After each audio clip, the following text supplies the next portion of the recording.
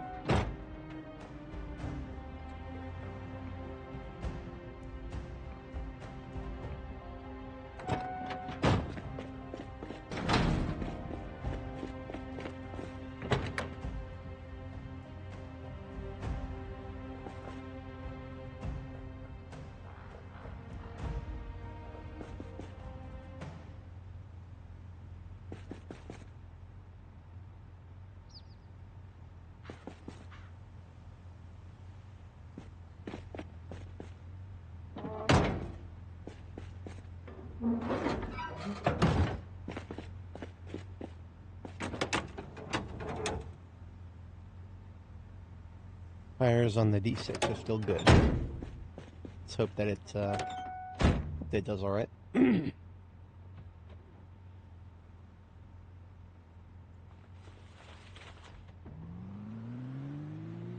Yeah, it'll do good.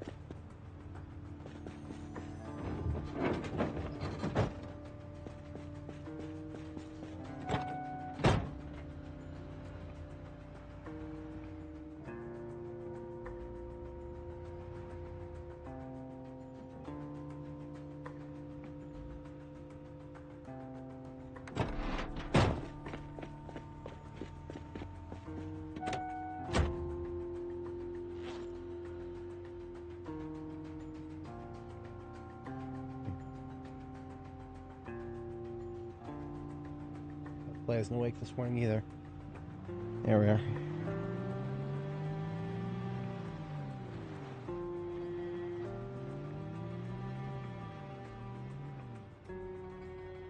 Alright, we got some food. Something else I should have done while I was back there was grab the explosives bag, because we're going to need it. We only have one pipe bomb left, and I don't like using my last pipe bomb. If we're going to be doing bombing activities that we have a moment to plan for, we're going to make more first. So what that means is I'm going to take the race car back down. It can be easier because I need to tow the expedition ambulance forward.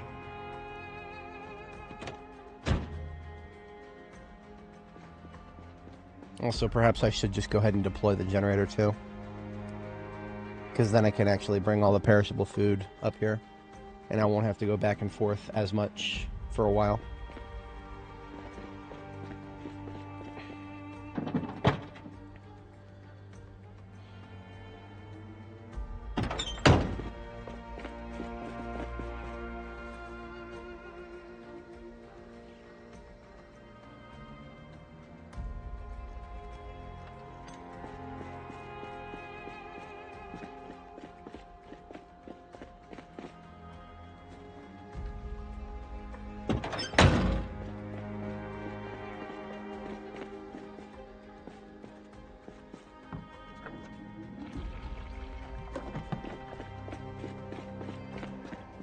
Now this, we're going to use the red generator instead of the yellow.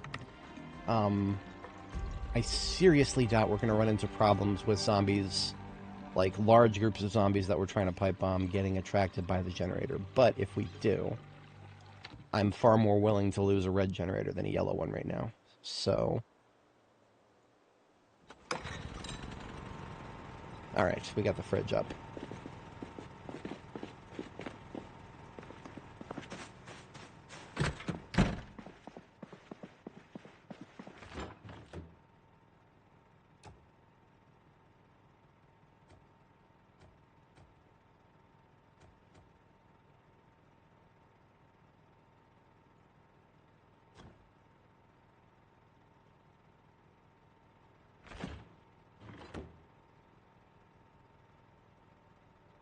What I'm going to do is build another... we're going to build some just straight up metal crates in here. Yeah.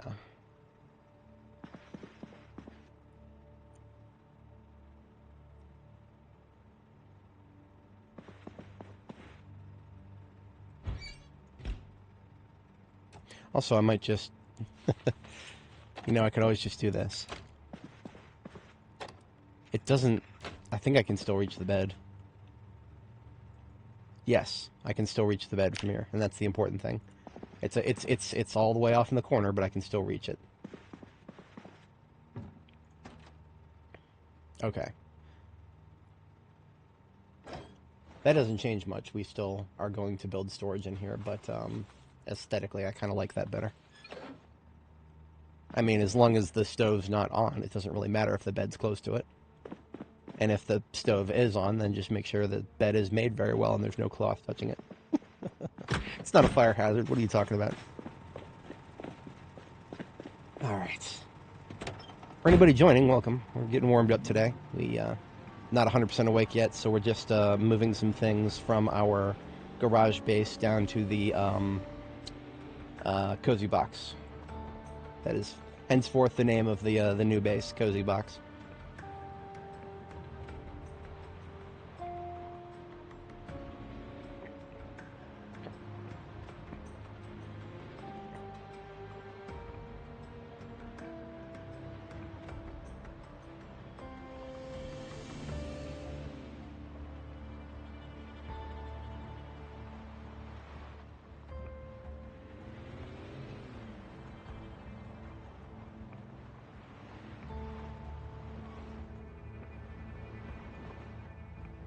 Now this will be an important move because we are going to probably going to go ahead and shut down the generator here now. There will be no need to keep it running once we move the perishables forward.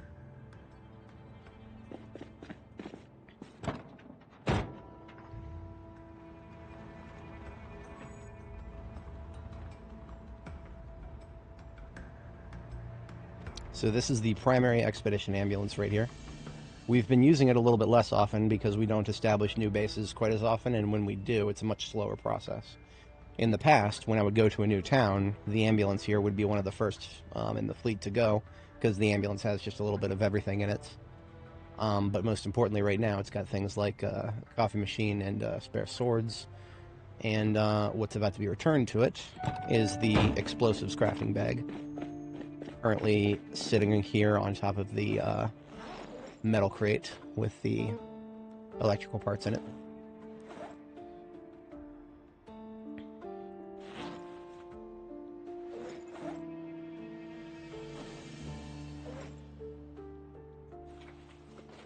The electrical parts stash here is not that large. We're going to take it with us.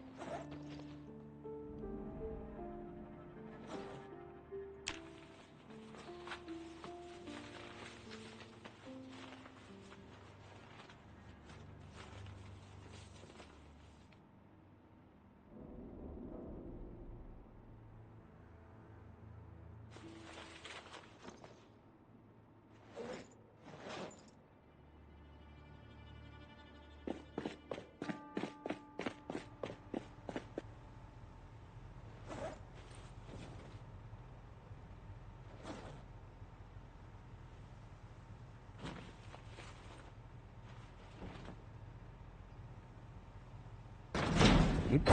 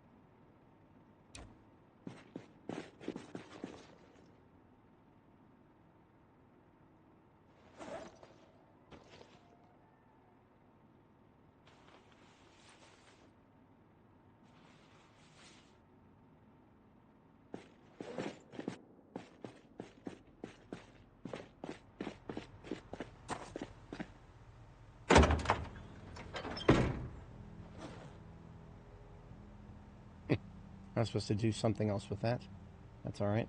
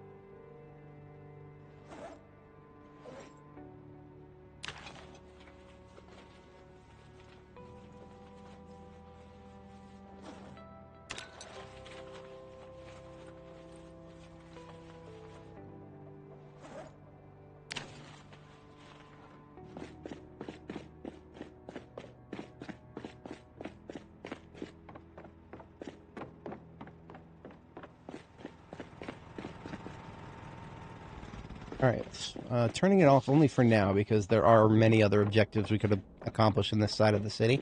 If we ever wanted to take LSU, for example, this is where we would start the assault from.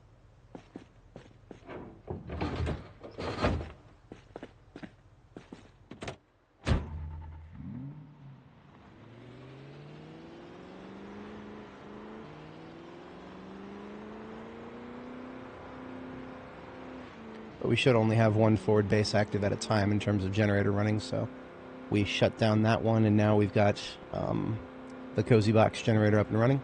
That's where we have our forward perishables now.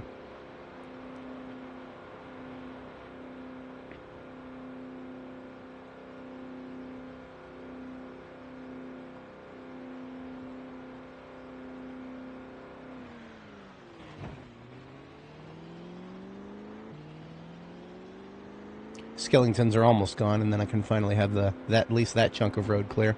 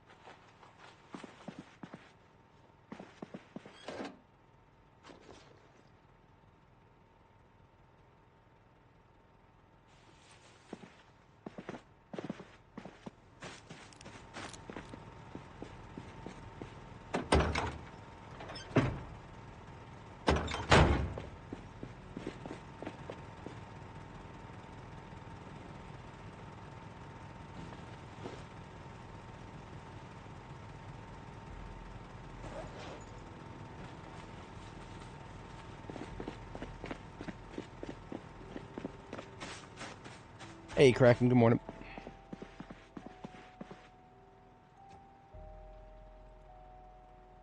We are checking into our new forward position here with all of our materials.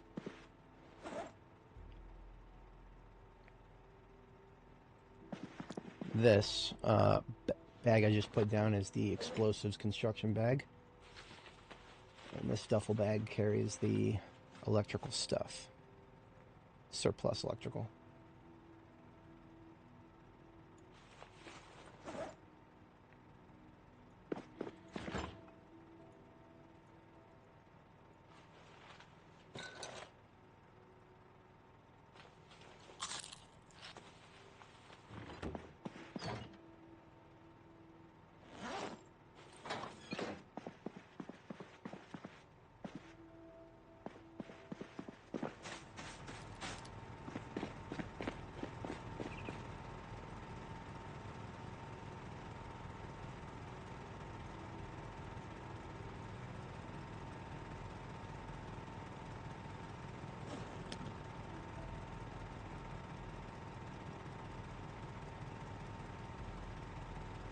My sword has taken a few hits. We're equipping a new one here.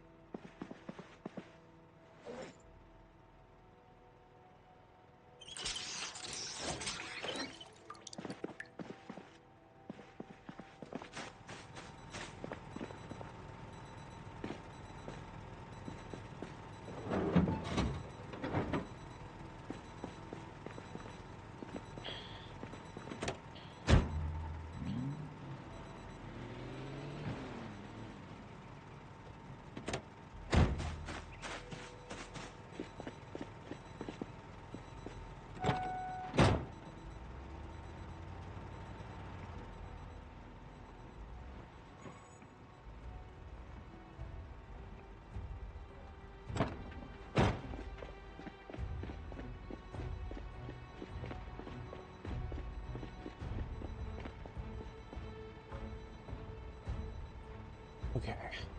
Who did I give the floodlights that are not battery powered to? I think it was this one.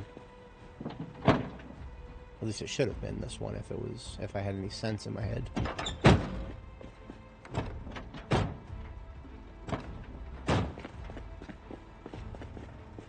All ammo.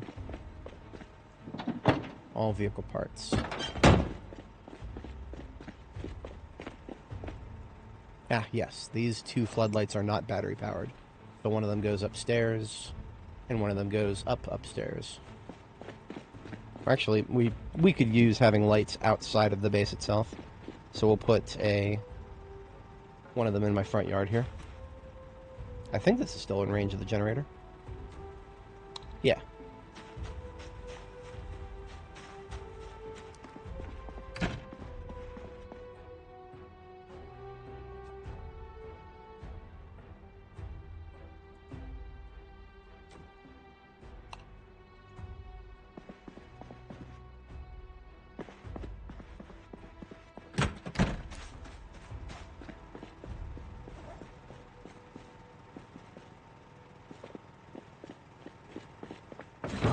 Oops.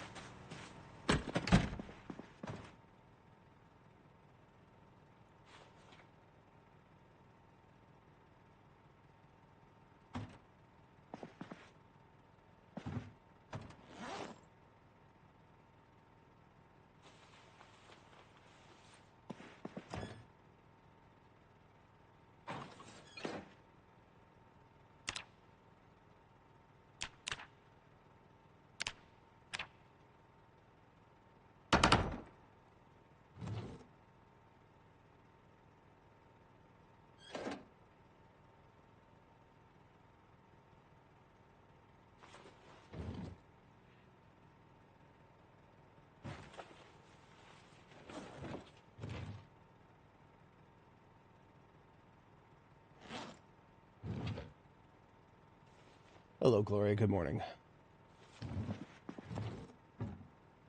For anybody joining, welcome. We're just about done getting warmed up here. We got some logistics handled, and we are about to survey what the next group of zombies that we're going to need to wipe out looks like. At the end of last stream, we spawned them in. The buildings woke up basically, and some of them will have come outside by now. The question is how many. This crate I just built is for the lumber for the fireplace right there. So I don't have to store it in my cookware container anymore. We can fill it up with all this lumber on the floor here. It's starting by bundling up some of these twigs.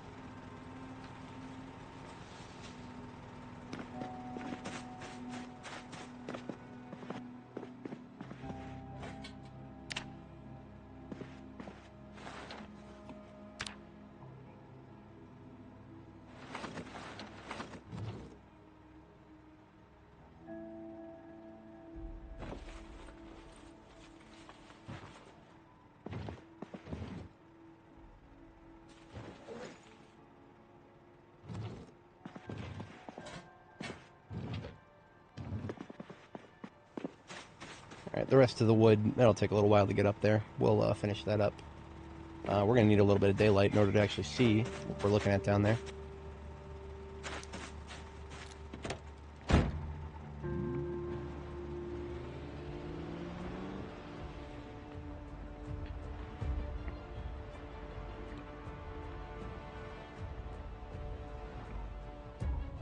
For a while there, I neglected to even realize that this little roadway here exists. Well, actually, okay. With this iron fence, it might not. We can remove the iron fence, but we'll have to think carefully if we're going to do that, because it is using this fence would be an opportunity to slow down a group of zombies that would have to go around this brick building right here. There's no way into this brick building from this direction. They have to go around it. That's actually a very valuable thing to consider right now.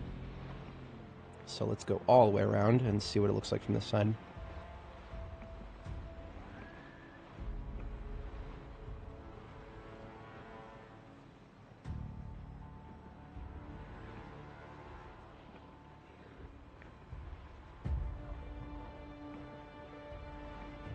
Spiffo HQ right there. Actually forgot about that.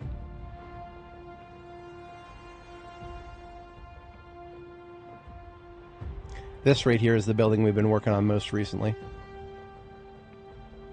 This one here, now the other one's out of the way. And what we were trying to do, we were trying to remove some of the cars from this lot. And we were having trouble hooking up. Like we were actually just not being able to hook up things to the...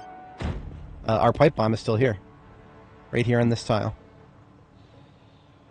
So we're technically prepped, but it would be amazing if I could get some more of these cars out of the way. KTO, good morning.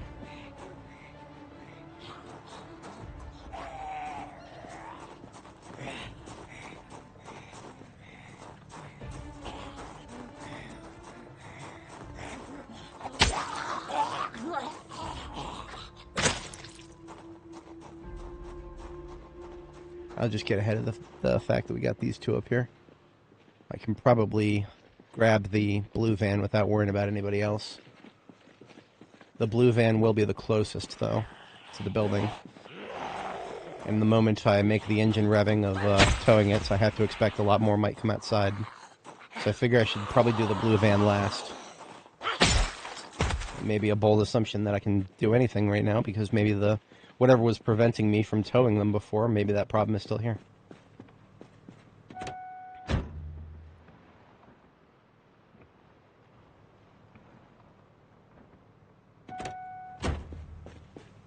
Okay, beautiful. The little wheel option to attach vehicles just didn't appear for some reason near the end of last stream. 1.57% chance of spawning a pristine set. Is that like per container, or are we talking about zombies?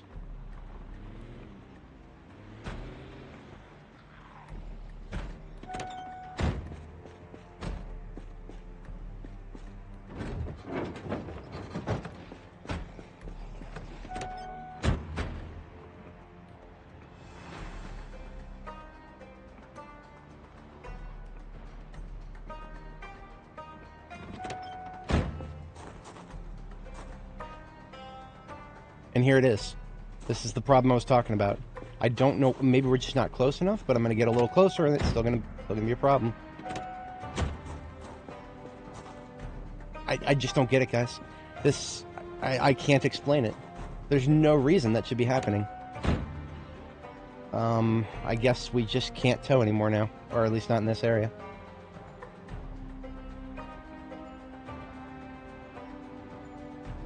Per metal shelves. Alright. Well, we'll have to see how that plays out.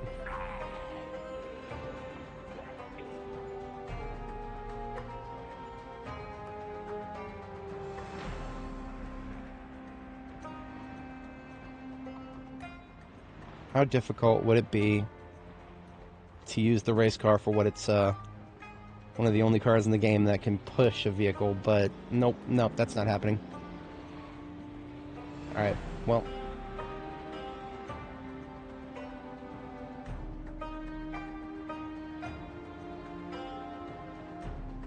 Okay, I have one other idea, and it's stupid. I shouldn't have to do it. I should just be able to tow these cars.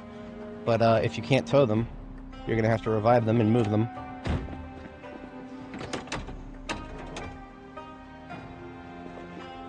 Fucking, of course they keep their car locked. Oh, that battery's functional. All right, you know what? Okay, we have a standard battery in the area that's actually charged. This little puke green car right here might have just saved us, or at least made our lives a little easier.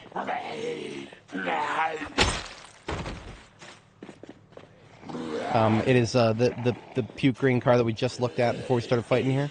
That is a preserved car. It has gasoline in it. It has a charged battery. Pretty low chance of finding that a year and 5 months in. Almost every vehicle that you come across, the battery is dead and the gas tank is long empty.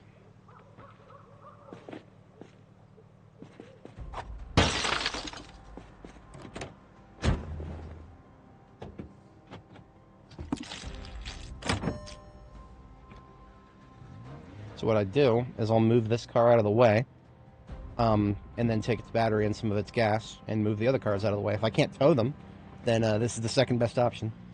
Now, why are these cars in the way? I need this parking lot as open as possible. And when we start doing our bombing activity later, you'll see exactly what I mean by that if you're not familiar with my pipe bomb strategies. We need lots of open drivable space with no obstructions.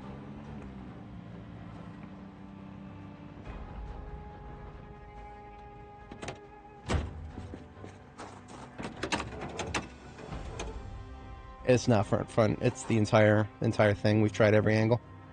At least we did at the end of last stream.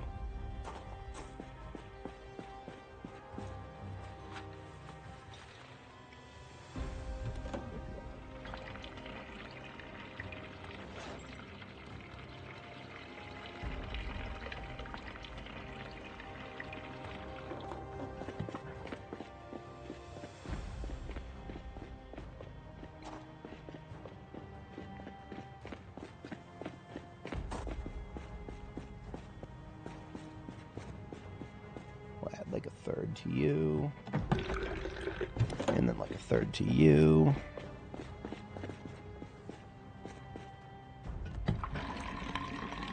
and then like a third to you.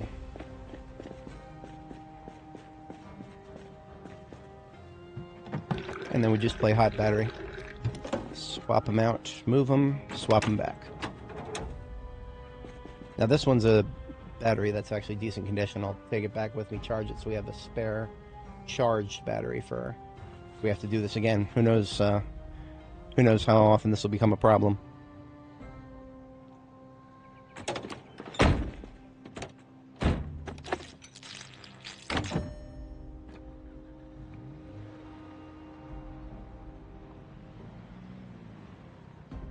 Now, KTO, I have not seen this problem anywhere but Louisville.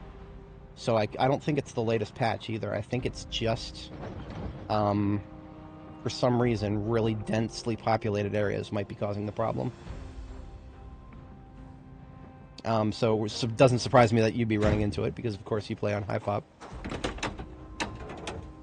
I think here in Louisville, in this particular area, this is as close as we'll get to a standard place on high pop. Just the sheer number of zombies in the area. Thankfully, none of them have come out of the buildings yet. I'm pleasantly surprised that the migration system isn't just passively pulling zombies out of buildings when they're not attracted to us. I'm totally okay with that, because that would make my life very inconvenient right now. Oh, you had trouble in a clear area. That's whack. Yeah, there's possibly something going on with that then. So if it's not clear what we're doing, we have one of these vehicles that we looked at actually had a charged battery in it and a little bit of gas. So what we did is we siphoned the gas and we brought it to the other vehicles in the lot, and we're just trading the battery, because the battery that we found in that one car is the only charged standard battery in the area. So I'm just moving these cars out of the way.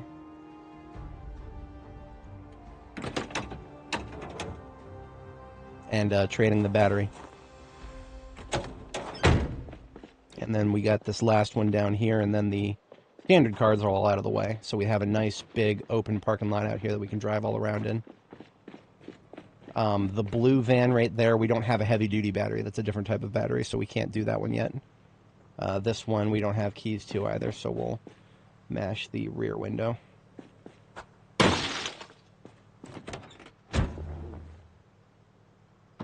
Unlock it, then we can swap the battery.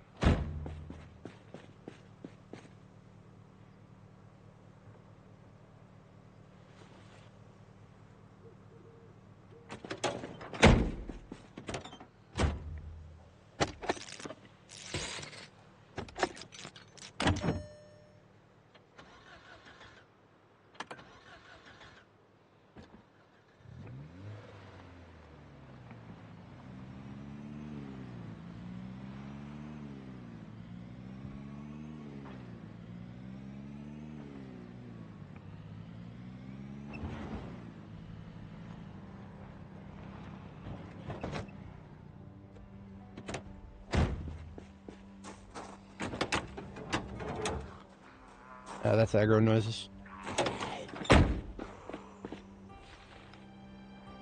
Hello there.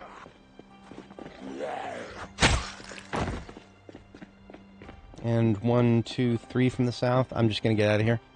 We are pretty much done here. That last one that I just fired up must have had a much louder engine, because none of the other ones seem to attract any zombies, but now we got a bunch of people coming at me.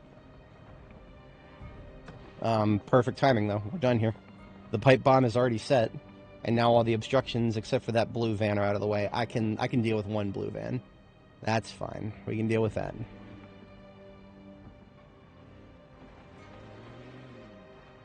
You see how the headlights are having trouble keeping up with the vehicle moving? That's a sign of some lag right there, is what that is. What the hell? I didn't realize my generator was reaching these lights over here. I didn't think we were being billed for those lights. I'm gonna need to check my generator tax here.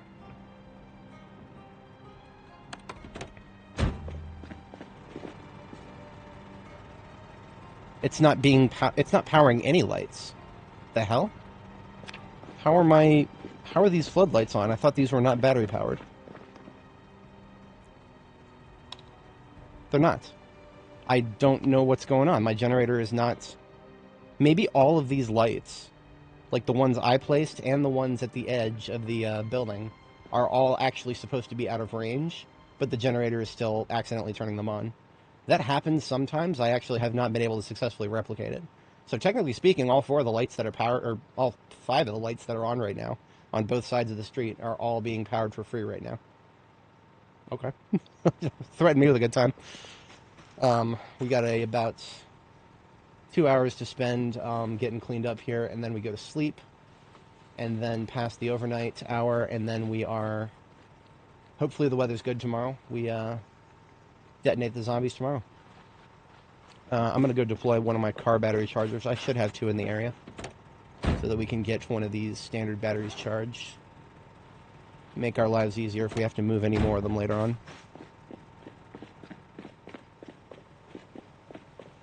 I hate the noise that the battery charger makes, so I'll put it over here a little ways out from where I got to be standing around working.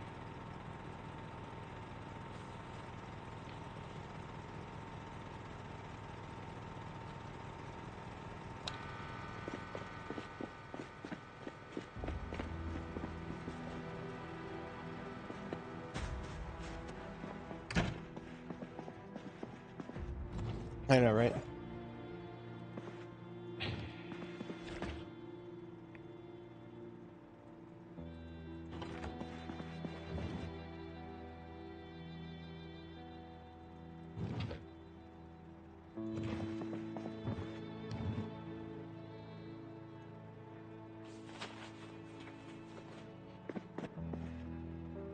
One more of these wooden crates ought to be more than enough.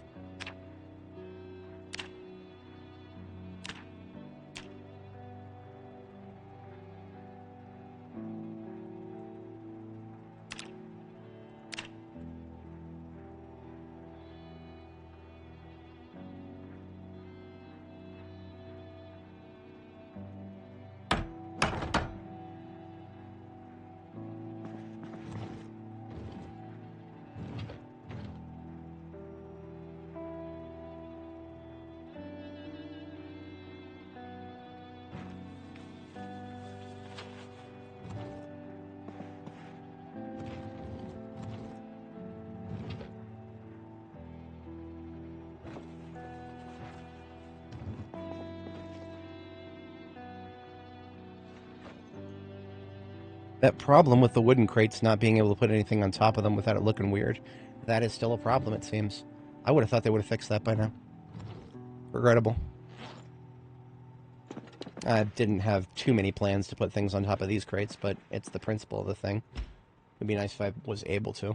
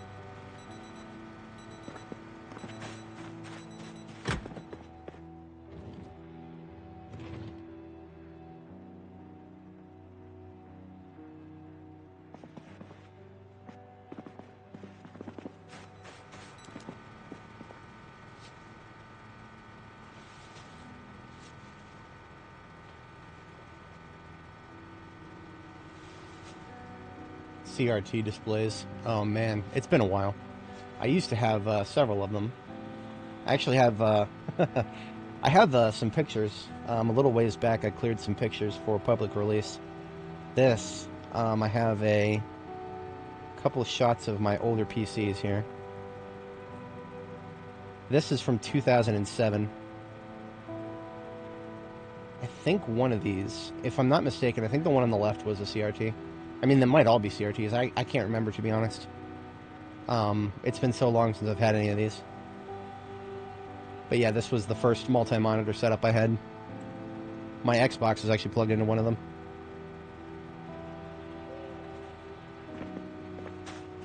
Thought it was the coolest thing ever that you could get an Xbox to plug into a PC monitor. Oh, those were the days.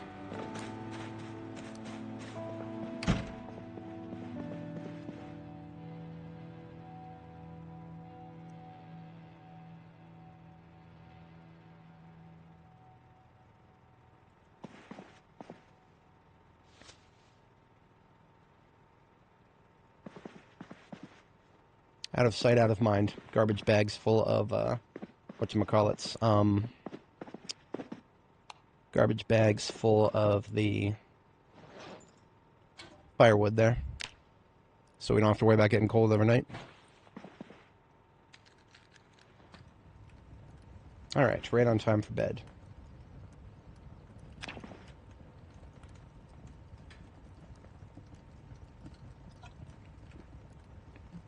Wait, KT, are you telling me that you could do an RV that's 10 long and 4 wide? It's pretty freaking wild. Wait a minute, this is 1, 2, 3, 4, 5, 6 long. So 2 more, it's 8. 4 by 8.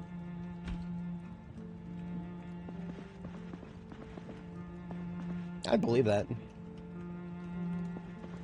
Emulators have interesting issues. I actually have a video on my channel of me playing a GameCube game on an emulator, and certain parts of it look great, but then it feels like there's certain parts of it that it just fails to replicate.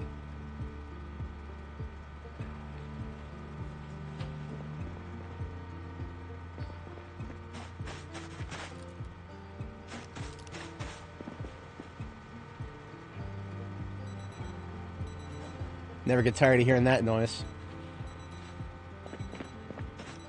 The devs thought it was necessary for us to be able to hear it from 70 tiles away, by the way. If anybody is not familiar. That's the last 2 patches the devs have been messing around with sound distances. And one of the changes of all time that they made was making it so that we could hear things like alarm clocks and watch alarms going off from 70 tiles away. And so when I say 70 tiles away, I mean almost off of our rendering distance, all the way over here in these corpse piles on the other side. Sounds like it's right next to us.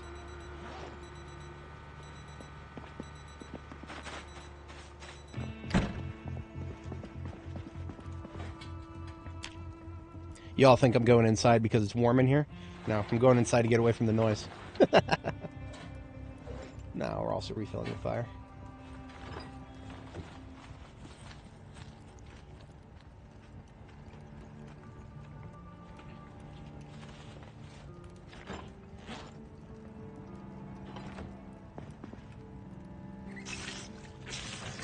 Nice.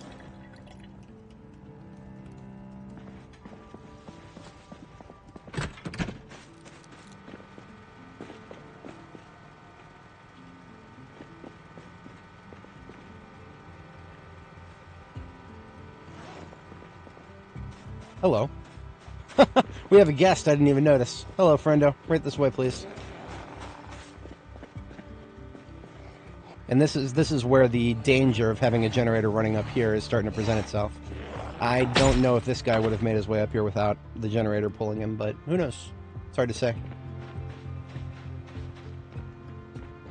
I mean, in the recent past, it has felt like I have sorely overestimated the distance from which a generator can attract nearby zombies. And yet, for some reason, I feel like even if they're far outside of the immediate generator noise radius, they start to kind of migrate towards them.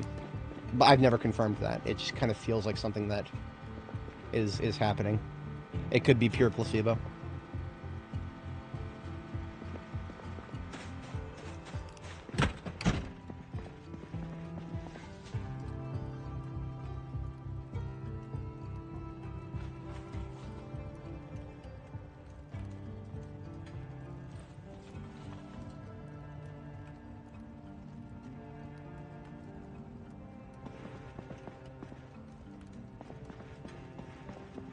So we actually have several bags full of firewood here, but you can't see most of them because they're actually hidden behind or on top of the boxes.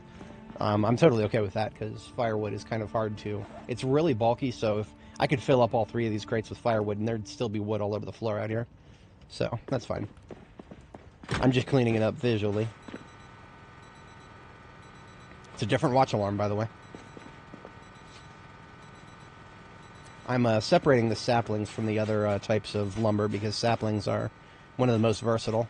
You can carve it directly into a long stick, or you can carve it into smaller handles. I think the only thing it can't do is a large handle, which is a large branch, or a plank. Planks are rather plentiful.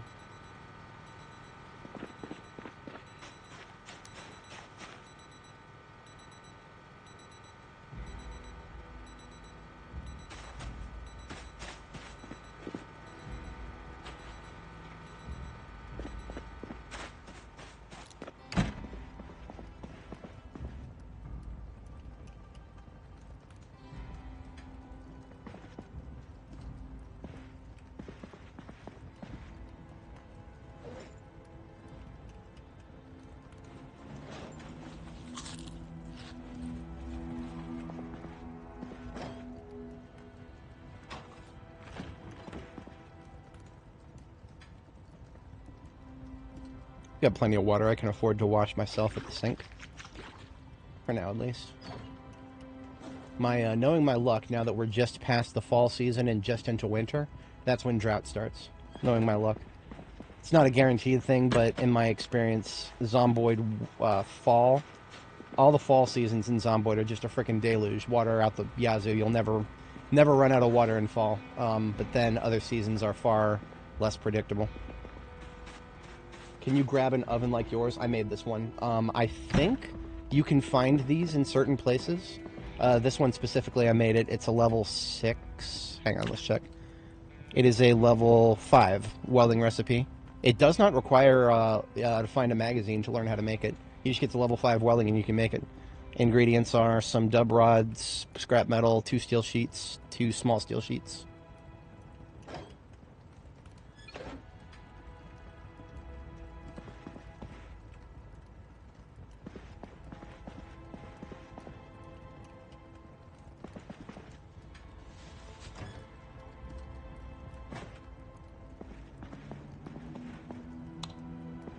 I do enjoy the aesthetic look of the whatchamacallit, of the orange glow there. Unfortunately, the fridge is kind of messing it up. And there's not much I can do about that. I chose to have a industrial fridge. The industrial fridge has its own light source.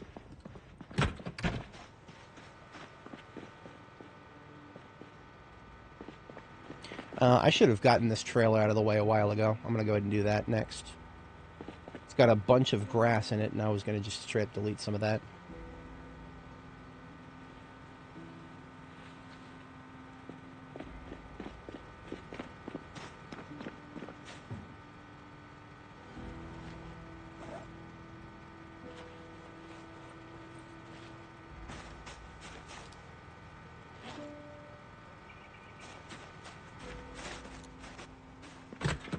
And then an empty box of shotgun shells, sorry, carton of shotgun shells that does not have a home in any of our ammo containers or ammo vans because our ammo vans are all currently full.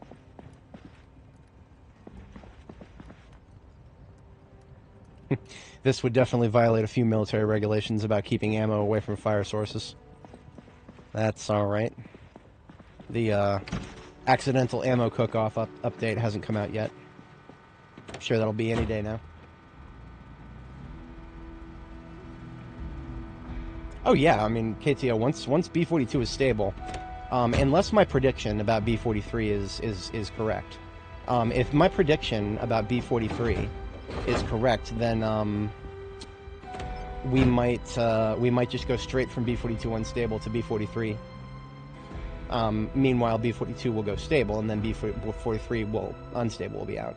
That is hopium on my part. I really hope that because they're developing B43 in parallel right now, like as in some of the devs are literally working on B43 at the moment, I am sincerely hoping that they will finish B42 and get it into stable, and then give us 43 unstable. They have not alluded to that in the slightest. That is just something that I hope they'll do, since they do. It is confirmed they have people working on it, so that's just something I hope to see. Because then we're just constantly on the bleeding edge of what they're working on, and we won't have to deal with another year or two of waiting for them to come out with another unstable beta.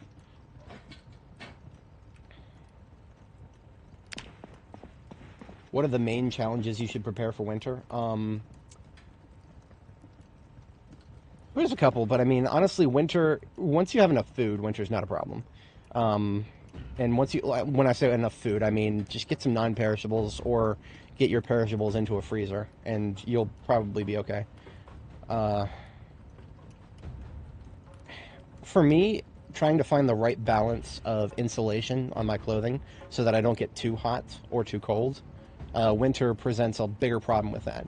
Right in the summer, you just don't wear as many layers and keep yourself fully ventilated, and you don't have to worry about getting hot very much.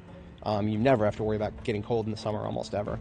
But in the winter, yeah, you can get cold pretty quick, especially if you're not generating body heat. Basically, body heat generation becomes a much bigger problem in the winter. So, having a lot of options for insulation is a good thing for that. Okay, this is a problem. This wasn't a problem before. It's like she forgot how to go to sleep in the bed right here. Alright, I guess I do have to move the stove then. I didn't want to, but whatever.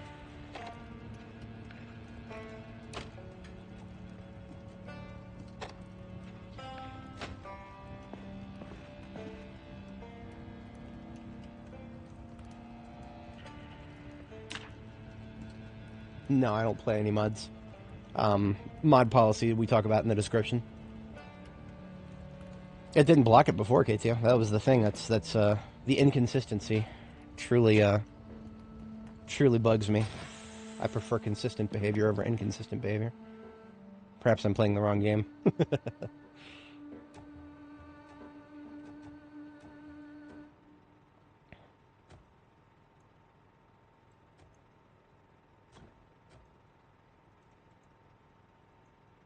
Yeah, alright, that's fine. That just means that this last bag right here can't go in the place where it was before, because now it's on top of the burner for the stove. Okay. We've already got a salad made. Now, we do have a little bit of snowfall. That should not be a problem, unless it intensifies severely. At the top of the hour, we'll catch the radio broadcast and see what automated broadcast has to say to us. If I was in a position like this, I would have full-blown conversations with the automated emergency broadcast all the time, just to keep myself sane. The battery charger should now be done. Yep, we got ourselves a standard battery that's fully charged now.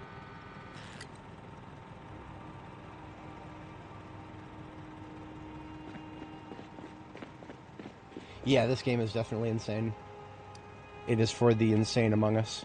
The sane would probably not want to last very long in this game. And they're correct about that.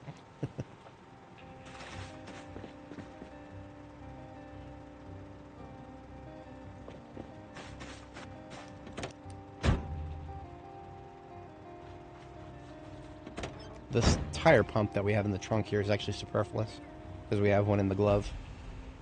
This axe is going on my back, because axes is what we're trying to level now. I don't know if we'll be able to do that very well at that when we're trying to kill 200 billion zombies from buildings here. But the point stands. If we find stragglers, we'll do our best to hit them with the axe.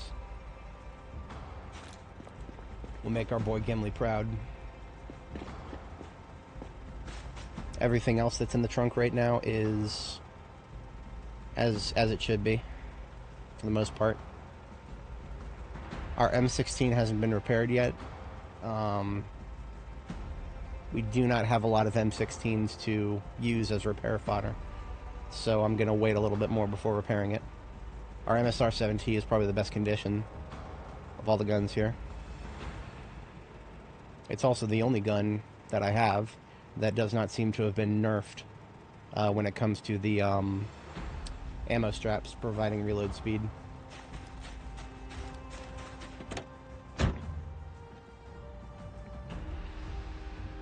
Hours and hours of PvP arc. I'm so sorry for your loss. I'm so sorry for your loss.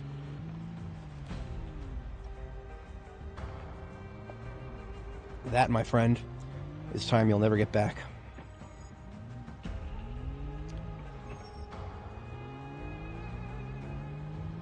Nah, I'm being overly cynical. I don't necessarily regret the 2,500 hours I played in Ark. I regret the unknown number of those hours that were spent not necessarily playing the game, but just LARPing as a security guard for my tribe's assets. I do regret that. Ark is the first example I'll give when I say don't play this game in PvP. This game in PvP is even worse than Ark, because if you've seen what the Chinese tribes do with meshing, spend 5 minutes in PvP and Zomboid, and you'll see a lot worse than meshing. Trust me. Now that being said, there's not exactly organized groups of Chinamen who play Zomboid at the moment. Zomboid is actually, it's probably one of those games that's illegal in China. If I remember right, if a video game shows skulls or skeletons, then it's very highly likely not to be legal in China because of certain religious prescriptions. I don't remember if that's 100% true. That could be apocryphal. So we might be safe from the hordes of Chinamen who have something to prove. But here's what we're not safe from. We're not safe from this entire parking lot. I need to get my detonator out. My detonator is still in the trunk. That's not good. Let's get a little bit of distance from these Zeds and grab the detonator. Hello. That was a 1 second pause. That's not good. Oh boy. That just means the CCP probably hasn't found it yet. Okay, we have the remote detonator is in our inventory now. Okay. So, in terms of buildings that are active, top right here and top left up here is not, the first 2 floors have mostly been drained, but right side over here is active, and the first 2 floors are spilling out, and then bottom center now.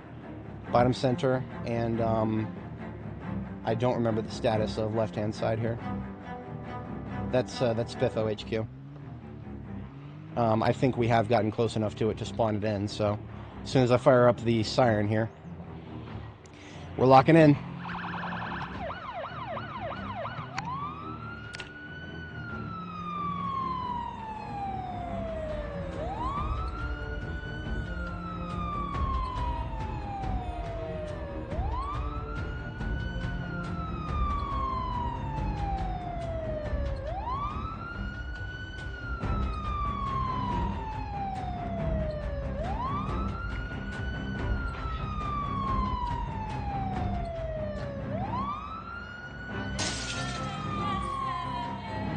Yes, this is what we've been preparing for. Now you guys understand why I went through all that effort to clear this parking lot. I need to be able to maneuver this area with as few large obstructions as possible, because we're only seeing the beginnings of the wave yet. This is we're spilling multiple buildings in Louisville here.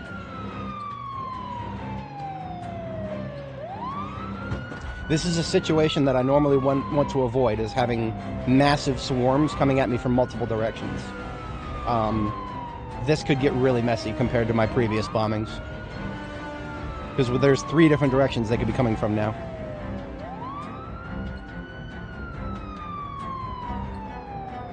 Yeah, see, because they're coming from this direction, I'm gonna have to navigate this very carefully. There's no escaping this without a little bit of blood on the hood. In fact, if I get out of this without a crack in the windshield, I will be very proud of myself. This is the Bateman office building here. Very nice reference. Do you like Huey Lewis in the news?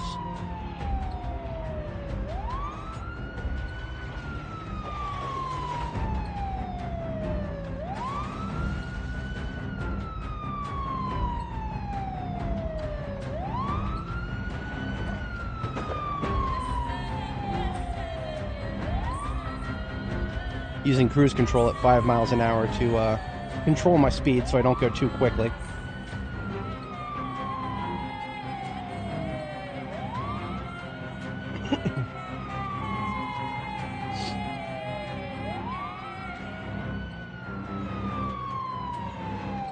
Good morning, Chammy. Yep, we are at it.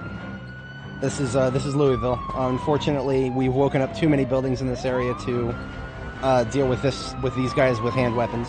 Even if I wanted to do these guys with hand weapons, it just wouldn't happen. Alright, I've got an idea here. This is not a good idea, but it's going to work. Remember, vehicles are only 2 tiles wide. You can go through anything that's 2 tiles wide with them.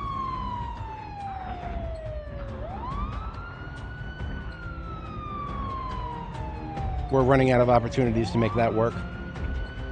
In fact, we're running out of drivable terrain here very quickly. And the buildings are not done spilling. We might have to do some back and forth on this street up here.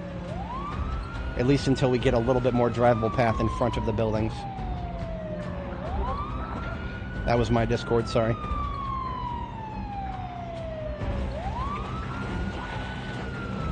There's a double-edged sword to having convinced my boomer parents to get on Discord, so I don't have to use any other app messaging services to contact anybody.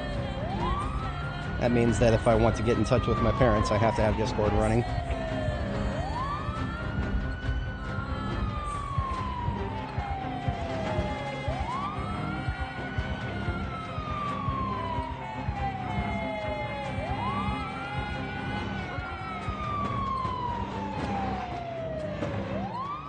Remember, I'm not trying to plow through them at any points.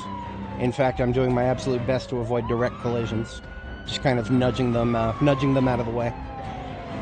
If I could have like a cow prow or one of those little things that you would see on the front of old-fashioned steam engines, absolutely, I would totally have one of those if I could. Well, look at this. This building up here on the top right looks like it's getting close to being done with the main spill. Yeah, they're still... Nah, never mind. The slow ones are still inside. That's alright. We don't hate the slow ones. We just want to make sure they make it to the party here.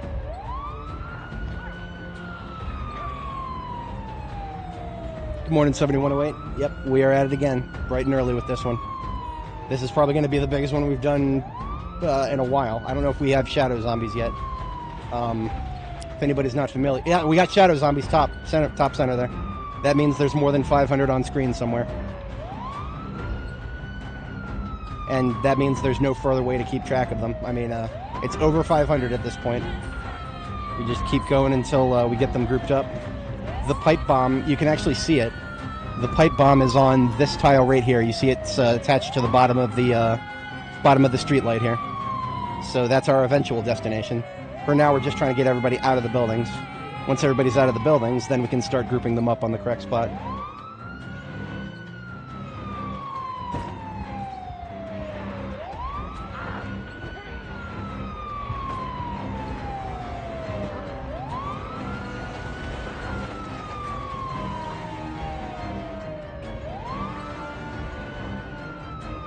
It's over 500! What 500? There's no way that could be right. Could it?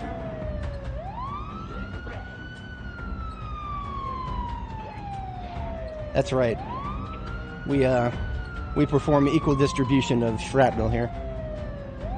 I'm a firm believer in shrapnel equity. Everybody gets a little bit of shrapnel here. Cannonade, cutlass, and all forms of remorseless metal.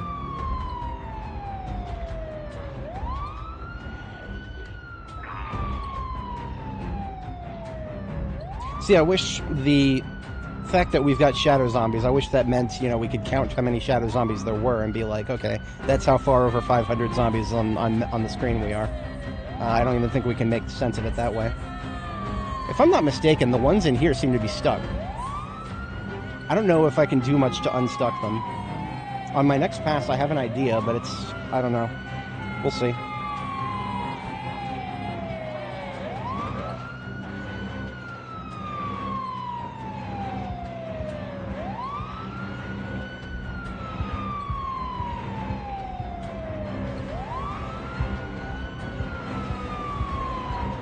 Hey, good morning, Kitten. Yep, today we are, this is the biggest one we've done yet, because we made the mistake of accidentally spawning in a couple of buildings, so we're dealing with the consequences of that now.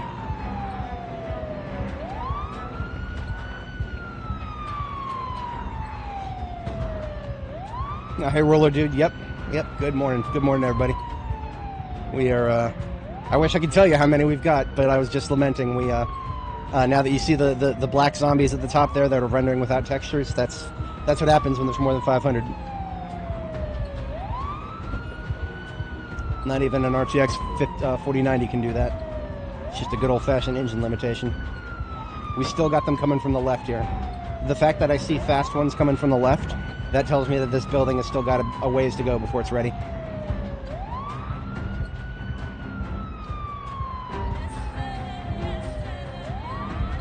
For anybody joining, if you weren't here a moment ago, we've got the bomb on this tile right here. And just earlier in the stream, we were doing the diligence of clearing all these cars out of the way before the zombies came out of the building. We got the Renchi here, the human snake. Now, regarding those ones on the second floor there that we saw in the previous pass, now that it's a little less busy out here, I can do a little classic GTA maneuver. I'm gonna pop the window down. And we got my revolver here. Got my 357.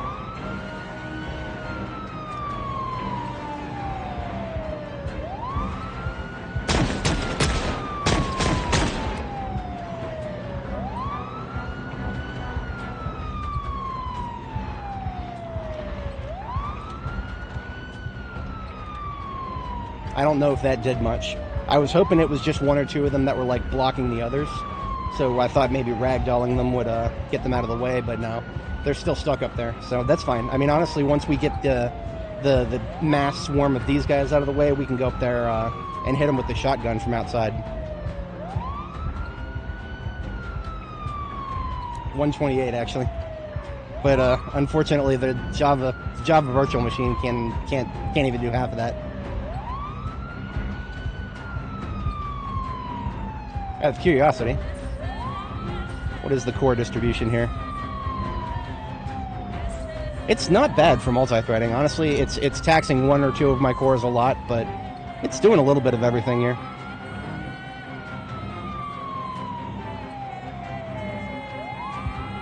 Alright. It looks like the group coming out of the building to the bottom left there is looking close enough to complete. We're going to start our final circles here. So remember, this right here in the dead center, this is where the bomb is. The bomb's radius is 7 tiles, so we've got a lot of forgiveness. This is a very large group. I fully expect not to be able to get every single one of them.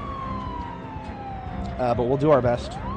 You'd be surprised exactly how many zombies you can get collapsed to a small point. If you have a light bar and a vehicle with fuel, you can do wondrous things in this game. I'm bumping up my cruise control up to 10 miles an hour now. We have critical mass. That is a breakpoint with which we can start circling the entire group.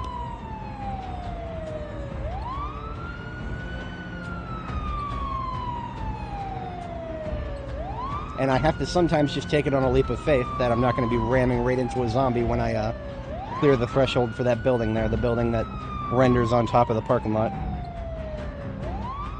So I bumped the cruise control back down when we're going up this way because I want to move a little slower to get them onto the correct spot there. See, I could detonate it right now and I would take a massive chunk out of it, but we can do better than this. Don't get scared, we're good. We got this. It would take a serious mistake to fuck up now. Remember, we went through hell and high water to make sure that we have one of the best vehicles in the game right here. This is a quality 100 D6 with a 100% conditioned engine, full tank of gas. We're good. I can't wait for the 200 zombies in the area will cause your engine to randomly shut off update. Any day now.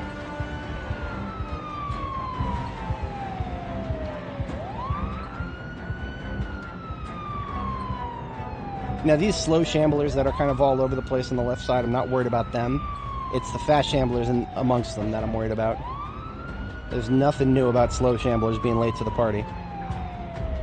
But you see how the epicenter of the blob is starting to get to the correct location here. We can get it even tighter than this. Just a clever application of speed.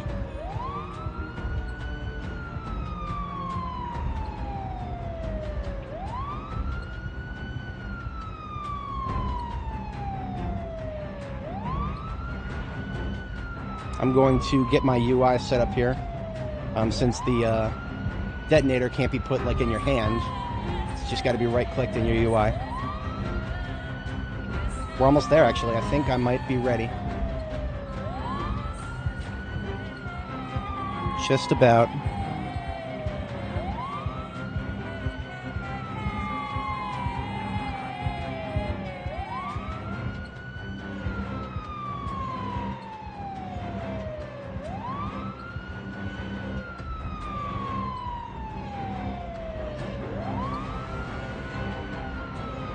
And wait for it.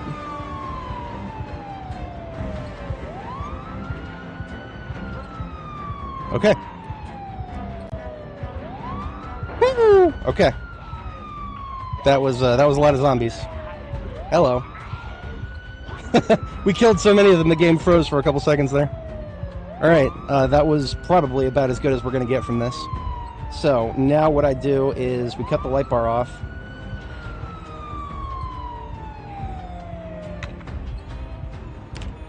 I'm going to leave the area by going up and around. And if anybody's not familiar with remote bombs, I regret to inform you that it does not contribute to your kill count. So we actually don't really have a reliable way of knowing how many we just blew up. It's sad, but, you know, to me kills are just a number. I don't do this to see the big number go up. It's nice to see the big number go up. I would love it, but no, it's not what I'm here for. I'm here for the all aspects of the adventure, including the lag spikes, which we're gonna have to. We're actually gonna, rather anticlimactic ending here. We're gonna have to close and reopen the game to get rid of these lag spikes. Whatever kind of memory leak is afoot in Louisville, the only way to get rid of it at this point is to close and reopen the game. Even if I were to leave the area completely, get very far away from all the zombies and the corpses, the lag spikes would continue. So we're just going to take a quick reprieve after all that nonsense and close and reopen the game. It is a shame not to know how many we got, because I would love to, but it's alright. We know that it was well over 500 in the area, and I want to say that there's less than 100 left, so I want to say that we got a pretty solid close to 500 there, if not more.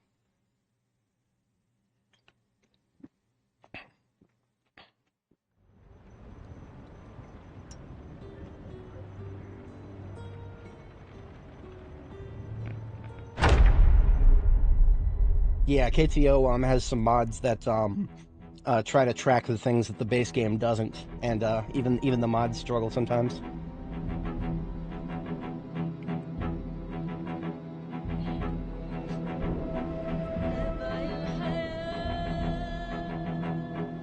"90% of deaths are caused by taking unnecessary risks."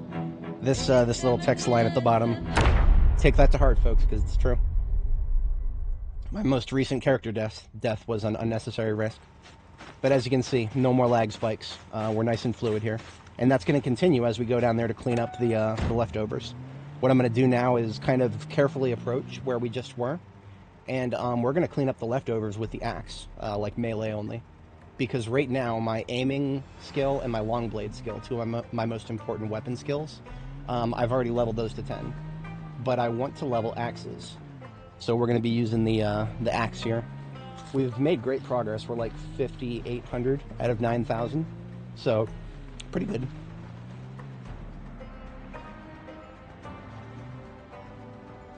And I'm just going to cut the engine here. The parking lot we were just in is just down the road here, to the right.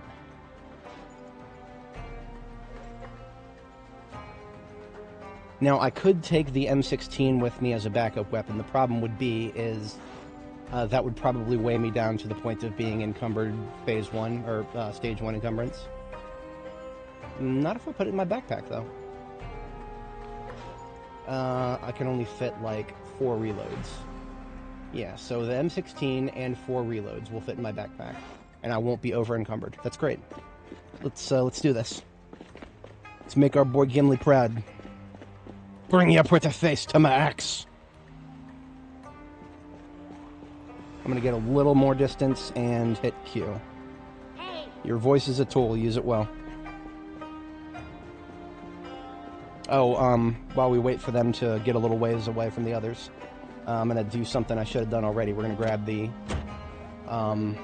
respirator, and I don't want to wear too much of my heavy armor right now. I'm gonna put on my choker. Maybe the gloves. We can't afford the coat of plates right now, and that's fine. Damn. Okay, there we go. That's good.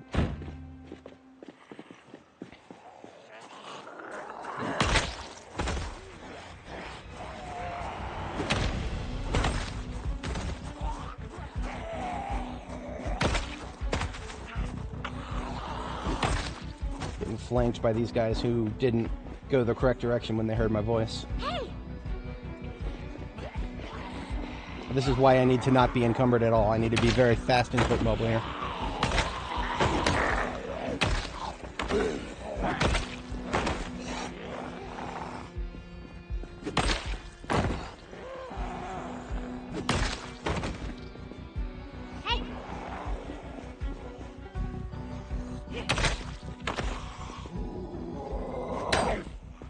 I would take his word for it right there. More than 500. That's Hitio plays with high pop, so when he sees more than 500, he knows it. I personally don't think I would touch high pop unless it was part of a more than just high pop needs to be changed for it to feel like a fun proposition for me. See, I don't mind killing lots and lots and lots of zombies, not at all. Doing stuff like this, I find it very fun, but I also find other parts of the game fun. And if there's nothing but zombies everywhere, thousands of zombies in every town, that gets boring real fast. This game's not necessarily a horde shooter, but I like it when it has horde shooter moments, put it that way. Optional horde shooter moments. I mean, I don't have to do this. I never had to go to Louisville to begin with, but we're here for it.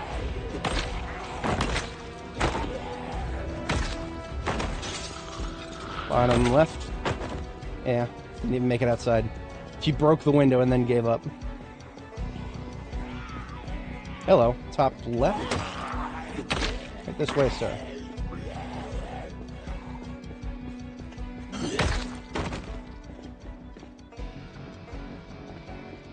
Right. Looks like we're in need of a sharpen, and we can't finish it before she gets to us. I'll switch weapons. Switch to your side axe, it's faster than reloading.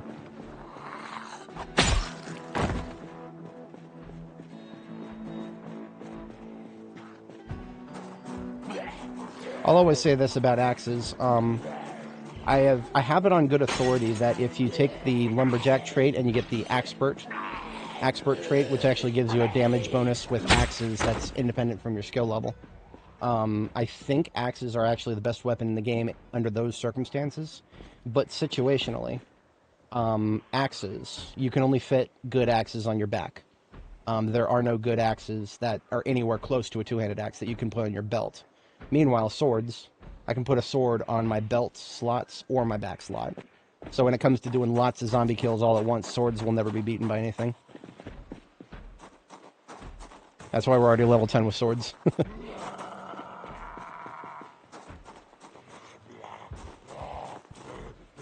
See, what I really should be doing is I should have a grindstone nearby. This is one of those situations where if I just have a grindstone nearby, I can sharpen things way faster.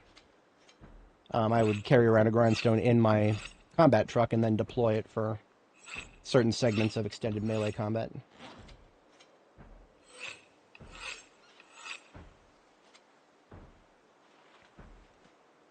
Wow, we are really close to the, really close to being over encumbered here. It's a miracle that we aren't.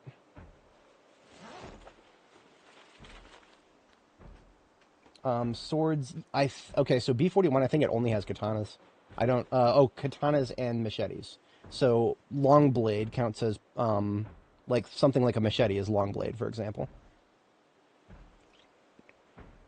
Machetes and katanas, I think, are some of the only ones in B41. You can't make them, though, and that's the most important thing about weapons in B42, is you want to select one that you can make.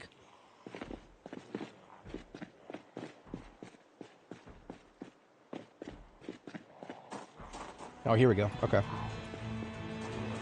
Let's bring him to this file.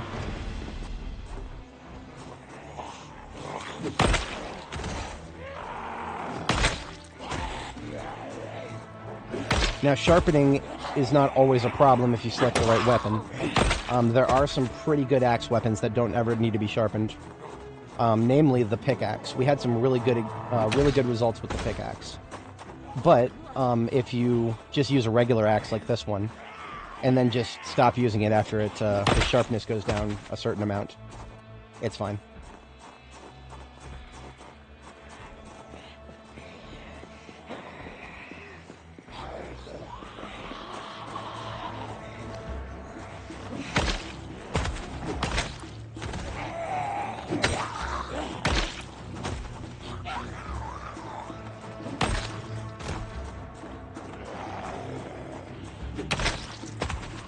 So there's not many ways in and out of the building to the left on this particular strip, so I don't have to worry about them coming directly from the left. It'll be the lower or the upper left that I have to worry about. That door is still intact somehow. See, what I do is I tap R, and when she starts getting out the whetstone, that's how I know the blade needs to be sharpened.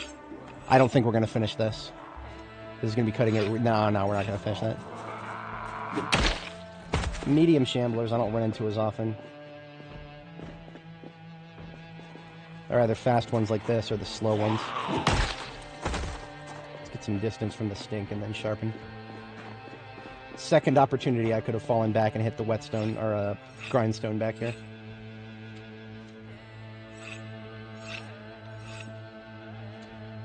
See, when you think the word long blade, you probably don't usually picture a machete unless you're thinking of Zomboid specific knowledge here.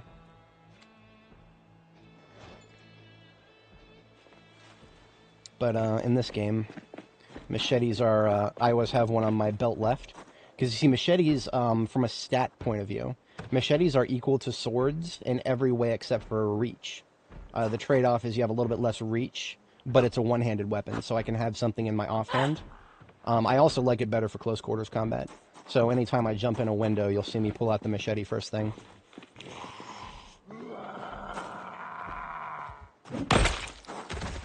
So now we can finally make it to where we can see the parking lot where we just were. Like I said, we're doing this nice and slow so we can get all the kills with the axe.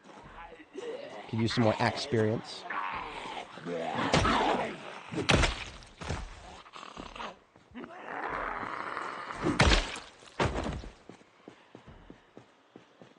Eyeball around the corner here. Looking okay. Lots of them left still alive on top of where we got a spiffo suit, boy. This is what KT was talking about earlier. There's a 1.5% of a intact spiffo suit.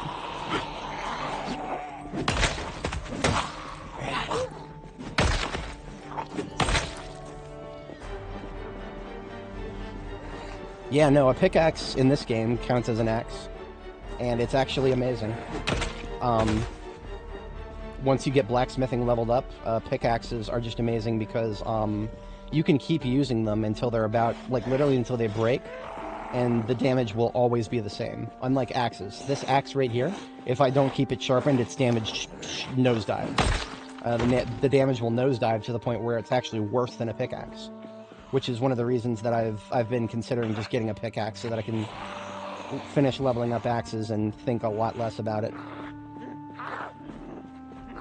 If I don't get level 10 axe after wiping out the group in this parking lot, I'm probably going to do that.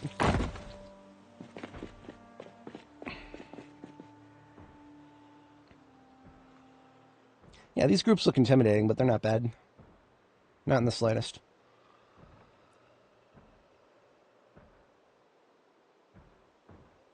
I loathe to imagine how many watch beeps we're going to hear if we stay in this area too long.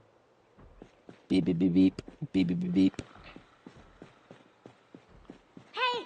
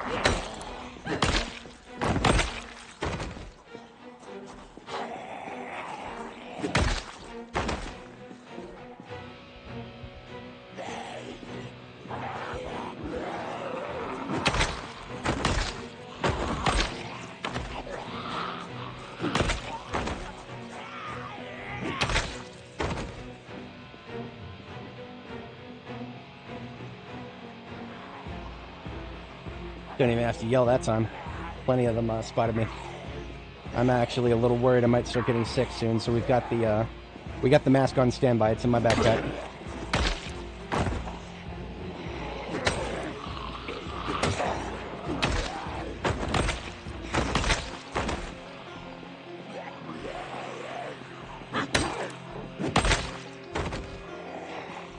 Let that medium one separate herself. Bring your pretty face to my axe.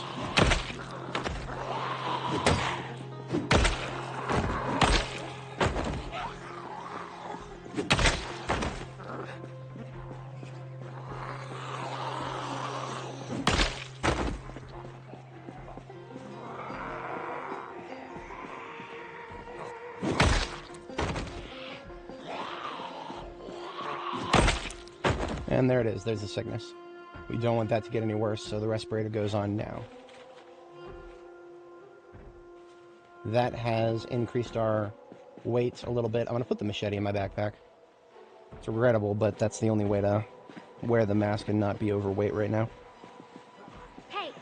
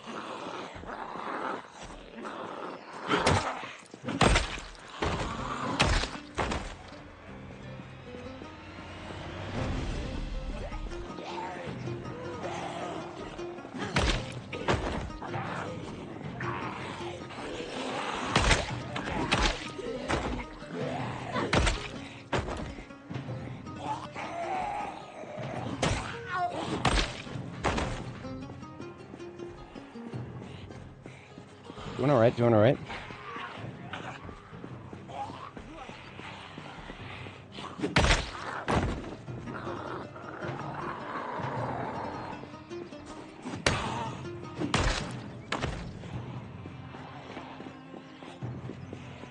Okay, doing good, doing good.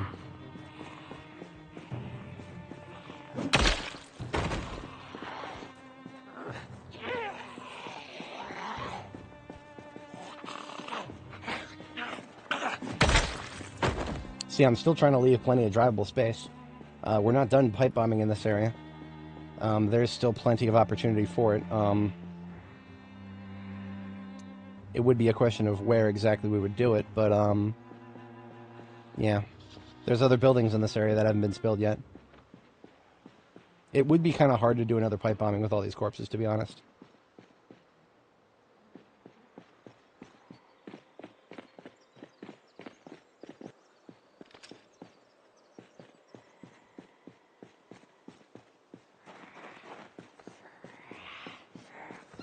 How many are still stuck up at the second floor here? Not that many, just the one guy, it looks like. That's good. Yeah, sometimes they just don't know how to jump out windows, and that's fine. I'm sure the devs will figure that out eventually. I'm gonna have a bite to eat real quick.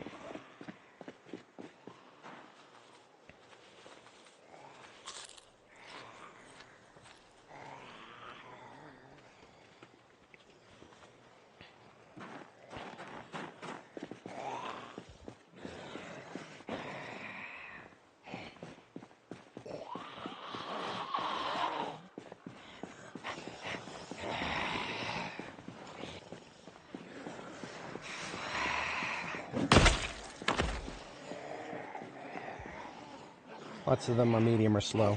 There's only one fast on the field right now. We'll deal with him next.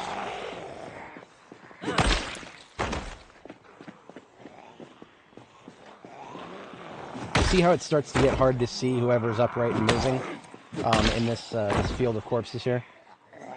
Yeah.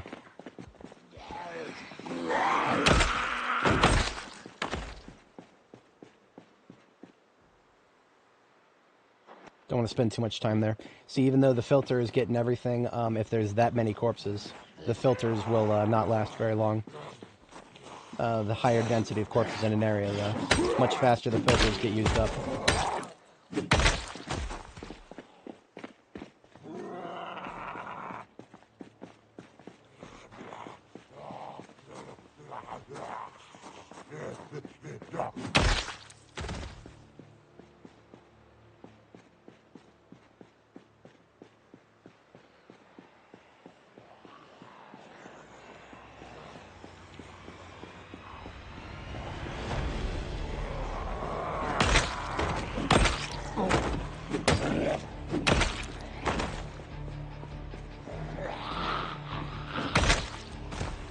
One fast from the bottom left.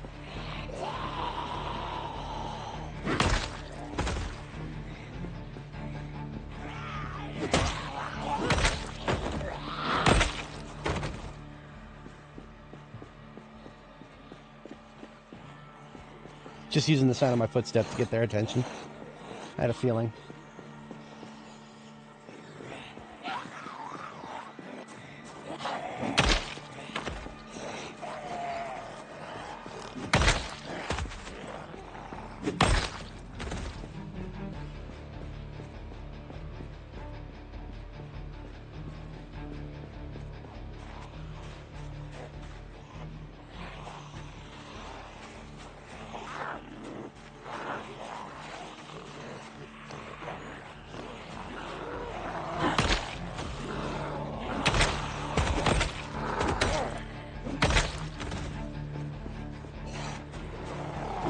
Aggro noise from the right, medium. Right this way, sir. Too slow is also. This way, you. She got bolt cutters stuck in her.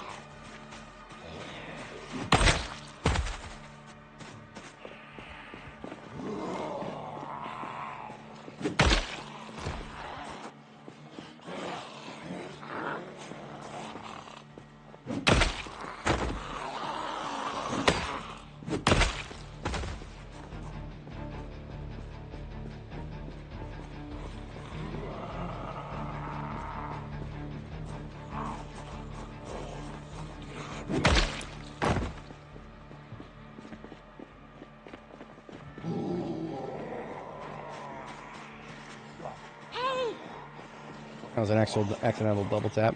We're all right.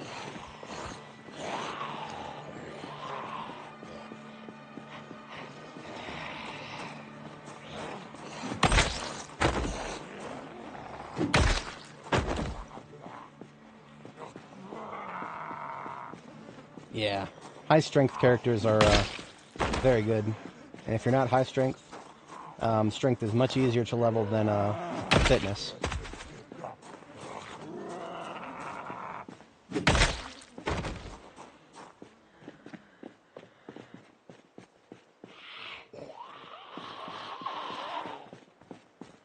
All right.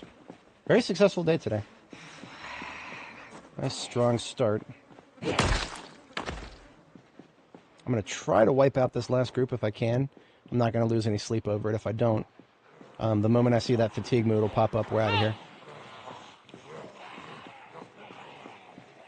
I could probably use a sharpening on my blade. I'm not worried about that either.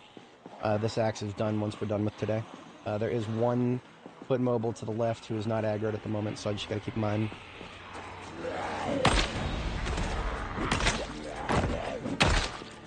Now, I kill them next to streetlights because the point of killing them in piles right now is to avoid creating too many driving obstructions.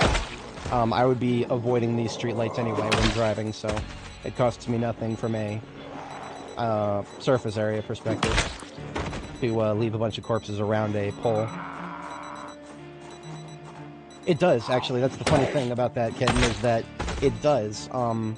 Every couple of seconds while you're sprinting, you have a chance, I don't know what the chance is, it's pretty low actually, of getting either experience in running or fitness. Yeah, it's so paltry and negligible that you would probably never notice it. Just to give you some perspective on how paltry it is, Annie started at level 9 fitness and strength, and we never specifically went out of our way to level fitness, but we did run around just as much as we have been on this character for 741 hours, and we only ever got about a third of the way into fitness level 10. And that's with the 150% experience bonus that you get from starting with athletic. It's the stupidest stat in the game. It's so stupid. It is so stupid. Anybody who's doing the 0 to hero challenge and actually taking it seriously, I'm so sorry for your loss, because that is a lot of time you're wasting right there on something that does not deserve it.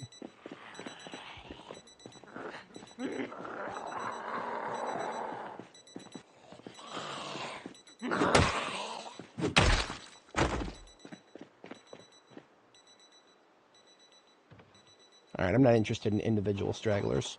Mostly concerned about groups, and I think yeah, that's all the major foot mobile groups in the area. We're out of here.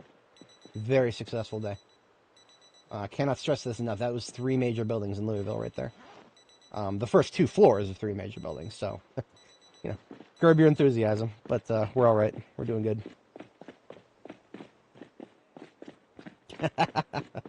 Do endurance training exercises.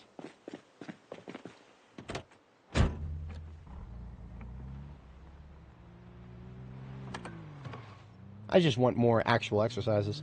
There's only like, what is it, sit-ups, burpees, and... Is that it? Are sit-ups and burpees the only thing that give you fitness? Squats. Wait a minute. Yeah, squats are fitness. Okay, there's 3. 3. I don't even want to know how many months we'd have to do 3 exercises for.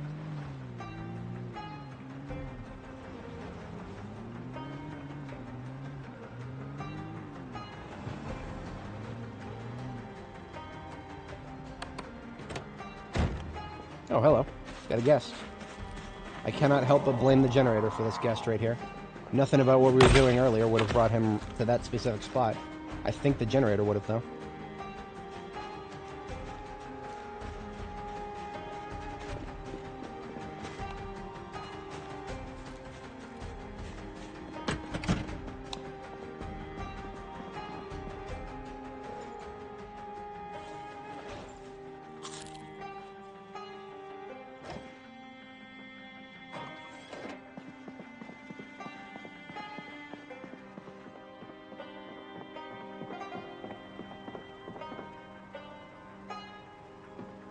These are pretty much full. We'll go ahead and dump them. Snowfall does actually fill up your buckets that you leave on the floor. Much more slowly than rain, but very slowly it does. and it fills them up much faster than the barrels, so we leave buckets on the floor and then toss them into barrels. Then we can have a lot of water.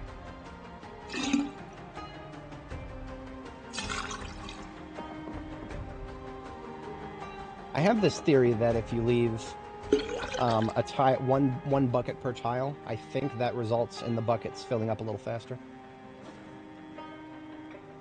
But I don't know that for sure. Could be pure placebo.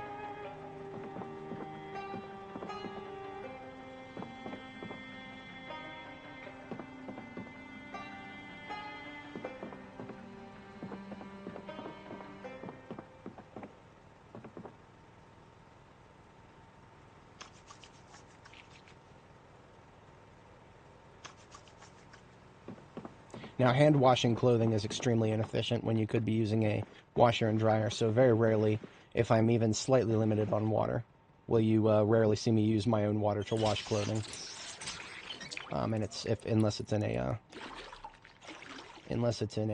whatchamacallit, washing machine, because the washing machine does it very efficiently by comparison.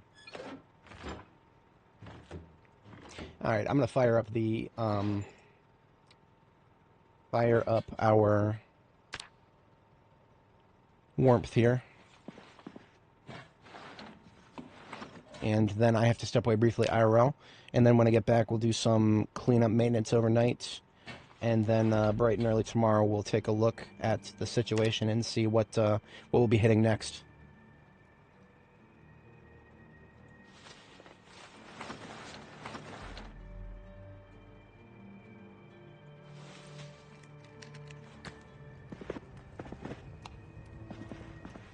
Now, since we've been seeing zombies show up here, closing my curtains, so that will almost eliminate almost all any incentive for them to come up here. They would have to see me for them to be attracted to come upstairs, because we kept our generator on the floor down here for that exact reason. If there are any zombies in the area, they now, with the window closed, they should have, the only incentive should be to go to the generator. In theory. One of the reasons I built the base like this is because I want to test a few things I've never tested before. So I will be right back. We'll catch a sleep and we'll execute the plans. Be right back.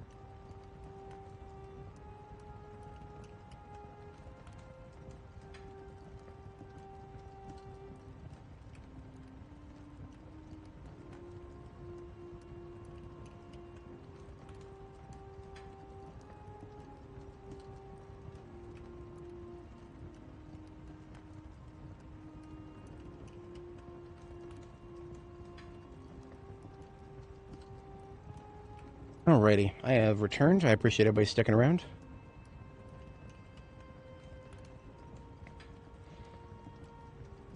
It is now good time to go to bed. Usually I like to do 2300, but that's what the F6 key is for here.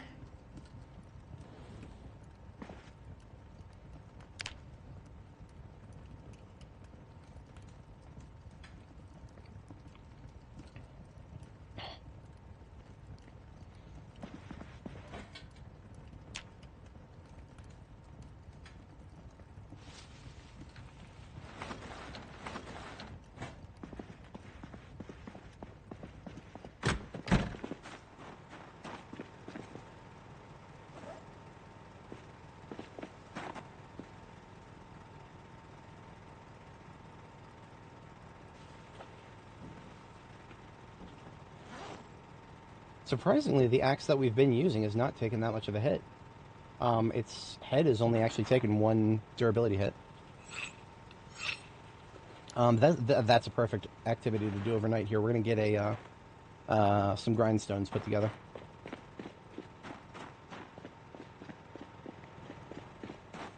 The tools to make grindstones, I need a mason's chisel and a wooden mallet, or a club hammer. Those are rather obscure. I don't always carry them around. I should have them in my expedition vehicle here. Big should. I'm not 100% sure if I do.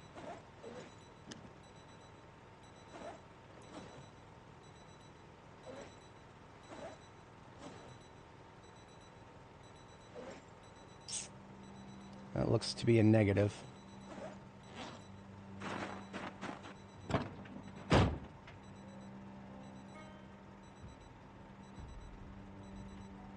My passenger seat is where it would be if it wasn't anywhere else.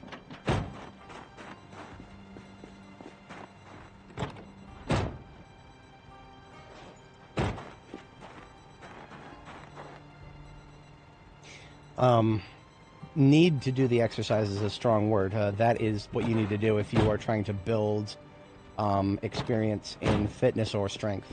I created my character with level 10 of both already, so I never have to do exercises because I don't want to. Exercising in this game is, I hate it, is stupid. Very stupid.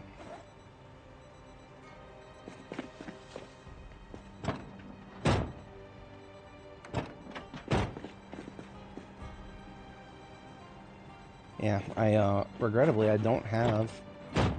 I have a mason's chisel. Okay. We're halfway there.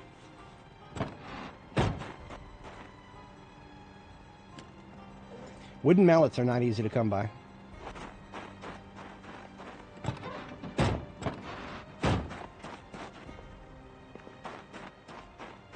Okay,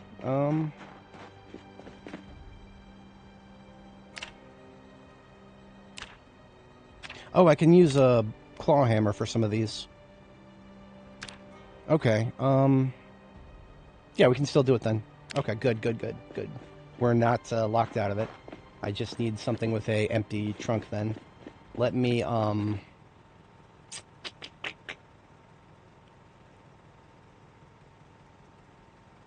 transfer some of what's in the trunk of Jorgensen's over to Plonky's, and then Jorgensen's will be our primary utility vehicle for the area. I just need the trunk more or less emptied for it to be classified as that.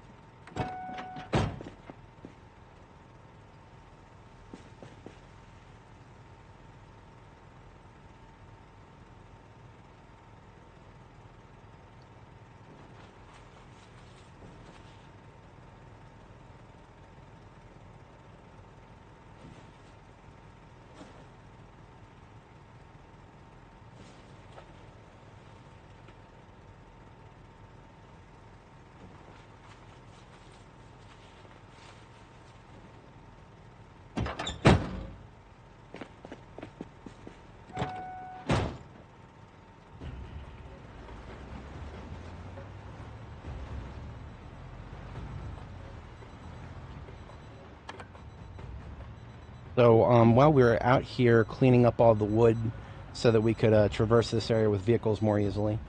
We left behind a few large stones. One of them is on the floor right here. We need 2 if we want to make a couple of grindstones. And when I say a couple, I actually mean 2. I would like to make 2. For that, we can actually make 2 grindstones for the price of 3 large stones. Because if you want to make a grindstone, you need a large wheel and a small wheel. And then some lumber. Grindstone is... Oh no, I'm wrong about that. That's the other one. Damn it, I'm confusing it with the pottery wheel. We only need a regular stone wheel. So it's a ratio of just 1 large stone to each. I always forget about this, because usually if I'm going to build a grindstone, I'm building everything else, so that just means I'm collecting tons of large stones. In this case, I only need 2. And because they're so heavy, they're as heavy as a fridge, I don't want to bother taking off all my gear just to pick it up. I just load it directly into the trunk.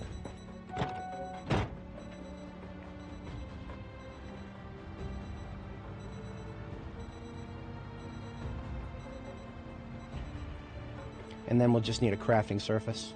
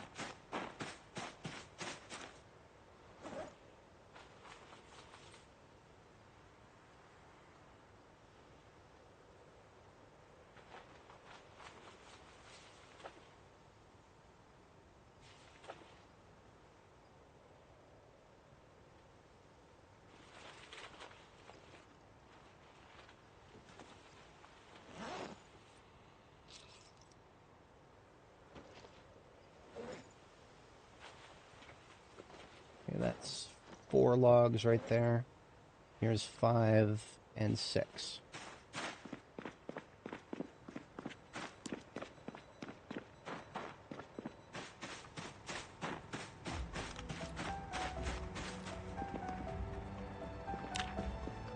Now I'm going to build the chopping block right here, and the reason for that is zombies normally would attack things like a chopping block if you place it. In fact, the chopping block is kind of a decent way to block zombie movement entirely if you're in a pinch, but because it's right in front of one of these partitions, the partition counts as a low fence.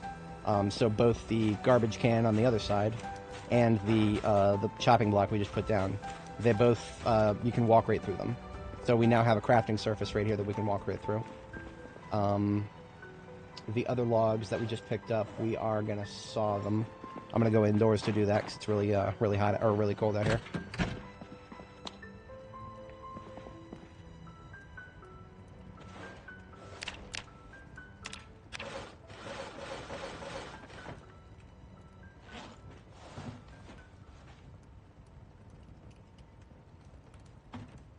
I think we just need 4 planks each, so I'll hold on to these 8 planks.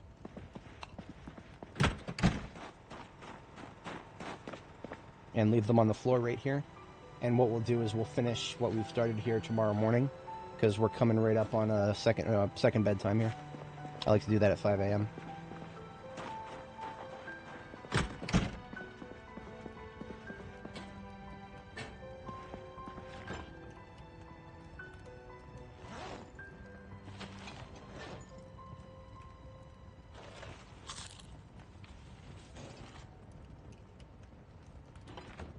Yeah, see, we're actually getting hot now because we're wearing the vest and the scarf, and we're right in front of the fire pit here.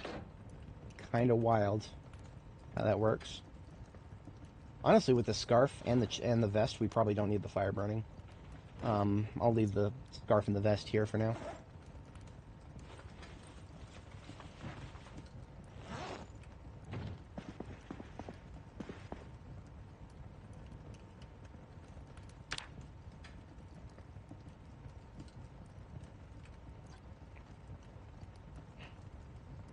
Oh, that's cursed.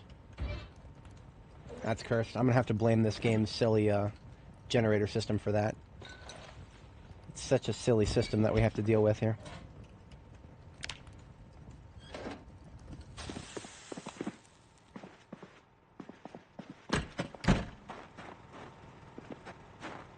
Alright, so we got planks on the floor here. I think I will need nails.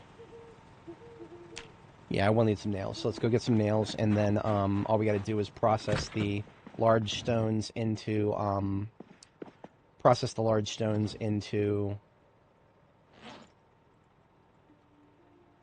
what's it called? Wheels, stone wheels, and then we can sharpen our blades much more easily.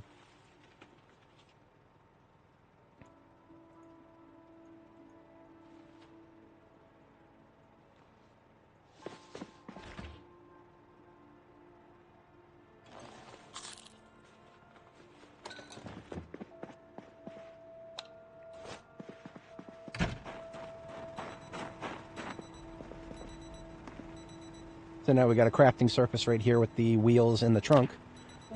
We can start making some stone wheels here.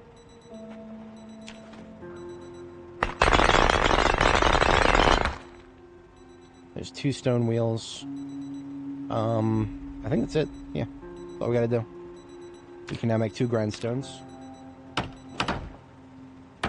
And one of them will stay here, one of them will go in the trunk of our fire truck. So we can carry it around, deploy it wherever we're going to be doing huge melee fights. The grindstone currently only weighs 5 encumbrance. I expect that to be nerfed someday. The materials to build it weigh so much more than the thing itself that the weight of the thing itself is probably a placeholder weight. The devs just probably haven't decided how much they want it to weigh yet.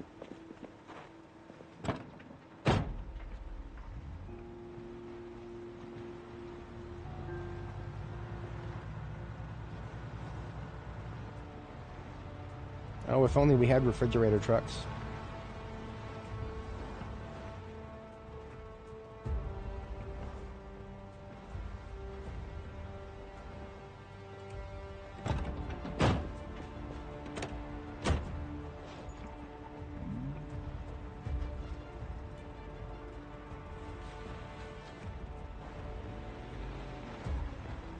Speaking of trucks, mine is covered in blood, and that's no good.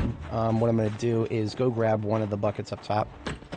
I only need 1 for this, and we'll use rainwater to clean up the vehicle. I'll leave the other 6 up there for surplus.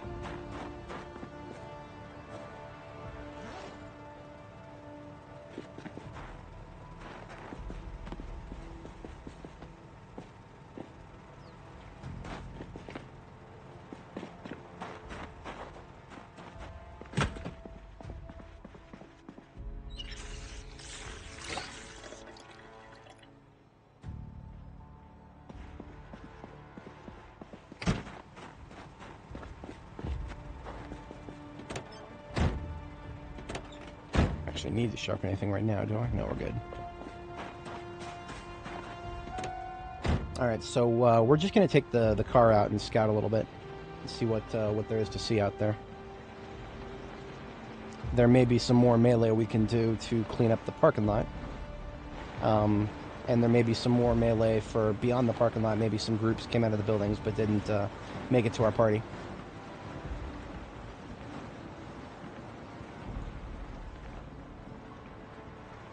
Forza Horizon. I don't remember which Forza I played, but I played one of them and I enjoyed it.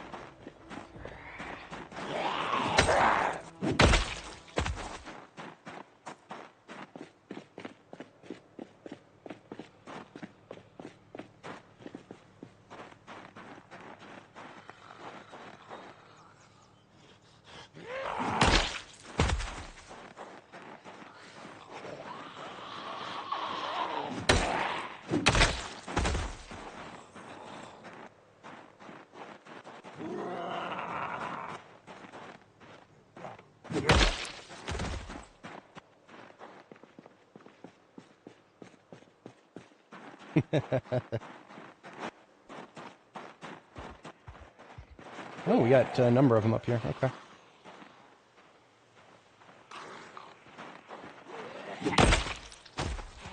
Honestly, this little way through here would be perfectly drivable in the absence of just one tree here.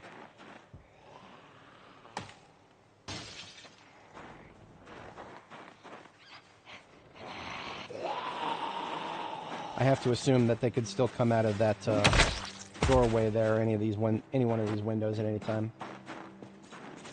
Hello. Yep. Two of them in there. Back of the building's clear. That's what I'm most concerned about.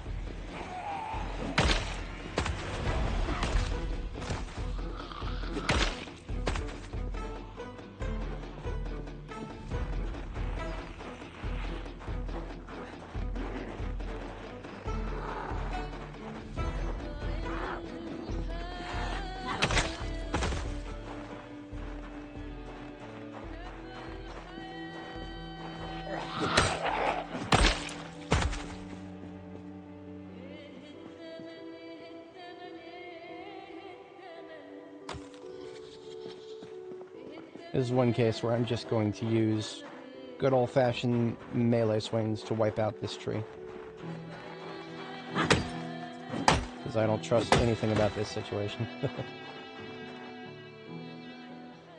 was somebody coming through that one. I hate trees.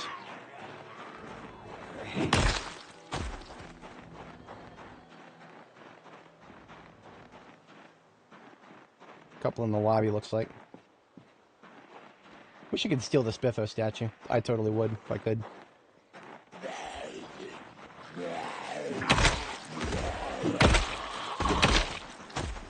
Now, there's a building on this street that's been spawned in that might have been too far away to be attracted by the sirens.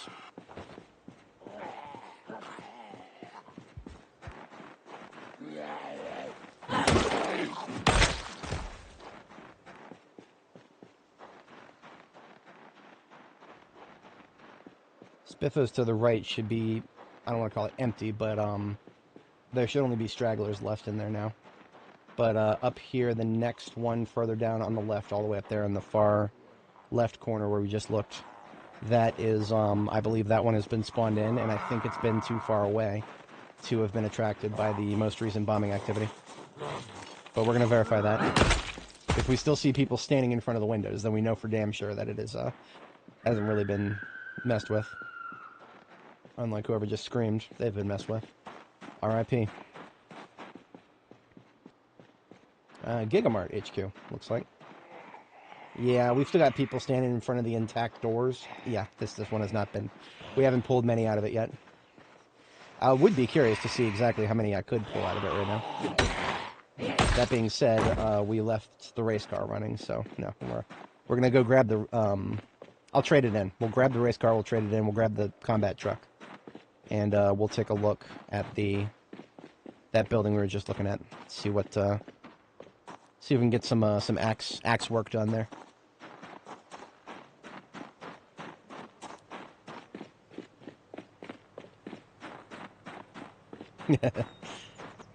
I mean, the version of Forza that I played didn't even have opponents. It was literally just literally just time trials. All we did was my brother would play it for a bit, and then he'd hand off. I would play it for a little bit. We'd see if we could beat each other's times.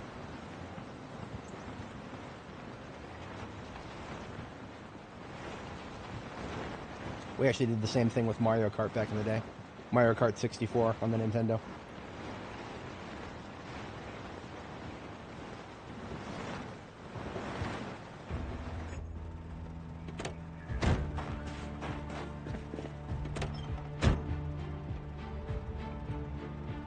Alright, so we got the truck. That opens up all of our options. We need to do another bombing. The truck's got another bomb. But I don't actually plan on it immediately. If I can handle these guys with melee, I'd love to. We're just approaching the same building we were looking at from a different angle here. Should just be this one right here. Is it? Yeah, this is just a one long... Okay, cool.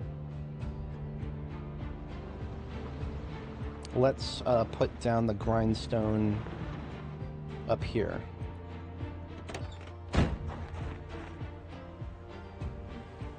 I would laugh if we don't actually have that many zombies in this area and we don't really need the grindstone.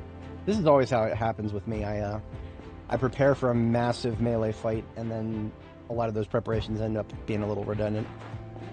But we'll see. I heard some flippage, probably inside the building. Won't be long before it's outside at this rate. Yep, there's on our way out. And we've got a guest by my truck. The brick building right here, I believe it's more offices. I don't think the brick building is spawned in.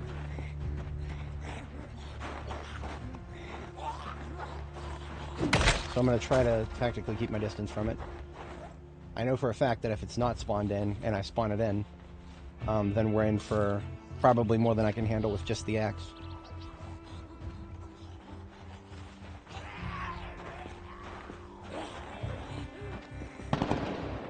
That was a meta event. Sounded like it was to the bottom. Surround left and right. That should mean that that's actually going to pull them away from us, if I'm not mistaken. The only threat that would worry me is if anybody was left over up top here, but we did a pretty good job on 1st Street here. All the way up to 1st and Main, 1st Street is pretty open at the moment.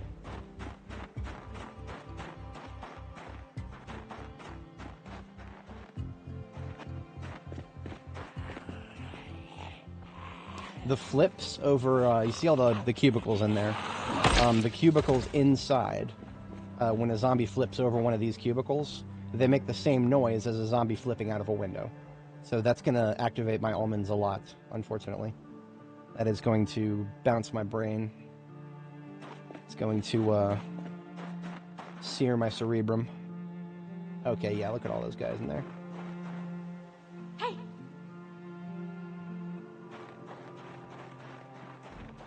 We've got one coming out of where the brick building's bottom floor is. I don't think they're from the brick building itself. I'm not really going to go find out, though, because if I go find out, then that's getting close enough to spawn it in, so just gonna take it on faith.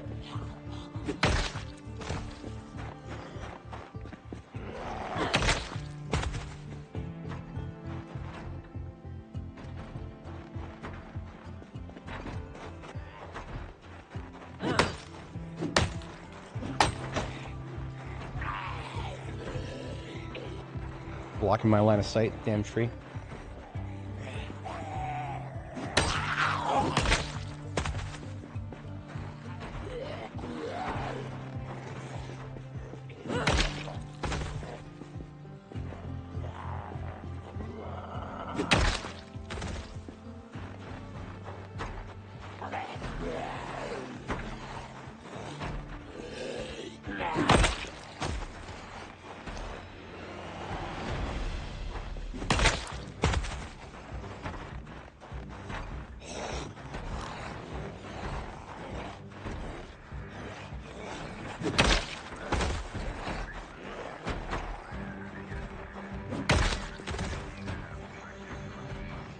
Yeah, see, if the brick building had spawned in, we would see way more than one zombie coming from it, so I think we're good for now.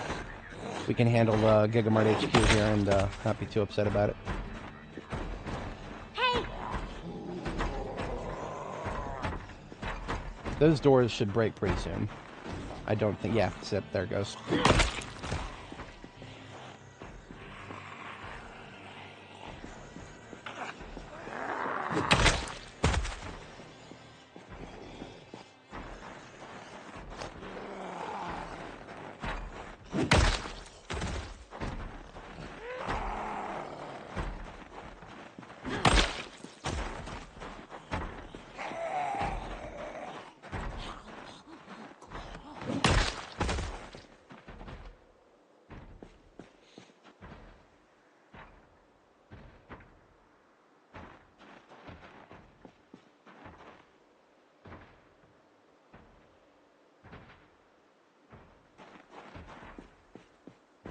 Alright, I'm going to risk making a little more noise here.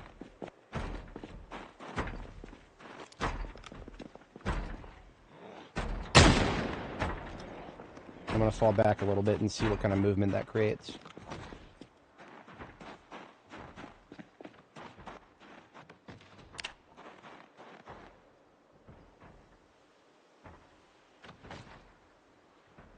It's a lot of flips just to get out that window there.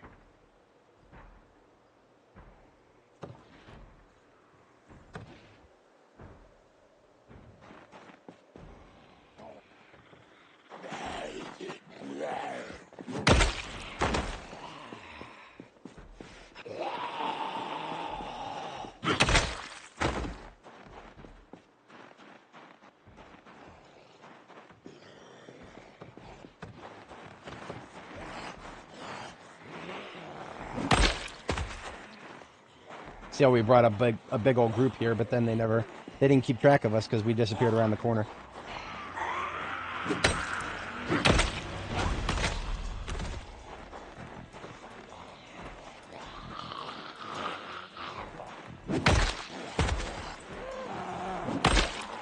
I don't really like fighting from this angle.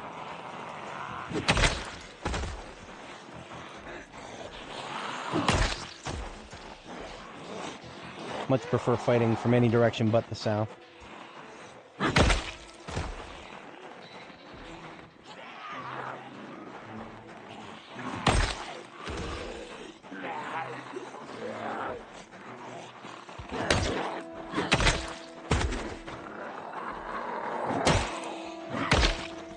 Okay, I hit R and she tried to get out the sharpening stone. That means we need to sharpen. First time we actually use our whetstone here. Oops. This is much faster than the whetstone. Even if there were fast shamblers on me, I would finish this before they got to me. I can foresee like a what's the right word? A knight and squire situation in the future. The knight goes forward and slices zombies and just keeps slicing, and then shouts over his shoulder, "Reload!" and drops the sword, and the squire comes up and grabs the sword, goes and sharpens it, and the knight switches to his other sword because it's faster than reloading. Hey, Command, how's it going? We're doing our typical turtle strategy here with some axes. We're making great progress on axes. We are at 6,800 out of 9,000. We will be at level 10 axes by the end of this stream today if I have my way.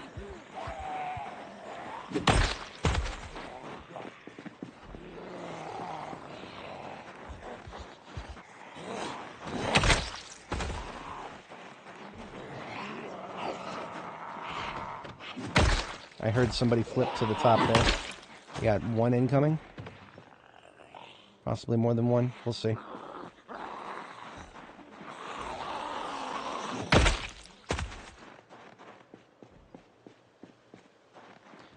Yeah, no idea where, but that's okay. Step back for a moment. Looking good. I'm just gonna do that again with the gun. We'll plink this lady here.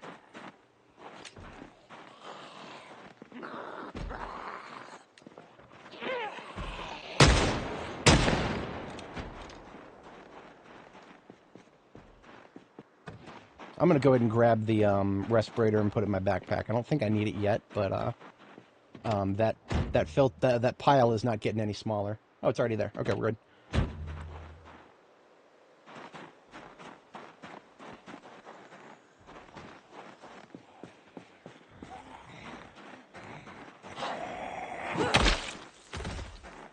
Hey!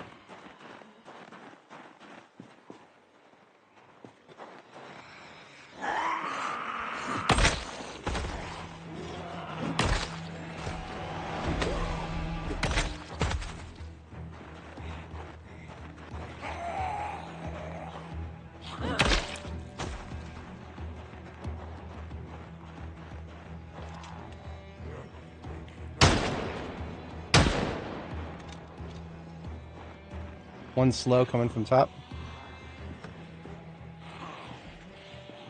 I'm actually feeling a lot better about this building than I was before. See, when I saw zombies up next to the window of this building right here, I was like, wait a minute, that means it hasn't spawned in yet. But no, there's no way there's this few. We definitely spawned it in, and most of them probably already got out of it and joined us for the parking lot below.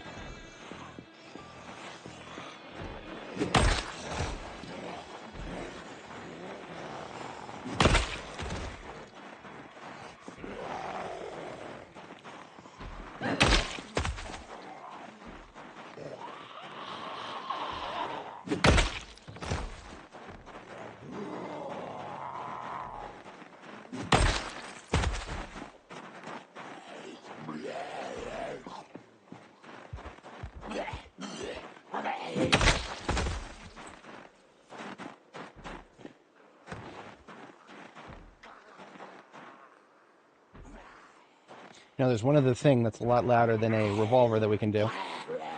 I will show you in just a moment here.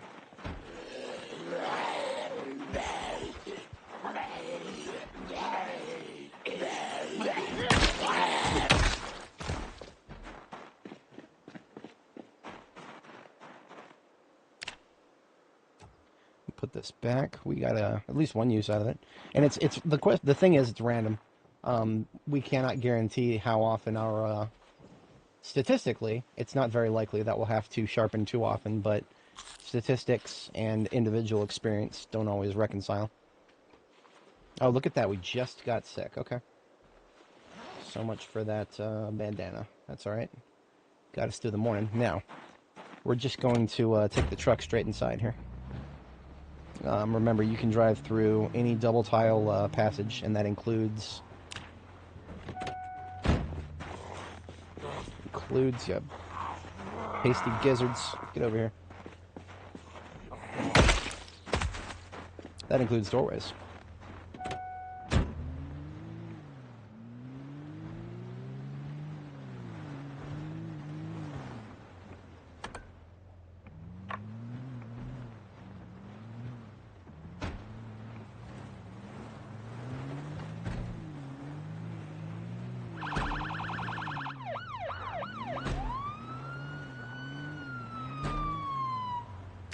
We'll see if there's anybody left inside this building. That'll bring them out. And just because you can fit through double tile entrances does not mean it's always easy.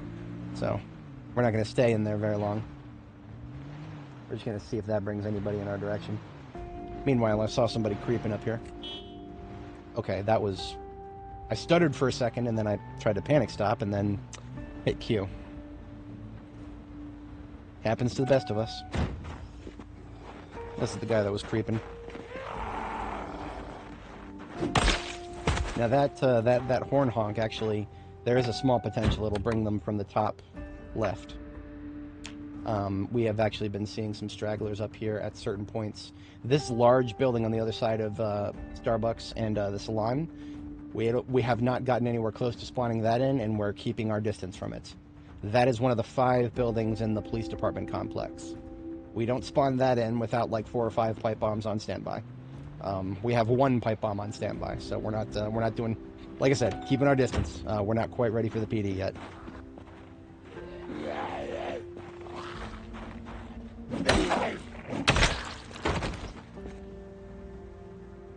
Speaking of the PD, this was a policeman here.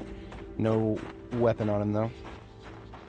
So looks like we did get the attention of a couple people, but not many.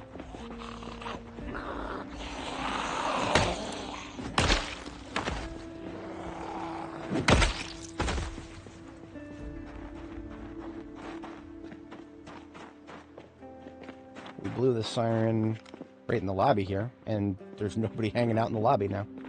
So good. That means this building, the first 2 floors, are probably pretty clean at the moment. Stragglers that can't hear very well, notwithstanding. And the moment we crest the stairs to the 2nd floor, that's when the 3rd floor spawns in. So even though the 2nd floor is clear, that's a moot point unless we want to face the 3rd floor. So always remember that basically floor plus 1 of the building you're in is what spawns in next. So if we're on the 2nd floor and we've already cleared the 3rd floor, then the moment we go to the 3rd floor, the 4th floor spawns in. Looks like these guys here might have heard the siren or the honk, so let's just kill them now. Doesn't look to be too many. Otherwise, they'll just go right into the building we cleared. Ain't nobody got time for that.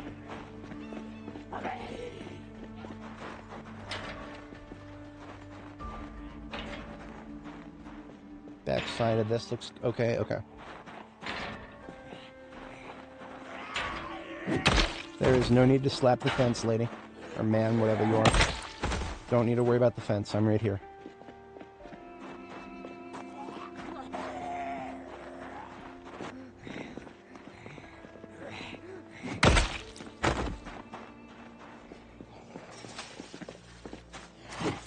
Guillotine style.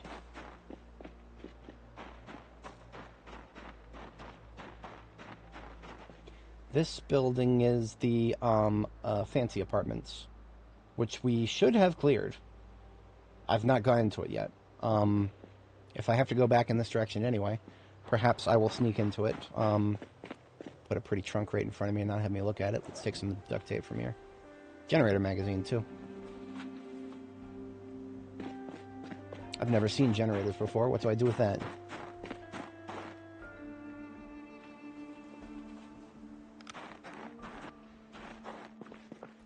Don't want to go up those. We know what those. We know what stairs means. Hello there, General Zamboni. You are a bold one. It is, ma'am.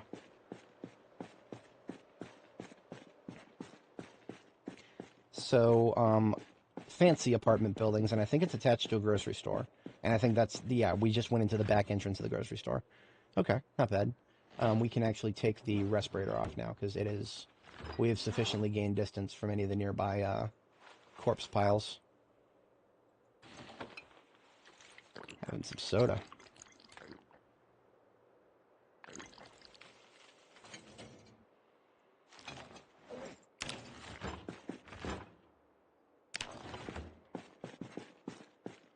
Now, if there was something of use to me in here, it would start with a B and end with an R. Butter. Or margarine. Or lard.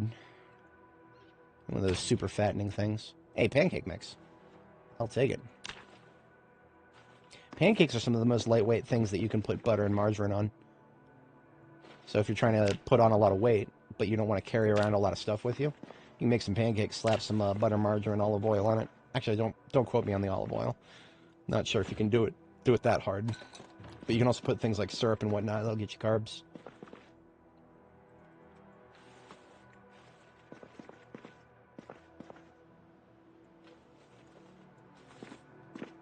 Not looking to fully loot this place. Just grab a couple things. I mean, I'm already over encumbered. No surprises there. Best thing about building my own custom base is there's nothing to clean up.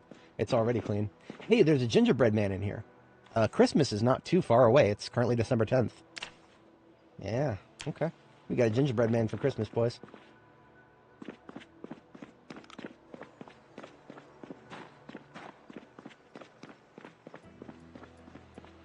Oh, look at that. At the crossroads here where we tooted the horn. A few folks.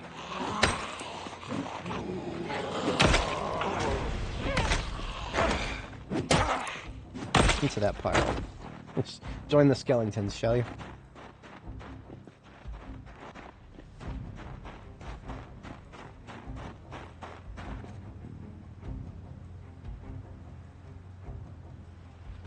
Yeah, we got the Xmas lights right here. Here's the red. Now we just need some green, right? We got green light bulbs somewhere that we can put in our floodlights. Hey, it's not, you know, don't knock it until you tried it. You can put all kinds of crazy stuff on pancakes in this game. And pancakes don't require, like, you know, dishes or bowls or anything. You can literally just flop them right in your backpack. Probably don't recommend doing that in real life. They'll fall apart a little bit. Might make a bit of a mess. It's about 1,600 hours right now. I think we are... We don't have to close up shop or anything, but I'm going to empty some of my loot. Oops.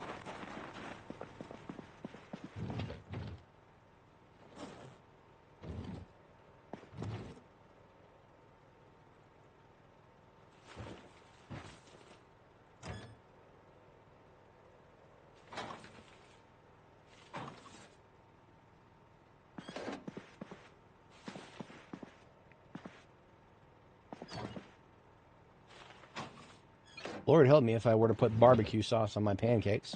I think it's theoretically possible, but I haven't tried. I don't know if I want to try. That sounds cursed. And also, don't knock it until you've tried it in certain combos, because for the longest time, I thought my brother was the weirdest man on the planet. He would, every time we would have scrambled eggs for breakfast, he would put ketchup on his scrambled eggs, and I was like, what's wrong with you? What's wrong with you? Ketchup's for burgers. And then I tried it one time, and I was like, that's not bad. I don't do it myself, because it's not really, like, it's not a bad taste. It's just not the taste that I would usually go for. but it's not bad at all. Don't knock it till you tried it. There's some weird combos out there that actually work.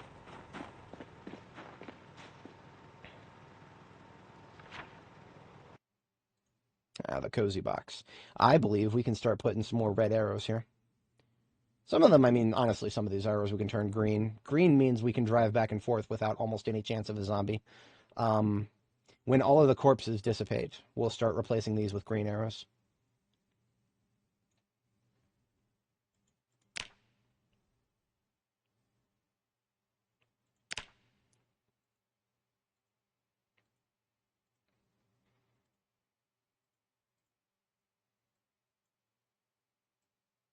We created a couple of new passages here.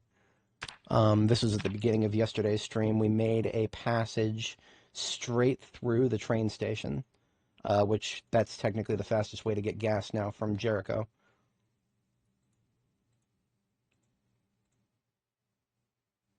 And I believe Daniel Boone is 100% secure, so I can mark that. Honestly, most of Station Link, I would mark Station Link clear if it was not for the fact that LSU is right here. Louisville State University is right here. And there are plenty of foot mobile zombies on the ground right there that theoretically could disrupt my movement in the area on this side of the train station. So we can't replace those with green arrows yet.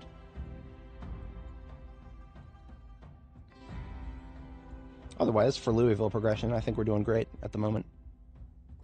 Interesting how far I explored down Liberty here. I can't remember when I did that. That might have been during the hospital clearing area. I might have like gone down the hospital road like all the way down here and then down Liberty. I don't remember exactly what route I took there. Okay, so here's the police department. This is what I was talking about before with DPD. This is why I said it's 5 buildings all in one, because that, and then there's another one over there. 5 buildings are all connected by a little sky bridge. So what that means is they're all technically the same building. If I get too close to one of these buildings, as in this, the edge of this building here at the other side of First Street, if I get too close to this, every single zombie in all 5 of these buildings suddenly exist. And as you can see, Cozy Box is right here. So we want to be very careful about how close we get to anything on Liberty up there. How close do you have to get? I don't know an exact number. It might be you might be able to get like up to like 6 tiles away, for example. But usually, like for example, let's just say that this red brick building here was one that I wanted to avoid spawning in. I would do my absolute best to avoid going too far beyond the yellow lines of the road here. Like I would keep this distance from it as an order of principle. I think I could probably get like this close maybe, but as you can see now I see the interior. The fact that I can see the interior probably means that that's a chance for the zombies to start spawning in. So I probably shouldn't even be getting up to the edge of the road here. I probably should stay on this side of the white lines, which is 1, 2, 3, 4, 5, 6, 7, 8, 9, 10, that's 11. So basically 10 tiles in is when you start running the risk of getting too close. And it looks like right now the devs are screwing with this a little bit. Something about, this is all PvP related, going into the interior of buildings and having them not show what's inside until you get a lot closer. The devs have been fucking with that a lot lately for PvP updates. And I say PvP updates, not just multiplayer updates. The reason they're doing that is because of PvP and multiplayer. So I can't just blame multiplayer, I gotta blame the fucking PvP sweats. For the devs fucking around with this. So, just to give you guys some perspective on how sweaty some of the PvP people in this game are, when 42.19 dropped, or actually this was 42.18, and we started getting the sound changes, some of the first people to start complaining about things, they actually beat me to the forums on this, were PvP sweats. Hello, I am playing this PvP server, and I am blah, blah, blah, there are 5 people on my server, and blah, blah, blah, and I need to report that, blah, blah, blah, and I'm just like, okay, dude, I get it, the devs are actually listening to these fuckers, so, make of that what you will. Make of that what you will. The squeaky wheel gets the grease, right? Hey. Finish, this salad, and then the one in our backpack for the night. Overnight, we'll probably have to make some more food, which is fine because we've got all our perishables with us now. I know that's a very good question. Hello, Juggalos. That's a very good question. There are some people who do it and they take it very seriously, and I don't know what's wrong with them. They're they haven't learned yet. Someday they'll learn. It's all right. We all learn at different rates. I myself am a very slow learner in some things. Don't ever let my general competence. Don't ever let that fool you. I am a very slow learner. Maybe I have a bit of a higher skill threshold or something like that, but I'm not. I'm a very slow learner. Here's something useful we could do. Let me go ahead and do another carton of M16 ammo here. Yeah, we've got plenty of empty M16 magazines. That is a very useful task I could do right now since it's kind of the evening and I don't have any more exploration that I want to do right now. I don't want to get locked in when we're losing daylight. Jorgensen and Sons is currently empty, and this is where my 556 is. So the ratio of M16 magazines is 8 M16 magazines for every 1 carton. Carton being 12 boxes. So 12 boxes for 8 magazines. Yeah. And M16 is a great platform, but it will chew your bullets up. Chew them up and spit them out. I could use a chair in here. I'll add that to the shopping list. The bed is an okay chair, but at some points I'll want something that swivels. I know that, yeah, you're playing the wrong game for PvP experience. And I kind of say the same about the people who just play this game to kill zombies and nothing but. If all you care about is killing loads and loads of zombies and constantly being on edge, go play Left 4 Dead, dude. The game is built around that. This game is built around a couple of other things, like, long-term survival and logistics and management of resources and whatnot. It's also a colony sim with no colonists, but that's a conversation for another day.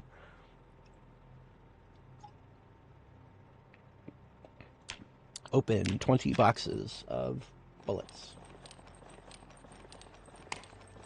And there goes one of my light bulbs. Now we do some clickety-click.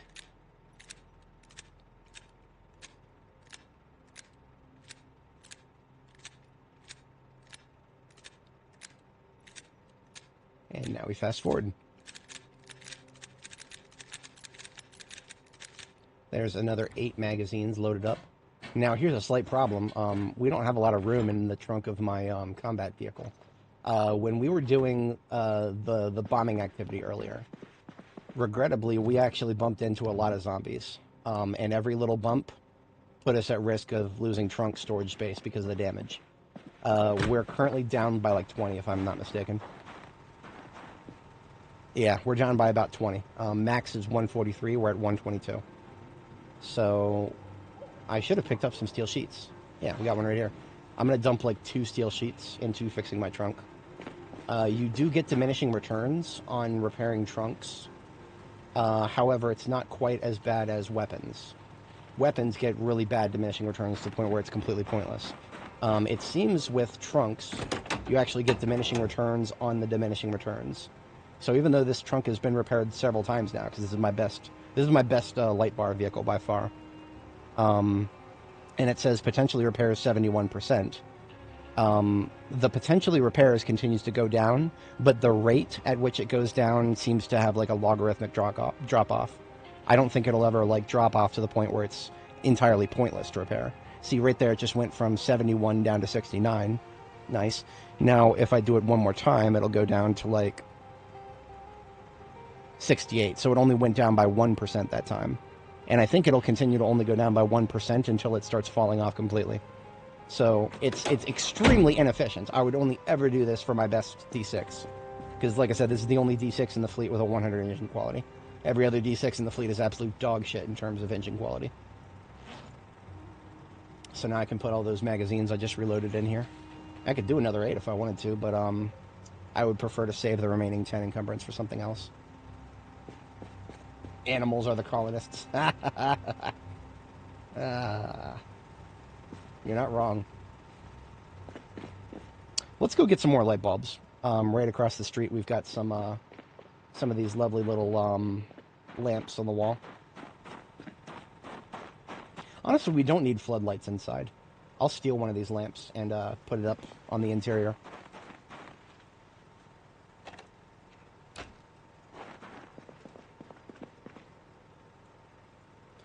Now I'm tempted to put one on the exterior.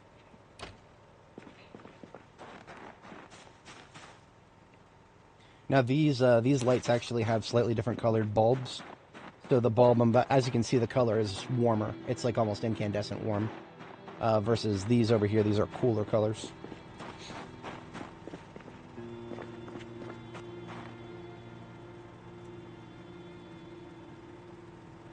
Maybe I'll move this floodlight over a little bit so we have more surface area out here.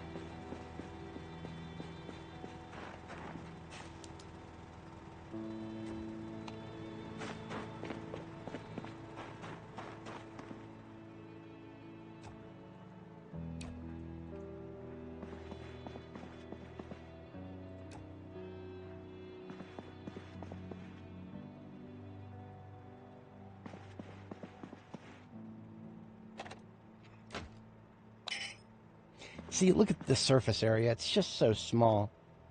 Oh, it's so small.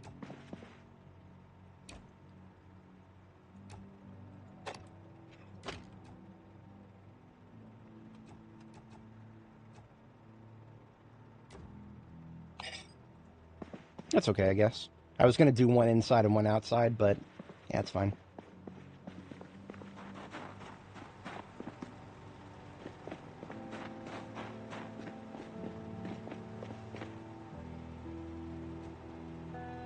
I would give not my kingdom, but I would give, I'd give a few things to be able to just power up this street light right here. Because honestly, this street light is in a perfect position. Because then I could do like a 3-point, but whatever. It won't even let me like place it on the same tile as the street light. But you see, now that I've changed the colors, I feel morally obligated to go and grab a couple more of those warm bulbs. Thankfully, these are dime a dozen. You can find warm-colored bulbs like those in any of the exterior lights out here. You can also find zombies hiding in these corners up here that maybe they don't hear very well. So...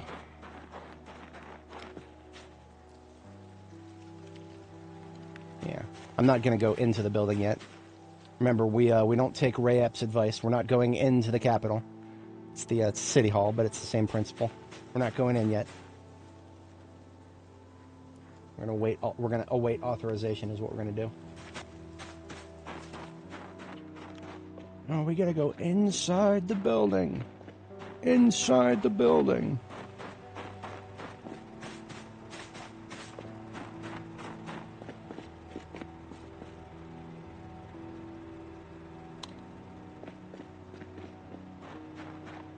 That's not bad. That's not bad at all.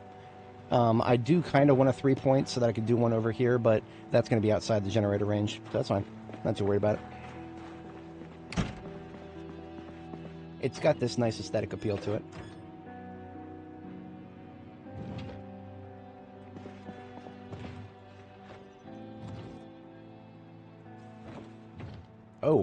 Oh, I know what I'm going to do. Since Christmas is coming up, let's just put up our Christmas lights early. So we've already got a green light bulb here. We can get some more green light bulbs. What we got to do is just disassemble some radios. I've actually got a couple just laying around here. And there's another one. We don't got to go nuts with it, just a couple.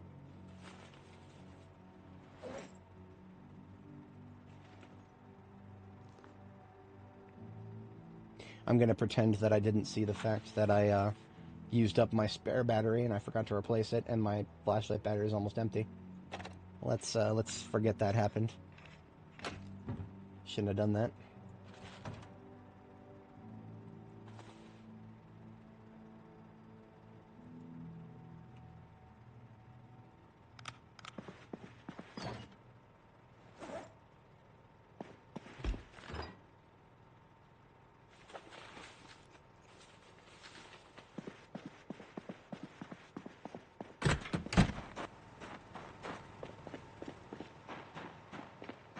So these two lights up here that we took the bulbs out of, we'll take them, add them to our collection, and put some green bulbs into them.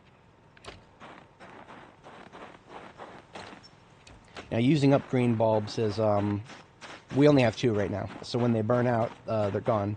We'll have to find some more. That's one of the reasons I don't usually use colored lights, because they have a tendency of going away quickly.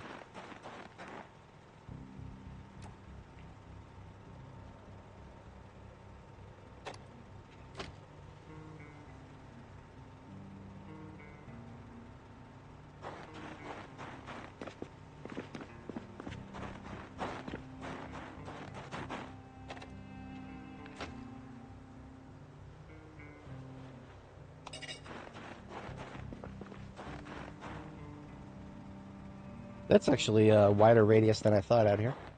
I'm going to move that over a little bit.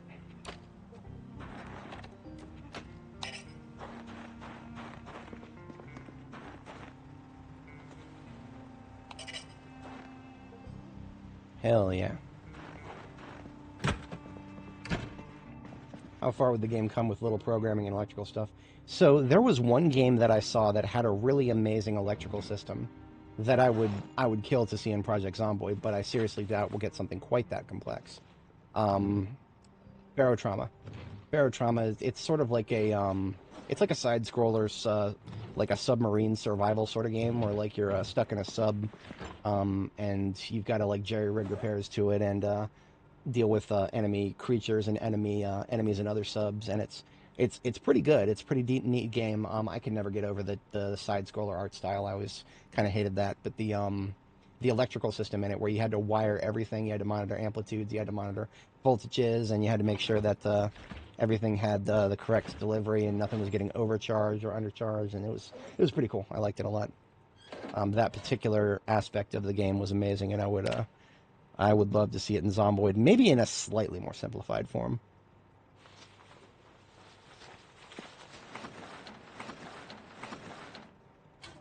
Yeah.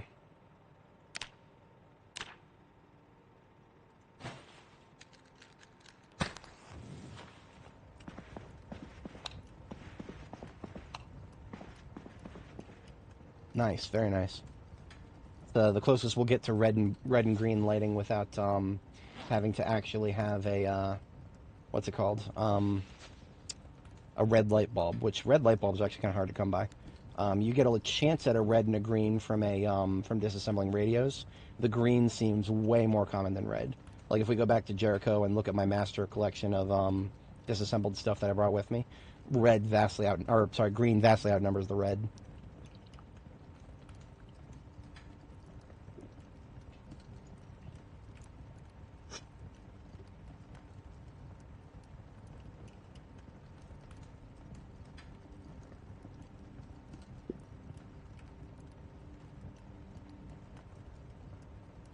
Alrighty.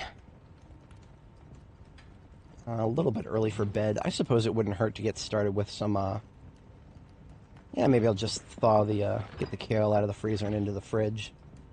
We're going to have a total of 6 bowls to work with, because the one that I'm eating out of, and then there's 5 others, so I will take 2, 3, 4, 5, 6 kale out of the freezer and into the fridge.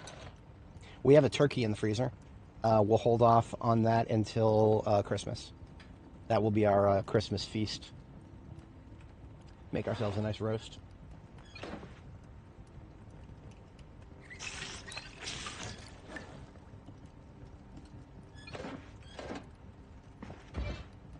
Also the venison, I'm going to use up some of the cooked venison here. My weight is 84 kilos still, and we're losing a little bit. That's fine. Perhaps I will not run the green lights constantly. I would kill for a timer. Funny thing is, in this game we can make timers. We just can't like put them on lights and set them to time of day. They're just timers like for bombs. Regrettable. Alright, we'll just have her chill for another 20 or so minutes, then we'll hit the sack. Oh, neck. I put on my bone choker. to get extra neck protection because we're a little bit vulnerable on the neck right now. I take that off and my discomfort will go away. I don't want to sleep while I'm a little uncomfortable. That's how stress starts building up. So just make sure you take off the armor that gives you discomfort to the threshold. Take all that off before you go to bed. Why is it still there? Oh, the gloves. I was wearing the gloves too. Okay, well, I thought that it would go away, but I was wrong. This is why I should just take off my armor and leave it where it belongs on the passenger seat here.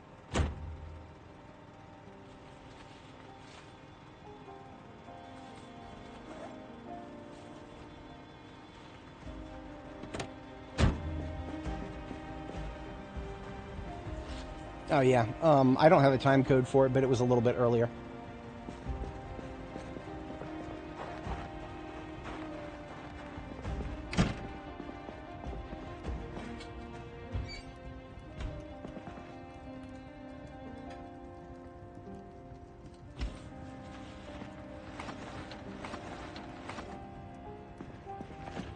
Alright, all of the stuff we took out of the freezer is thawed, and we just had our last bite, so let's go ahead and make our salads.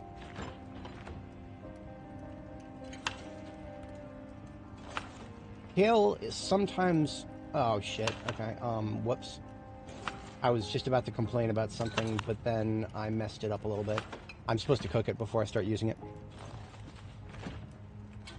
But, that's okay. It's actually the first time turning on this oven over here.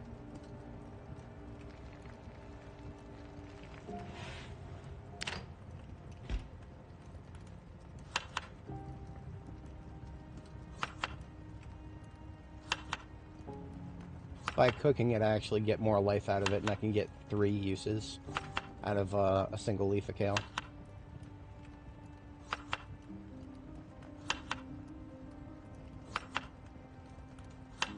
And I still can, I just lost out on a little bit by waiting to cook it until I'd started using it. It's whatever.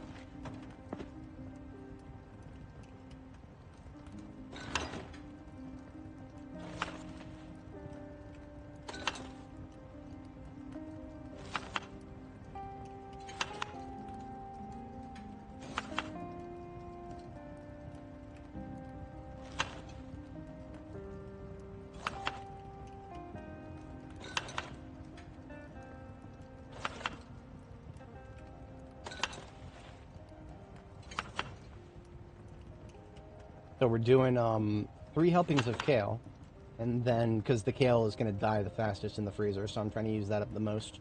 But then venison, sweet potato, and regular potato. So we're getting a little bit of everything in the salad. They'll all come out great.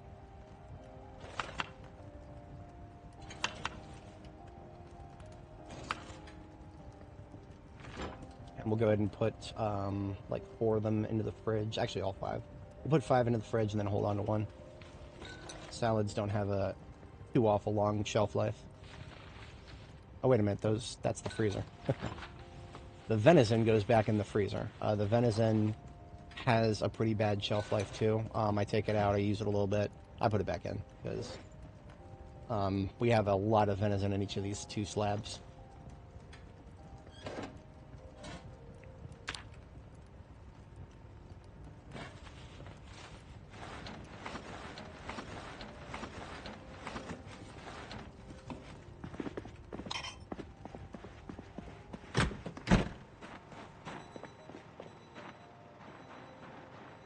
I suppose I could risk taking a little venture into City Hall here. The zombies should all be out of it by now. If the zombies are, like, I mean, we got all the way up to the window. I feel like there have to be no chance that there would be zombies to spawn in at this point. I don't know,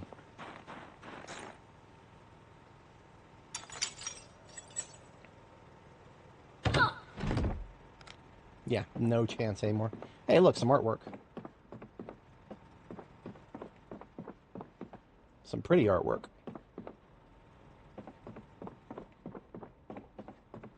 This statue right here is exactly the same as the one out in front of the in the park. Regrettably, you cannot pick up the statue. It should turn it into like 6 40 encumbrance objects is what it should do, but it doesn't.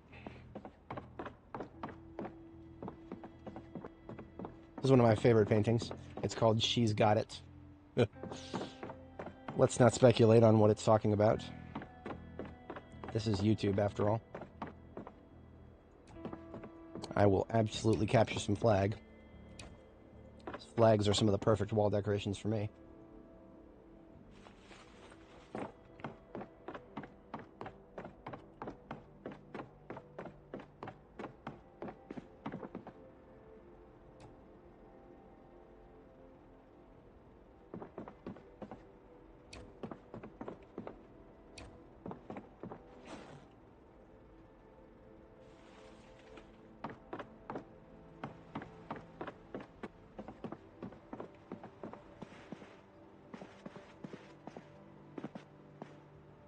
Governor's office.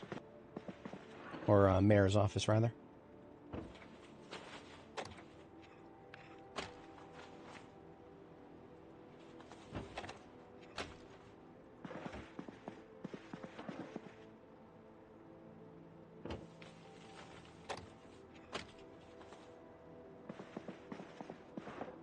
Just to give you guys some perspective on how lucky we got when we got that other green light bulb just earlier. That was 3 radios just now, and we only got one regular light bulb. Or 2 regular light bulbs so far. No other colored light bulbs, unfortunately. Very uncommon.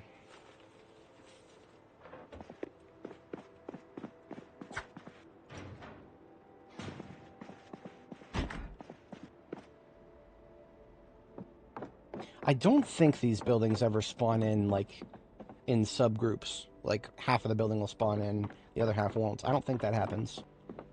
I have never really been able to confirm it, though. Because sometimes it feels like there's pockets left over in buildings, and I can never confirm whether it's just because I never made enough noise to bring them where I want them, or because they actually just, they don't all spawn in 100% of them all at once.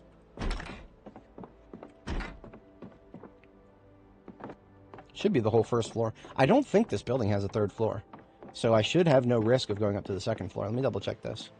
Let's show me the roof. Oh, I lied. There is a bit of a 3rd floor, it looks like. Not much, but a bit.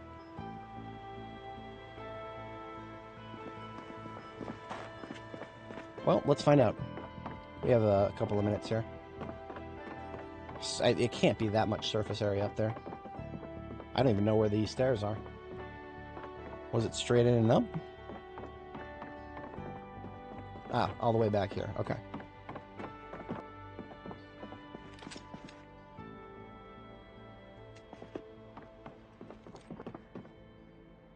So if there was a 3rd floor, it will have just spawned in, now that we crested to the 2nd floor.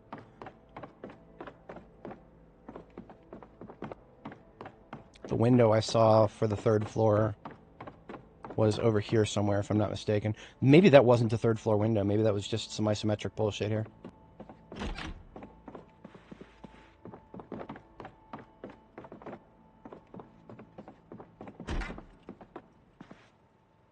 This is where the deaf zombies become a threat.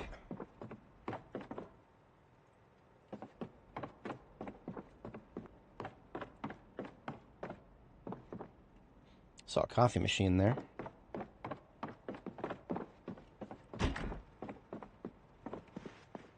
Ooh. Threaten me with a good time. TBA as to whether I'll do anything with this.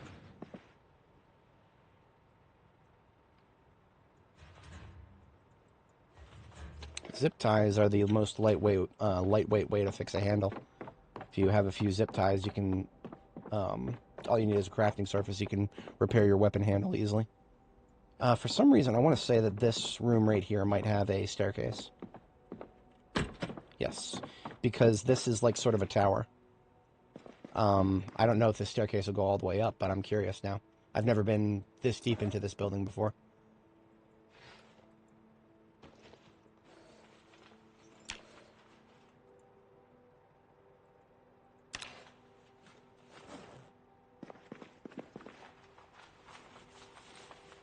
It's worth being a little bit late for bed, if we can take a look.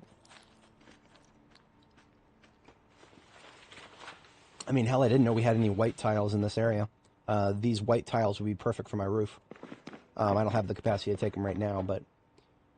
Alright, so if there are going to be any zombies in this tower... Okay, yeah, it looks like it does go all the way up. So I couldn't see these windows because of the way the... you see how the way the columns, I guess, protrude a little bit? They're extruded columns. You don't see buildings built like this anymore, dude. This building is pretty. Modern buildings are just so... Just concrete fucking boxes by comparison. Glass concrete boxes.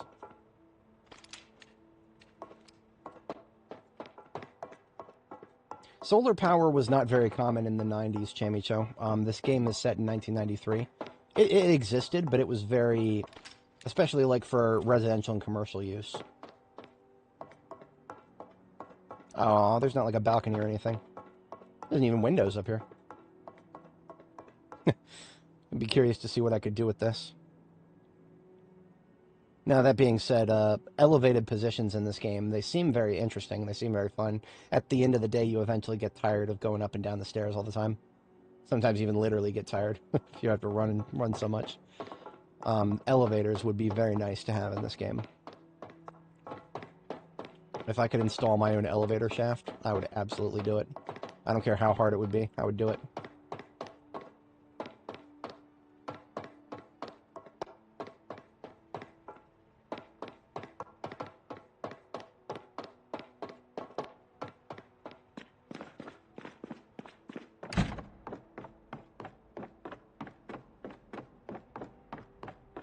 Alright, so only about an hour late for bed. That's not bad. Whoa, hello. I forgot, these seats, they're a tripping hazard, be advised. Zombies will trip over them, and so will you.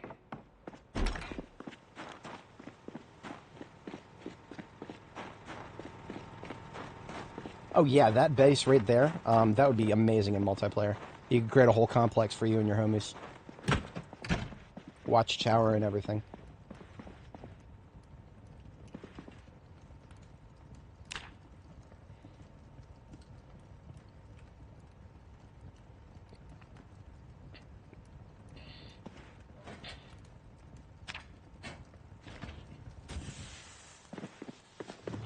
Alright, let's take the decorative stuff out and place it real quick, and then we'll, looks like we got good weather today. We have got a lovely day ahead of us of combat here.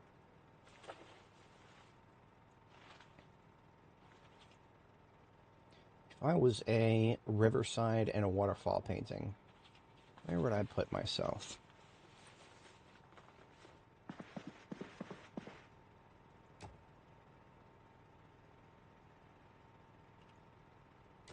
That's not actually that bad. It's right in front of the shelf there. Just don't want to get the shelf too crowded. Flags will go on the exterior.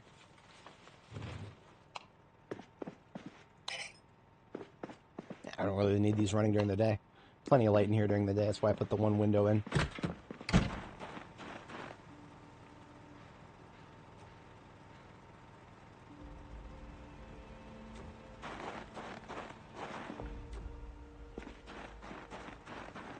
If I wanted to put in a white ceiling to really cap this place off, that would be 4 times 1, 2, 3 plus 9. So that's 12 plus 9, that's 21? Yeah. Yeah, 21. That is not too bad. I can actually do that in one... I can do that in one go. I can probably do that in one go. Let's take my frame packs and see if I can do that. Honestly, with frame packs, I can do a lot. Frame packs are even... They have more capacity than my backpack. It's just that the encumbrance reduction factor is lower, so they're not best in slot, in my opinion. With a few minor exceptions. Just need a crowbar now if I want to actually pick up the floor tiles. There we are.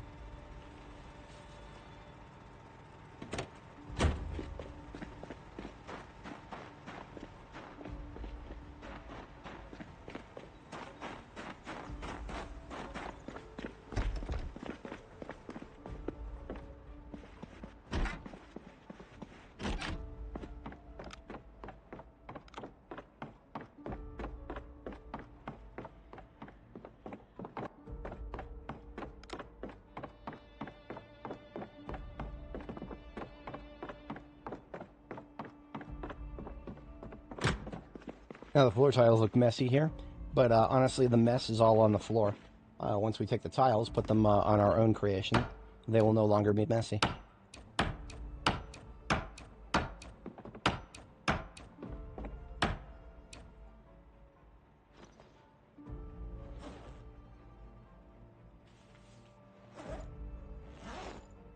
Could drop a couple because we can't even pull out the frame pack. There we go.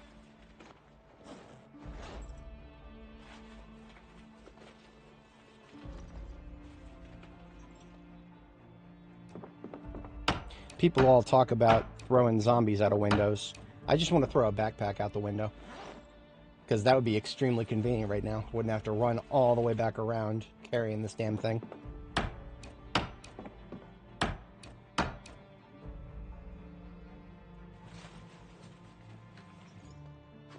So we can fit 15 of these into a frame pack. That's amazing. God bless frame packs. I think we only need 4 more now.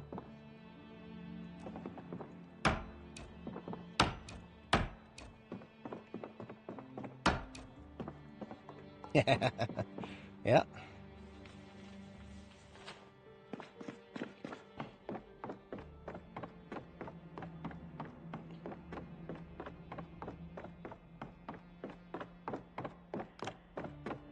There's some mouth breathing, but that's all the way over there to the left. Woman,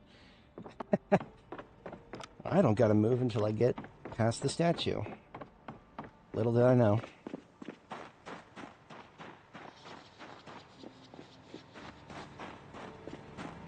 I was gonna paint the walls of this place black. I'm starting to get attached to the white appearance now.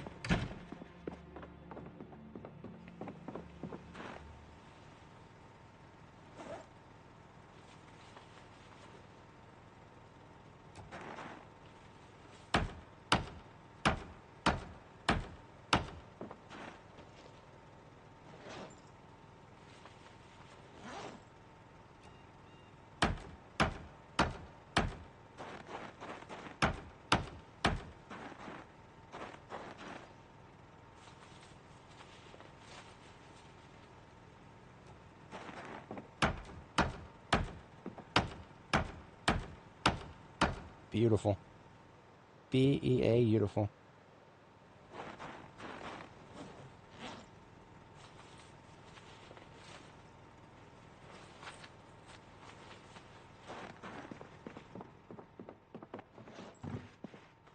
Away, put your crowbar, and we are set for today. I'm going to go ahead and, let's see, I'm going to put on my heavy armor and see what the weight levels are, and then see what I can afford to lose to better support being able to run around with the axe here. Start with the frame packs. I will need to go upstairs and refill my water to get a baseline on that. I'm going to take off the 9mm. If I take off the 9mm, I very rarely use it unless we're doing M16 combat. The 9mm is a great fallback from the M16, so I'll go ahead and take off the 9mm and its magazines, and that will put me way below the weight limit. I will not be over encumbered pretty much at all now.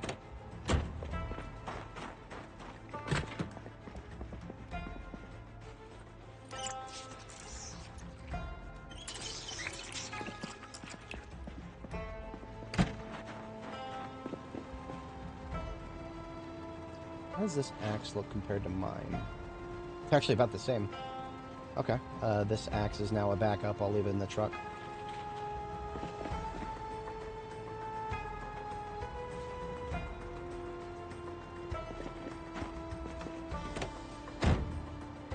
Alright, off we go.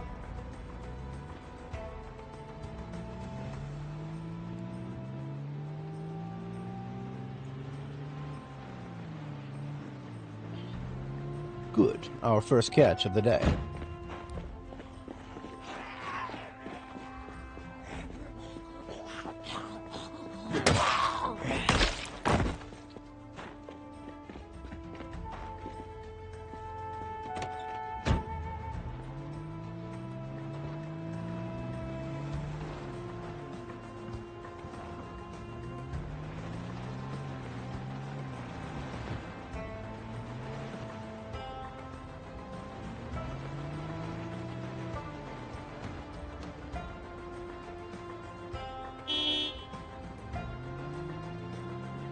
Calling all stragglers in the area. Pay heed to the summons.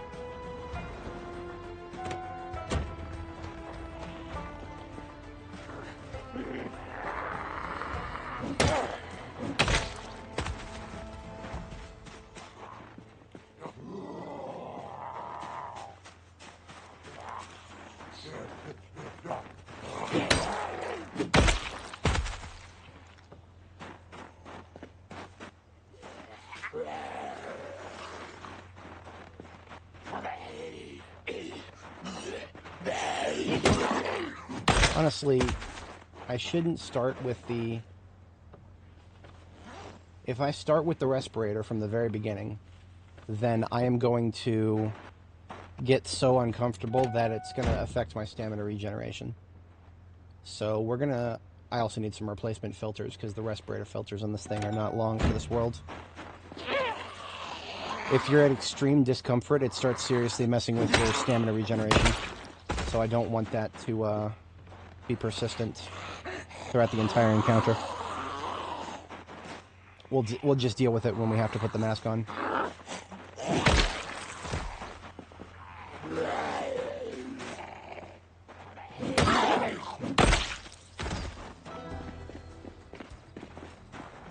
He chose his pile. Now he must lie in it. Looks like a lot of them went directly to where I honked. Okay, I'll cut the engine then. And I'll also place the grindstone.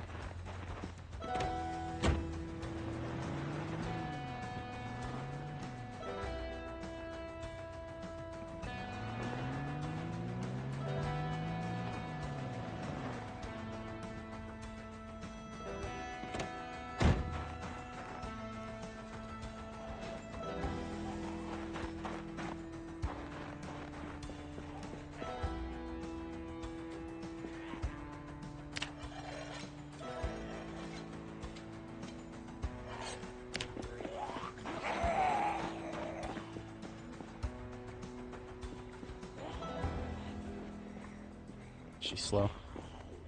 Hello.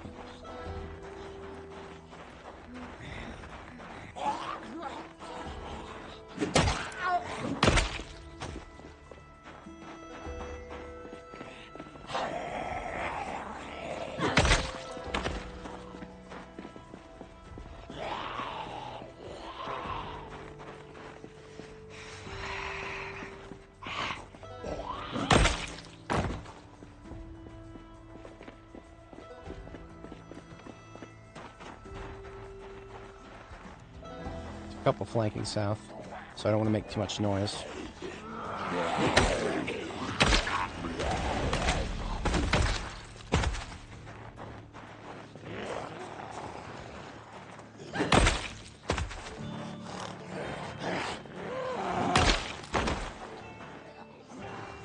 Stutter? It's like a half-second stutter there.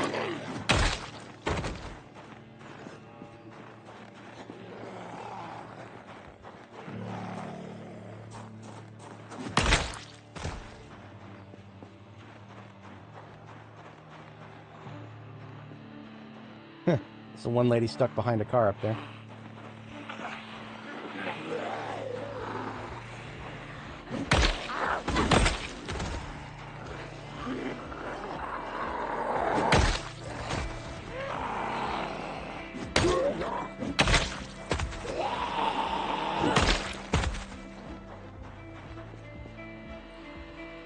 Axe needs a sharpen. Switching to the sword.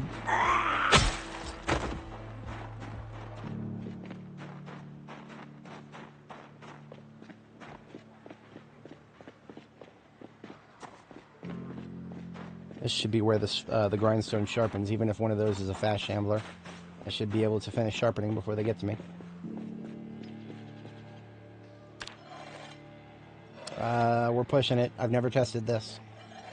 I believe in it. I believe in it. The power of the grindstone, boys. That Sigma grindstone, as it were. Hell yeah.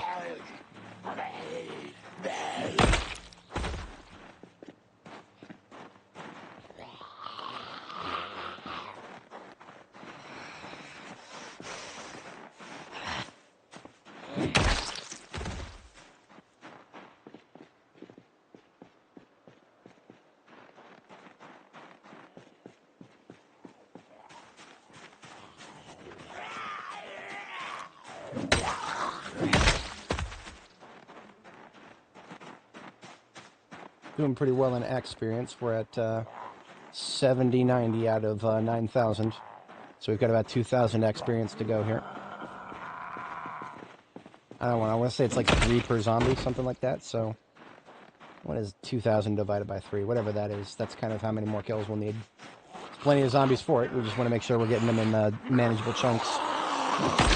Then we can turn them into manageable chunks. Haha.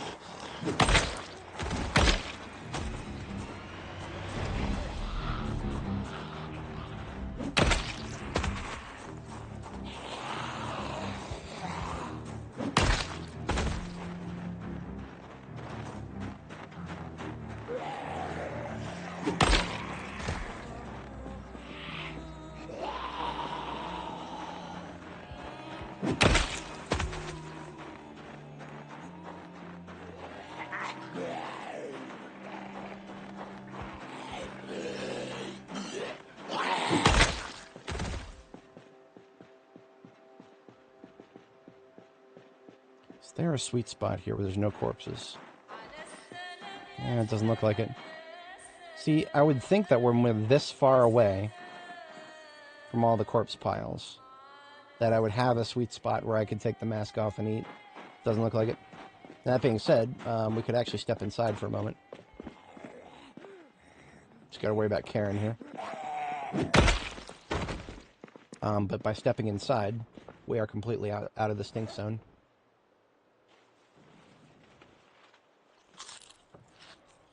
One is coming our way.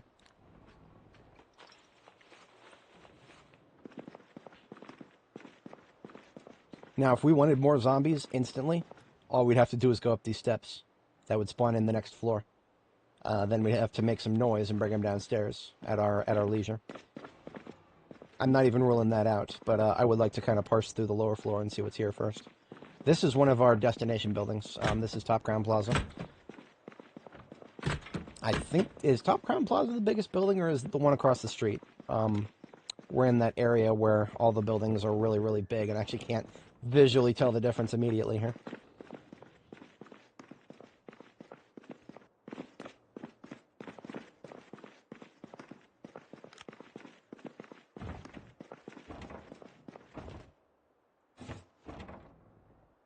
Probably don't need mugs, but I'll take a few. Mostly just looking to see if there's any coffee, because I believe this is a pastry and or coffee shop.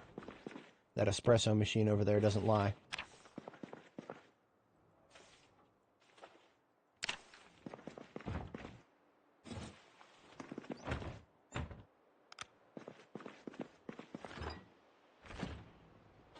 Little cartons of cow's milk.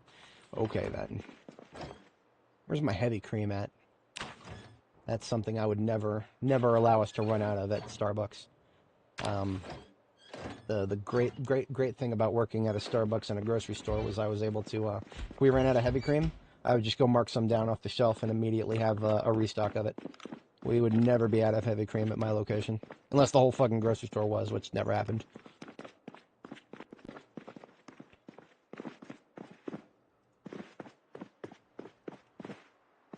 First floor is looking great down here. No stragglers as far as I can see. Hello! Now there's no stragglers as far as I can see.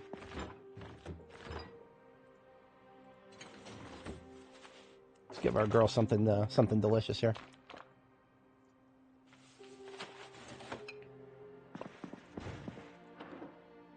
So this says key to residence. And yet it's spawned here in this building. Honestly, I think this key goes to the whole building here. I'm going to go find that out for sure. I want to check the front doors to see if they highlight when we mouse over this key.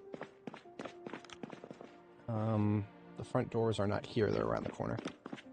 I recently discovered that if you want to check to see if a key goes to a door, you've actually got to be pretty close to the door. Yeah, look at that. See how the door highlights? It says key residence, but this is a key to Top Ground Plaza.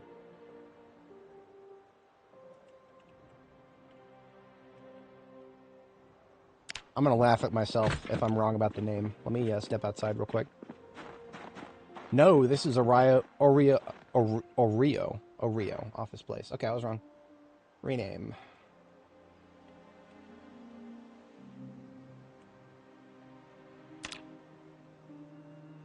Now, theoretically, that means it should unlock any of the doors on the upper floors.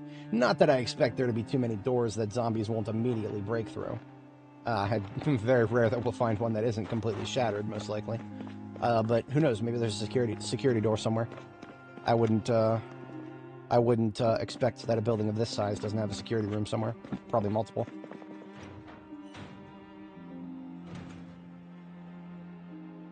Hey, we've got a whetstone right here. My whetstone is like below half integrity. I am going to trade. I have a new whetstone, boys, and I don't know if the condition of the whetstone has any sort of correlation to how quickly it sharpens. I don't know if that's the case. If it is, if there is any correlation, then we just improved our sharpening times a little bit. See, honestly, the sharpening times feel so consistent that I don't think that's the case. But maybe it's just not the case yet. Ugh, rotten can of oats, that's it. Whatever. I'm mad about it.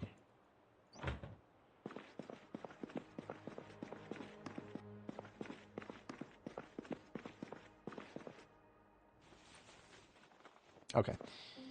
That is all the steel sheets I could find on the floor. So we'll go ahead and piece out of this building, and we're going to do a perimeter check around it.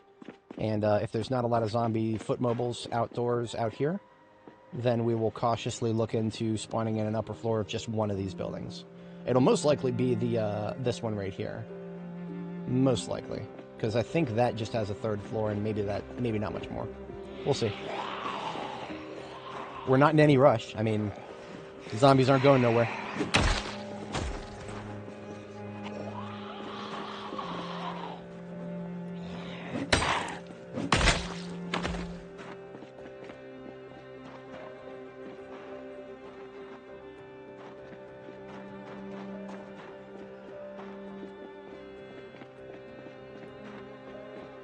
I'm going to do an indoor sweep for this building over here, too. I think this is one of the taller ones, too, yeah.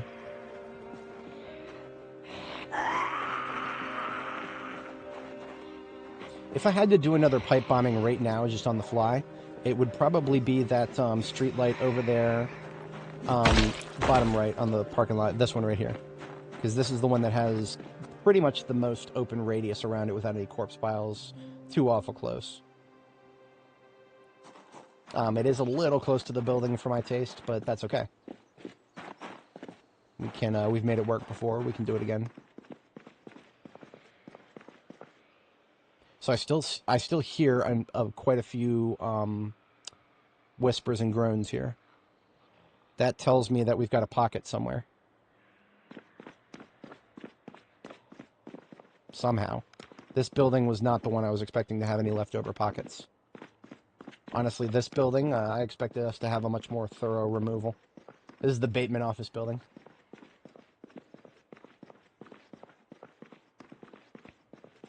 Just quit it with the anti-zombie remarks.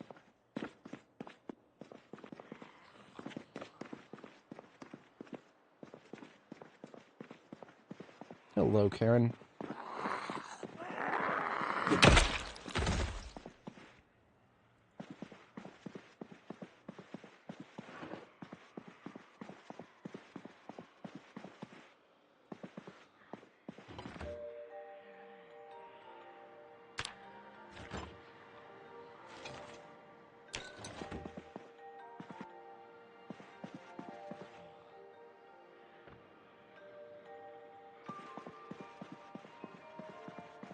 Couldn't tell you exactly where all that mouth breathing is coming from. It sounds like I mean, all around me, kind of. It might be the second floor, but I would have thought the second floor would have emptied by now. Maybe there's a lot more stuck on the second floor than I suspected. Remember that corner up there? Maybe one of the only ways to pull them out of that corner is to kind of pull them down this way. I figure that this staircase right here is probably one of the best ways to get to that. The corner I'm talking about, we can actually go outside and observe it real quick. Get rid of some of this glass. Hello, Nana Madhouse.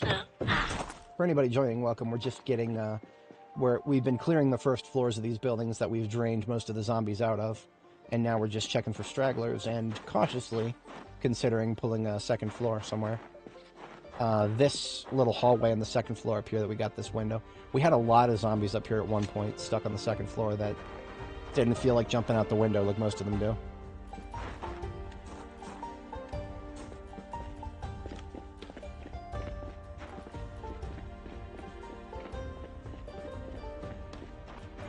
Hello.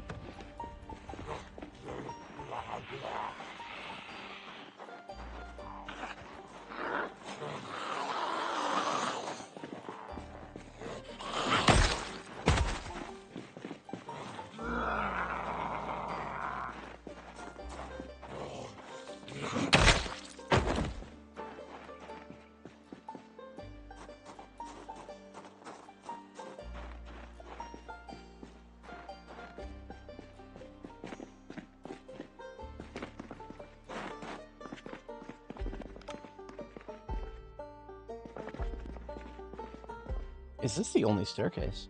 That can't be it. Every single one of these buildings has an emergency stairwell somewhere, doesn't it?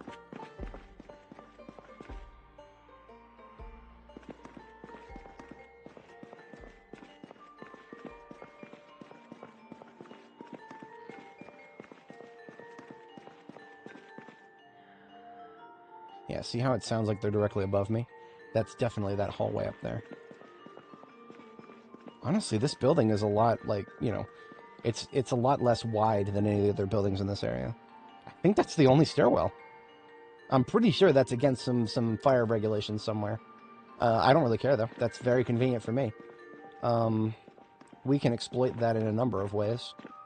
One of which is just making sure that this stairwell has tons of barricades in front of it. And the barricades don't have to be built by anything special. We got them right here. All these dividers right here, these are barricades. Pretty lovely barricades, if I do say so myself.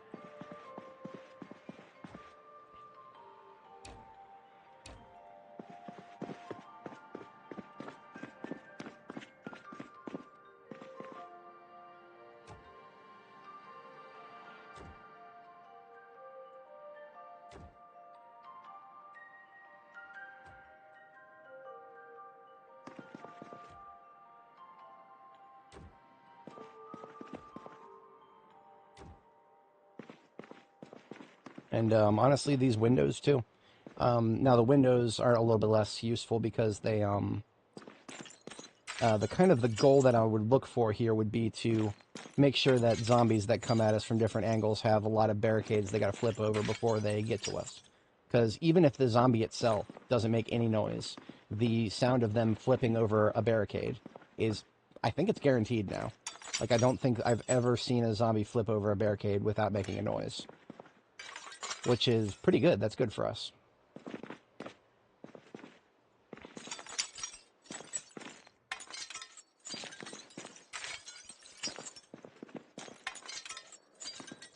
So I think this building will be the one we do next, Bateman office building.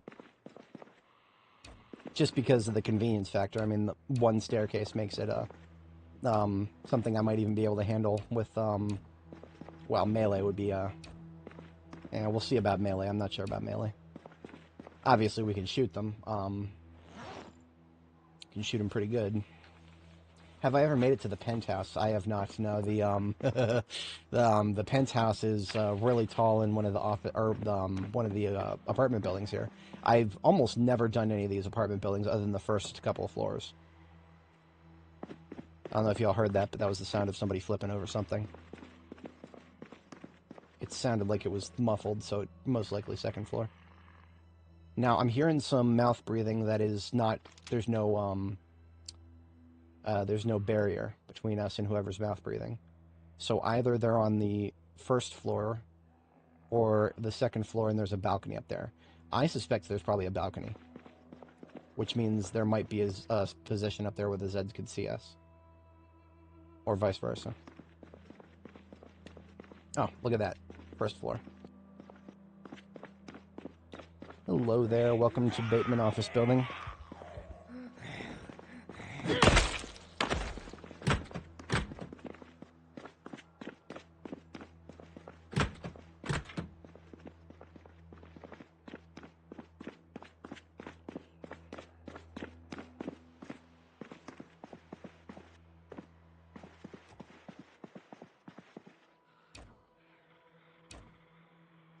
And down we put another barricade here.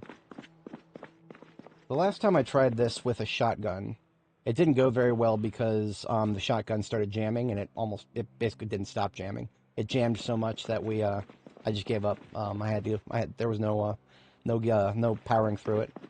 We also had lag spikes, making it difficult.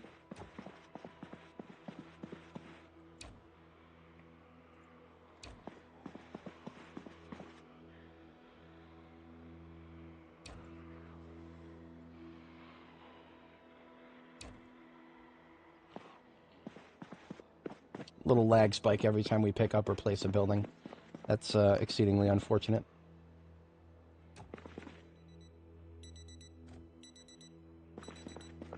I would be very curious to see if that watch beeping that we just heard actually brings anybody from the upstairs down. If they do, they'll come down the staircase right up there on the right.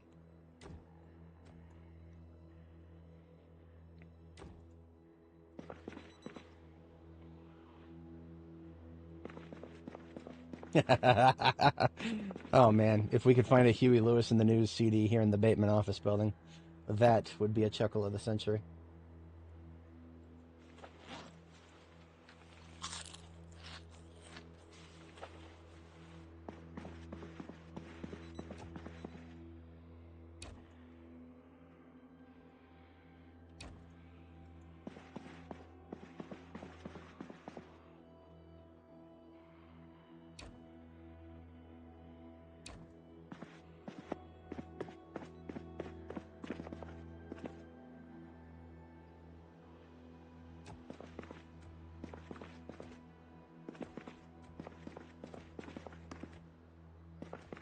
Right here, yes.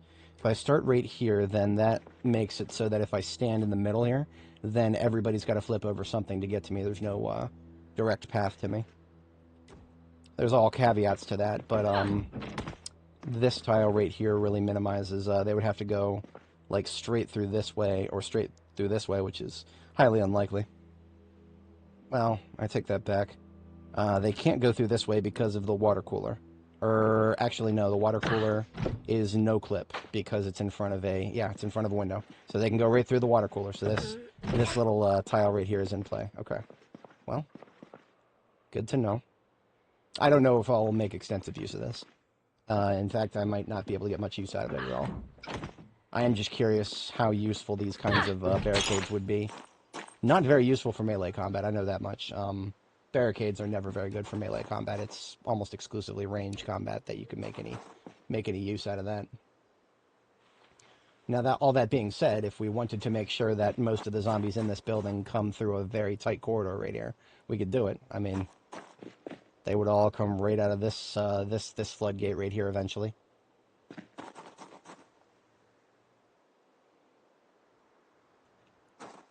The stutters, the game stutters are kind of making me want to see if I can avoid them. If I close and reopen the game, that should clear up any memory leaks. Just want to find my truck. It's all the way down here, I believe. Yeah, if you're talking about the whispers that we're hearing, it is most likely a little bit more than that.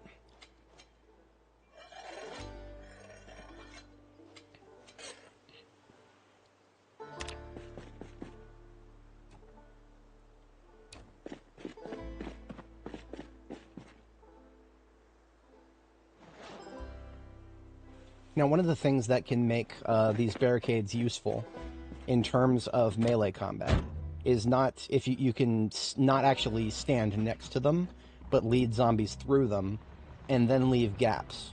if you leave gaps so that some of them are walking through the barricades freely, while others have to flip through, then you're kind of separating them a little bit. And you're turning like a tidal wave into a steady stream. Now, we're talking about a Louisville building, so I generally don't believe that we pull an entire floor at once. I don't think a steady stream from an entire floor, even if I was axe level 10, I don't think we could handle that. However, I am curious what my limitations would be, so we're going to park like right here-ish. I'll get out the grindstone and empty some of the loot in my backpack that's weighing me down here.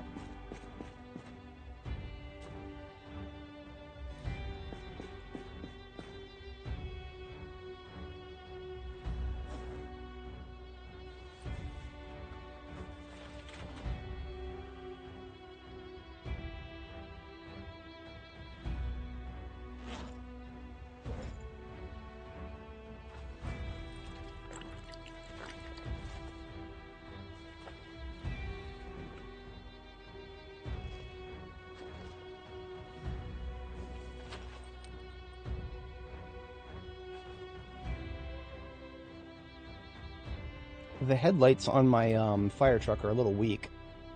I can replace them, actually. Right over here in this residential area, we've probably got some exterior lights. All I gotta do is pull the light bulbs out of these. In this universe, all light bulbs match all slots. For now.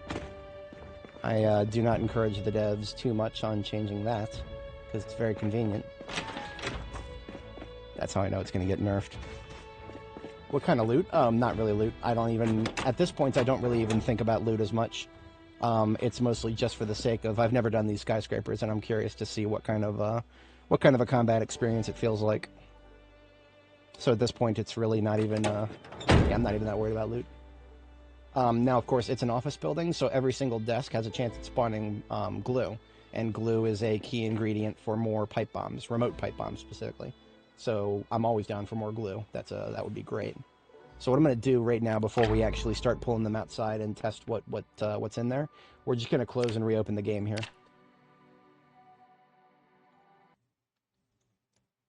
Learned about some of the deeps in immersive plays. Oh, glad to know that I'm helping out, hopefully. Right. The playing it like a horde shooter is, I feel like you're going to run into a few limitations on how much fun you'll get out of it, but I mean, if you're having fun, then that's great, and that's always a good thing.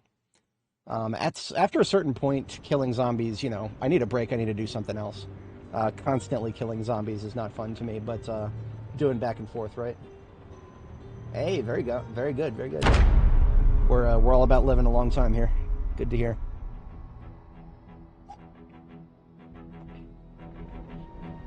All right, so if anybody's not familiar why we closed and reopened the game, it's because of a bit of a lag spike we were having. I think there's memory leaks of some kind. So by closing and reopening the game, I think we'll have a little bit less of a issue here. At least I'm hoping. Maybe that could be a little cope instead of hope, but yeah, I'm not seeing, at least it's not like freezing, right? It is like, a little frame rate drop, but not like freezing up for a quarter of a second. Alright, let's see what we can get done here. Know what I was saying before about shaping their flow a little bit and kind of turning these things into, we're going to turn these into like obstacles. We're going to make a bit of an obstacle course here. So that the zombies, some of them will flip over these, some of them will flip over the barricades, some of them will go around them. And that way, I'm hoping that will result in a little bit less of a tidal wave coming our way.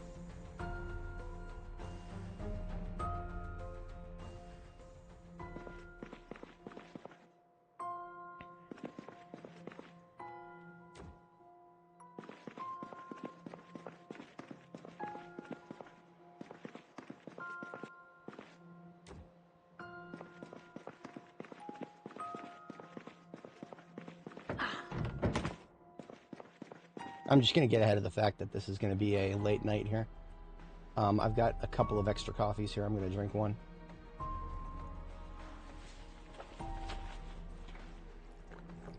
That's when I started my drinking problem. Mrs. face with glass. Almost gonna top up my water. We have a water cooler right here. No reason not to. Who knows how long of an encounter this could be. If it goes well, it might be a while. Zomboid keeps freezing on me. Computer is kind of old. Oh yeah, absolutely. There's probably some good stuff in the penthouse. To be honest, if your computer's a little old, there's only so much you can do. Obviously, you can reduce the resolution, and there's a few graphic settings you can lower. But you're going to run into a brick wall eventually if... See, like, I was able to play this game on my work laptop. Not the primary, but the MacBook they issued me. That is a 2017 MacBook. But in order to play it and not have frame rate problems, I had to make sure that there weren't more than, like, 5 zombies on screen. So I had to be really careful about pulling them. Speaking of being careful, now I got to listen for things. I also made the window size. I played it windowed, and I made the window size, like, really small. Okay, so what just happened is we crested the staircase for the 2nd floor. That means the 3rd floor is in play. And they can actually see me through these staircases, I believe. So all I'm going to do is yell. That's it. We're just going to yell.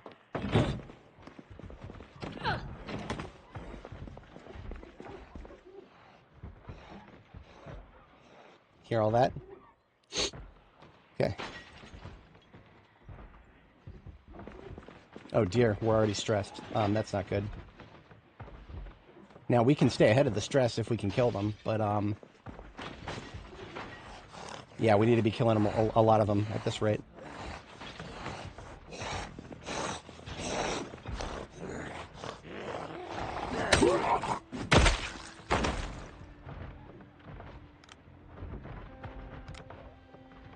Yeah, there's no staying ahead of the stress. Regrettably, we are going to be stressed for a minute here. We gotta let them break all the doors, and then they'll stop slapping doors. And then it'll just be a nice steady stream. We don't necessarily want to be standing and fighting here. I'm just kind of staying inside to see if I need to make any more noise before stepping out. I probably do, because there's probably plenty who have showed up right where I yelled, but they probably haven't made it down here yet. Hey!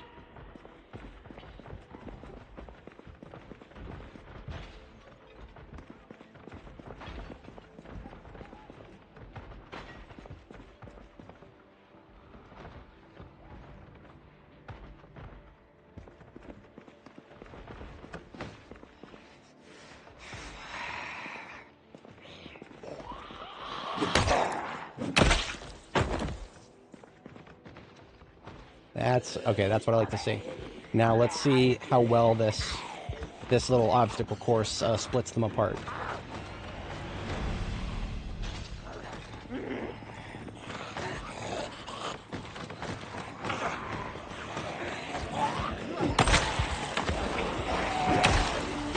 Yeah, we're not staying in here. I just wanted to observe their movement, and it does look like it's splitting them apart. Yeah, we'll see how this plays out. Now, do not go for the drop kills in a situation like this. Let them get up.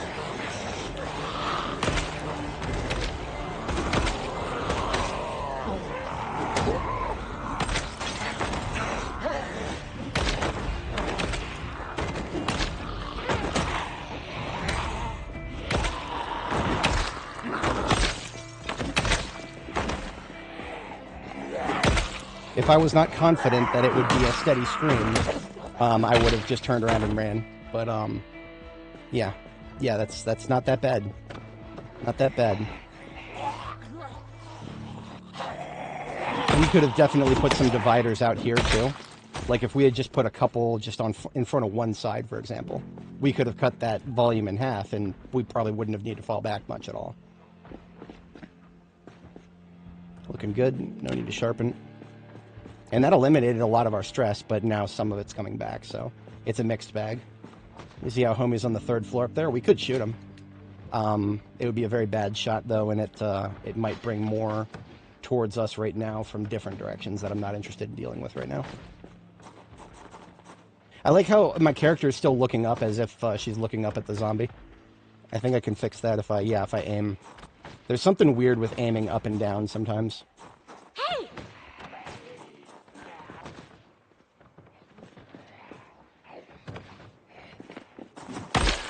Calculated risk.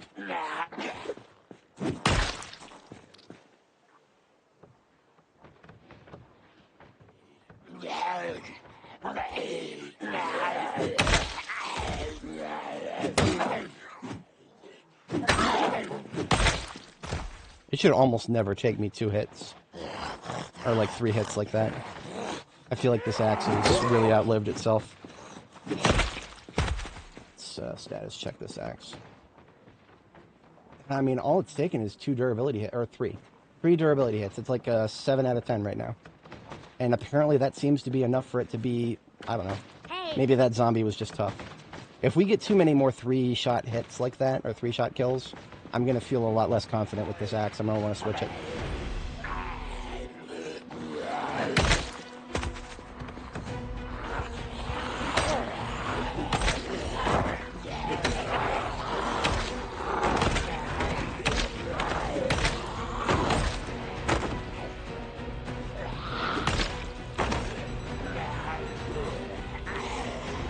Yeah, I definitely need some dividers out here, too. We're doing a good job at slowing them down before they get out here, but then they all stand up kind of at once, and it's lessened of an effect.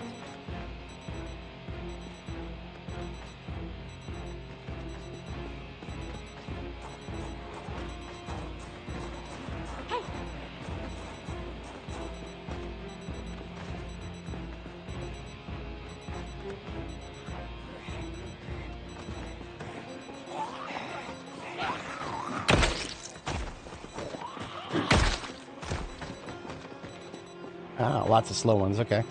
As you can see, it is working, but now they're still divided by speed, so...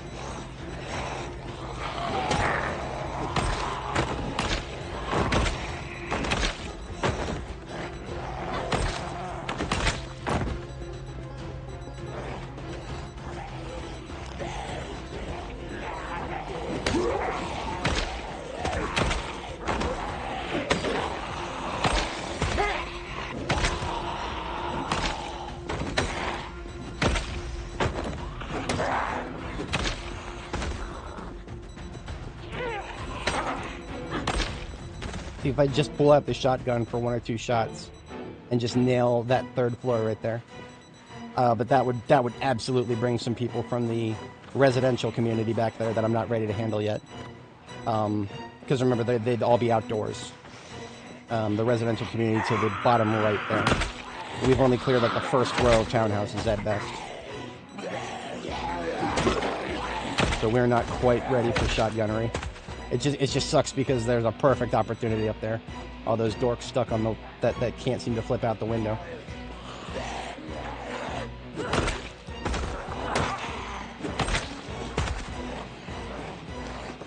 What brings you guys up here, I wonder?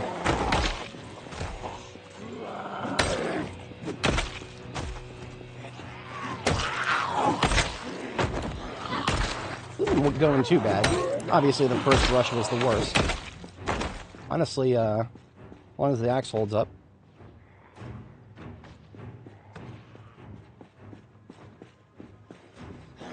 I'm gonna switch to the respirator here. I don't have the noodle for sickness yet, but I can almost taste it. It's coming. I'll take that line out of context, please.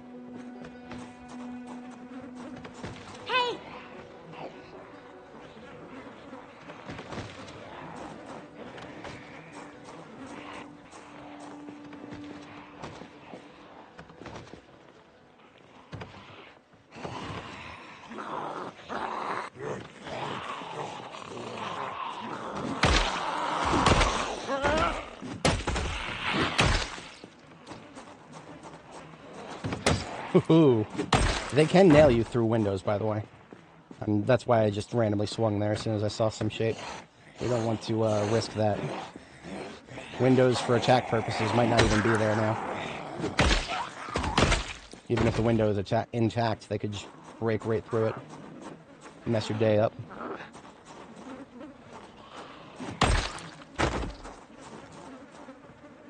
Hey! Interesting. One of them made it down to the second floor. I am really tempted to just... what if I do this? Alright, just one. I'm gonna fire up the truck engine just in case that causes something that it shouldn't.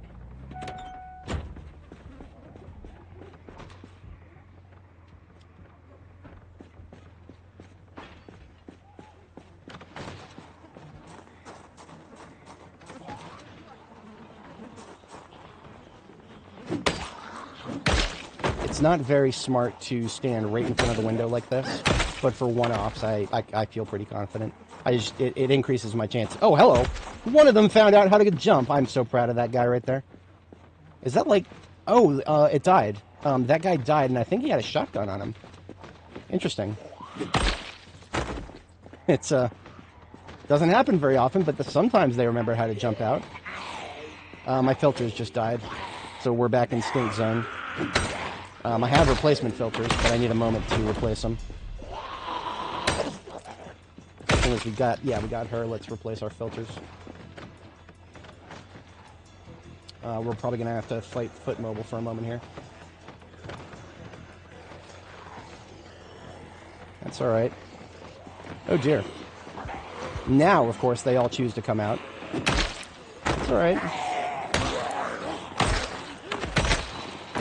Think I'm locked in here with you? You're locked in here with me.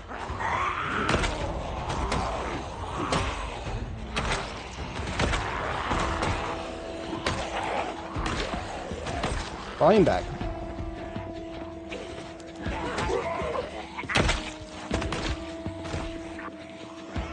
I had to check my 6 and I needed distance for that.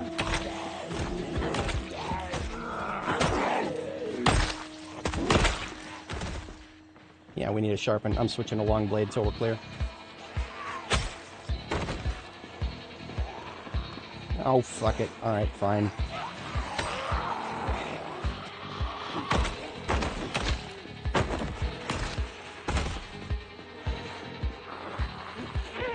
Honestly, starting the truck's engine might have worked against me now. Because now some of them are going to get stuck on the truck.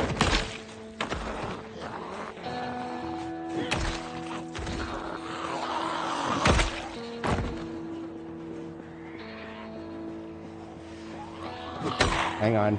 I believe in the power of the grindstone. I believe in the power of the grindstone. I believe in the power of the grindstone. I am one with the stone. The stone is with me. One with the stone. The stone is with me. Oh, shit. We're good.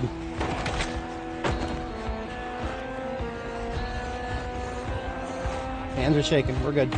We're good.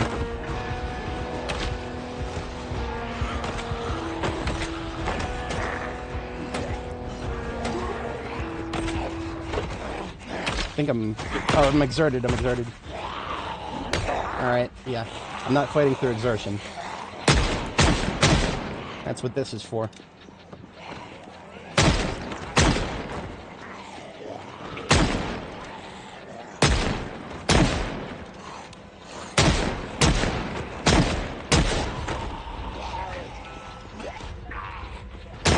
Alright, I'm gonna have to lure them away from my truck.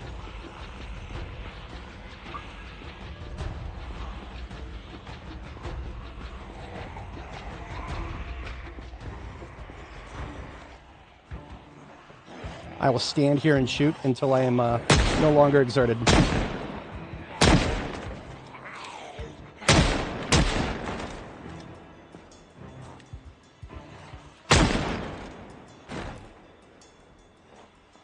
That's going to take a minute to no longer be exerted.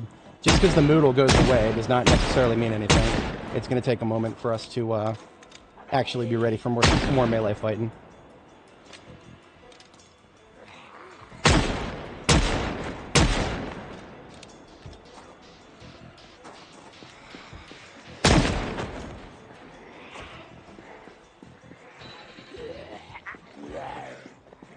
Need to evaluate how much more action is coming from this guy's direction.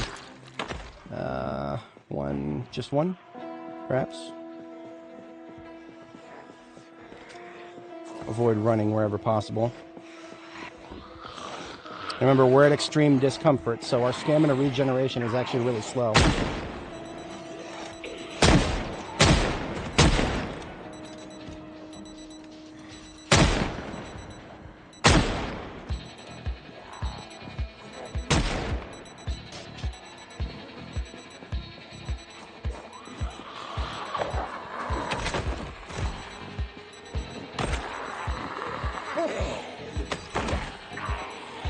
Yeah, now we're getting surrounded. I'm considering falling back at this point. You know, the truck being left running, that was a big mistake. I haven't actually made that many bad mistakes here, but leaving the truck running was one of them. I should have just left it off. There was no reason to do that.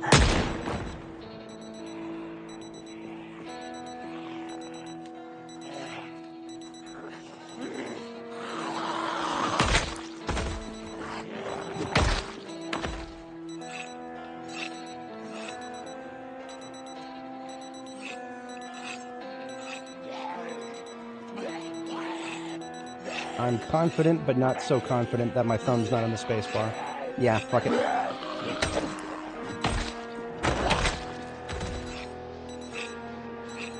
Sorry about the beeps, guys. I've tried going in the game settings and turning off certain sounds just because I'm so fucking tired of hearing them. It didn't work. It broke everything. The stupid game sounds are all packaged in the same binary blob, and I tried. The only way to like alter a specific sound directly is to unpack the entire thing and then repack it. It's an extremely inefficient way of doing sound, but it is what it is. It just means that our options are either that or go in there and shut the code off for whatever's playing these sounds. This is where turning on the engine was a mistake. As you can see, the truck is now just a Z magnet. But maybe we got some endurance back.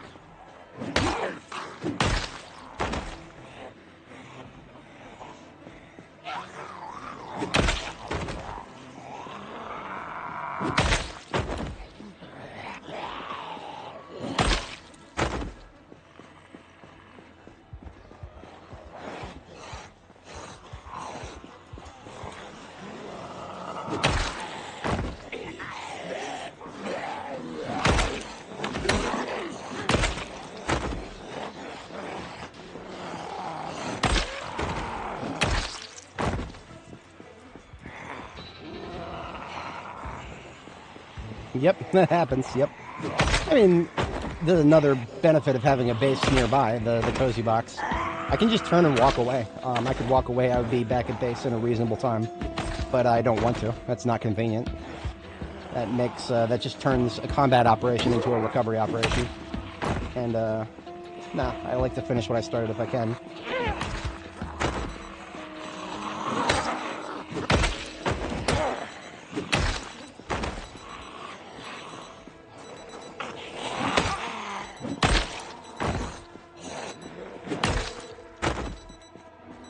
They broke my grindstone. That's actually okay because I got lucky and the stone itself got left behind. As long as the stone is intact, rebuilding the grindstone is very easy. Remember that zombies will slap anything the players build, so again, leaving the truck running cost me my grindstone. They probably would not have grouped up in sufficient quantity to accidentally come over here and slap the grindstone. But for my truck...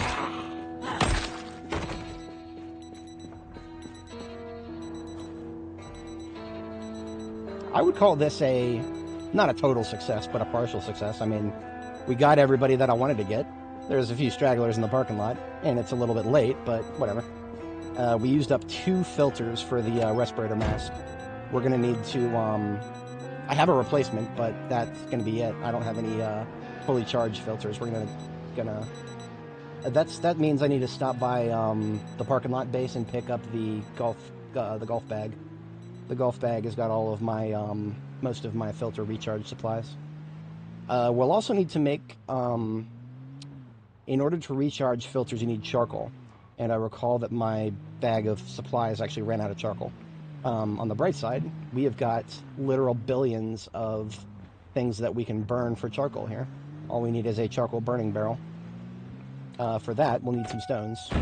So I'm going to pick up some stones in addition to the ones I already have. Total of 4.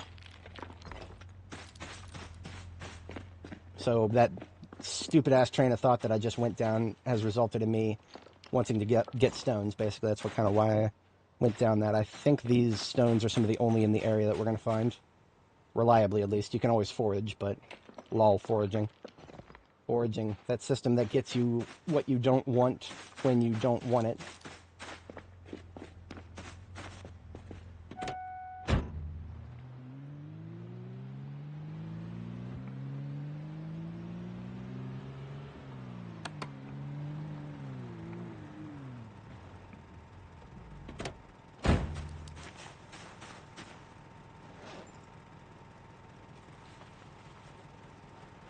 This axe is not in the worst condition, but the handle is just about to break.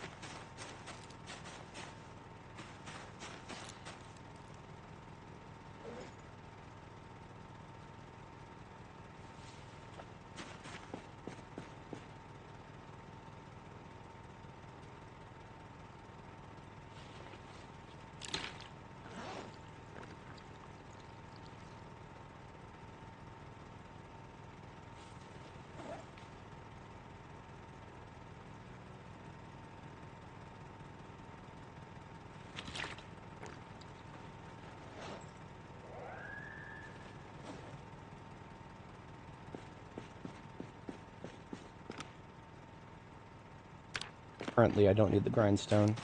I'm going to put away my heavy armor, with the exception of the respirator, because I'll need to take a look at the filters here.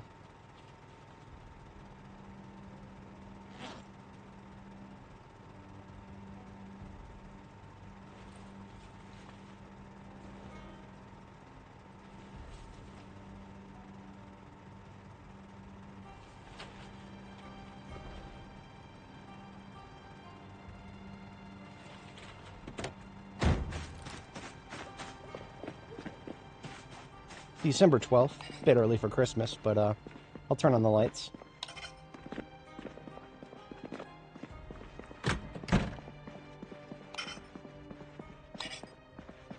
It's the closest I can get to red and green.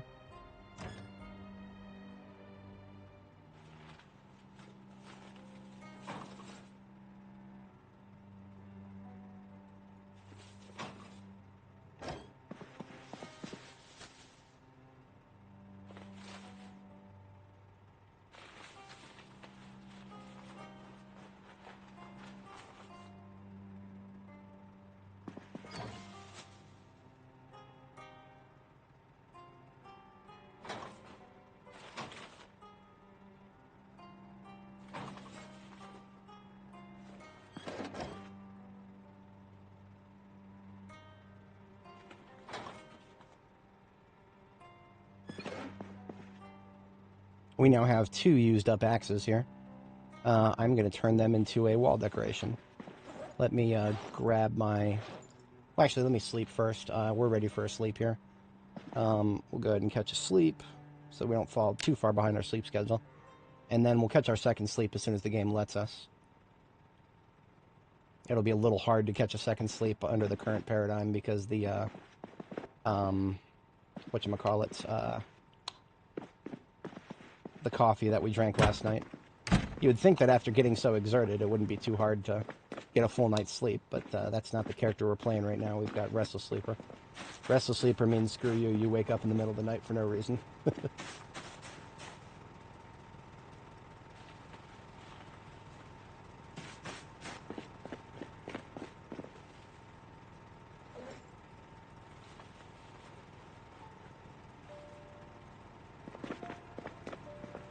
Now, if I wanted to make a charcoal burning barrel, I would just need a few more, or rather, I would just need a, what's it called?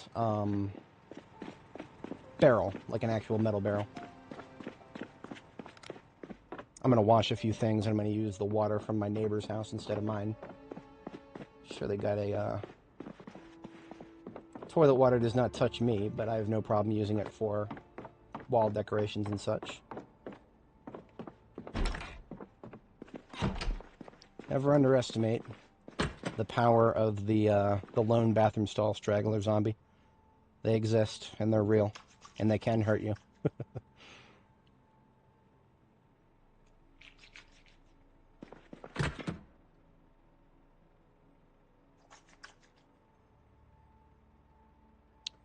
So things like armor and whatnot that go on the outside of my body, that's perfectly fine to wash with toilet water.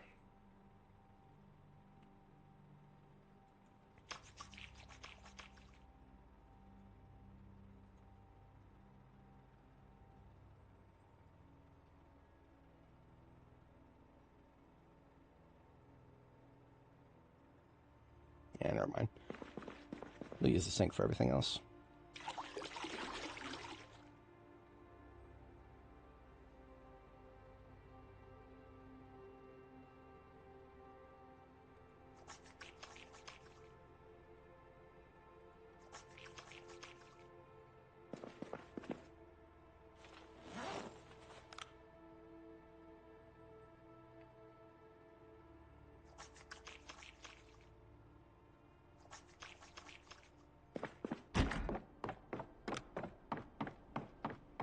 So the axes that we just washed up are now going to become wall decorations, along with these flags. City Hall don't need no flags no more, but I'll gladly take them.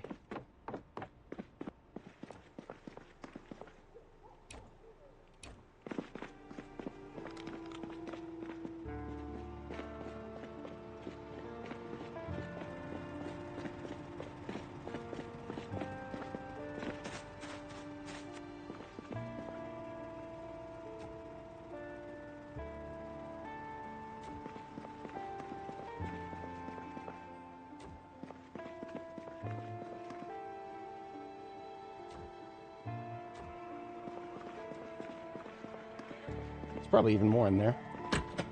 I'm not too worried about that though. Let's put our axes on the wall. How's about we put them above the the painting here? The reason we're turning these into wall decorations is because their condition is lowered to the point where it is no longer a good idea to use them instead of something that is a little bit more intact. Let's do something like 315 for the one on this side. Extended 3D placement, if you're not familiar, is easily the single best thing that has ever been added to B42, bar none. It gives you more freedom to decorate your base than the literal Sims. This game is officially better than The Sims at being The Sims.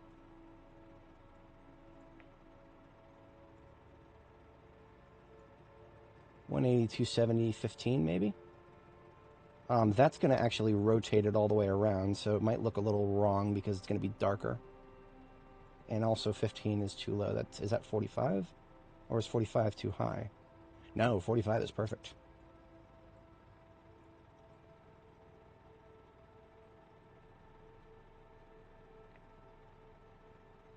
See, because this game is isometric, it throws my 3D senses off a little bit.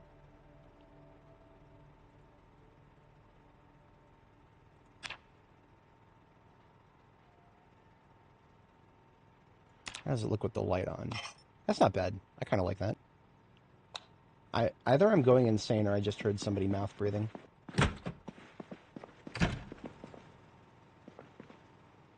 And every time I think going insane, I'm already there. No, there's no mouth breathing. That could have been any number of things, what I just heard. But ain't nobody who could have seen me. I'm going to try to sleep again because if in a perfect world, we'll get our second sleep. Nope, not tired enough to sleep. I'm not fighting it, not at 7 a.m. If I'm not tired enough by 7 a.m., then I'll just drink a coffee. We should have a container of coffee somewhere up here. I don't want it to be one of my good coffees, just a basic coffee.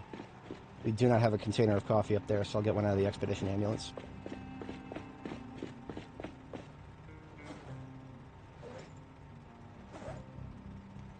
If anybody's not familiar with my vehicular logistics, the expedition ambulance here is just basically backups of most of my things.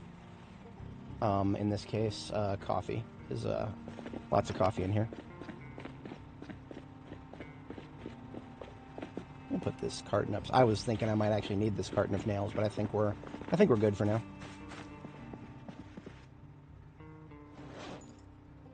Probably crack it open if I want to make another base going forward.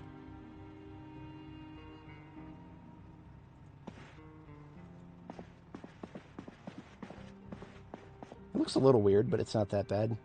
It could be worse. I mean, honestly, these crates have been broken for a while now. If you try to put something on top of them, they just look weird.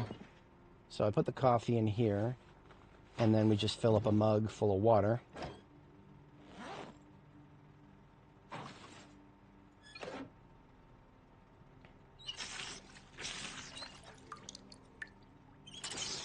And then click on the coffee machine, and it'll automatically use the coffee I put up here. And I'm just going to drink that straight up. It doesn't need anything in it. This is just to shut the fatigue up, since it doesn't want to shut up on its own. I already have another coffee that's pre-made for backup situations. We're going to pull the filters out, put away the empties. Also in the Expedition ambulance, we have like a literal billion backup filters. So I'll just, I'll grab a couple of fresh ones from the ambulance, but I do want to try to get together a filter recharging apparatus here. See that guy? He's screaming because there's no filter recharging apparatus here. He's vocalizing my thoughts for me. So those 3 we just picked up, those are actually just going to go in the truck. Meanwhile, the truck does have 1 left, so that's partial full.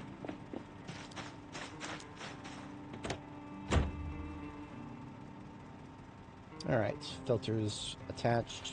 Replacement filters staged. Most excellent.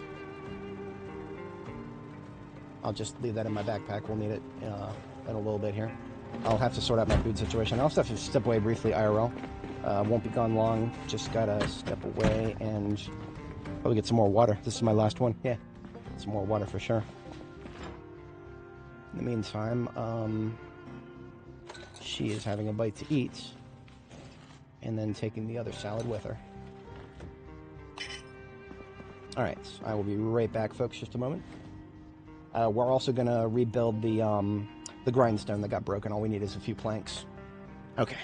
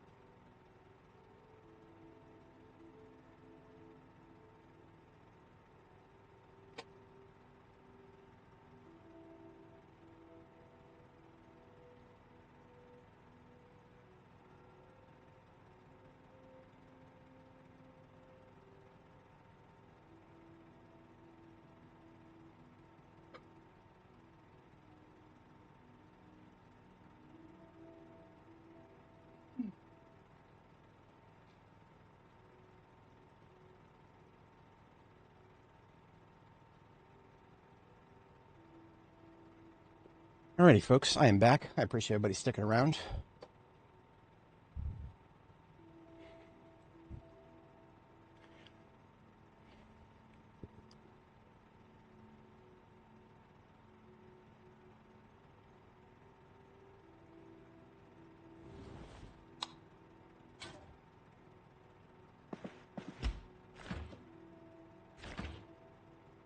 We'll send her off with another bite to eat here. I've been feeling, I don't want to say under the weather, but I started feeling a little bit, what's the right word? You ever had the word brain fog come up? When I woke up this morning, I felt a little brain foggy, and I can't even explain why. But it hasn't exactly been getting better or worse. I feel like I've performed well. I think I don't have any lack of confidence in my ability to keep my character safe for now. I always say this about Zomboid. If you ever feel like you're not feeling good enough to like drive in traffic on the highway, then you're probably not going to be good enough to, or you're not going to be acute enough to keep your character safe from, you know, a zombie around a corner somewhere that you're not expecting, right? So, I'm thinking about that in the back of my brain meat right now. You found a blue and a purple suit jacket. Now that sounds like you found the fun pimps. You just gotta see if you can find a feather hat along with it. So we just rebuilt our whatchamacallit. We just rebuilt our sharpening stone. Now we just want to get some of the loot that we picked up earlier out of the trunk here.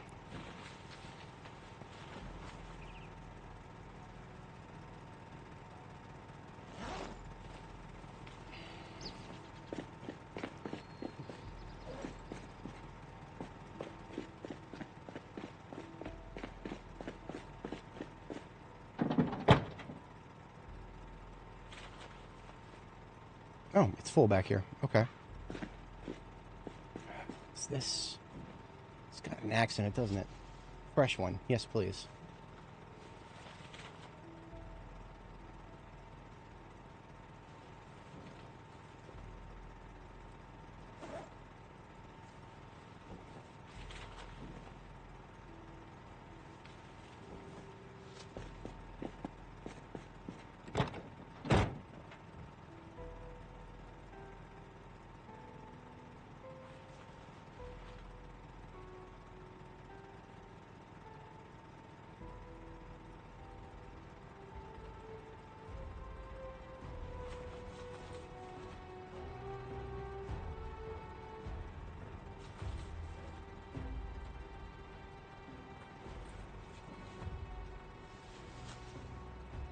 There should be some more axes in the SWAT truck here.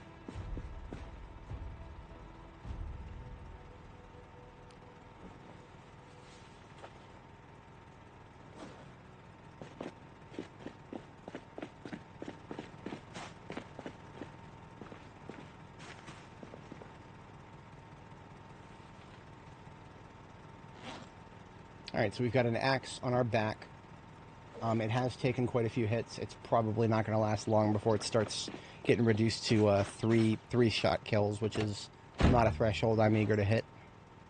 But that's alright, we'll hang in there.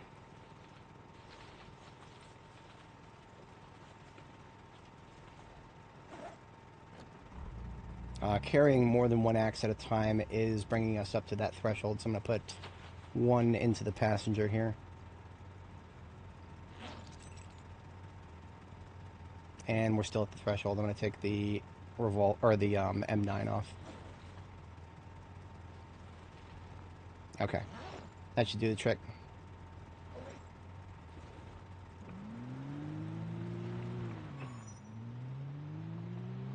How do I handle clothing protection? I have a picture for this. Hang on. I made a little image that kind of explains it. Stand by, I'll link it in chat for you.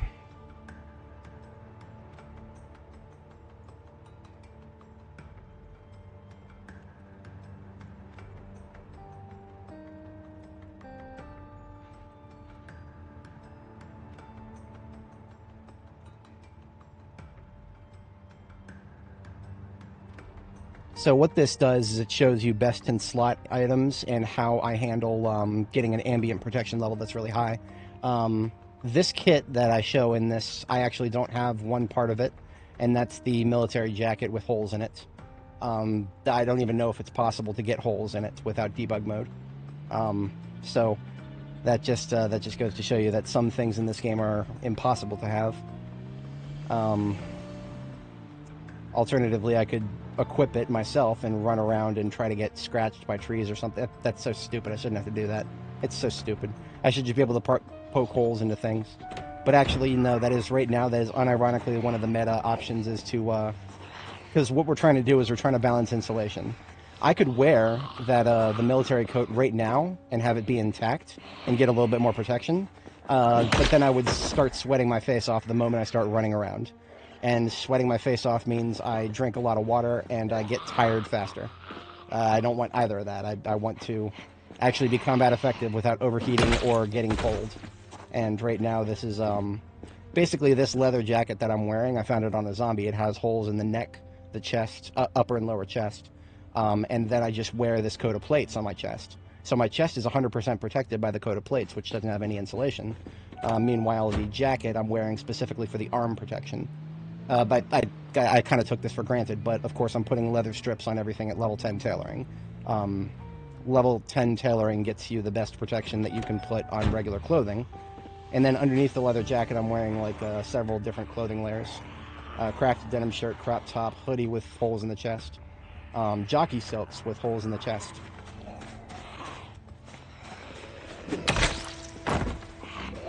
It's kind of a rabbit hole, to be honest. Clothing protection in this game is in a very weird place right now. I'm here for it, though. I mean, I kind of enjoy extremely complicated things that have niche solutions. We've got a we've got a spooky, scary ragdoll on the screen right now. I call this one the Homelander because it zips around the sky and you can't really keep track of it. Not because it collapses, begging to do things that I can't even talk about on YouTube. Crypt Key, you're not a very good writer. Just saying.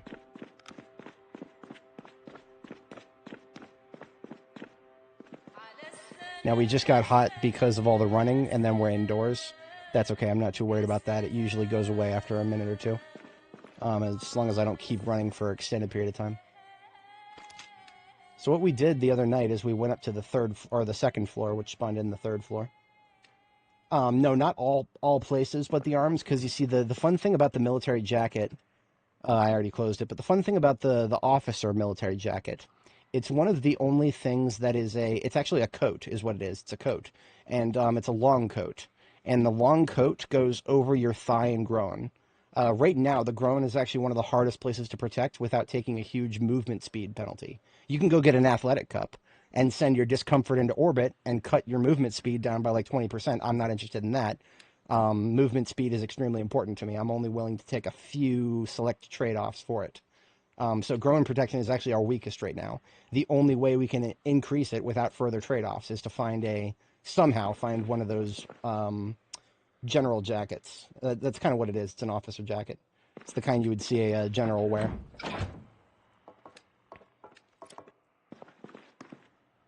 So this we can go floor by floor or room by room for this floor now. As soon as we go up the stairs to the next floor, that's when the fourth floor spawns in.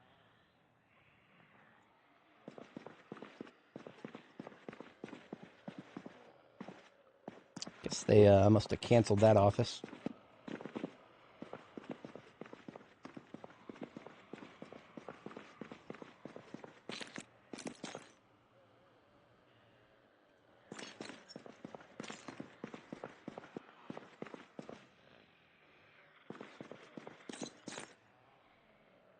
Now, the thing that makes Louisville skyscrapers so annoying is that you can't just go floor by floor and deal with it floor by floor. Every time you go up the stairs, the floor above you spawns in. So for Louisville skyscrapers that just keep going up, like this one, I don't even know how many floors this one is. It's big. This is the Orion office complex. See that one right there? She's going to come up the stairs after me. If somebody's outside and they see you, then they know how to get to you.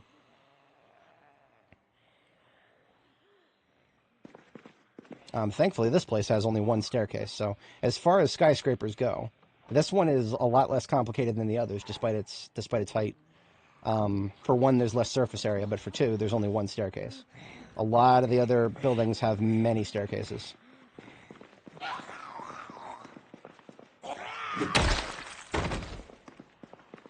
I think she was the only outdoor one who saw me, so... So what I'm going to do, actually, I'm going to... Got these dividers. I love these dividers. We're just going to make it a little harder for the ones to if they come up or down the stairs. We're just going to set up some things for them to slow themselves down with. This is the skycrapper. The skyscraper. No, you were right the first time. It's the skycrapper, all right. The sky starts crapping zombies.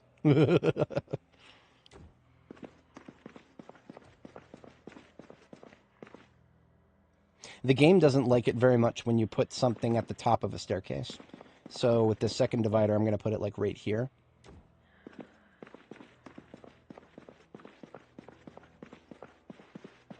Now I want to make sure that I can navigate the stairs, because I don't want to make so many obstacles that I too am going to be blocked.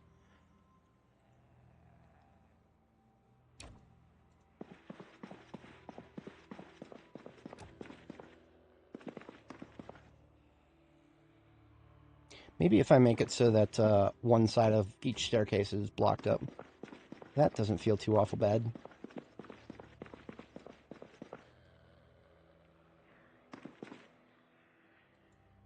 Yeah. So if they try to take the path of least, or sorry, the shortest possible path, you know, they try to go around here, then flip and flip. Okay, I like it.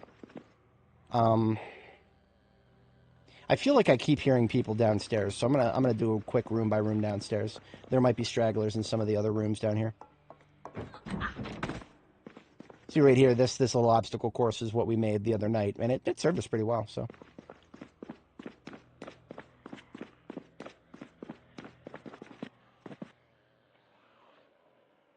It sounds like everything that we're hearing must be on the third floor then. Because honestly, they're all kind of in this area, the little mouth-breathing whisperers that I keep hearing.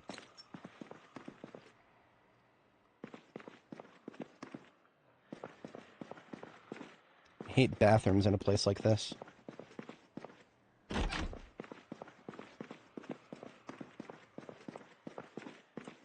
Could always be that deaf zombie in one of the toilet stalls.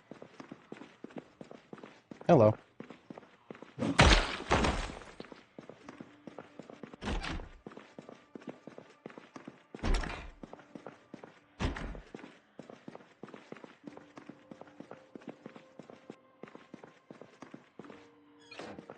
Ooh, somebody left their lunch. Somebody left 3 lunches. That's more beef jerky and some more non-perishables. Give me all that.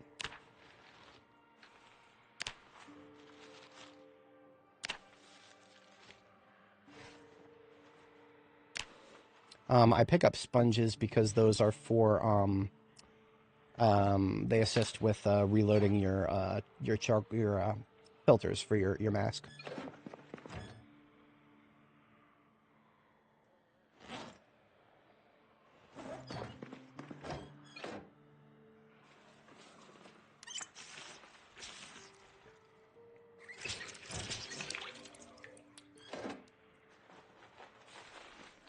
Okay. I am now convinced that almost all of them are on the 3rd floor. So, good. Very good. We know where they're at.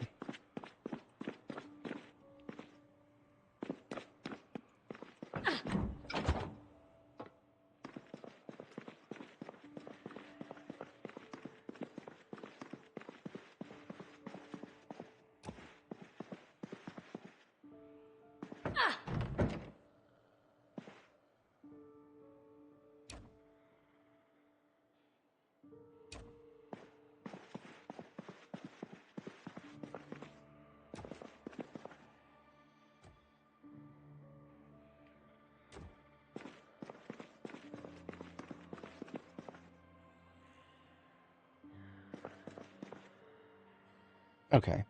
That should just help split them up a little bit. That's always part of the goal here, is to split them up a little bit. Alright, now the moment I step up these stairs, the next flight will spawn in.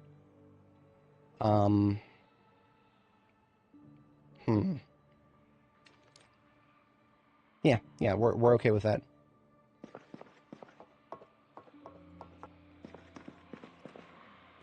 Now what that means is that all the ones up here who have not come downstairs yet now exist, in addition to all the ones on the next floor.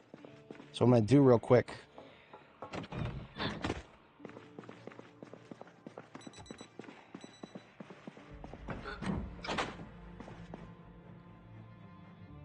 Calculated risk. I'm going to see if I can deploy a cubicle up there. I think I already hear somebody aggroed, though.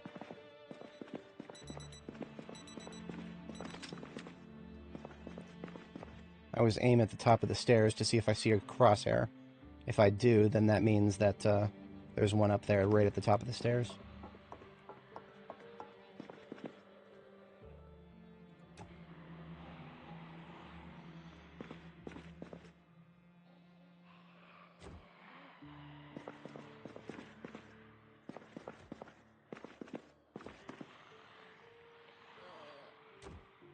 Okay.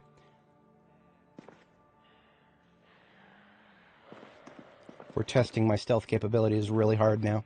The moment I kill one of these, that will probably aggro quite a few of them. I don't think there's any way around that. So, here goes nothing.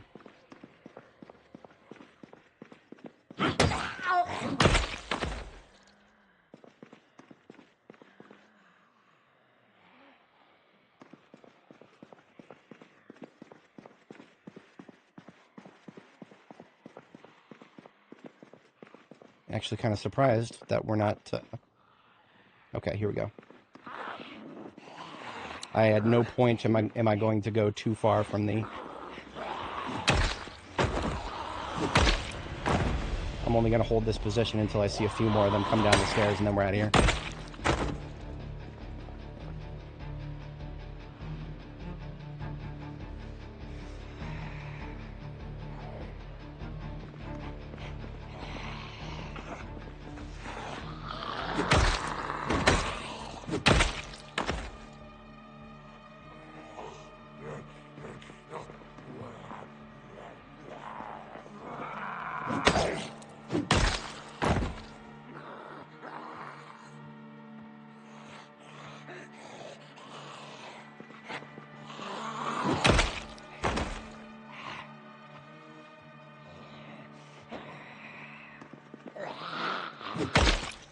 Okay.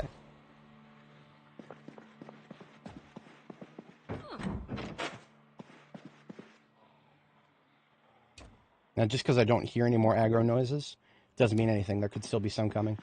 Because sometimes they hear sound and start moving, but they don't actually,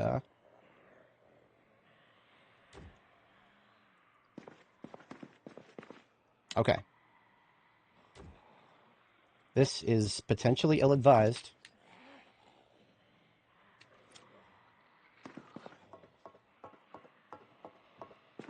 We're going to do 2 floors.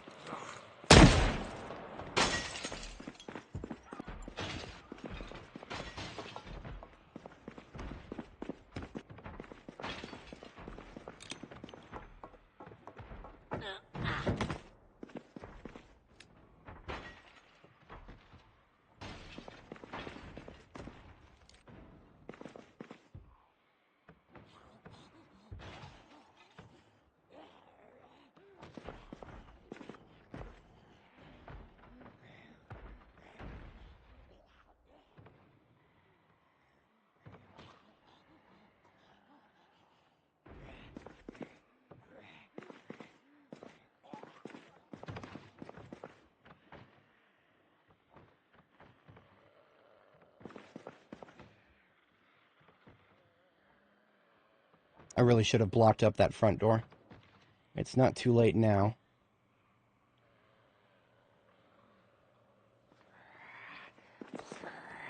Where did you come from? There's no other stairs here. Are there? Okay.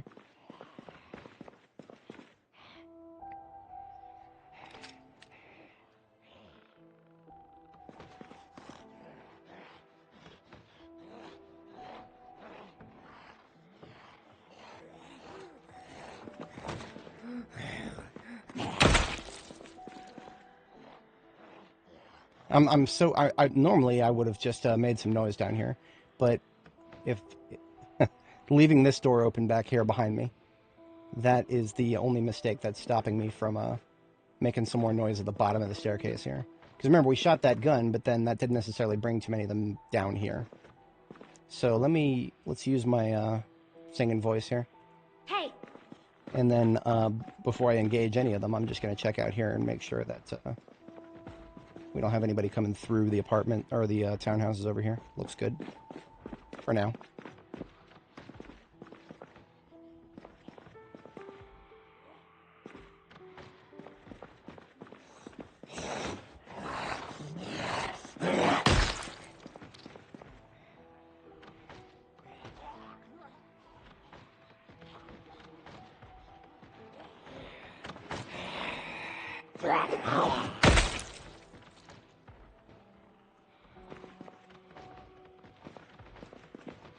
You hear how many of them are flipping? That means our defenses are doing their job.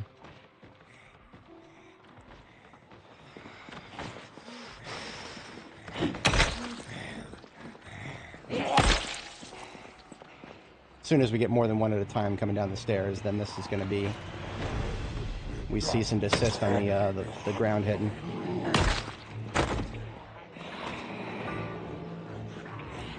Like that.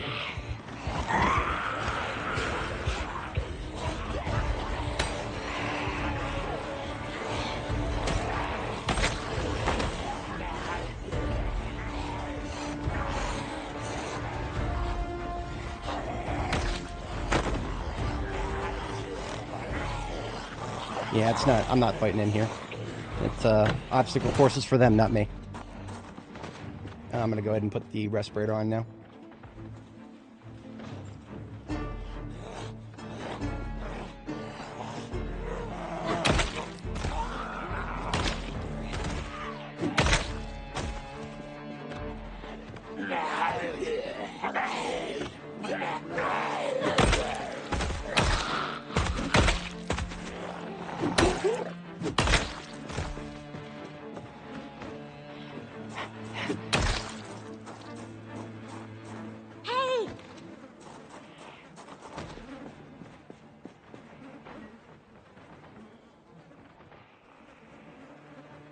Lots of them still upstairs. You know, what I could do, I could actually start taking out some of those windows upstairs.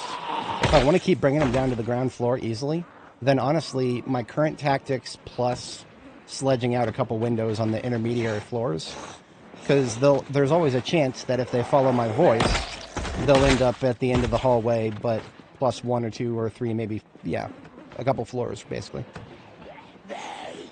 So there's a few things we could do to improve this as we go floor by floor here.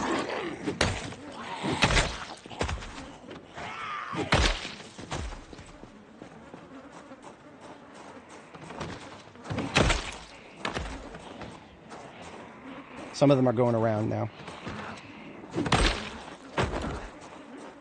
And coming back.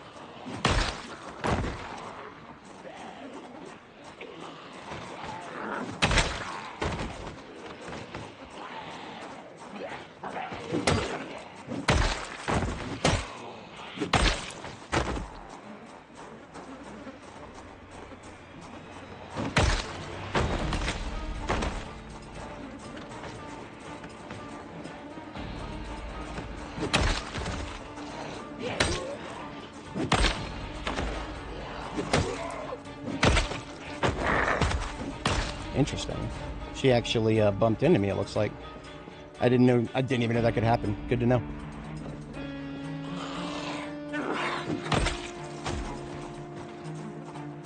Hey.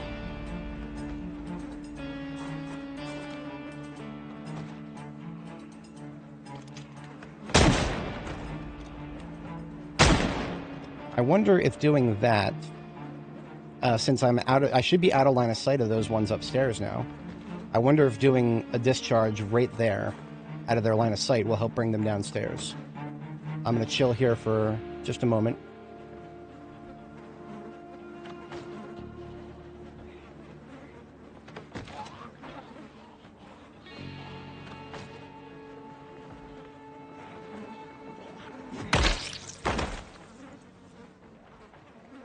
See if they're still up there. Yeah, regrettably, it doesn't look like... I mean, I can always do that, but that doesn't help me much with... I'm here for the experience, as it were. What? Am I out?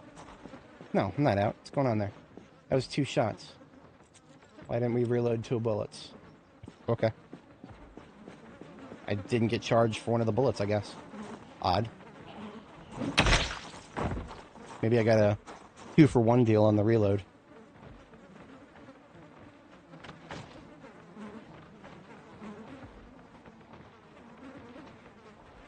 It'd be kind of neat if we could have those magazine reloaders. I'm sorry, not magazine, barrel reloaders.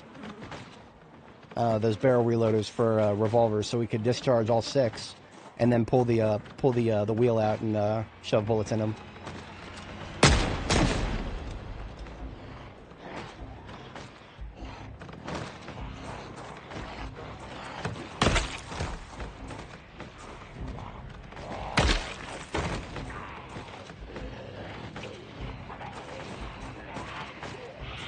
Yeah, no, fuck that.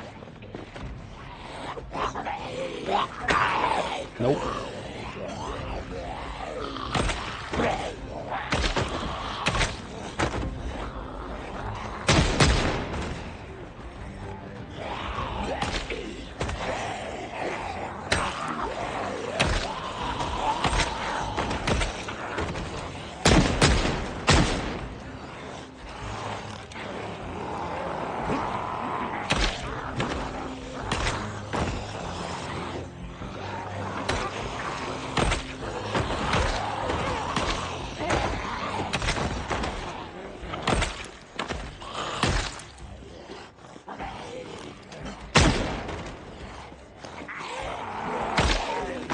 Today's special is swords and axery.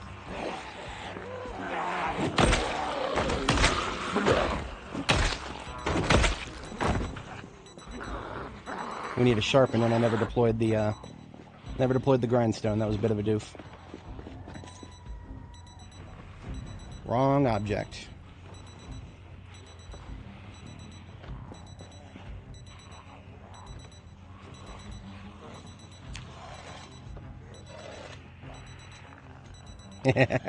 He decided to give up. Sucks to be that guy.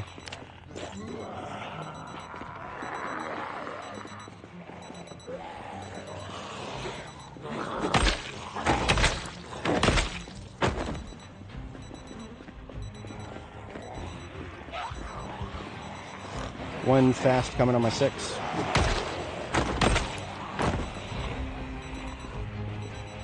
She might be the only one, but I can't remember if that...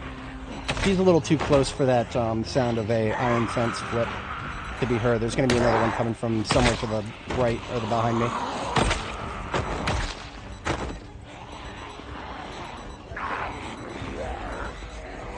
Our mask filters died again.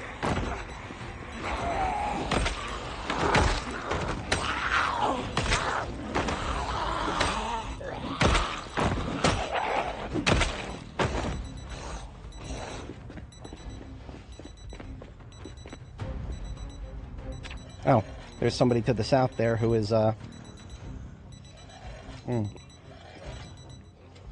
aggroed. So this must have been the flip I heard. Hello, flip.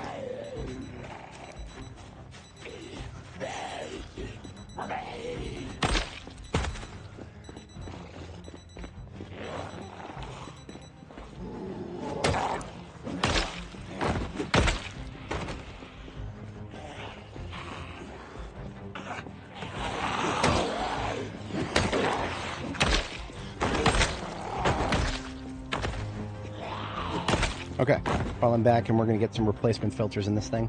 That's one of the reasons we're getting hot right now. It's probably because we're starting to get sick. We're otherwise pretty well balanced on our...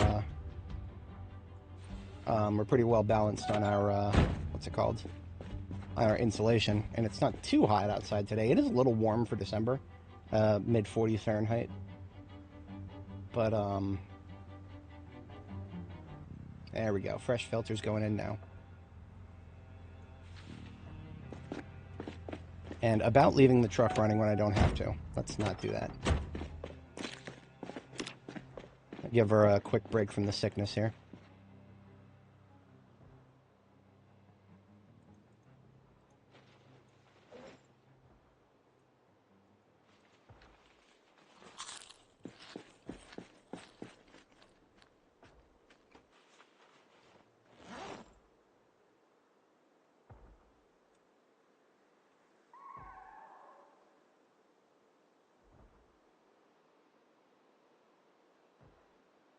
No more targets outside.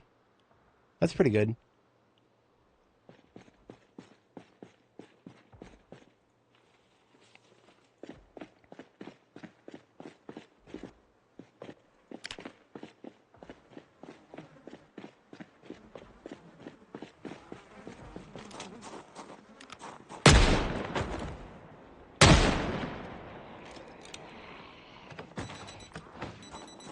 You thought you were done with the beeping. Sorry, guys. I've said this a billion times. If you guys find that annoying, I understand completely. Make sure the devs hear about it. Make sure to tell them that certain noises have been made hearable from 70 tiles away that don't need to be hearable from 70 tiles away.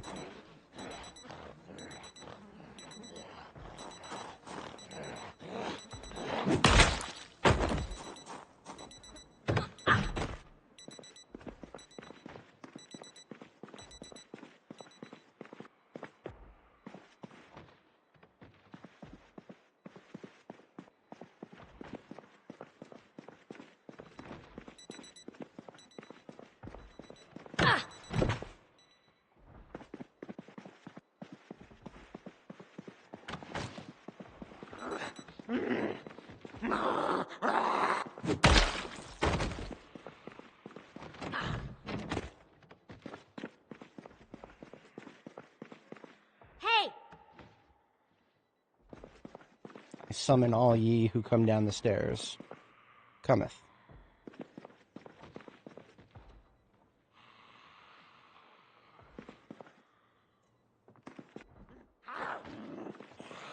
I've never tried this before.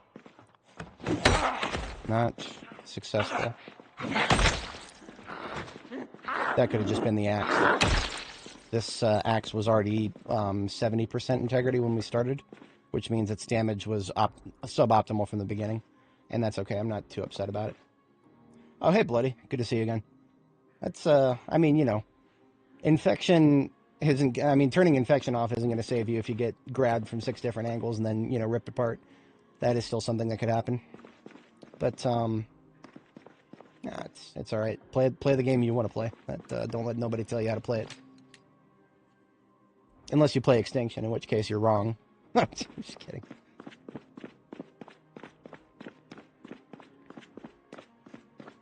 Alright, I'll discharge once to see if I can get them to come down these stairs. I know there's still a few up there, but I ain't going up there just yet.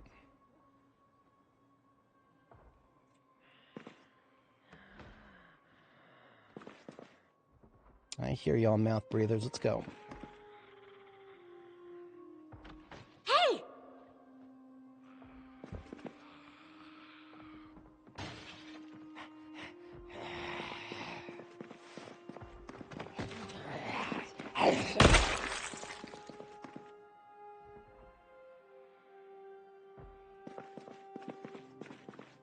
Okay, while I'm waiting... There probably aren't that many more, but while I'm waiting to confirm that, give me some more dividers. There's got to be a few more. I love these things. They're great. It turns a massive roving horde into a, as you can see, a little drip feed, or a steady stream, let's put it that way.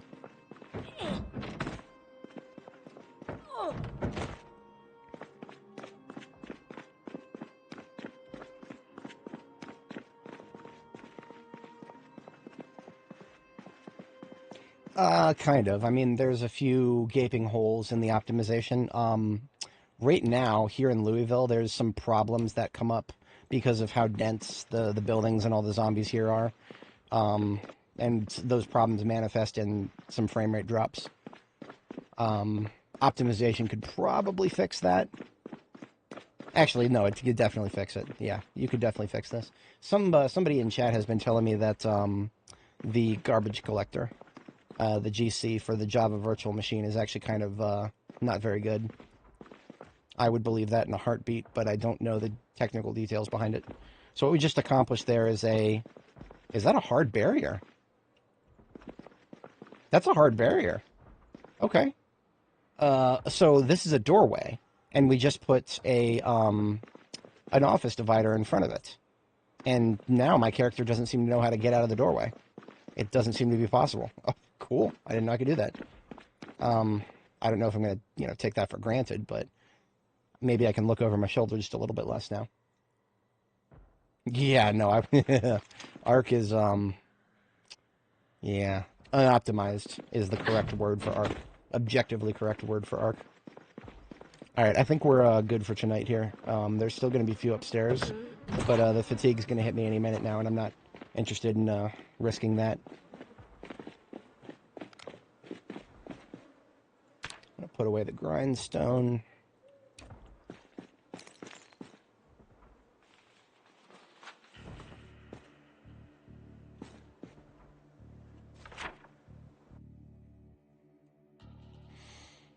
Alrighty. I have no idea how many floors this building has. Usually I like to, like with these buildings, I'll put skulls for each floor and then put an X through it after I clear the floor. I can't do that for this building. There's not enough room on the, even if I were to make it as small as possible, there's just not enough room.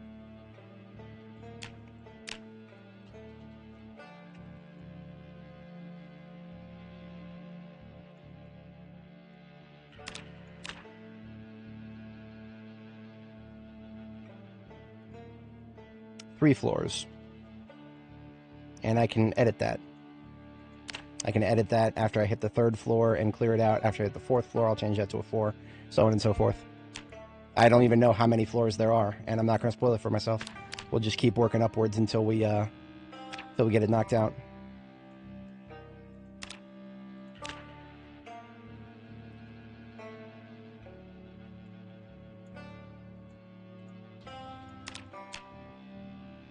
Just the first 2 floors of this building. First 2 floors is always sufficient if you're just trying to clear the area outside of it. As soon as you go inside and then up the stairs, that's when the higher floors start waking up. This is the Spiffo HQ building right here. Also just a 2-floor so far.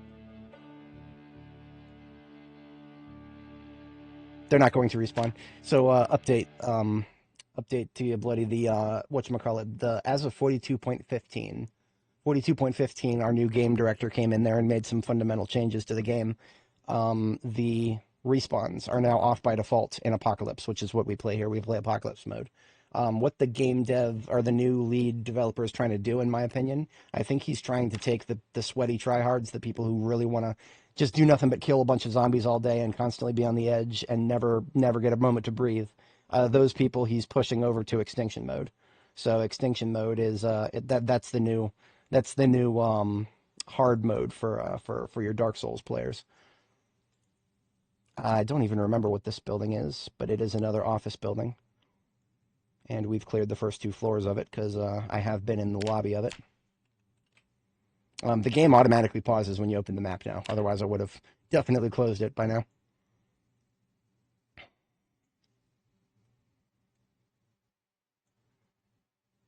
This building, I believe, is clear. This building is definitely not. I do not know how big this one is. It might be another one of the big ones. I think Bateman office is one of these other ones. I'll have to update when I figure out which exactly.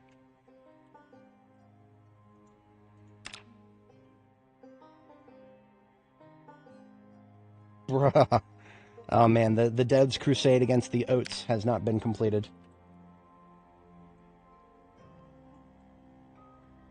I think this is another office. Oh no, this is an apartments. This is the red brick.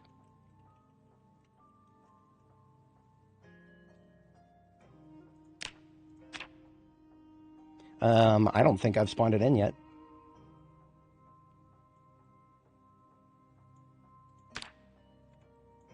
And I'm going to have to just check this one here. I do not remember this one here, luxury apartments.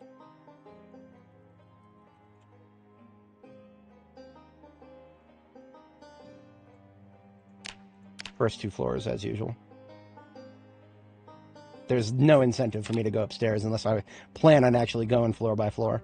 And the only reason I'm doing that for Orion office complex is because it's actually, there's only one staircase. So it's actually going to be a lot less complicated than the other ones. So yeah, on our way back to base, which is, that's Cozy Box right here. We built our own little base in the middle of festering heart of Louisville, as it were. We'll take liberty and take a look at this green one in the corner. Oh, yes, no problem.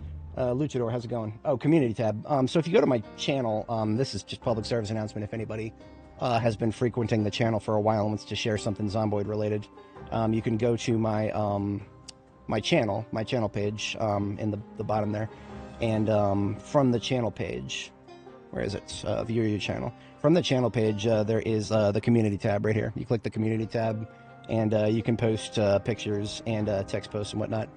You can post, I think you can post small videos too, or no, existing YouTube videos.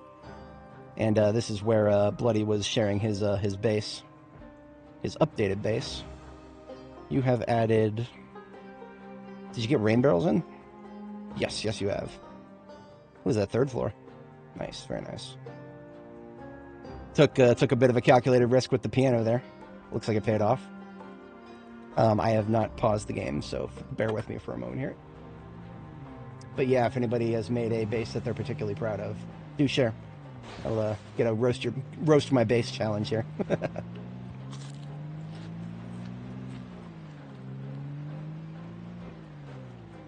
It's not an actual roast. I'm not going to roast anybody's bases negatively, but I will come at it with a aesthetically critical design, or a aesthetically critical eye, because that's what I'm all about here. This game gives us a lot of aesthetic options, and if somebody's failing to exercise them, I'll point it out.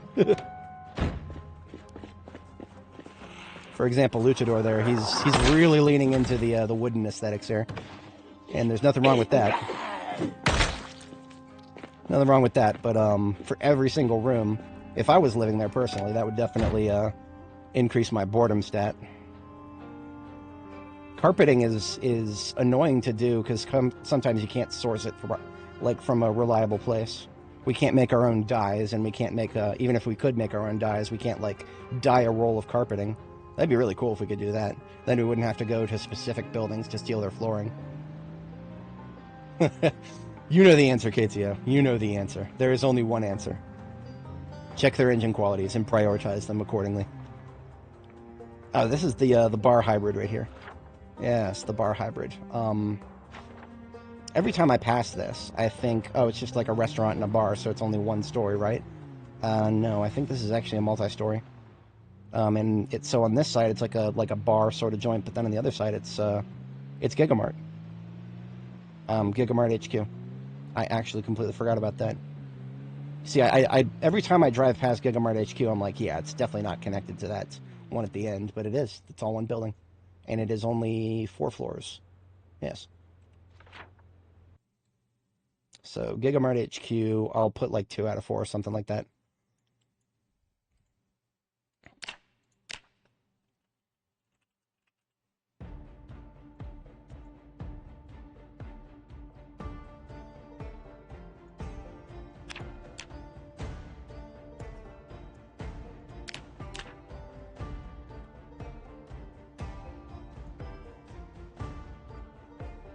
So now I can put 2 floors out of 4. So then I just update where it says 2 floors. I just have to update that. 2 floors out of 4. And when I start figuring out exactly how tall these other buildings are, we can start adding the 2 out of how many.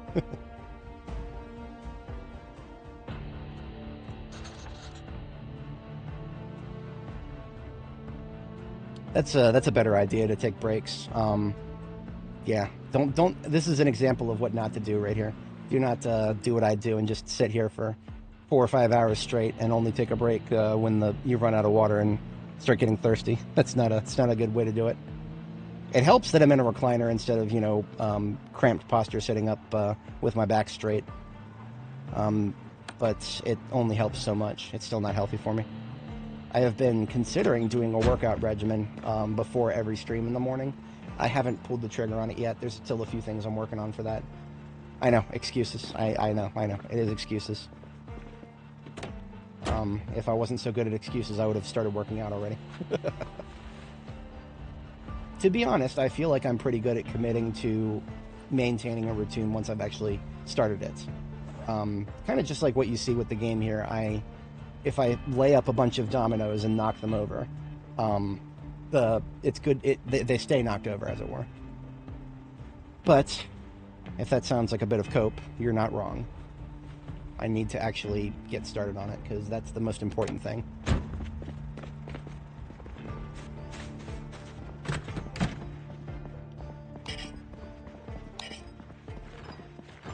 This is a little custom base that I built. If anybody joining was not here when I built it, I tested something, and that test is because I expect that previously and in the future, there could be lots of zombies traveling through this area as I kill them.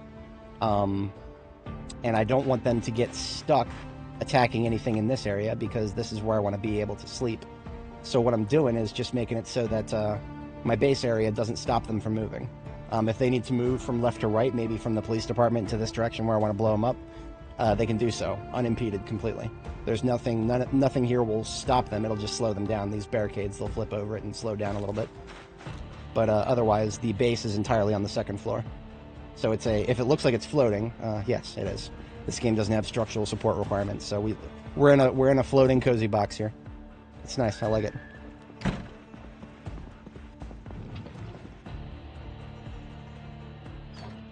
The snack foods we picked up can go in here. The beef jerky actually is going to go in the truck. The truck is supposed to have some emergency foods to nom on when I screw up my meal prep. So onto the driver's seat with the beef jerky.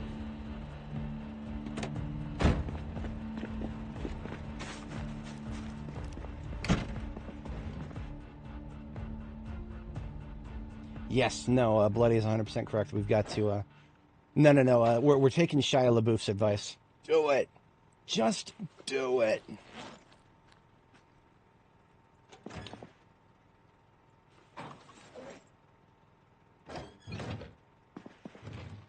Speaking of do it, we are going to... we're going to head back briefly to our base in the parking garage at the mouth of hell here, at the opening of First Street. We're going to head back there and just grab our, well, we're actually close enough to bedtime. I'll cut the lights here. We'll go back there, we'll sleep, and then we'll pick up the filter recharge kit, which I forgot about.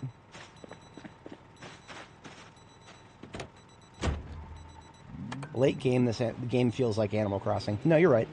And I've been saying this before, but this game is a colony simulator with no colonists. That's really what the devs are building here with B42, because the crafting system is all reliant on some NPCs doing things for you. Not everybody wants to take the you're not supposed to be able to do everything yourself as a challenge the way I do. If somebody tells me you're not supposed to be able to do all these things yourself, I'm like, okay, challenge accepted. But most normal people would be like, wow, that's really stupid. Who's supposed to do these jobs? And the correct answer is NPCs. A lot of the jobs that, you're supposed to have a blacksmith, you're supposed to have a cook, supposed to have, you're supposed to have security guards and whatnot, probably. But since we don't have any of that, we have a one-man army or multiplayer. You can do multiplayer now. If you were not around for 42.13, that's when multiplayer got added to B42 Unstable. Some of the folks watching have tried it, and they have mixed reviews for it. It's not bad. I took one look at it, and I was like, no, it's not. That's all right. So we're going to catch our first sleep here, and then we've got the bag of charcoal, the bag of filter rechargers. Everything except the charcoal, which is something we are capable of making ourselves. We just got to take take one of these barrels with us.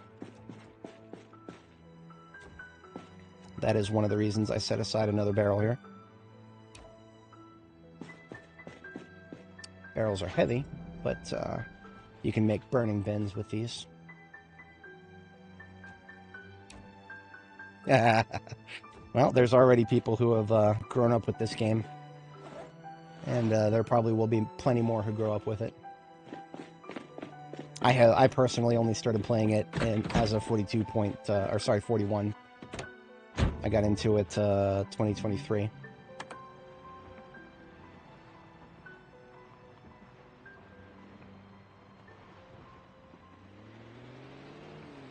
Wait a minute. If we're going to be coming back from... I literally brought the race car so that I can pick up one of the vehicles here.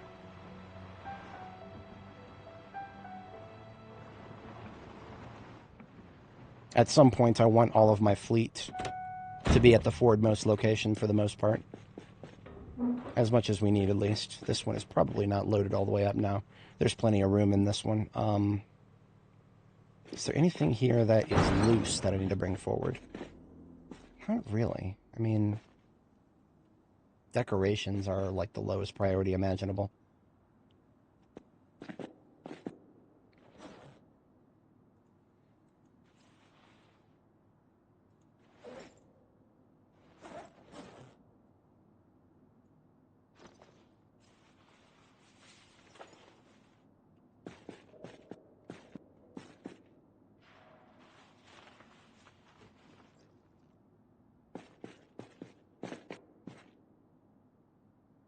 Okay, that's not bad.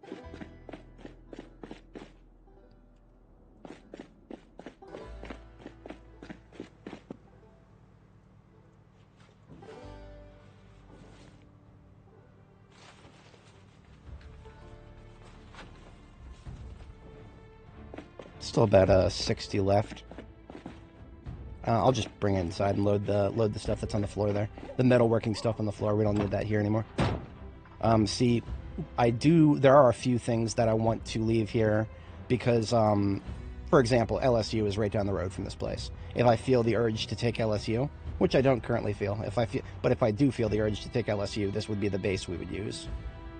I really should just detach. It's easier to detach. I can't back up pulling my own vehicle here. There we go. Now I can just dump everything right into the truck.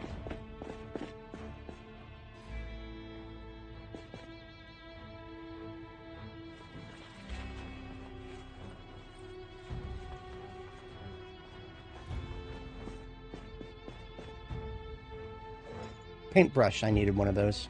We brought paint so that we can turn the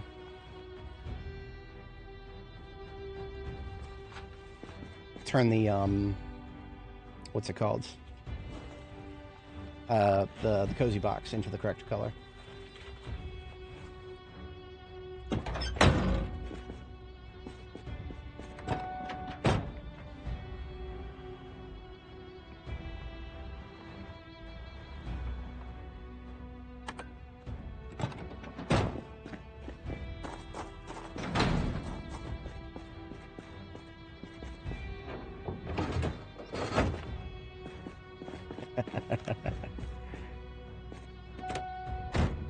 Nah, there's a lot of quite a few of my viewers actually play this game with their kids. I don't shout out anybody by name, but I mean, some people have told me that because you can just fire up a server for this game and then just set it so that only people on your Steam friends, for example, can join, and then just control who's on your friends list, and there you go. You've got you can set up a family server. I do recommend never playing if you've got kids. I recommend never playing an open server for a survival crafting game, because there are weirdos out there, and yes, they will try to interact with your kids. I saw it in real time when I was playing Ark. I don't understand it, man. There's some really fucking weird ass people out there. I don't even mean straight up predators. Not all of them are straight up predators. Some of them are just really fucking weird, and they just want to talk to. I mean, maybe they're. I don't fucking know. All I know is if I had kids, they'd be far away from people like that.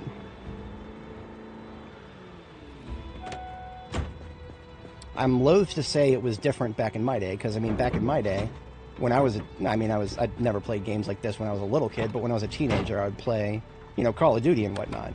But when Call of Duty, you know, you would be in a server with somebody for a single match, you'd talk some shit in the lobby, and then they're gone forever. Unless you added them in on your gamer tag. But, you know, you add somebody you meet in COD, unless you really, really hit it off with somebody cool. But, I mean, few and far between. In this day and age, you've got these games where people are incentivized to stick around for a while, so it's a different world now. Imagine locking... Oh man, video game consequences for real life things. That probably would have worked on me as a kid, to be honest. My parents didn't understand video games well enough to ever try anything like that, but man, that probably would have worked on me, all things considered. All my parents knew how to do was no Zelda if you don't do your chores. I was one of those guys. I played lots and lots of Ocarina of Time and Majora's Mask. So now that we have a paintbrush, we have 3 cans of black paint that have been sitting up here for a while. Let's get to work. Painting has been moved to the build menu. The source of many memes, that is. I have been waiting my entire life to do this because black paint is a perfect match for this, the dark gray carpeting here. Don't ask me why she has to do it like this. That's just a quirk of needing to stand on the specific tile. Hey Richard, how's it going? Thank you. We're actually making it look even better right now. In a very weird way, because we can paint walls from the outside, it seems, but we can't start painting from the outside.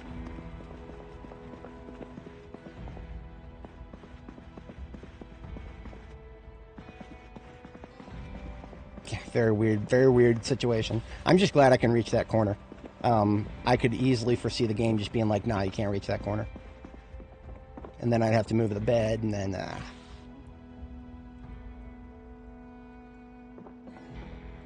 But if my calculations are correct, we should have just enough paint for this. And we'll probably have a little bit left over. We're on our second can now.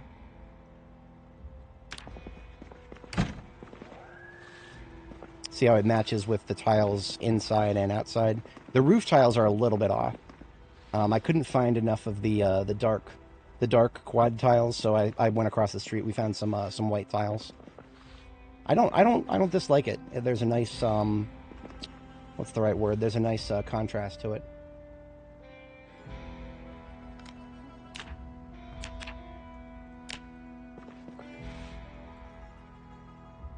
We only needed 1 paint from the new from the next bucket. So that's fine. But now look at the here we go. These walls, right? I knew I was forgetting something.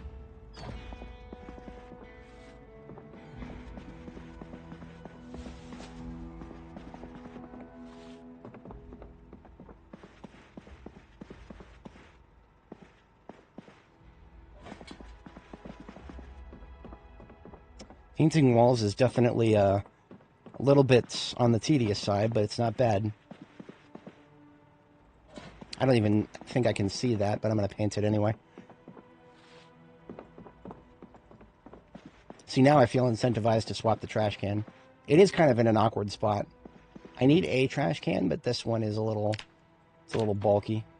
I'll pick it up for now. We'll need it again later after we start making more food. In the meantime, we've got ourselves 2 new buckets to catch some rainwater. I'll put those on the roof here.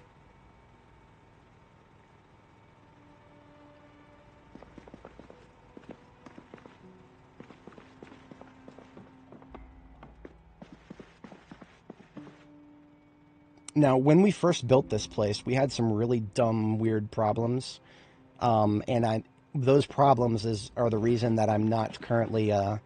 I would have disassembled this staircase and replaced it with another metal one a long time ago, if it wasn't for the really, really, really weird problems we had when setting this place up.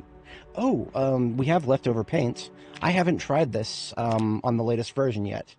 I'm going to try... we can paint these crates. Oh, I kind of like that. We can paint the cabinets, too? Would you look at that? How about that? Can't paint the metal ones, and that's fine. But, That's really cool looking. It's a flat black as opposed to a I would have much preferred if it was a shade of black that matched the walls. For some reason, it's not. So, it's not perfect, but I don't hate it. It's not bad, and we're ready for bed now. So, good expenditure of time there. Let's get some salad.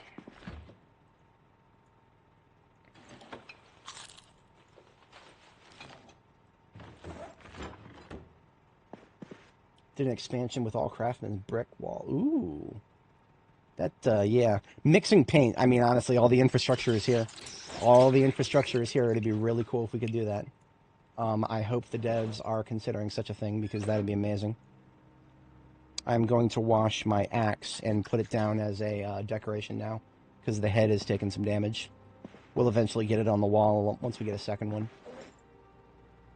If anybody's not familiar, pretty much every time I use a weapon to the point of it being no longer as good, replace it, I'll put the weapon on the wall as a decoration. So these two axes right here. And then this firefighter axe, and we'll put another one after this one gets used up.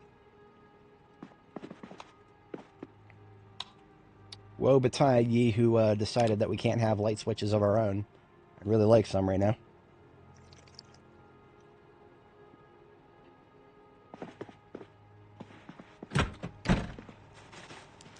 Now admittedly, I'm being a little cavalier with the balcony up here. I could very easily walk off this balcony. I don't recommend building a base like this until you are very, very, very careful and you can grind it into your muscle memory to always be careful. Because otherwise it's quite dangerous. So this ambulance is going to have our orange barrel and our golf bag. That was the primary reason we went back just now.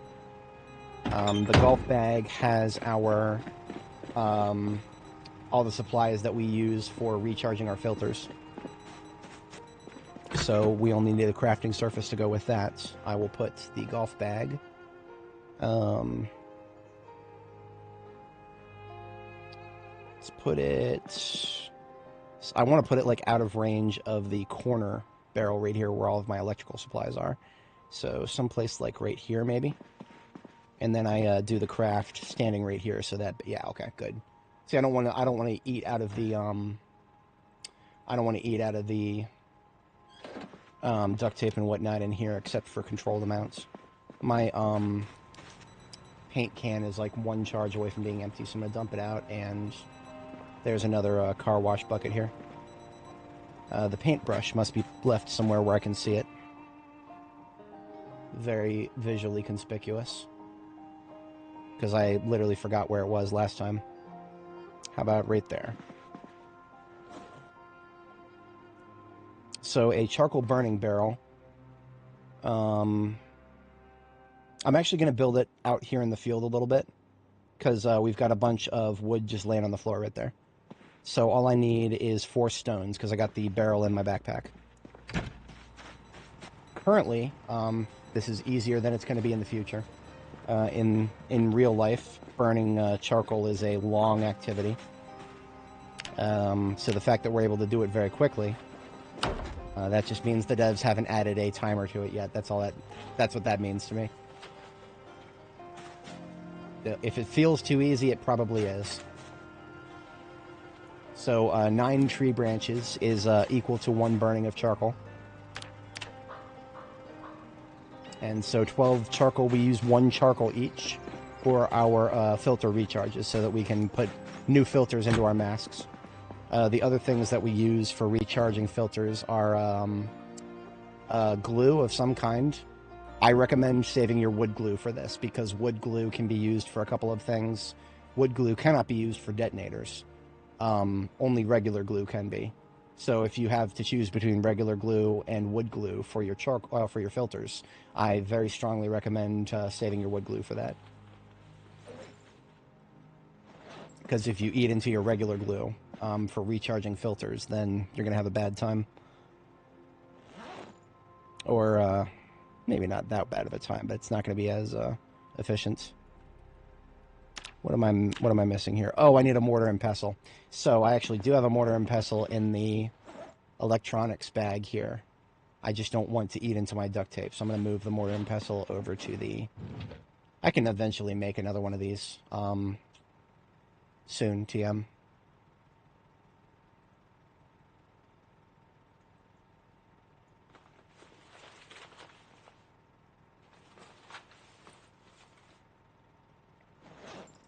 Alright, now I can stand here and recharge a couple filters.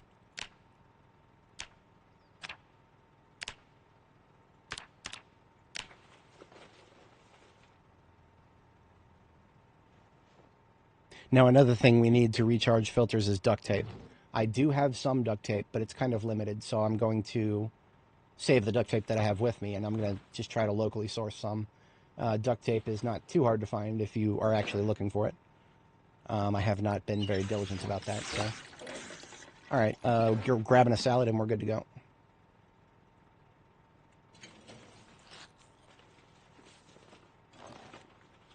Still got 2 left, so that's another day's worth of food. Now, the charcoal burning barrel, if a zombie wanders by my base, or God forbid a lot of zombies wander by my base, they will slap this and break it. So what I'm going to do with the burner barrel is put it somewhere where zombies cannot slap it, and that is next to a low fence. We put it right here, and because it's in front of a low fence, the devs added no clip for anything in front of a low fence, so zombies will go right through it, just like we are right now. It's stupid, but that's the devs' response to people creating unpassable barriers with the crate fence crate thing. Oh, and if you're wondering why we keep hearing that stupid fucking beeping, massive piles of zombies up here. I'm not trawling through every single one of those corpses looking for... No. Please direct your complaints to the devs who decided to make it so that you can hear watch beeping from 70 tiles away. Please, for the love of God, go to the Steam feedback or the Indie Stone forums and just tell them in the feedback section, just be like, dude, it is not necessary to be able to hear watch beeping from 70 tiles away. I mean, just for the sake of my own sanity, I've tried to replace certain sounds with blank audio files, and it doesn't work. Sounds are not easy to mod in this game. You have to go into the Lua code in order to do it, and sorry guys, I don't have a lot of brain cycles for Lua right now. Someday, perhaps, if the devs truly don't want to reverse course on this, I will find a way. I will find a way. But we need to give them an opportunity to actually reverse course on some nonsense like that. Oh dear, we've got rain. That's not the worst thing in the world. It's just a thing to be aware of. Is it too late to listen to the radio? Periods of heavy cloud.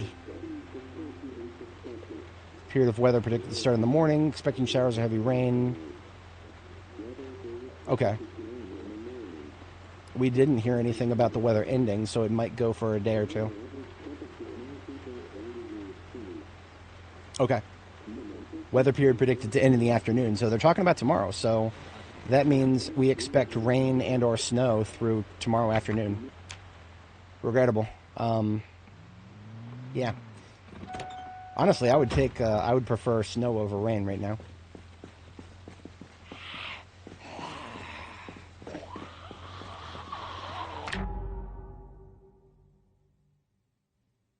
Stomp on that fucking staircase again. I'm gonna be right back.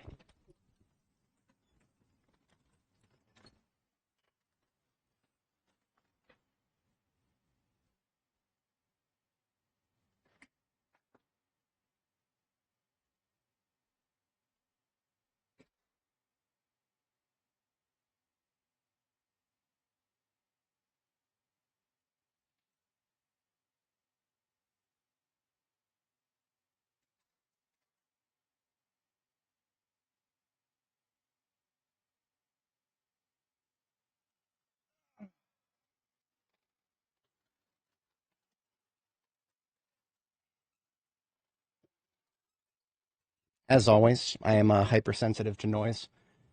I don't respond well to what sounds like aggressive foot stomps on my staircase. It was not actually aggressive foot stomps. It was somebody with a suitcase dragging the suitcase down each stair slowly. And, okay, whatever, dude. Could be a little faster about that, but... Or you can maybe pick it up. Whatever.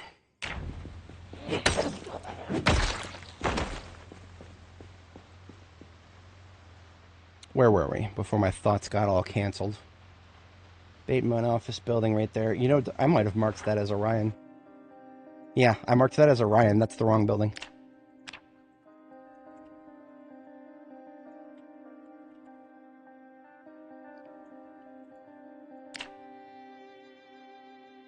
I don't know which one Orion is now. I'm gonna have to take another look at the titles. To answer your question, 7108, yes, you can, quote-unquote, easily. Do I really want to waste several filters or get really, really sick by just standing around and dismantling watches for half of a day? Because that's what I have to do. Don't underestimate how many corpses are up here, bro. We killed well over 1,000 across those two spots. That, if there was an easier way of going about it, instead of just going up there and dismantling every single watch. Because remember, we have to dismantle the one that's beeping, but we don't know which one it is or where in the pile it is. And just, you know, standing around looking for it would just be even more annoying. This particular office building right here, I don't think there's anywhere. No, there's no front-facing label for it, so we can't know exactly what that one is. I think this one must be Orion. You're not going insane if you think you see a zombie flipping across the screen randomly. No, you're not going insane. That's real. Am I? Okay. Now I feel like I'm going insane. This says Orio. Or Rio. I swear it was Orion with an N at the end.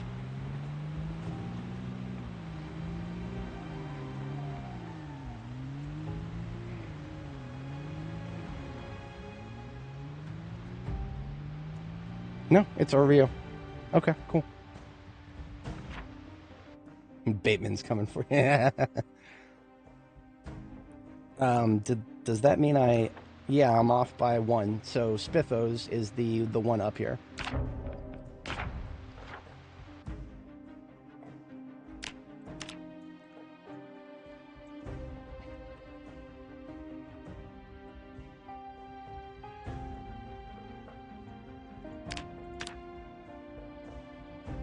Same is true for both in terms of how many floors we've hit.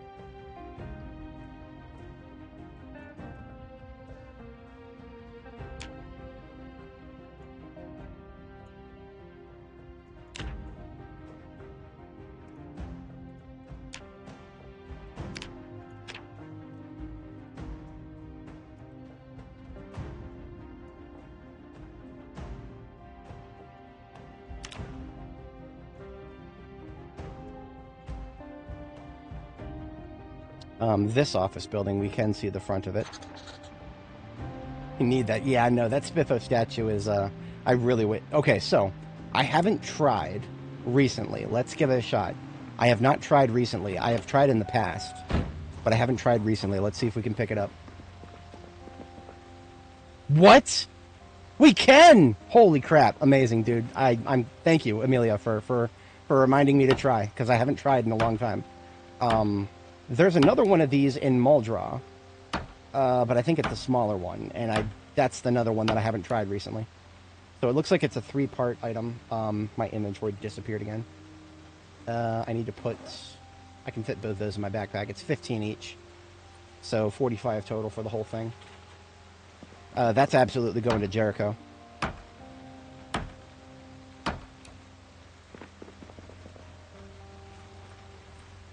Yeah, one more mission added, right, guys?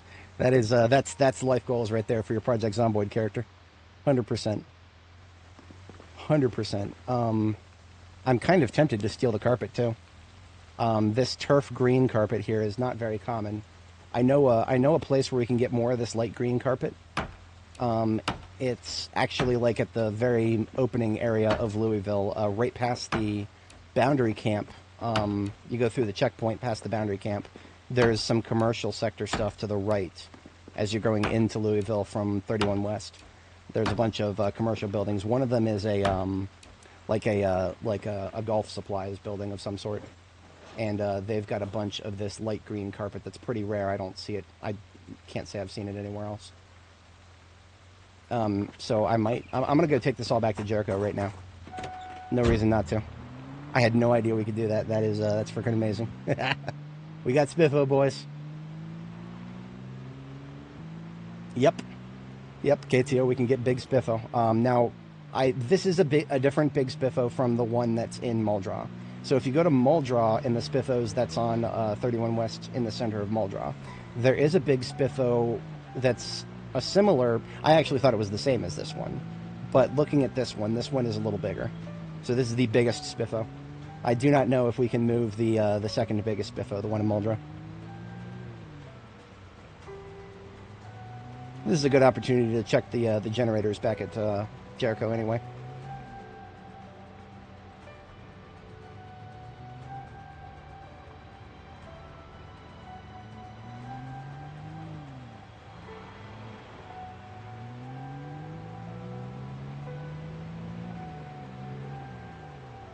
We made a way in and out that is easier than ever. You can go straight through the train station. I would have to clear a little bit more to be able to go through at speed, but for now, it's great. We just gotta slow down a little bit.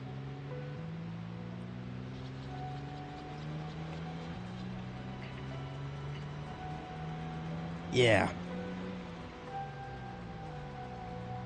It'll be a little while before I can go to Muldraw again, but that's definitely on my next bucket list next time I go to Muldraw. Now, the reason I felt compelled to check to see if I could pick it up is because the devs actually have been going back through things that have not been able to be moved before, and they have been like making it so that we can move them.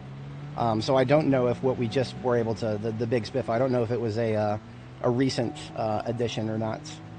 Because I think some of that has been changed without there being any patch notes about it, so a unnoted surprise, I guess we'll call it.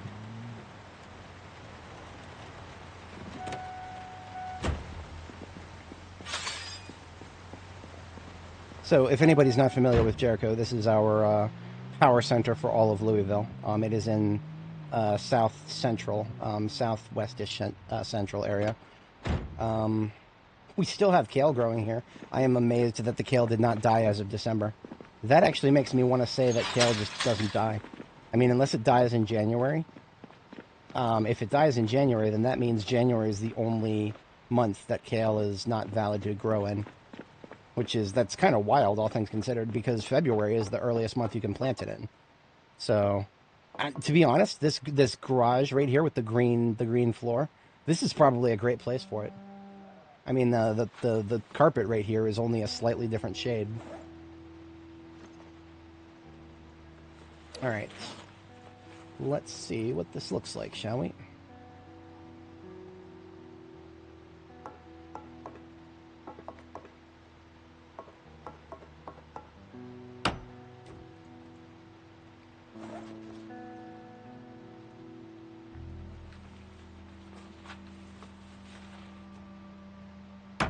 So it's definitely not rotatable.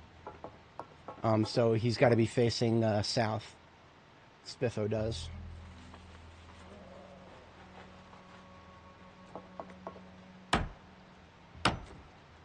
Not bad, but I would probably want to move him a little to the side now that I know that he faces this direction specifically. Yes, let's move him like over just a little bit. Maybe 2 tiles.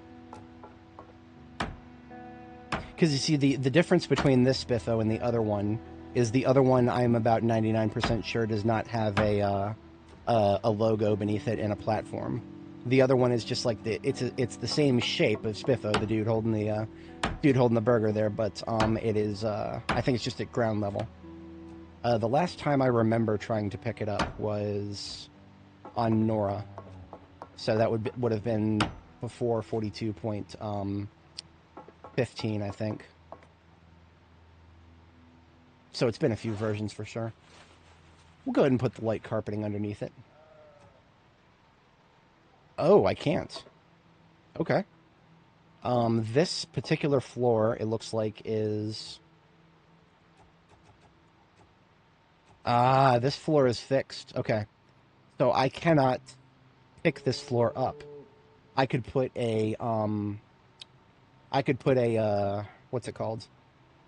I could put a wooden floor over top of this floor But then that would basically delete this green floor. So this green floor is fixed in place unless I delete it by overwriting it. Good to know. Good to know. I've never tried. For now, I will just put the carpet aside. While I am here, is there anything that I would like to bring forward, I wonder?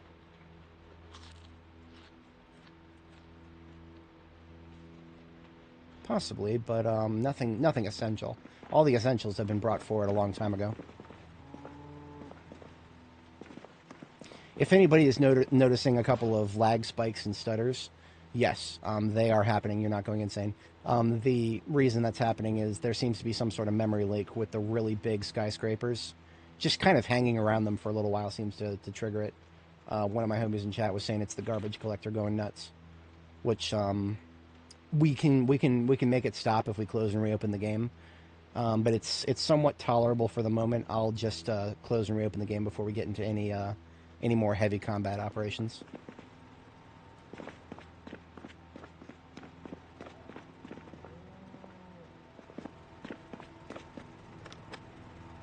My shotgun could use a touch-up. I will go ahead and take one of these JS2000s with me. Or I don't need to take it with me. I've got the shotgun that needs to be repaired right here. Okay, never mind. It's not quite ready for the repair. So I will put the JS2000 in here. And we'll use it to repair when our shotgun is ready for it. Or maybe just replace it. Honestly, yeah, we'll have to see. Because it's already been repaired once. I don't know, even at aiming level 10, I don't know if I want to do multiple repairs on the same gun. At least not while I still have unrepaired guns to switch to. While we're here, let's go ahead and fire up a couple of swords. The forge is right in front of us. And we only have like 3 or 4 left. 3 or 4 spare swords in the expedition vehicle. We can also make some axes. How about some pickaxes? Yes, we'll make a couple of pickaxes. We're very close to axe level 10. Honestly, we probably don't need to go through a full pickaxe in order to get to 10. If I wanted to do any sort of axe, I would have to pierce a few iron blocks first. So let's pierce 2 blocks. Get a little closer to the forge in order to do that.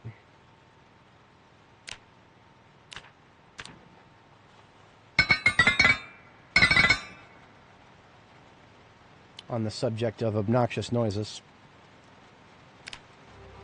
Yeah, I'm just gonna do regular axes. Honestly, the regular axes feel great.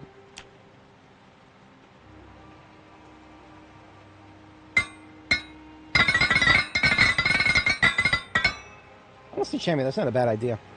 Whatchamacallit, the making ourselves a game room with the big spiffo in it. Yeah, it's not a bad idea at all. So what we're gonna do is we only have 1 plank left here, so I'm gonna saw one of these logs up so we can make a couple more large handles.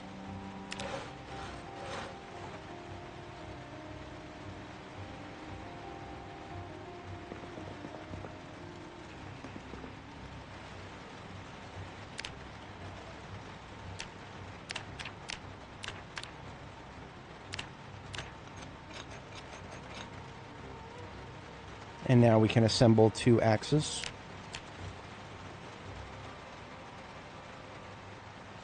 And now we can sharpen 2 axes.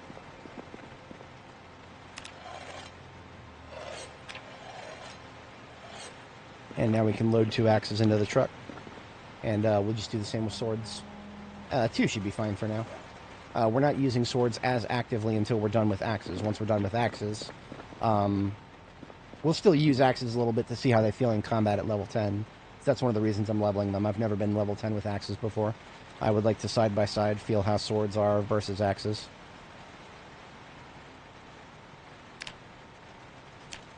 We actually only have enough charcoal left for 1 sword. That's okay. That's okay for now, yeah.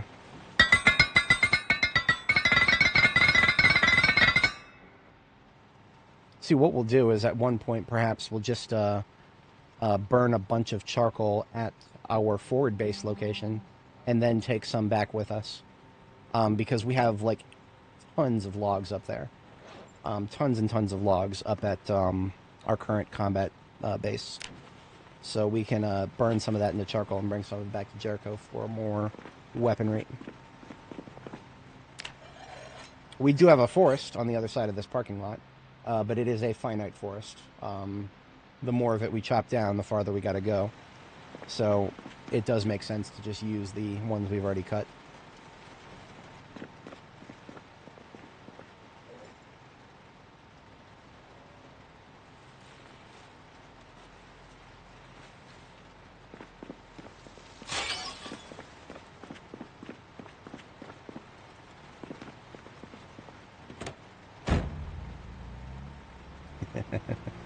Yep.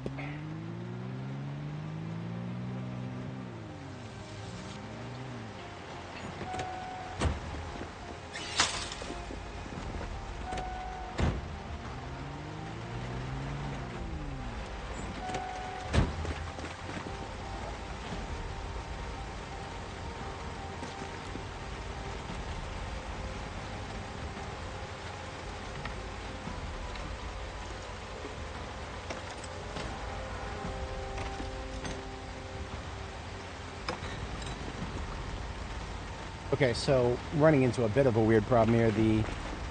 Both the electrical parts and the gasoline that we've got staged for these generators are running out. So let me get a shipment of electrical parts here.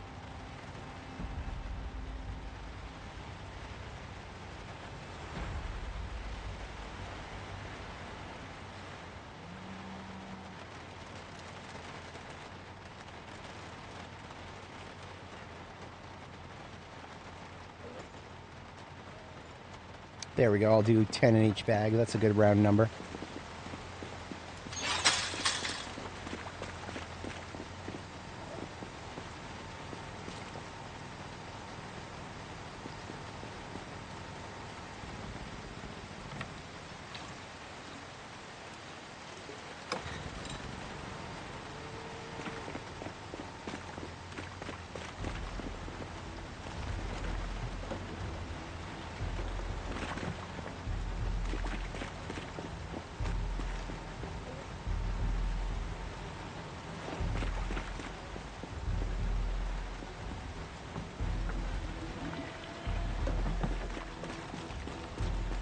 I've had a lot of people tell me to use M4s for gas storage. To them, I always say, I've got perfectly good vehicles right here full of 75-liter gas tanks. My vehicles are gas storage for me. Because then when they run out of gas, I can just drive them straight down to the gas station, and then they're not out of gas anymore. The M4s are probably a much better idea for, like, if you're going to build a base out in the middle of nowhere, in the middle of the woods.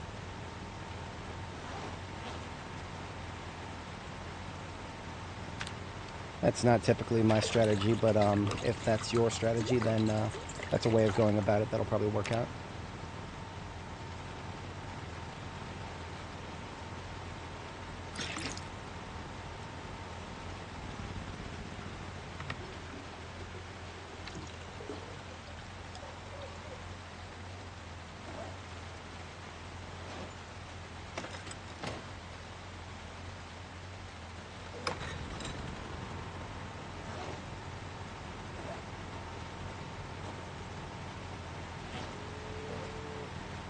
Where'd all those electrical parts go?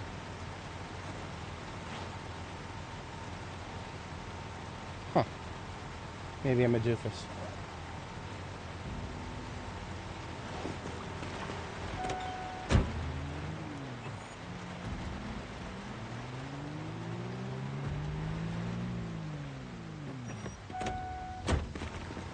No, I'm not a doofus. I just never got the other half of the parts. See, there were 41 in there, 41 electrical parts.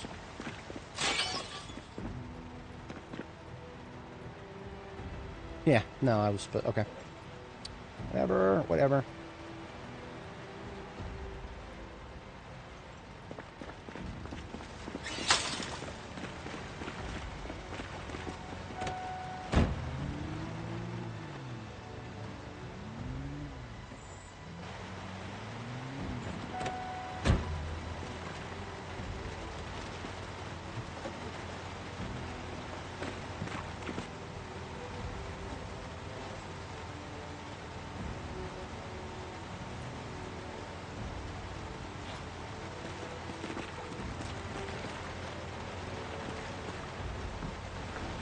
Water dispenser bottles. That's not bad. That's actually, you've got a higher capacity in those. They're not quite as common, but, I mean, if you can find a lot of them and actually get a lot of them for that purpose, that's great.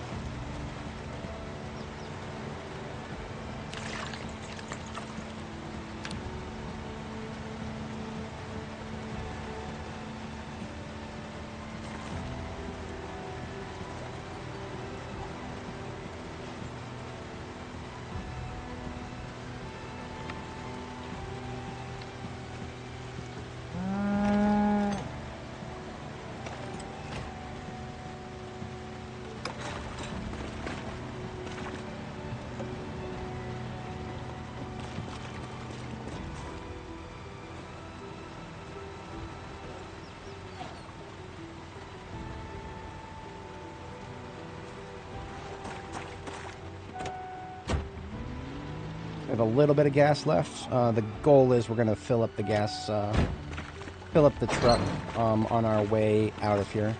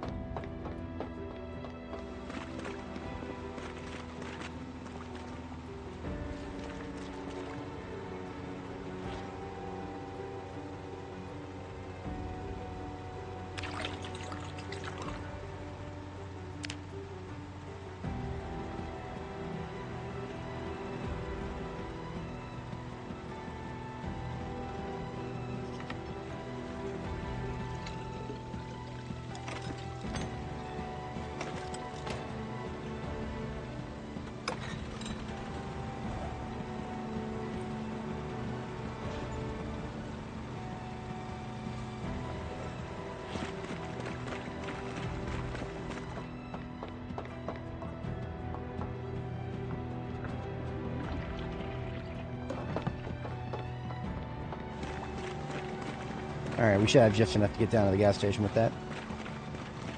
And I've got one of the spare empty ones with me. Get that filled up.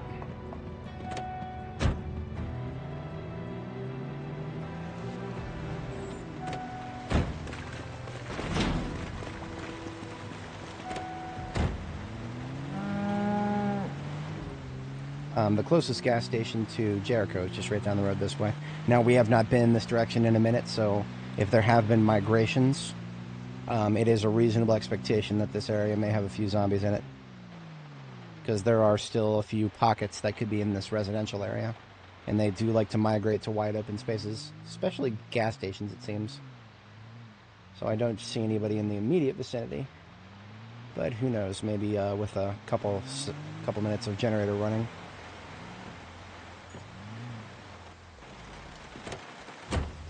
Don't pay any mind to the gas, the signs.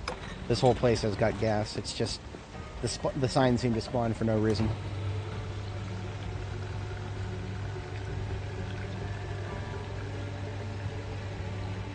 Just gonna do like half a tank and then quick perimeter check. The radius for sound of the generator is not that large, but doesn't have to be. All it takes is one.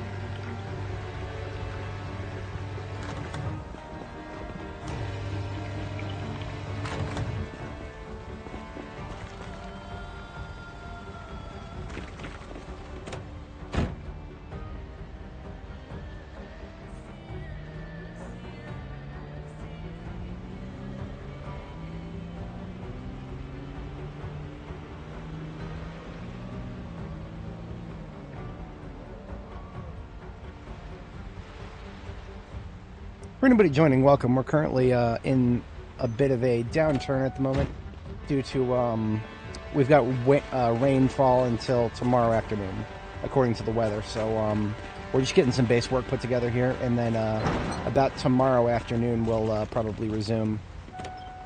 I'll probably be doing some tasks that allow me to fast forward, so it won't be quite as long, but yeah. And we'll be back to taking over the corporate center of Louisville, I believe it is. There's a lot of office buildings in the area we're operating in.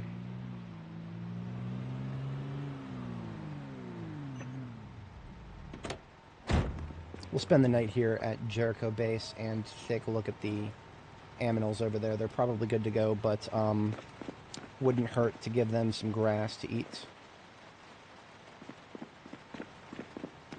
We've got kale over here that is currently, quote-unquote, ready to harvest. Some of it is going to get close to being ready to bloom. So what I'm going to do is go ahead and compost it, get it to bloom so we get some seeds. We've already got a good selection of seeds, but I mean, if it's going to be continue growing through December, then sure, why not?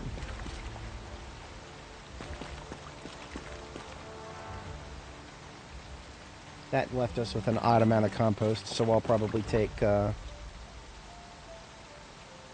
little bit out of here.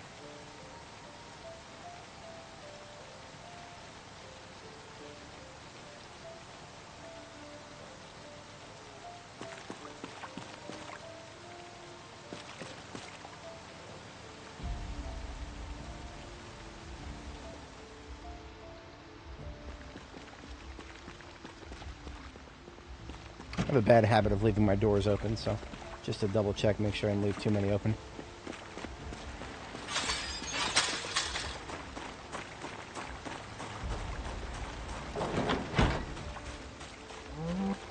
As you can see, my animals enjoy being indoors when it's raining.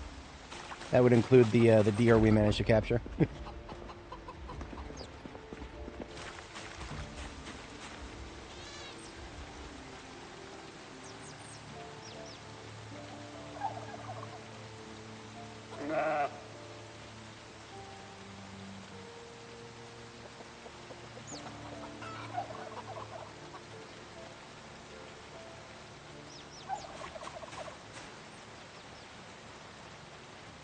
So we got another full bag of compost from the partially full containers here. Okay, so how did I capture the deer? I can actually demonstrate because the way I did it was we got a little lucky and there were some deer that were next to a fence. Animals don't behave very smartly when there's a fence nearby. So what we were able to do is kind of get up next to the fence and it would, the fence assisted us, basically. Where's the deer at now? Now, just because I captured it doesn't mean it trusts me. It still runs away from me everywhere. So that's how I can replicate this. So you see how when it gets to the wall, it just kind of runs along the wall? What I do is I right-click on it and then go to pick up. And then just wait until it runs towards me. Because as long as it's running along a wall, it will eventually run, you know. Sometimes it'll turn around, but otherwise, you know, I just picked it up again, so. I could do the same thing right now, because it's going to go this direction now. And then just hit pick up. Oh, look at that, it turned around. It's not always a guaranteed situation. See, basically the trick is to right-click, open the menu, and then wait until you're actually close enough to it to start picking it up. And then click. There we go. It is a question of timing. Now you can probably not get away with this with adult deer as easily. It is possible. I've done it before. Unfortunately, it does not seem like they breed in captivity. I'm also trying not to capture it by running. Because the animals, your animals, like the animals that are friendly to you, the domesticated ones, they don't like it when you run. That stresses them out, so. Almost got it. But you can see the strategy. Every once in a while, it'll just end up accidentally running towards you. Got him, just by cornering him. But of course, that does require there has to be a fence already, which can happen. I mean, they have a tendency to spawn in roads, and sometimes there are roads with like really long fences next to them. So that's kind of what you're looking out for. And all this really is, I mean, obviously I can't turn it into a buck and actually have him breed or anything. So eventually I'll just kill him for some venison. Yes, you can load them into a trailer. Once you have them in your hands, they're just another animal. I could pick up the sheep, but the sheep will actually let me pick it up because it's a good sheep. I pet my sheep. I should probably actually shear my sheep, but I keep forgetting to bring the shears back with me because I'm lazy. What can I say? We're gonna pick up the poo and the eggs next. Poo, eggs, feathers. It'll all fit. It's messy, but if you plug your nostrils, then you don't have to think about it too much. There's a baby turkey out here. A little baby turkey. I'm gonna pet the baby turkey. Cheep, cheep, cheep. That baby turkey did not hatch here. So far, I have never seen a turkey lay an egg, so I don't know if we're ever gonna have homegrown baby turkeys, because these turkeys just don't lay eggs. I don't know what's going on with them. The devs have drastically reduced the speed with which animals grow, and that includes the animal pregnancy speed. So some of our cows have been pregnant at the beginning of the game. I don't remember when this cow got pregnant, but we've had her here for several months now, and I believe she's still in the gestation phase. Here you are. Yeah, it just says gestating. She's been gestating for God knows how long. I don't want to be too cynical, but you know those ladies who always seem to be pregnant but don't have any kids. Yeah, I think that's most of our animals right now, sadly.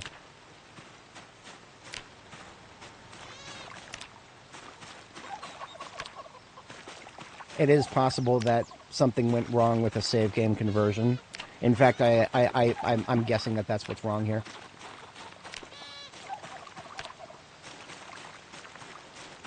We started this save on, what was it, version 42 point, it's actually in the title, I think 42.16. Alright, so all the poo into we'll put it in the right side here. Excellent.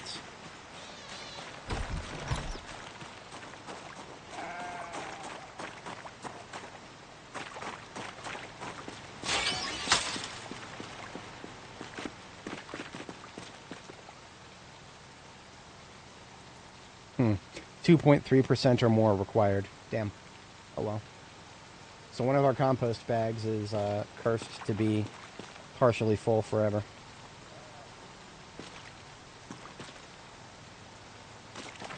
At least we got 5 full bags now. I might even be at a stage where I can compost the garlic here. Garlic is one of those crops that actually takes like extremely long to grow. We planted it in, what was it, September I think it was? I think September. Maybe August. It's a 240-day crop, so we'll be ready to harvest it in spring. It should just be going dormant through the winter. That should be how it works, but it looks like it's growing.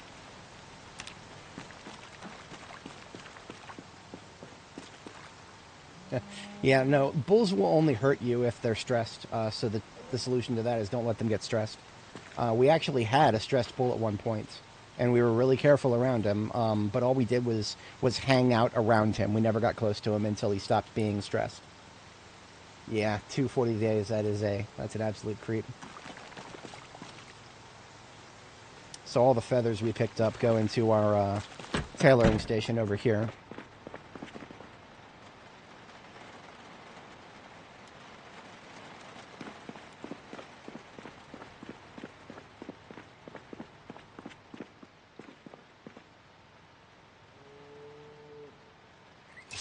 So we're getting close to bedtime here. What I'm going to do is put my all of my clothes in the wash because our rain barrels are all full here. So it will cost us quite literally nothing to wash our clothes.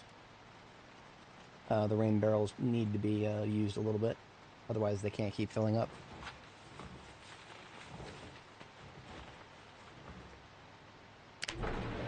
And whenever we're washing our clothes, we have a separate set of clothing over here. to wear while we're doing that so we don't get cold.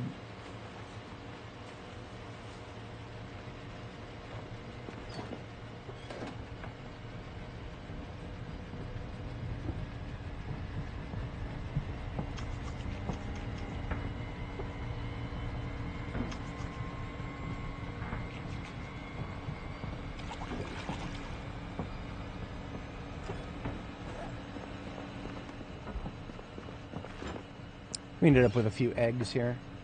Alright, so what we're looking at now are actually two different problems with the water outs, or the weather, or with the game in general.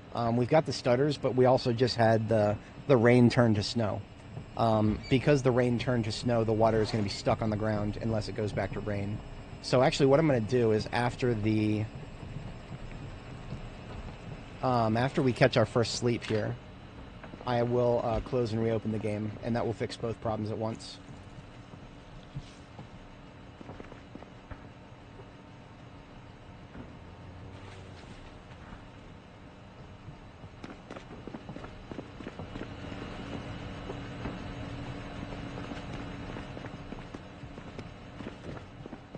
Kill Bill pajamas are actually at the parking garage base. We're a little early for bed. I'm just going to have her chill and read a book. You know what? Last I checked, we were pretty close to pottery level 6. I'm going to spend the next little bit of time here fast-forwarding and making some clay tiles.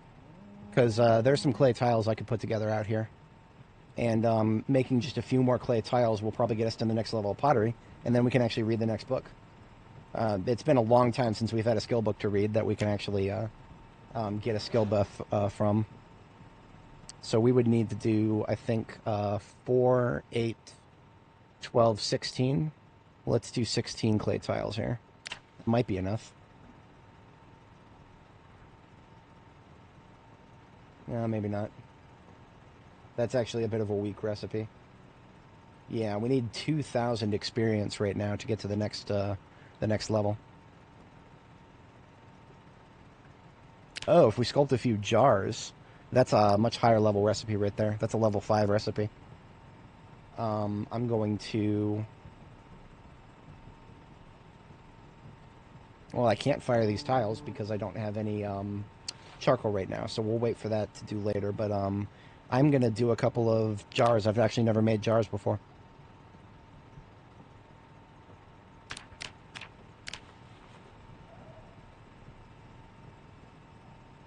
That's 104 each. So if I needed 2,000 experience, that would be like, what, 20 of those?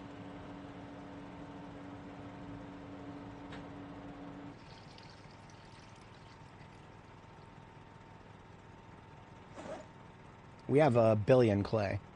Clay will not be a problem. We can actually make, because we've got like 100 and something clay on the floor right here. And then we will have, we have sacks full of clay too.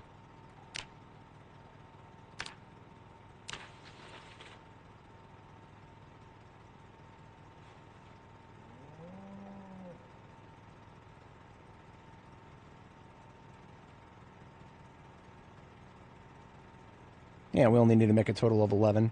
Now, another thing, though, is we need water. Water is a thing that you need for some clay things that you sculpt.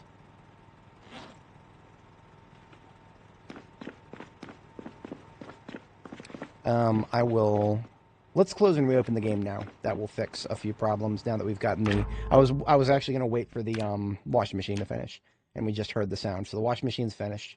Close and reopen the game, we'll get the water off the floor, and that will also cause the stutters will go away now. No more stutters.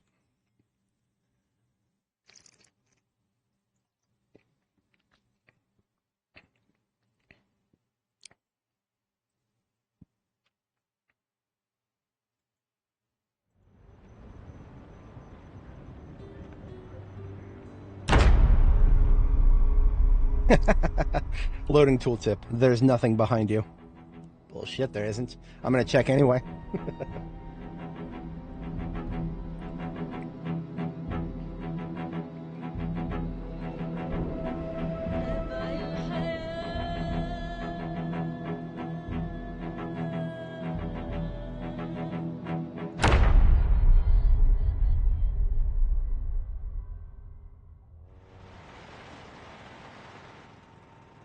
Now that was interesting. It was raining and then it turned immediately to snow. That's fine. As long as there's not water on the floor, I'm happy. I'm going to take one of these dispenser bottles and we'll go fill it up with water.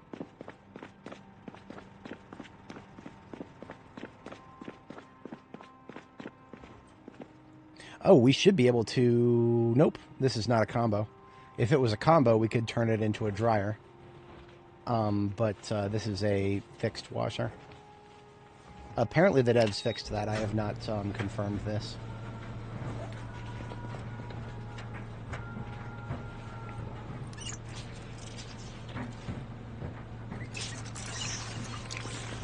So we actually have 3 different caches of water here.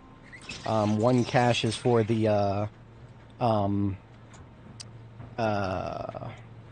washer here. One cache is for this sink, and then one cache is for this sink. So by switching between the sinks, we're ensuring that we're not eating into our water supply too much, because now the rain barrels will all fill at the same time.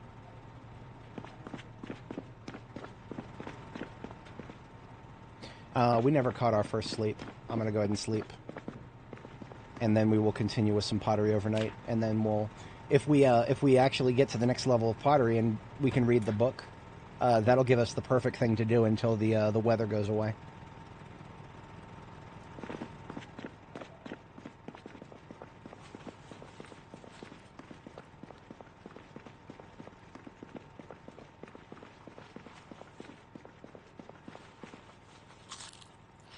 Just eating some hard-boiled eggs for the hunger for now.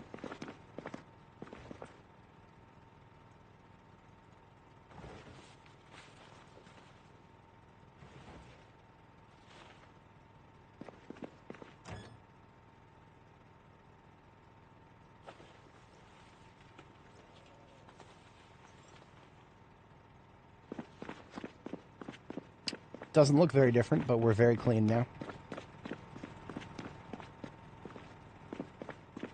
And now we can use the dispenser bottle full of water for the pottery, so we can make as many of these as we want. I think we only need to do like 10 more.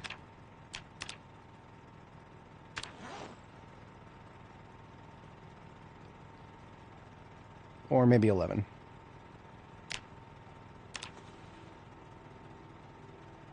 Boom. Easy peasy. Now we haven't even fired them yet, and that's fine. We'll bother with that after we get some more charcoal, because that's like 1 charcoal each, and we would not be able to easily make a lot of charcoal. We don't get any pottery experience for the act of firing it in the kiln, so it is not going to help us get more experience to fire it. That's just something we can do at our leisure. No, you're right about that, but honestly, if there's precipitation of any sort, I'm going to err on the side of hanging out at base instead of going out and fighting. Speaking thereof, we might actually get cold tonight. I have another officer jacket right here, and I'm going to wear this officer jacket as pajamas. I'm going to put a cash register over here to store my pajamas.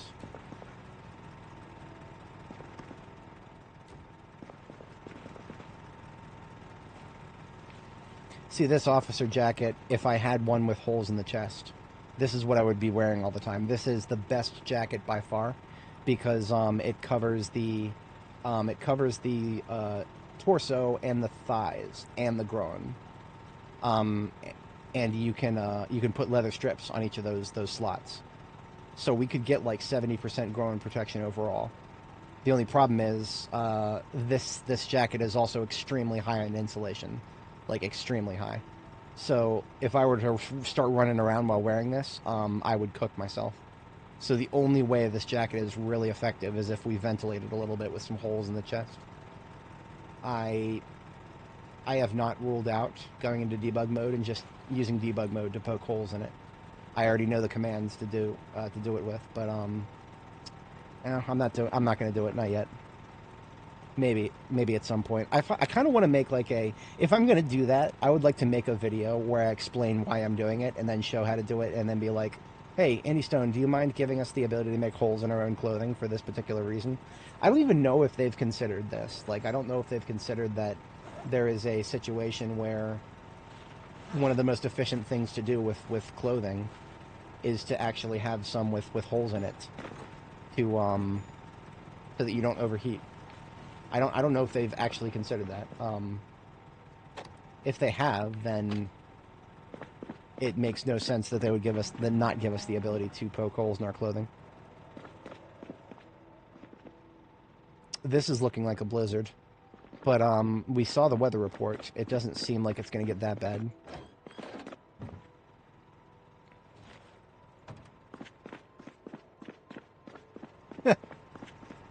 You know what? I hate to say it, but he's probably right. He's probably right. Yeah, that's that. They would probably call this an exploit. Next patch, the patch notes will say, fixed an exploit where players were not getting insulated for having holes in the clothing. I I wish I could say that was not what was going to happen, but that's probably what's going to happen.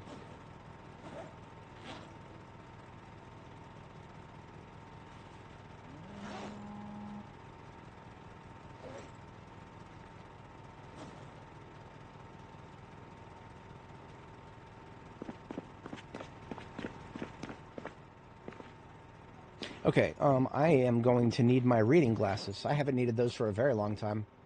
I'm still carrying them around, believe it or not. I haven't found a particular need for anything else in my backpack or my Alice kit that weighs 0.1. So I actually do still have reading glasses. And yes, if you're sitting on a comfortable surface and you have reading glasses equipped, you do read books a little faster. That is a very poorly advertised feature of this game, but I have it on good authority. We are now reading Pottery Volume 4, which I've had a copy of it sitting right here waiting for me. Pottery Volume 5, I don't think we have a local copy of it. Now, that being said, I don't think I'm going to level Pottery the next 2 levels anytime soon. That's a lot of clay that'll be required for that. A crafting skill that you don't use all the time, that doesn't have a lot of super effective recipes, that's going to be a little difficult to level all the way up. I don't know if I'm going to get cold just by chilling here, so I'm going to go ahead and put my jacket back on and get my nose to the grindstone. I have to step away briefly IRL here. So we'll have her read for a minute like this, and then I will, when I get back, we'll fast forward. So I will be right back, folks. Oh, it does say it in the loading tips. That's good. I do wish it would say it in the survival guide. Doesn't need to be comfy surface? Good to know. Good to know.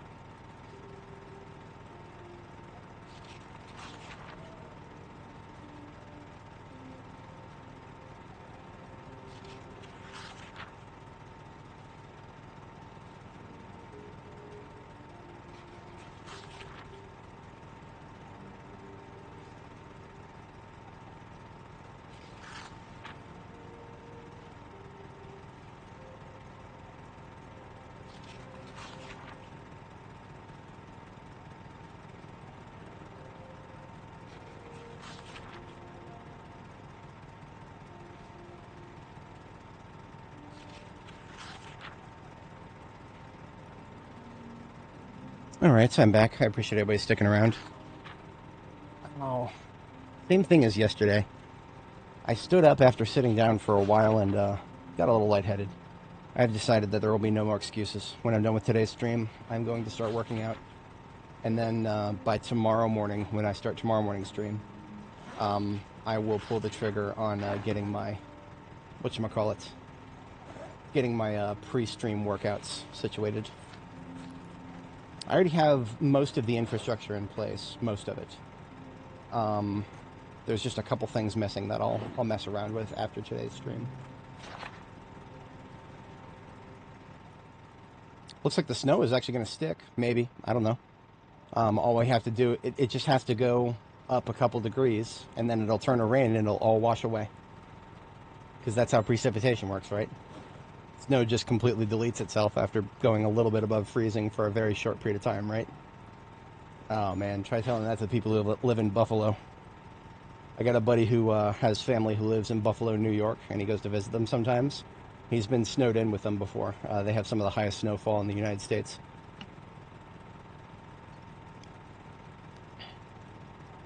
A few feet would be a good winter probably for them.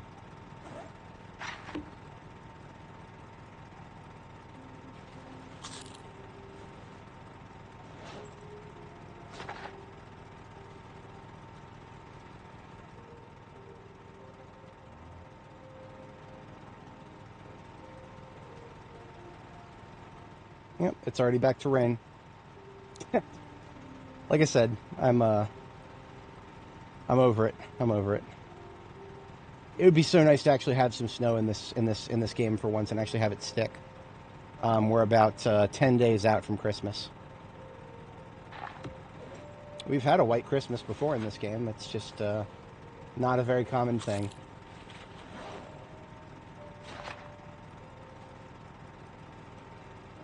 One year, 3 months to get fitness 10 with 3 times experience. Is that the calculations that you've run? Just by no, that's not right. That can't be right. That can't be right because Annie was past the 2-year marker, and we still only got like hang on a second. Let's I'm gonna resume reading here. I'll have our character resume reading, and I'm gonna look back through my screenshots real quick. What the hell? My drives mess up here. Oh, my server is down. Great. I'm not gonna stand up again. I'll fix it later. It's not a high availability. It's fine. Anyway, screenshots right over here.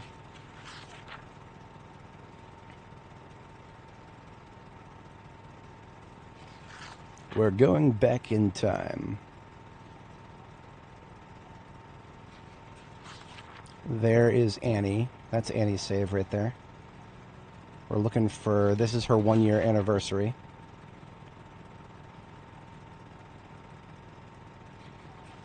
And that's Annie's, this is what Annie did with this spot in Jericho. You see how she actually had a nice snowstorm. And she had a nice, there was actually a good reason to build this furnace for Annie. Here on Dani, there's no need to build that. It just keeps getting above freezing outside and all the snow goes away. But yeah, that's what I was talking about with that. But let's move up to the end of Annie's save. The last screenshot we took for her was at the gas station by the Ohio Mall. Was it? No, maybe not. Okay. We did go back to Jericho then. Or, I'm sorry, we went back to Riverside, the river box. This is Annie's last screenshot right here. I don't have the exact number, but look at this box right here. Annie made it all the way to August 30th, 1995. Running everywhere we go. Always running everywhere we go. Often running everywhere we go under load. And let's get the total. PC start date is July 9th, 1993. And Annie's end date was 1995, 8/30. 783 days. 2 years, 1 month, and 22 days. And she only barely got a third of the way into fitness, level 10. She started at level 9 with 0 experience in level 10, and we spent a lot of our time running everywhere we went, just playing normally. I mean, just to give you an example of how far we got to level 5 nimble with no bonuses and no gamey grindy bullshit. 30 or 40 out of 150, yeah, because it's just shy of the. I feel like the box would be a little bit moved forward from there. Yeah, we did great things on Annie, but it was never a focus to try to get to fitness level 10 because no, I recognize that was a futile task, an absolute bullshit task that no sane person would ever do. Not that I would ever accuse you of being a sane person, or myself really, but even I have my limits.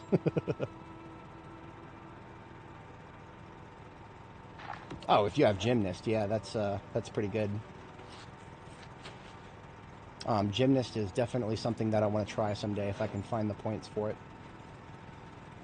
We have Fish, Pottery, Volume 4. Most excellent.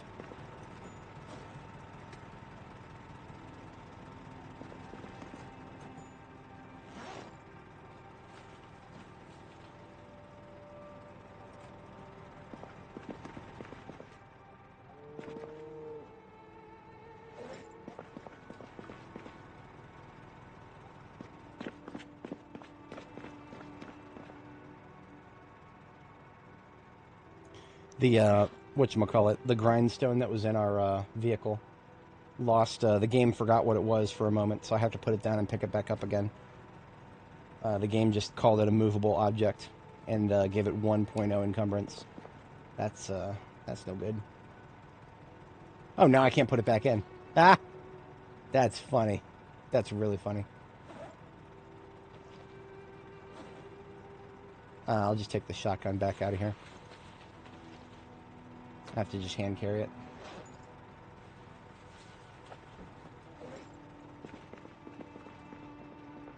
Alright, we have successfully redelivered the Spiffo statue, and the rain is all done, so we can deploy back to our forward base. Now, the fact that we spent all day reading means that we're probably not going to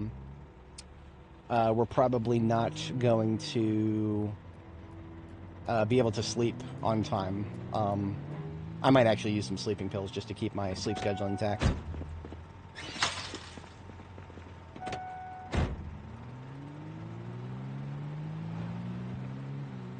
You did winter training, but you started with 6/6.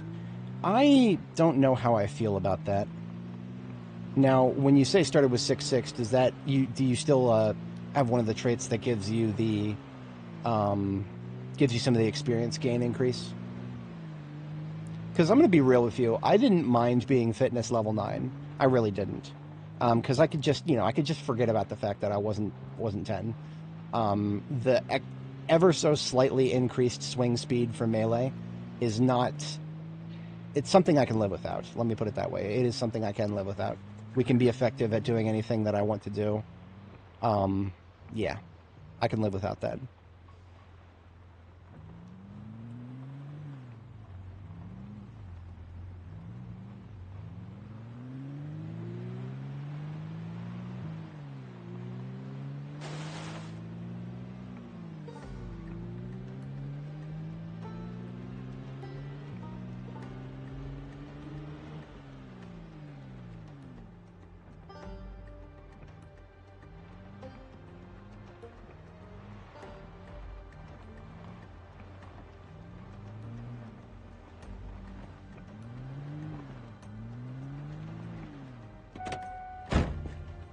If you count your programs. Yes, I must do that. I'm sure the stat bar mods have all been updated.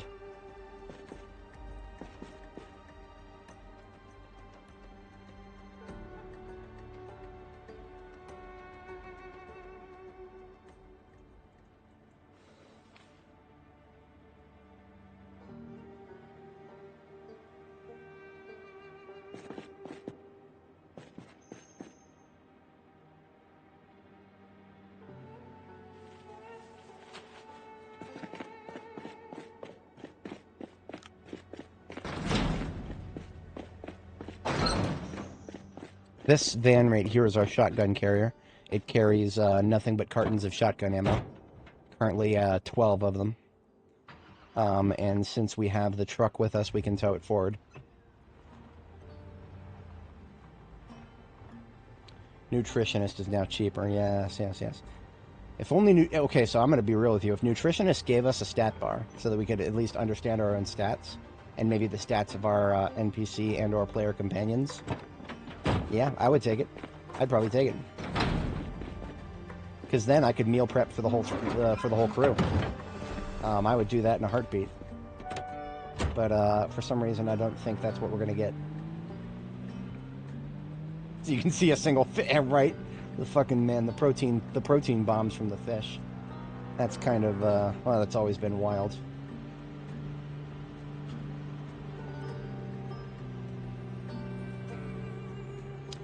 And this is what I get for not checking the tires.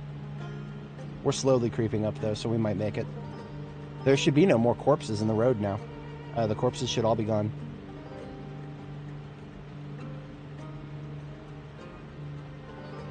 This is part of my character's life goals, to be able to drive down 1st Street in Louisville and not have a single interruption whatsoever.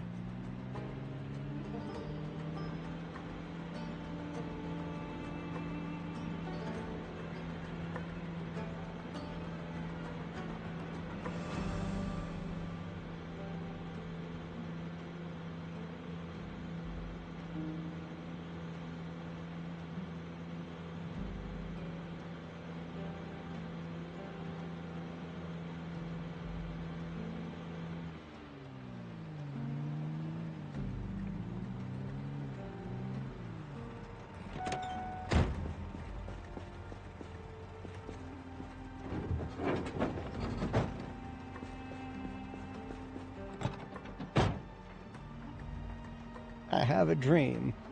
I have a dream. The black van and the white van can park in the same parking lot.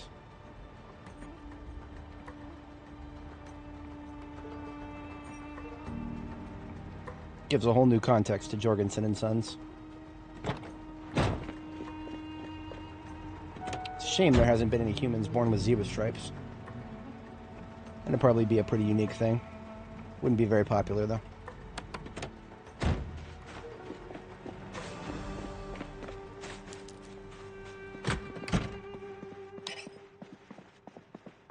I really do like this little tiny home here. I like it. I really like it. I know, right? That's Don't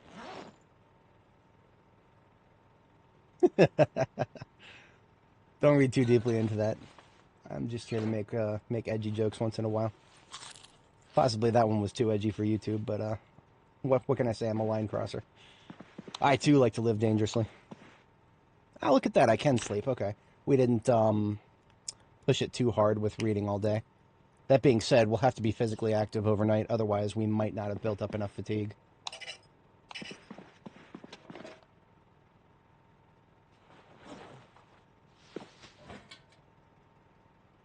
The decorative things we picked up here go into the, we're going to put those in the expedition ambulance, since that'll stay with us everywhere we go.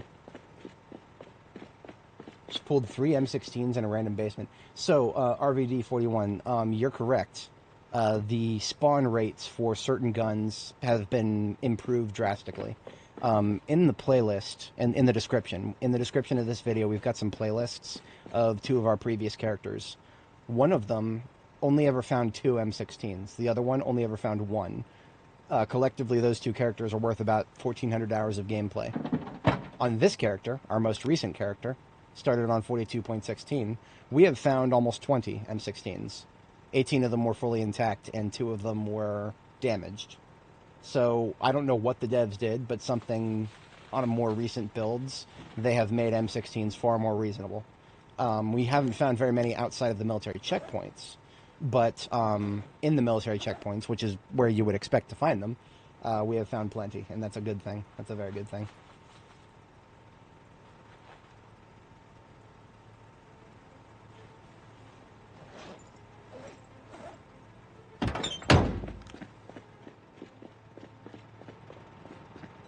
What's character, occupation, and traits? I won't explain every single trait, but I will mouse over them for you here. Starting with the negatives. These are all just quality of life traits here. You can feel free to rewind and pause if you want to see them specifically. The positives, the ones that are most important to me: dexterous, cat's eyes, wakeful, organized, fast learner, strong, and athletic.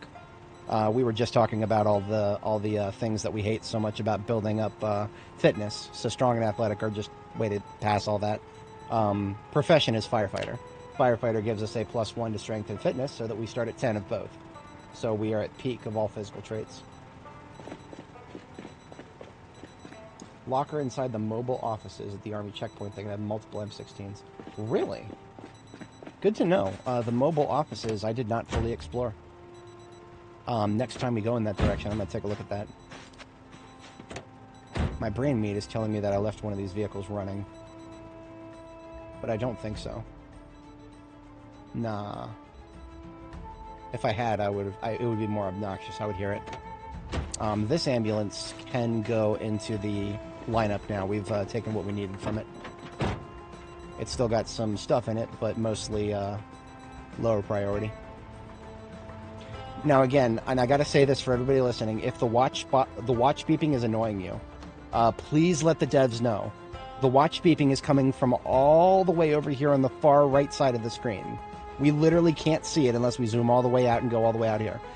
The devs saw fit to make it so that we can hear watch beeping from 70 tiles away. They don't listen to my feedback, so you guys have to be the ones to say this. Please, go to the Steam forums in the feedback tab, or go to the Indie Stone forums. Tell them that watch beeping does not need to be heard from 70 tiles away. Please.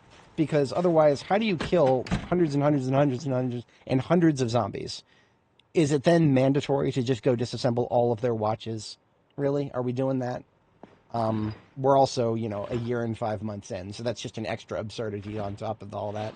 You would think that by now, that would not be a thing that keeps happening. And yet, for some reason, I digress. All I can say is, if you find that annoying, please let them know, because they don't care. They don't care what I have to say. They have proven that on multiple occasions. They won't even take a verbal shitpost from me.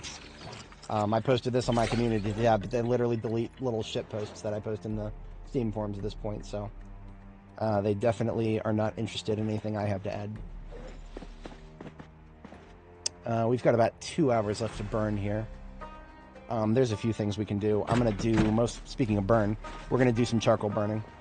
We've got a charcoal burning barrel right here, and we're going to carry that with us out here into the field, where we've got a bunch of stuff that we, trees and stuff that we got rid of earlier. I don't want to waste all the logs for that, because logs are a lot more versatile. I'm just going to focus on the branches. Yeah, I know, right? Now, clearly, I mean, okay, so the devs have said that they're, working on sounds right now, actively. If this was brand new, if they had just changed this, I would be a little bit more sympathetic, but it's been this way for an entire build by now. I don't want to be so cynical as to say that they don't have QOL who constantly play this game. But I will go as far as to say they probably don't have QOL who play the game the way I do, where we just go as long as humanly possible. If they did, I feel like they would have noticed this by now. I feel like this is not hard to spot. If you kill a lot of zombies, you're going to get random beeping from stupid-ass watches that shouldn't have batteries in them anymore. But I digress. Like I said, I don't want to complain everybody's ear off about it. I just want to say that, first, it's not my fault. I have genuinely tried to make... I've tried to go into the game files to edit the sounds to get rid of some bullshit similar to this. And it doesn't work. You can't just go in there and replace the sound with a blank audio file. You'll break all the other sounds in the game because there's something wrong with their implementation of bank audio right now. Or, I don't know, maybe the public version is not what they're using. Needless to say, I managed to fuck up all the sounds last time I tried. So what we're doing is we're just picking up a bunch of tree branches, 9 at a time, and carrying them over to the burner barrel.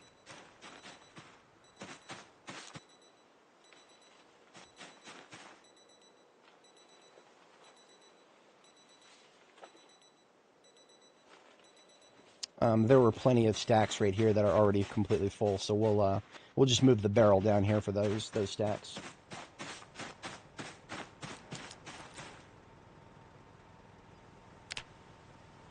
I mean, they've been adding more ambient sounds to the game. I've noticed a few in more recent patches that I've never heard before.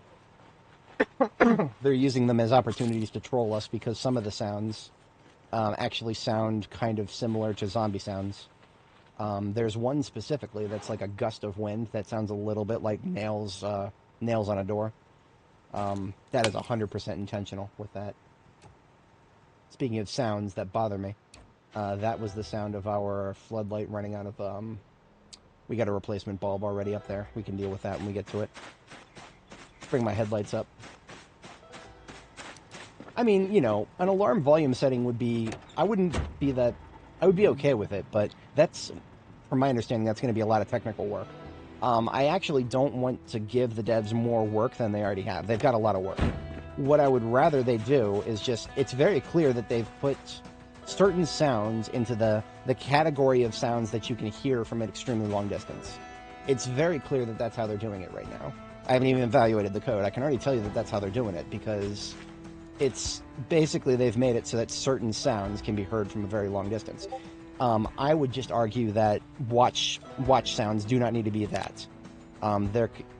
Just make it so that the watches can be heard from the same amount of distance that they used to be heard from. There was nothing wrong with it before.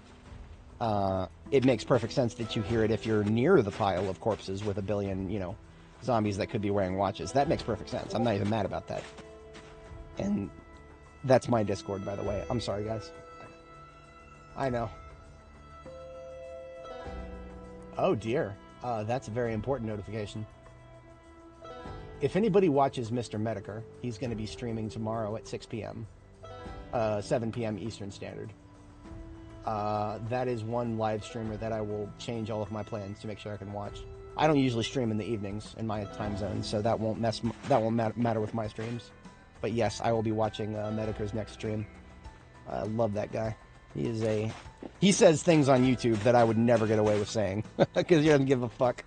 Cancer Man is yeah, he don't give a fuck. Susan can ban him all she wants. Oh wait, Susan's gone.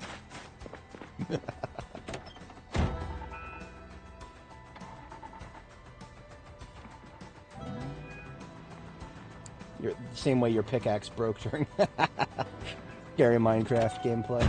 I believe it. It's a jump scare noise in all but name. Okay, so the last thing we do, we're about ready for our second bedtime. Last thing we do is make sure we pick the barrel up, because there are still plenty of opportunities for zombies to come swarming through this area.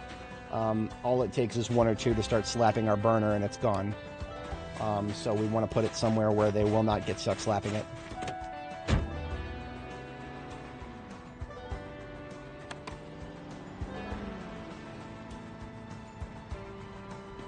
And right on the floor over here, we've actually got some replacement bulbs. I was ready for this.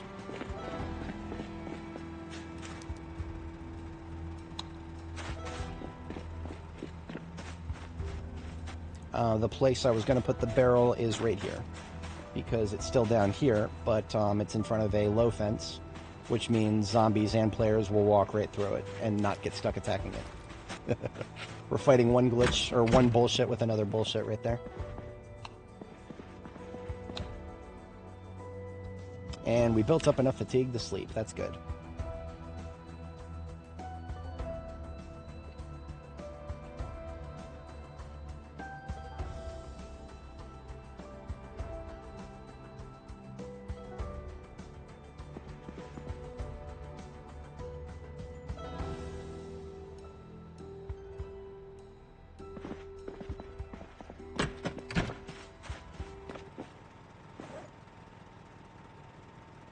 These respirator filters we picked up need to go into the truck here. Should have enough room for all these. Yeah. Oh dear. That guy didn't have room for his respirator filters. R.I.P., homie.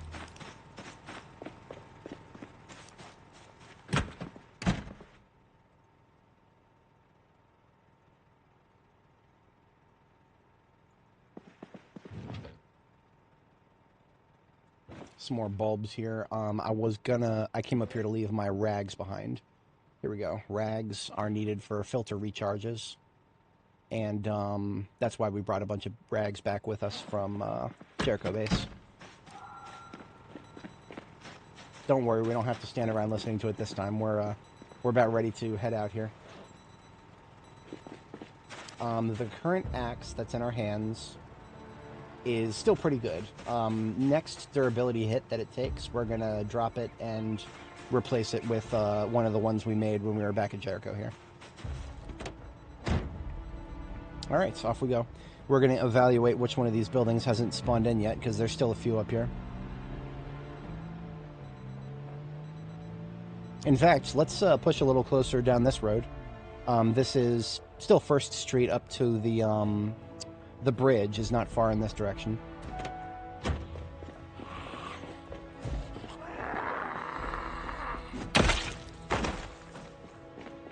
Now, I could, this group of zombies up here, I could lead them around the fence.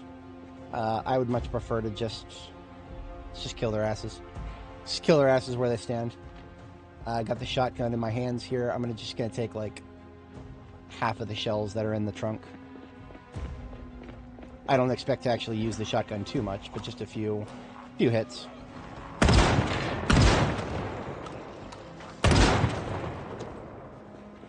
Anybody who gums up in this corner here, we'll nail them with the shotgun. That's going to be probably most of the art gallery building here. That's what this is up here, the art gallery.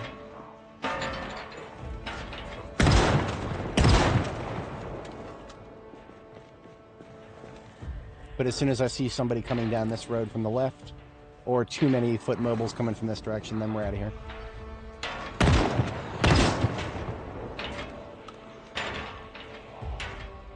It is a good day for shooting, all things considered.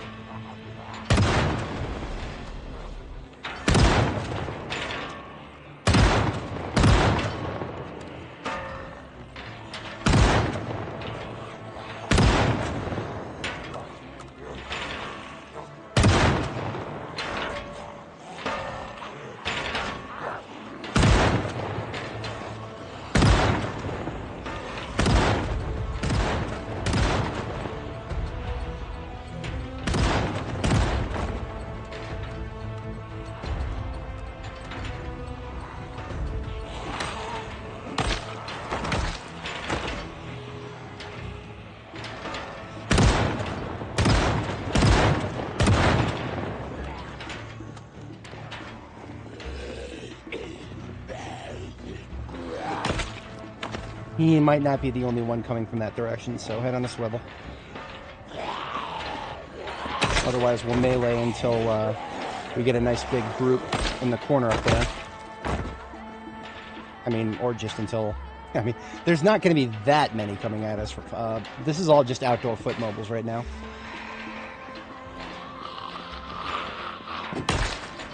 I don't think we're dealing with the contents of any major buildings right now.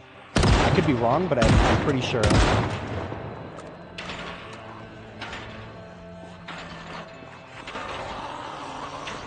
Now, that being said, we're using the shotgun, so there's going to be a lot of foot mobiles from adjacent streets that we might not have even noticed yet that are going to come our way. But we'll just play it. We'll be careful. That's all we got to do. Don't vibe it too hard. Just be careful.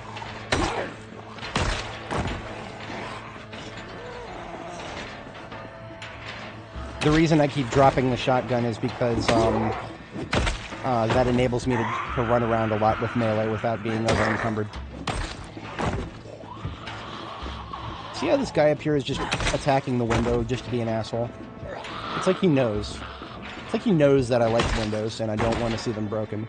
Come on, dude, don't be like that.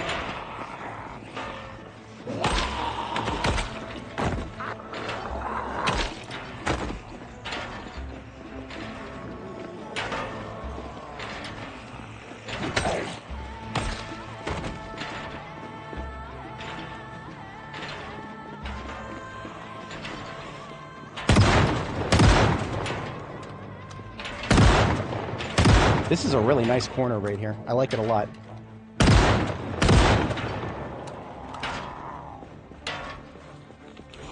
Oh shit. I'm gonna do that. I have to actually equip it first. I can deal with this. I can do a double long weapon. I just gotta make sure that I'm not running around too much, otherwise I will exert myself from being over encumbered.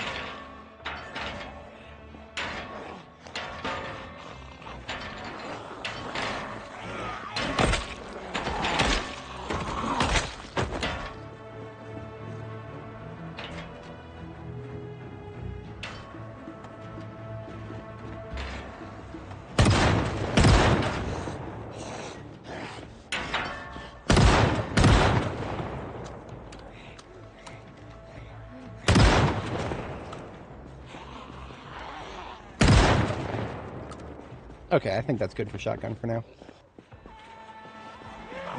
Especially since they're coming from multiple directions now.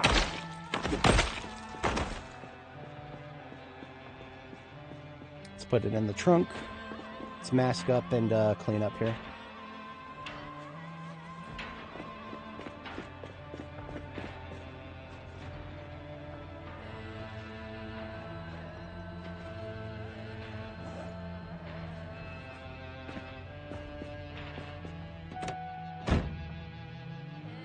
Oh, look at that. There's still some up here. Was I a little premature with putting that away?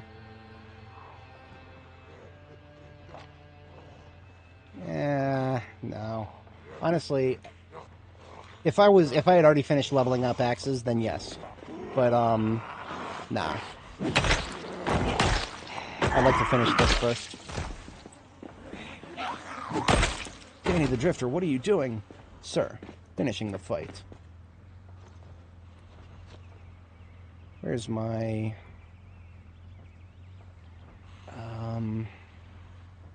mask, my respirator mask.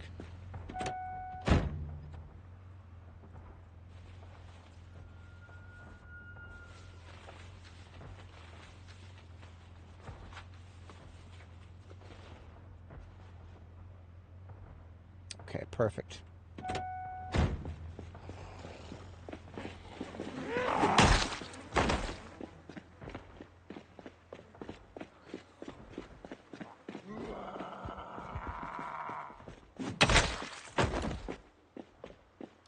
Little distance from the corpses and have a bite to eat, and then we'll continue progressing down this road.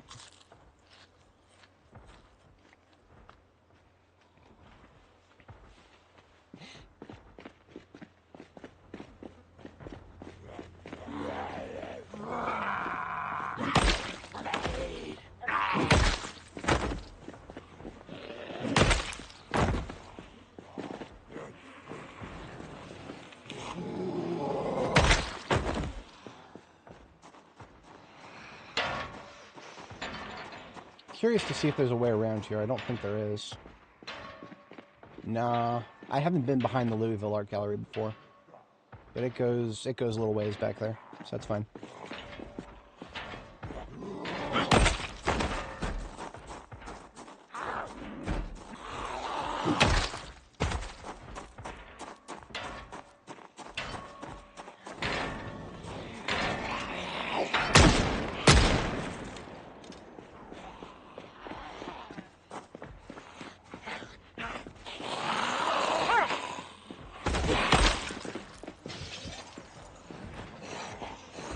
Back just a little bit here. Alright, it's a good spot.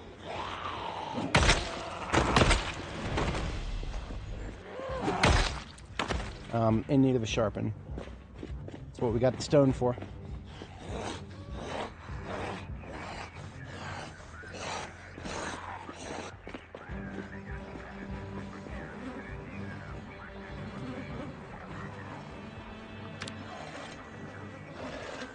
I love this thing.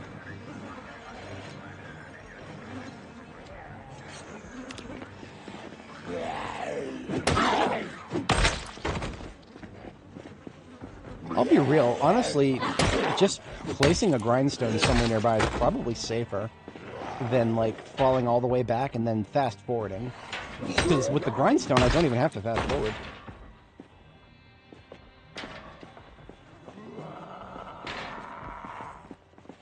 No, that's not odd. That's functioning as intended. The game doesn't want you to be able to read things in the dark. That was one of the selling points of B42. The big lighting overhaul. Illiterate has also been removed. Ready to do another sharpen already? That's RNG, I guess. I don't think I can... No, I don't cut that. That's fine.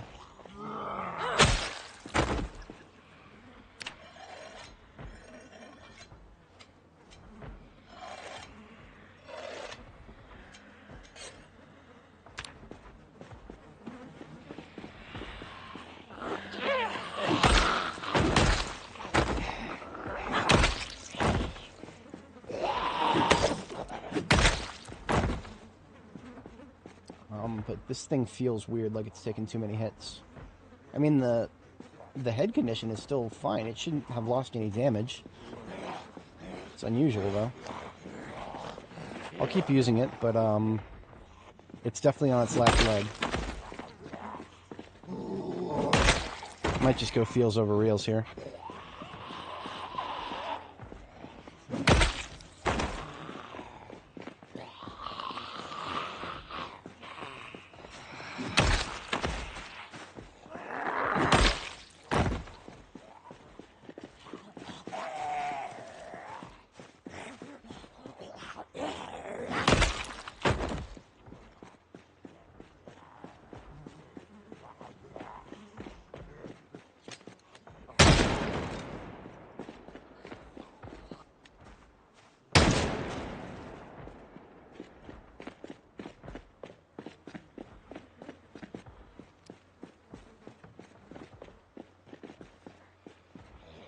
I don't think we've gotten close enough to this building down here on the right to spawn it in, but I don't think it's more than 2 stories. No better time than now that we've cleared the left side of the road for the most part.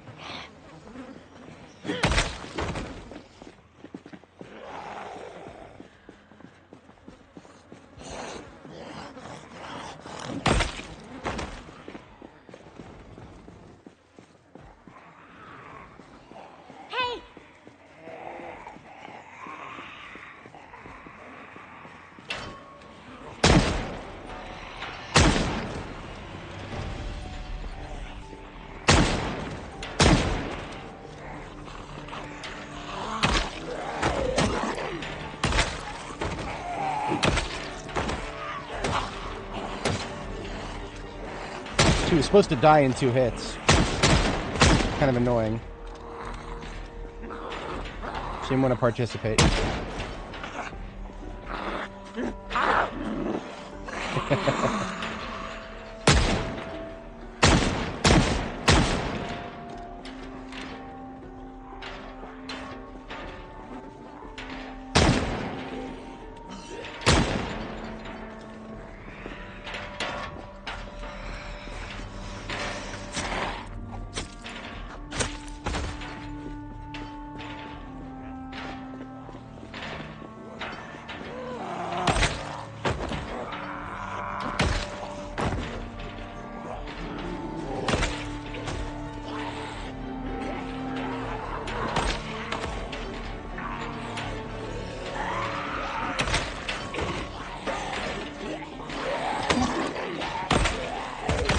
I don't find the people on this side of the fence threatening until they start... Once they start flooding my auditory senses with, you know, noises that are like behind me and to the left, then I lose the ability to tell if somebody's coming up behind me. So they are, the fence slappers are a threat, even though they don't stress me out the way they're, the way they used to.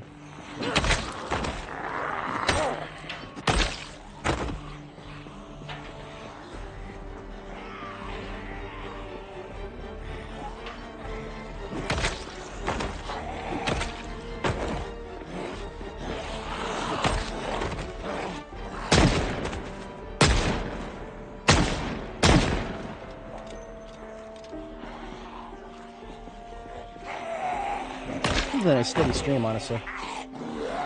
The art gallery crowd is getting split up by this fence naturally. 1 of my 6, falling back. multiple MSX. To be expected. There were a number of foot mobiles on the other side of the art gallery, all the way on the other side. It would take a minute for them to all get down here, but it's to be expected eventually.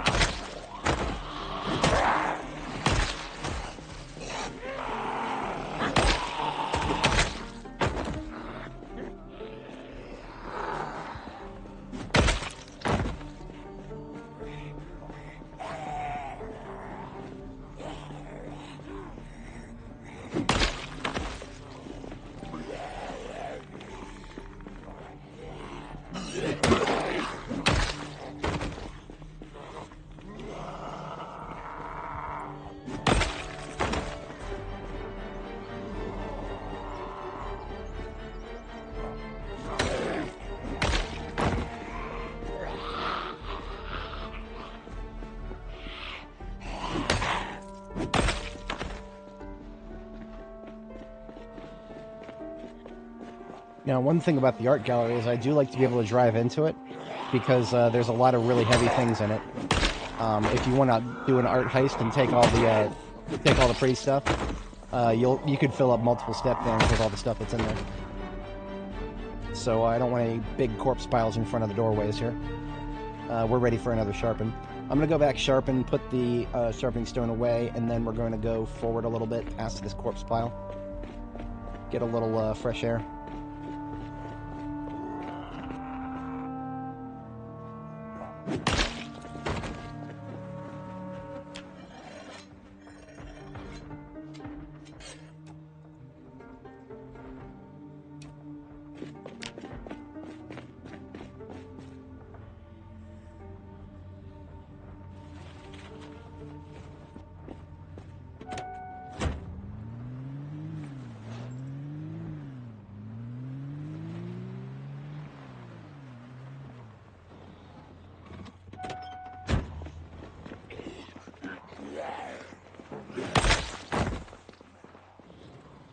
I hear a door scratcher, but it's not the front door.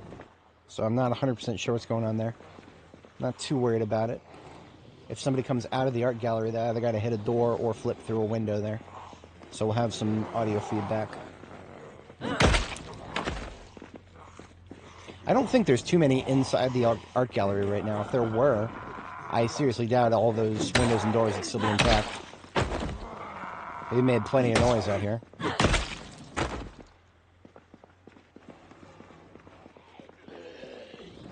Oh, look at that.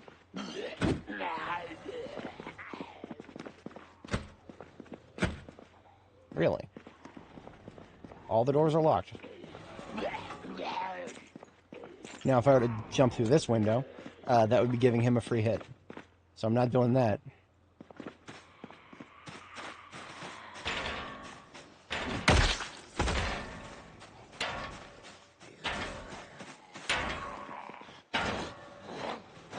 No targets on this side.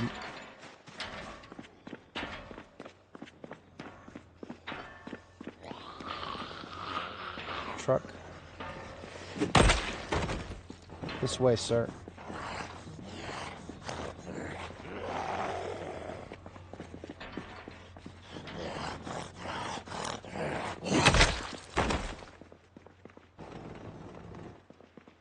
Yeah, fuck it.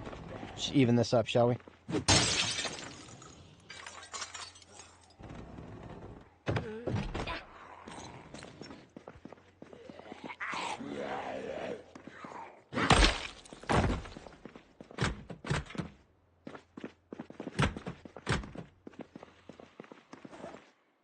Hear somebody mouth breathing a little ways in the back there. That's alright. Somehow these things that already defy physics still need to breathe. What happens if a zombie can't breathe for a very long time? I suppose I shouldn't think too hard about that.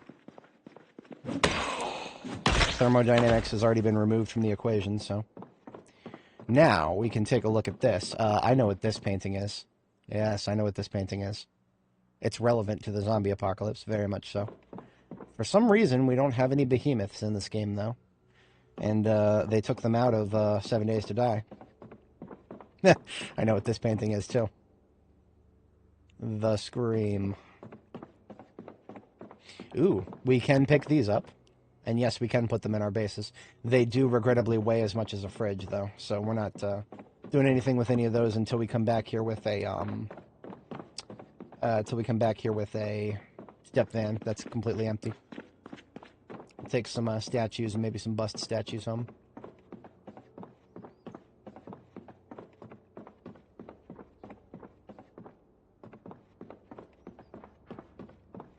Is that a Birth of Venus? No, that's oh, what's the one with the lady laying on the whatchamacallit, on the log there. The cherubs flying around and the dude.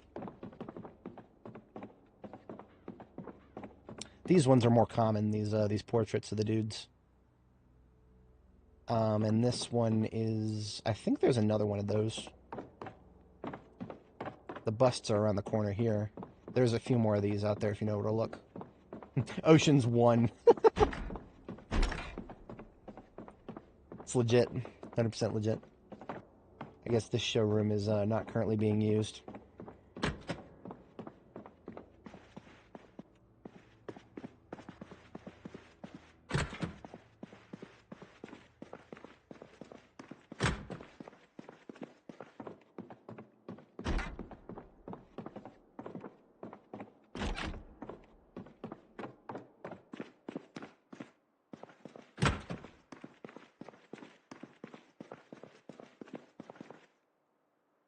I'm always in the market for a bucket.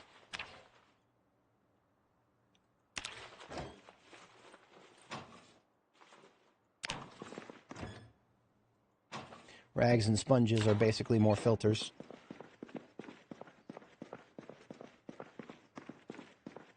Narrow-ass hallways. Not a fan.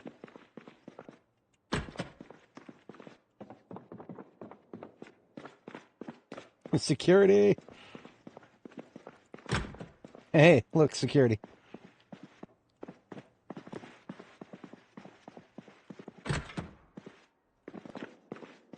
So far, we've only had 2 or 3 in here. It was the same on Annie. We did not have a big crowd in this building. I want to say that there's probably an event, a story that could happen that would involve lots of zombies being in here. But that is not the universe we're in right now. In this universe, there were no special exhibits at the art museum. It was, in fact, locked up.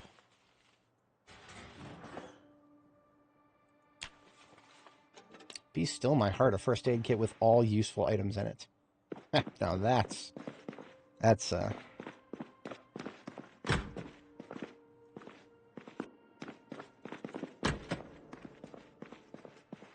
don't think this is another security room, is it? This is a nothing room with nothing in it.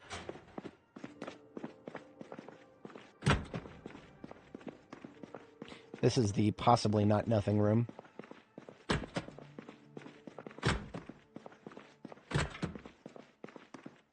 Oops. There we go. You'll notice that I'm always backing up whenever I open a door. There's somebody standing on the other side of it, and then backing up is to my best advantage. It's gotten to the point where I do it without even really thinking about it these days. Other people have suggested things like popping the door, or like double popping it. So like doing something like that. You can always do that when you're first opening it, because then you see if a zombie's there and then just close the door in its face. I prefer to just, if there's going to be one in there, just bring it on out. Just give me the advantage. This is my favorite painting in the game, Man Before Waves. Definitely going to make sure we take that when we come back here with a van. So we could actually 2 copies of each of these statues here, and then 2 copies of the busts as well. So we could do doubles.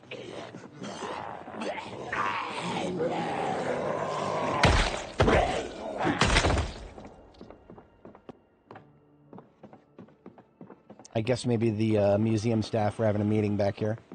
Because this is the only place that actually seemed to have some Zeds in it.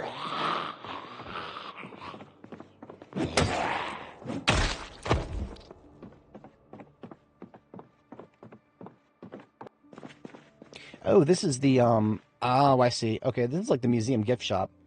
And those Zeds must have come in from the courtyard here. Cool, okay.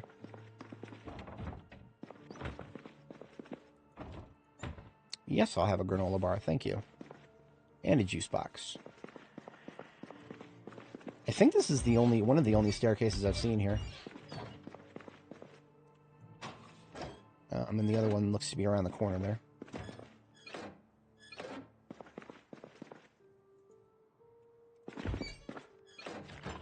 Margarine.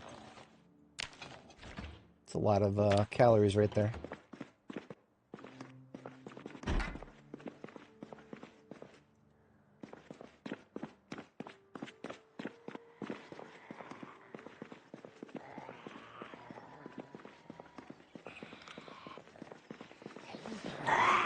I saw you going for the window. There will be no window smashing. Not if I can help it. Thank you very much.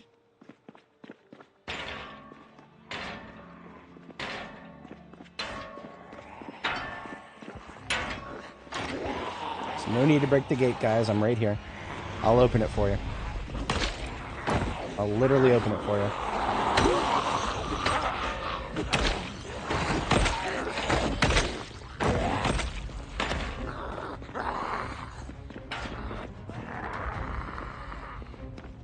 Do you know the opening theme to Dragon Ball Z Budokai Tenkaichi 2 is Gate Crasher? It's a great track. I like it a lot. It's video game music, so I could probably use it as a combat theme too.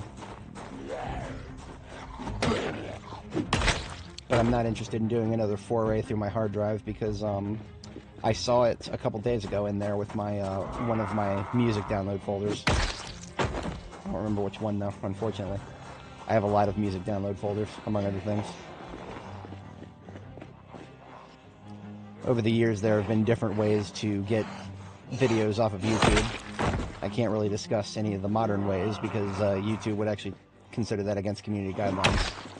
But needless to say, the methods have changed over the years.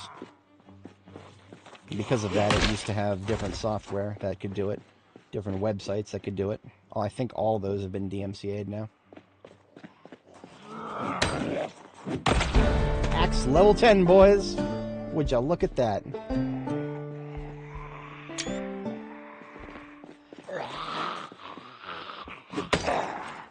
This character is more powerful than any of my previous ones. Strength 10, Fitness 10, Aiming 10, Axe 10, Longblade 10. Those are, that's everything I could ever ask for in a Project Zomboid character. I might need to fix myself a drink to celebrate.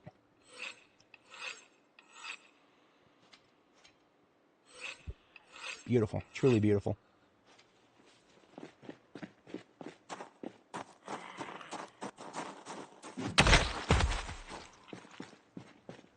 Is this attached to the art gallery? I don't think it is. Probably, actually. You're not, you know what? I might actually do some long blunt. I don't know if I'll ever do it like I'm doing axes.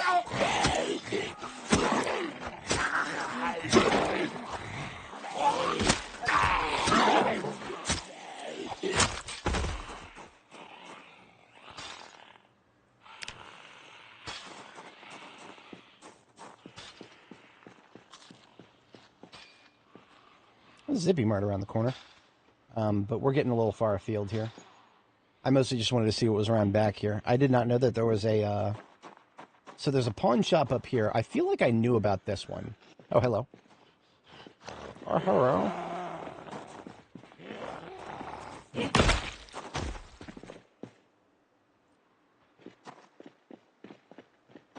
If you were making a joke, I deliberately ignored it. My client being federal law enforcement, they would not want me to do that. We keep the long blunts for the video game.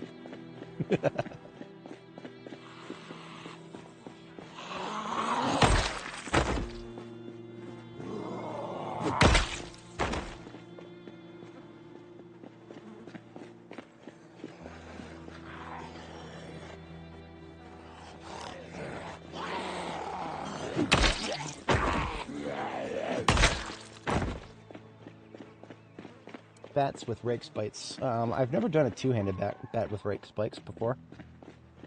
We're actually going the wrong way. Our, whatchamacallits. Our, truck is the other way. Forgive me, I get obsessive with my neighborhood cleanup here.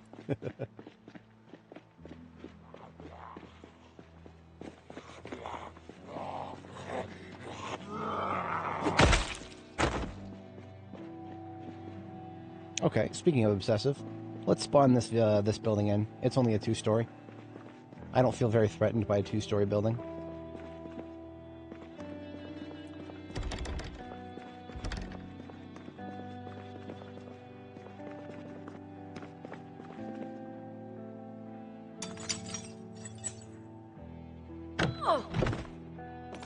Restaurant of some sort? Bar and grill, maybe? Yeah, it looks like a bar and grill sort of joint. We got the bar back here. And the restaurant seating for the normal people to go sit down at. That's a big fireplace. Double tile side here. I don't usually see I can't remember the last time I've ever seen a fireplace this big before. Neat. I wish high-level masonry could build wall fireplaces like those. That'd be really cool.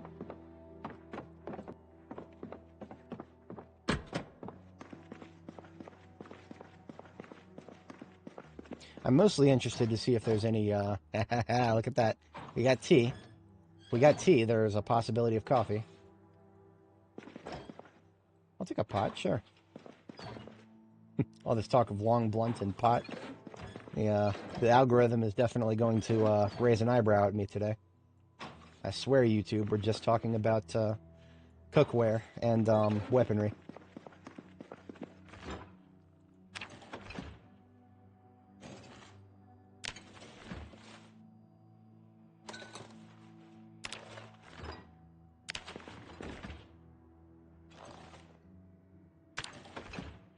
Yeah, no butter, no margarine, but we did come away with a little bit of milk. And a little bit of yeast. It's been a little while since I found yeast. It's actually been surprisingly long time since I found yeast. Yeast is necessary in this universe to make bread. Regrettably, we can't do flatbread.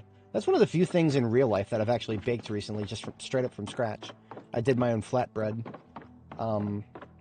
I could see myself living off of flatbread if I had to.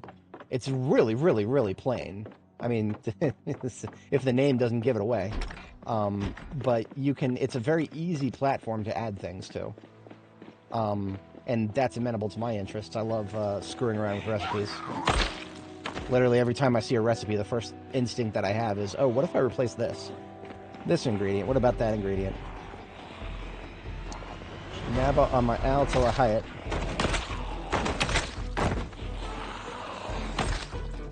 Fucking wood chipper, guys. Level 10 axe. Woo!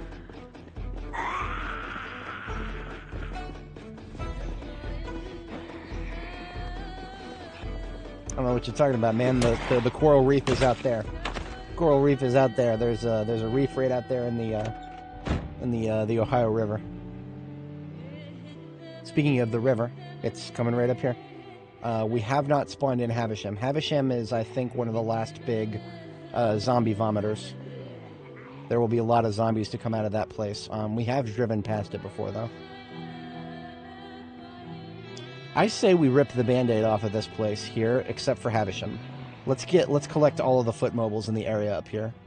To the left of me here is Baguette Point, also known as French bread. Just a obscure French-looking joint that has a lot of bread that you can buy. All of it is rotten, unfortunately. Hello, foot mobiles.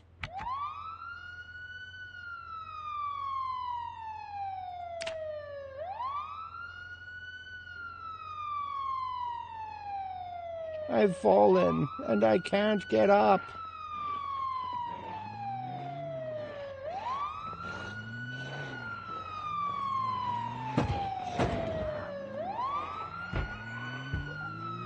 Oh, shit. I'm not sure what happened there. I got a lot of acceleration for some reason. I've noticed some weird things happen when I was parking my vans next to a street light. Some unusual levels of momentum were gained, and I don't understand what could be causing that.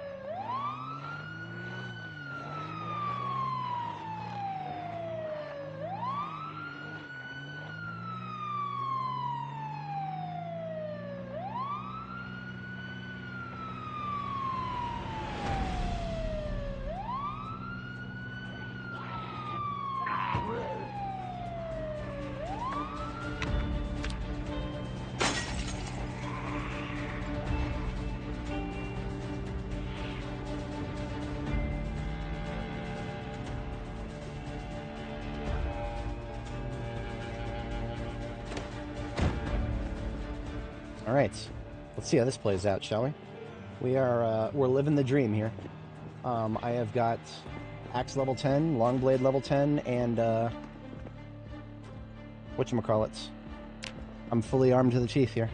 As soon as I need to sharpen, I'll just switch to a different weapon. Faster than reloading.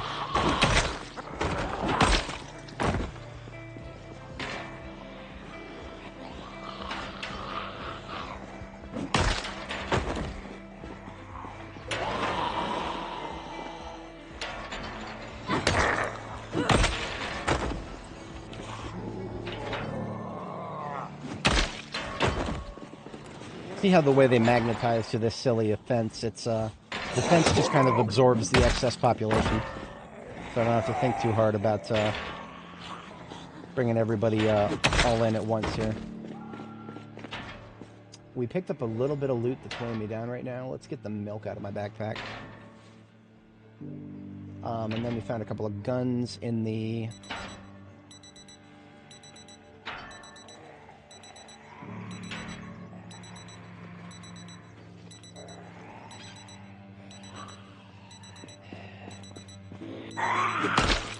Never get tired of that sound, do we? Thankfully, we know exactly where it's coming from this time. There's not that much place where it could be.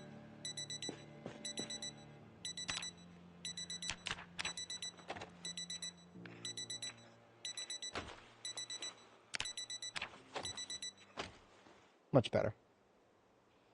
Imagine trying to do that with a massive swarm of zombies on the floor. That's not quite as easy.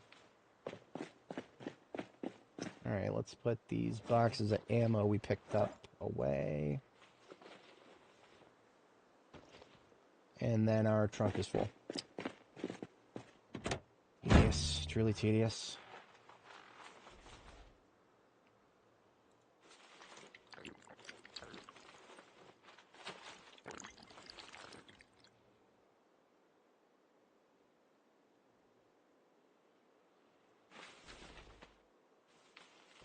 Okay. Now we are loaded out without being too over-encumbered.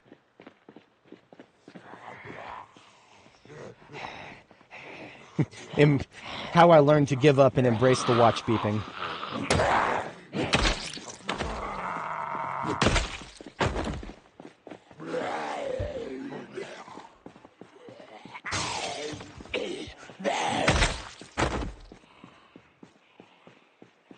Once we clear all the zombies out of this particular roadway, we will come back here with the race car, and we will remove some of these burned wrecks.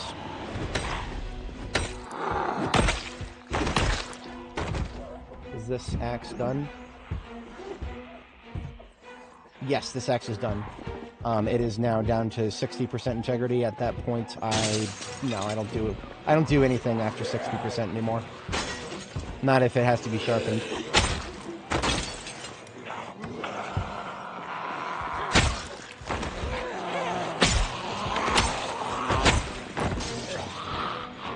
You caught me on a sword day, boys.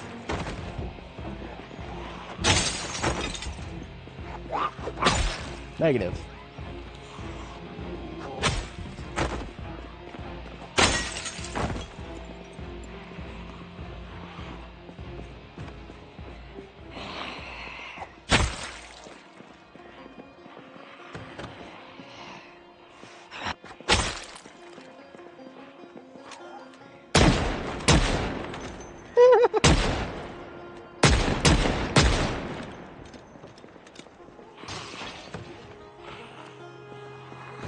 Beyblade, Beyblade, let her rip.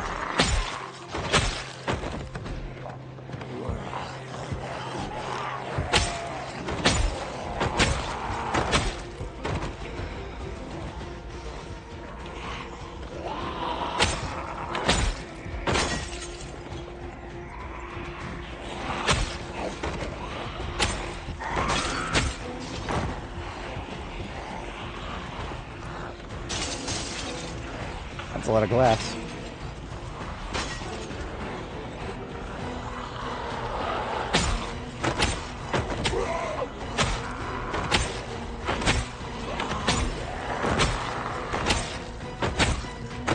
Feed me, Seymour, feed me.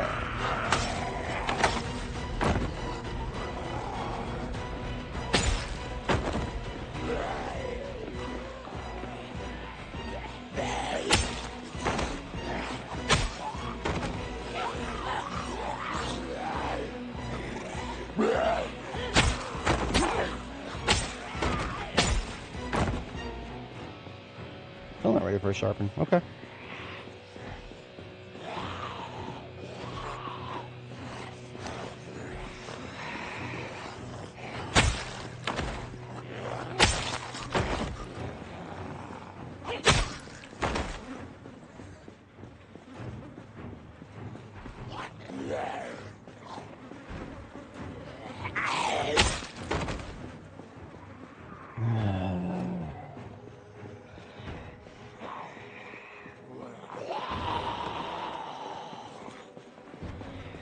Getting stinky on this corner here. That's right. Go doofus. I'm the doofus. I probably bumped into him with the truck. Usually when you see a crawler, it's usually because you created it. He didn't do that, I did.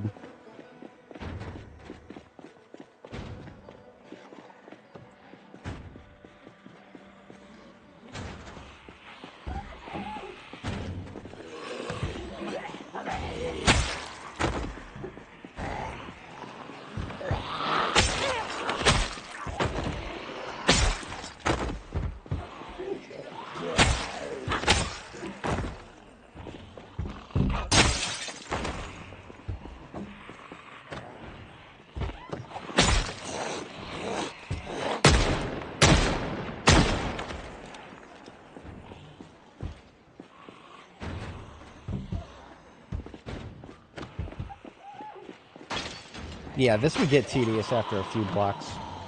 I don't mind it for a block in Louisville. A block in Muldrop. Fuck off, man. I've got better things to do than do this all day long. There's so many other things to do in this game than just standing around killing zombies all day. It's a part of the, it's a huge part of it. It's an important part. But no, that's not all I'm here for. If that was the case, I'd just be playing Dark Tide right now. That's my jam. He says as he goes like 6 months without ever playing it. That's Fat Shark's fault. That's not my fault. Fat Shark has been going full on Arrowhead. You never go full Arrowhead.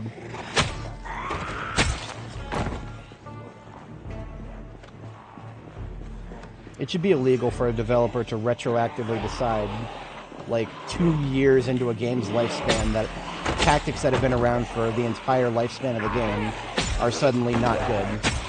Falling back. The sickness just hit us. We got down with the sickness.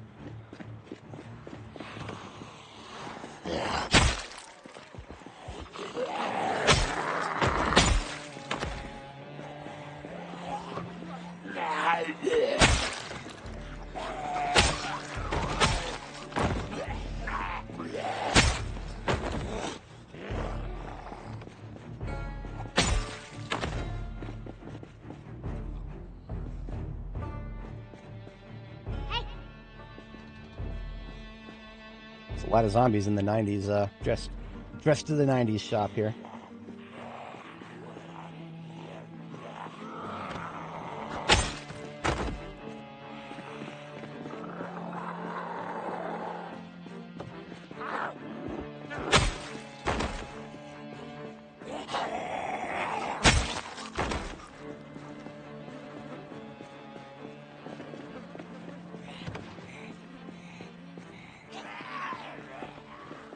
Oh dear, I seem to be getting flanked.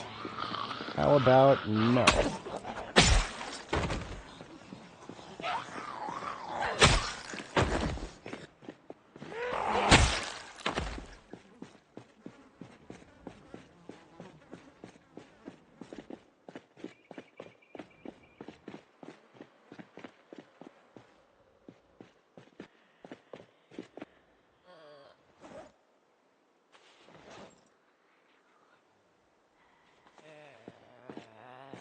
You don't gotta groan like that.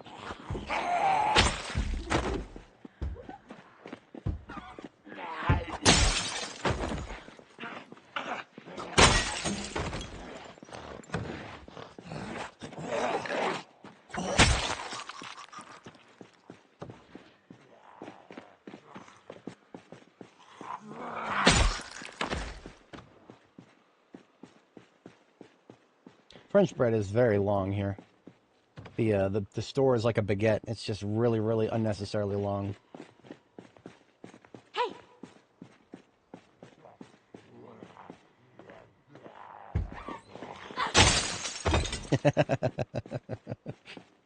Ride Zed, life good. Zed fight back, kill Zen. Simple as.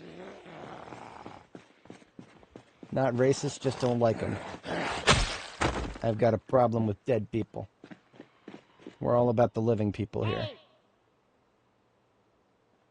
The only good Zed is... Well, I can't make that joke. They're already dead.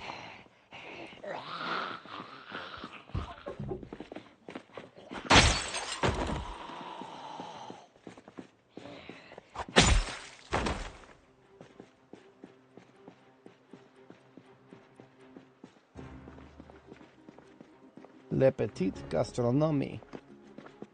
Gastronomie. I have no idea how to pronounce, like, that half of those syllables in French. Hello, look at all that. Oh, we found the French people. Okay. Right this way, sir.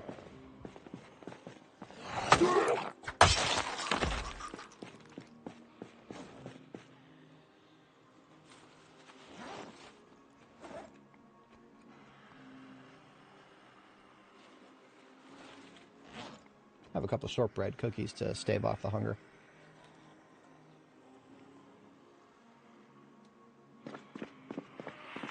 Hey!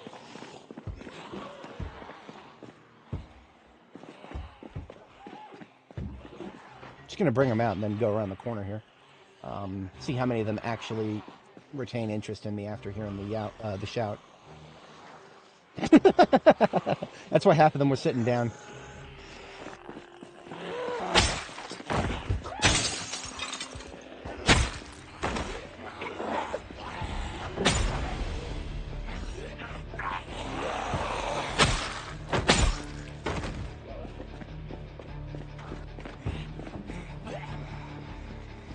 My instincts for having a base here are already kicking in. My brain meat is telling me don't kill them around the corner there. I don't have a base here, but it's not a bad spot at all. You've got an infinite water source right in front of you here, the fountain in the middle. And then you've got this large building in here, but then this building you can turn into, whatchamacallit. You can, there's a staircase right around here. As soon as you step inside, there's a staircase up to the second floor. Did I sledge to make that? No, it's just right back here. Right back here, the staircase to the second floor, so you don't have to worry about protecting the entire first floor. Just protect the staircase to the second floor. And then you've got a little field base there. You've got a infinite water source right here. The Ohio River is not far, but this is a lot closer to the other buildings in the area that you might be working on clearing.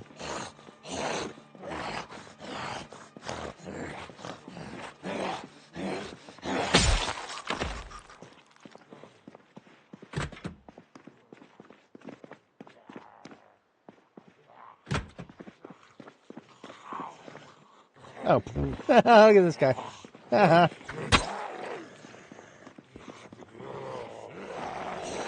You're French. Being a zombie can't get any worse than that. Voulez-vous coucher? Why don't you come on out here, huh?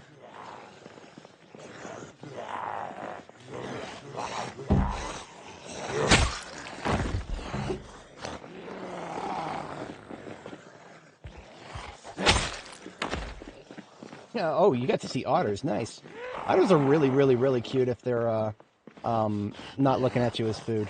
Don't ever see what otters look like when they're yeah, they can be mean. They can be mean, but they can also be very nice. They're like dogs for the water. Agua dogs. What type of doggo is this?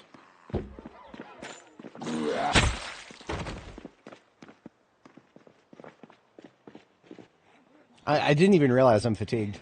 That's the glory of being Longblade 10 and Strength 10 and Fitness 10. Okay, now I'm noticing it. I shouldn't have said anything.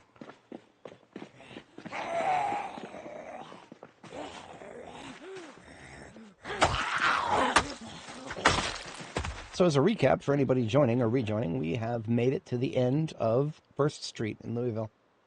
If we take a look at the map here, all we've done is kill all the foot mobiles on the at ground level. So we there are a few buildings that have yet to be cleared here. There's actually several buildings. We did clear out the art store here, or the art gallery. Let's see, what will we label that? How about we label the art gallery with some flowers? That has been cleared. And then we've gotten most of the Zeds out of the commercial buildings here. And there's that little fountain, and here it is at the end of 1st Street where it transitions back into 31 West, and then the Clark Memorial Bridge starts right here.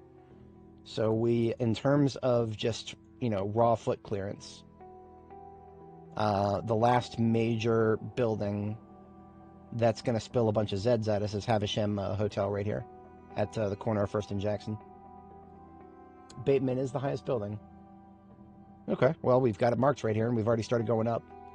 It only has one stairwell. So each floor is not as threatening as these other buildings. Some of these other buildings, each floor is just so many opportunities for more zombies to show up. But the sheer lack of real estate for Bateman here, it's like, what in terms of width, depth and width, it's not that bad. If we're properly equipped, we can probably handle, yeah, we can handle Bateman. Anyway. Of course, there are still Zeds over there to the left, or the right. Well, probably to the left here, too. And there's a pawn shop down the road, so that's a little further down to the left. We got a Starbucks to the right. Let's go ahead and fall back. We don't have a safe place to sleep up here yet. In the past, on one of my previous characters, Annie, we did, in fact, go across the bridge. I'll go ahead and spoil it for you guys.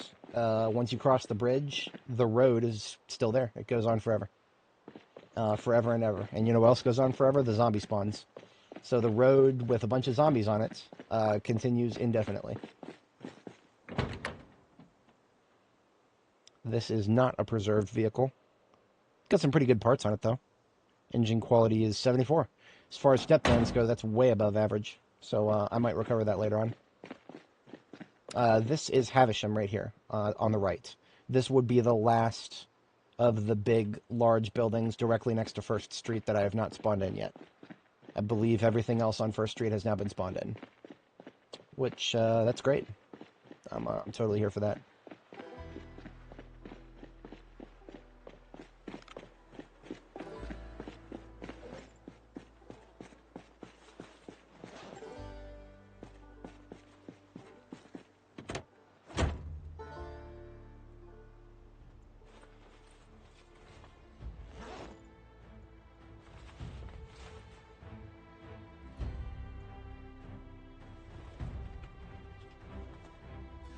Take off my chest plate. Now this stuff that was a little heavy before, we can fit it back into the backpack. No worries if we're a little over encumbered now. This one would be one of the first times I'm actually in bed on time without having to screw around at all.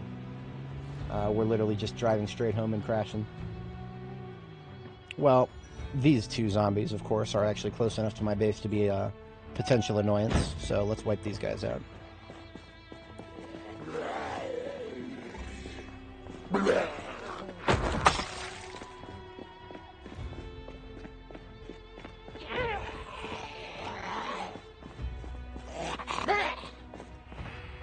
Whenever I'm fatigued, pushing them down and going for the ground kill is a way to ensure that I don't have to stand there and hit them 3 or 4 times.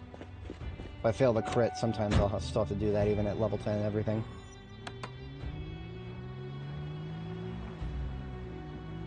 Got a little otter that you can put. Nice, very nice. Sea doggos.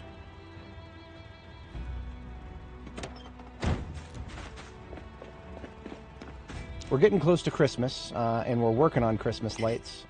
If we get really lucky and find some red bulbs, then we can have red and green Christmas lights. But for now, we'll settle for green if that's all we find.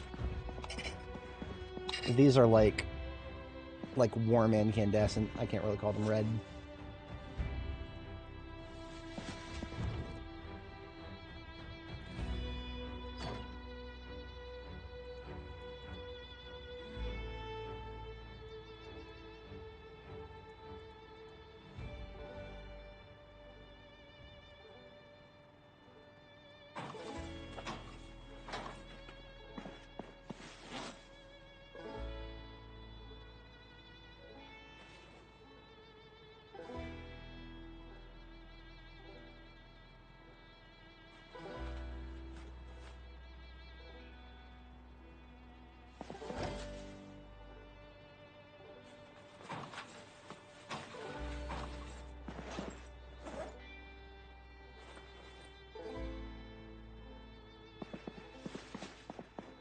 We might actually get a little cold tonight. It is below 40 Fahrenheit indoors.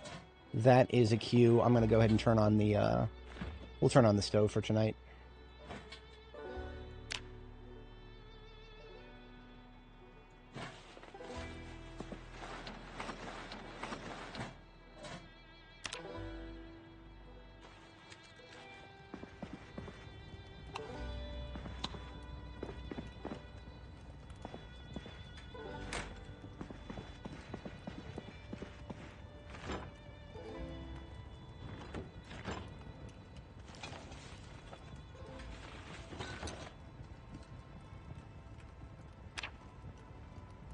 When you get home, it's laundry. Oh, I'm so sorry for your loss of time. Laundry, I can get away with doing it in bulk, but, no, as soon as you have more than one person living together, you've got laundry all over the place, and, it's got to be run constantly.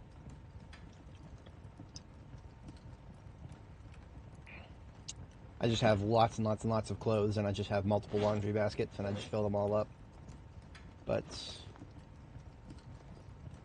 unsustainable once you get too many people.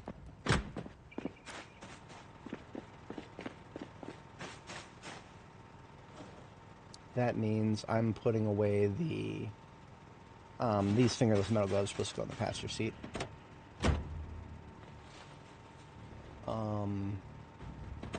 Actually, these boxes of loose ammo that are not cartridges I'm currently using all the time, those can go into the ambulance, or not the ambulance, but the, what's it called? SWAT truck. Yes, SWAT truck.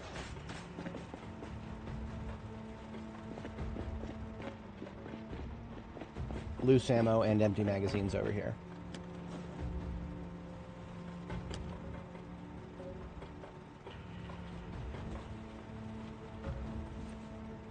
And spare firearms.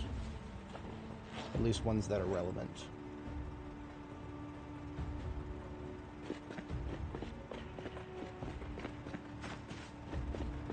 So we had a nightmare, and it happened pretty quickly.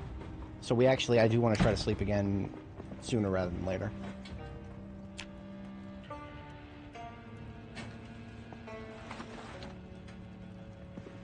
Okay, I can try again now.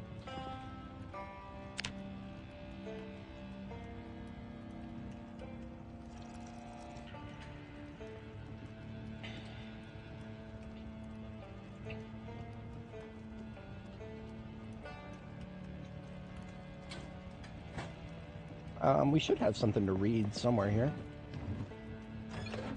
Maybe not. I do have a way that could get rid of some stress. We found a cigarillo while we were out. The game allegedly has a way of lighting cigarettes and whatnot from fires. Can I do that here?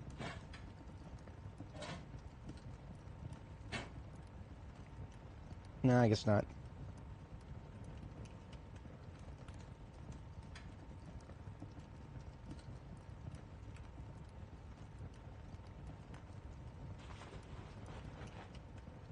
Oh, look at that. She turned towards the campfire. Fantastic. I didn't have to use my lighter.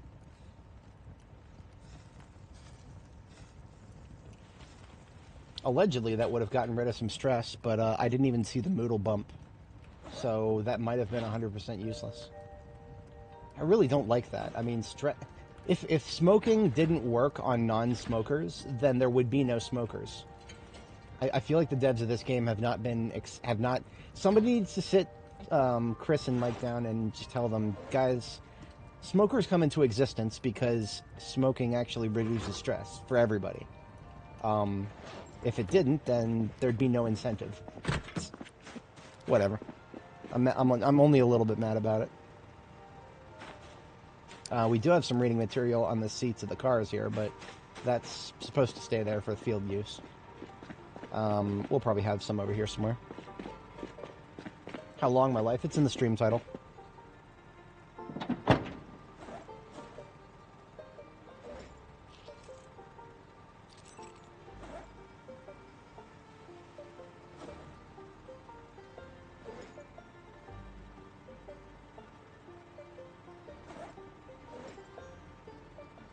Well, I'm supposed to have some reading material in my ambulance, but, well, mistakes have been made.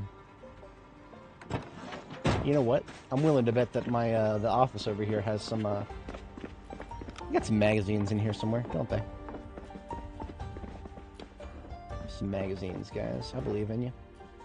Cigarette pack, so I can be even more useless. Here we go. Some magazines. Need a few of these.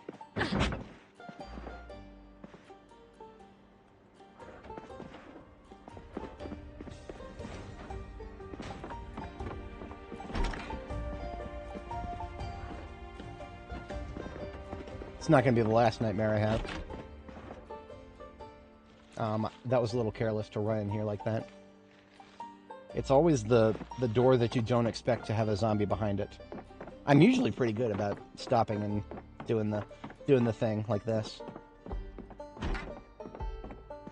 Probably no magazines back here. This is all paperwork.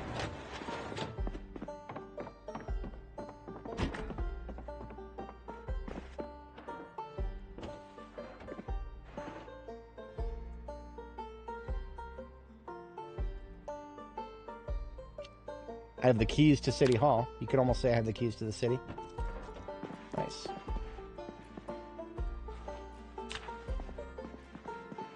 Alright, we're out of here. We got some reading material for the next time we get a nightmare. We probably won't need it. Look at that. There goes the stress. We're good for now. This that was mostly just future-proofing right there.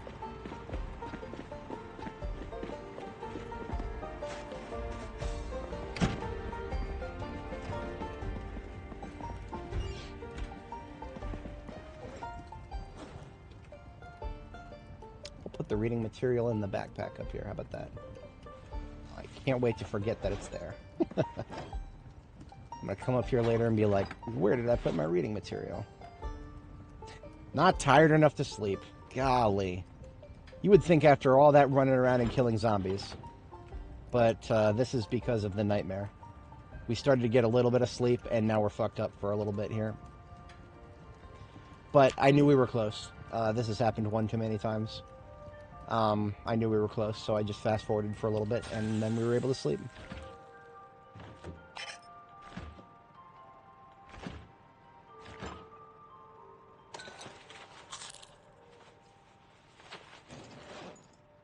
So, we actually ran out, or we're not quite out of salad yet. What I'm going to do is make a couple of,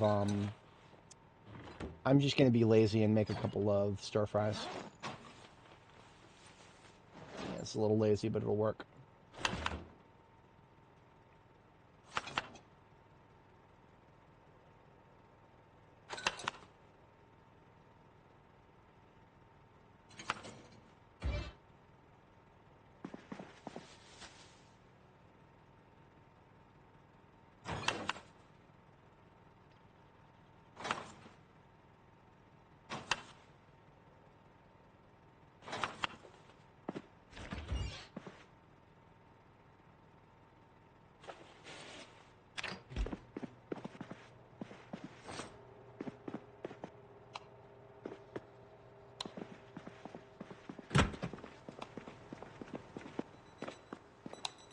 Never get tired of hearing that sound, do we, boys? At least I can go indoors.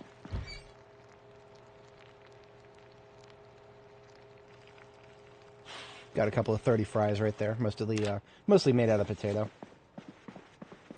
All right, speaking of potato, let's take our sports car or race car down the road here. We're also going to take a few welding torches and our mask. How's my sword holding up? Ah, it's actually taking a bit of damage. That's fine. Let's add it to the wall decorations up here.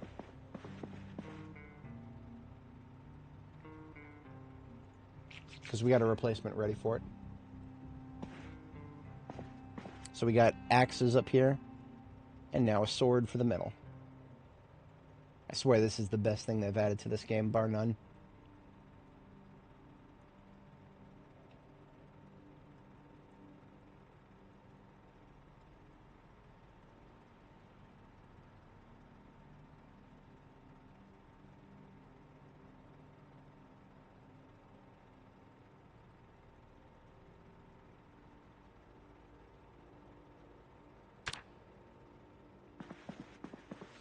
It doesn't quite mesh with the whatchamacallit, with the painting there. That's alright.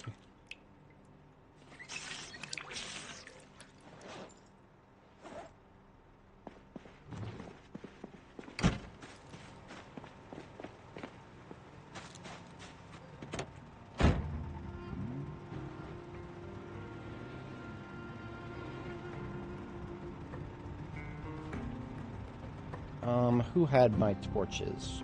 I believe it was one of the two ambulance twins here. That's car parts. Huh. I thought it would be you. You don't have it on your passenger, do you? No. Must have been Jorgensen? No, Jorgensen is completely empty. Jorgensen I can take down the road for an art heist whenever we're in the mood for it. Ah, okay, Plonky. Plonky has got my torches. We're not going to weld apart all of the cars. Some of them will get out of the way. We'll just weld a couple of the ones that'll be a little bit more annoying to move.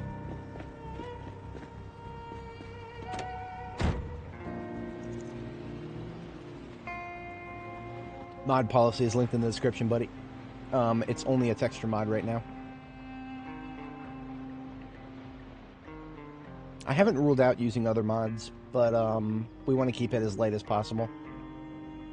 If I was ever going to make a mod of my own making that was functional as opposed to just like changing textures and whatnot, I would probably make some food recipes. Just some shortcuts so that I don't have to click as much. It would still be everything, like I would make recipes, that pre-made recipes that use stuff out of my own garden. That's probably what I would do if I was going to make a mod just for the sake of QOL.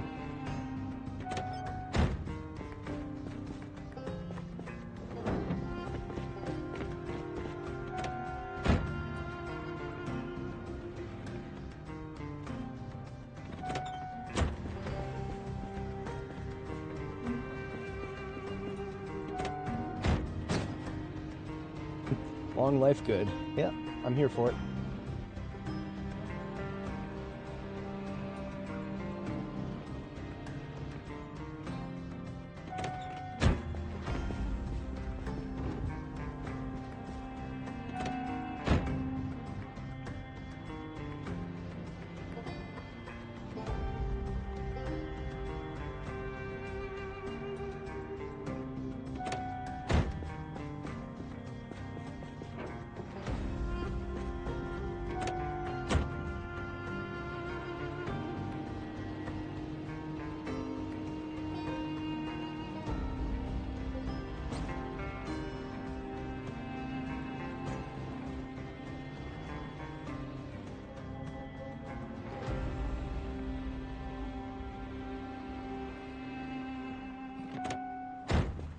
Alright, so we got 3 out of the way.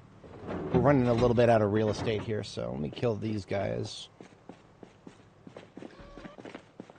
I never got my replacement sword, so we'll stick with the machete for now. Hello.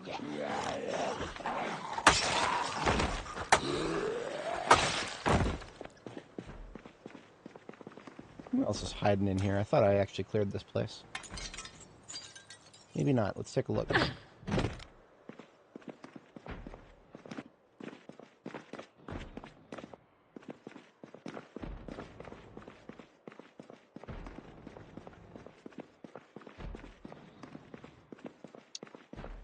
Target's to the left somewhere. Bathroom, most likely. Question is, which side of the door? Is it our side? Negative.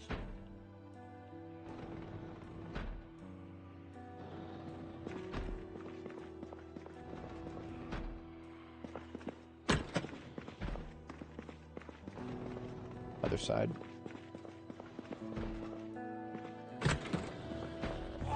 Hello, lady.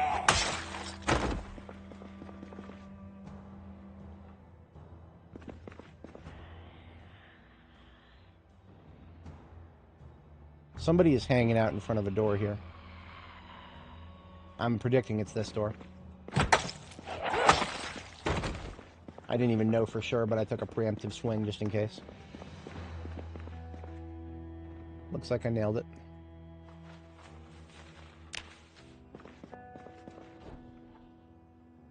Apparently this is a movie theater. Okay. Because that's what that... It says Key Movie Theater. Okay. Interesting.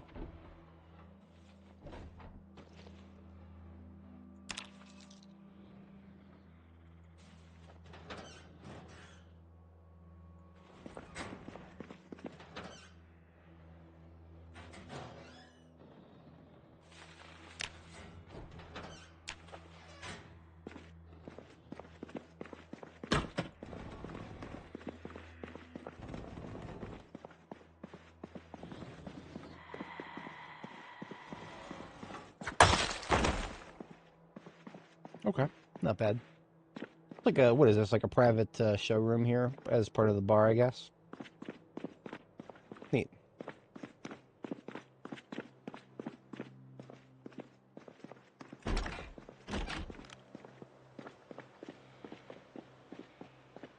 Still hear mouth breathing, that's probably around the corner here on foot.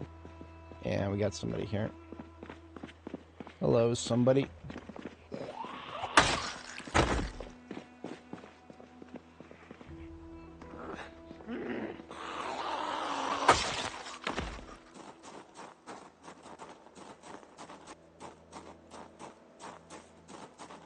Huh. Only one side of that was fenced. Got a citrus wave step van down there. It's another one of those back at Jericho that's been under construction for a while now. Hey! Wake up, lady. You're getting poked. Stabby stab with the knife. It's the easiest way to go through a fence if I don't have my... I don't feel like shooting right now. Ah. Here to see my race car, are you?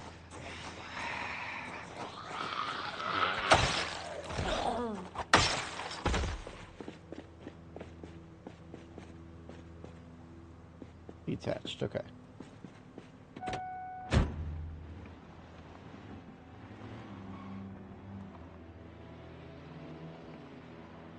Chocolate or lemon mousse?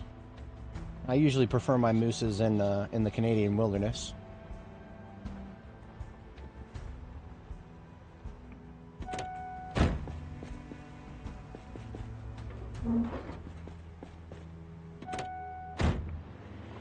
How many torches did we bring today? We brought... We have 10 torches. That's probably a little too... That's probably a bit much. We don't need 10 torches necessarily.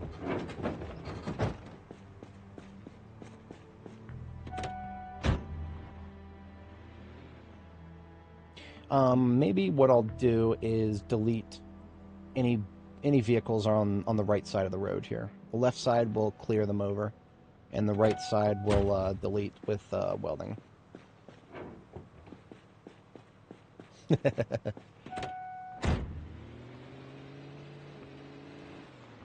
I know it's a sweet dessert treat of some sort. Is it, I don't actually know much about it. I've been trying to stay away from sugary stuff where possible. I've been gradually trying to reduce the amount of sugar I put in my tea. Otherwise, I'm pretty clean of other sugar sources, so once I can get it out of my tea, then I can go, I mean, I'm already at that phase where I used to not believe people when they said that after going sugar-free for a long enough period of time, sugar started being a little sickly for them. I have actually... I'm on that board at this point. I'm on board that train. Now the act of towing has made some noise, which has brought some friends out the woodwork here. My race car brings all the Zeds to the yard, and they're like...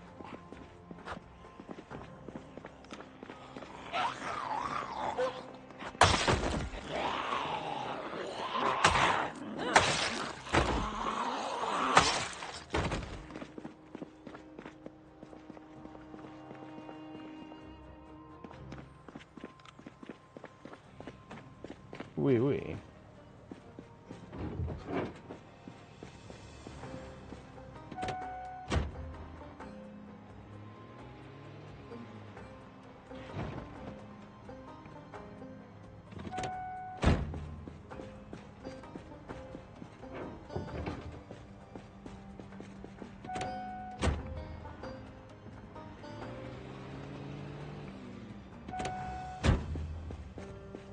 A little inertia there.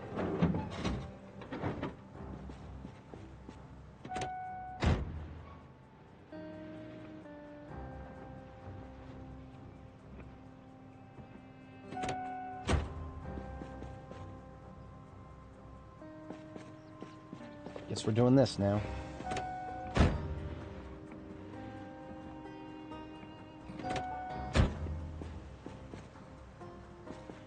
Are we really doing it like this? Come on now.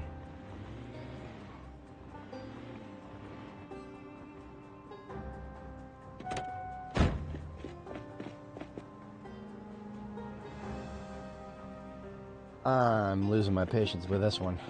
I'm about to shove it off the road here.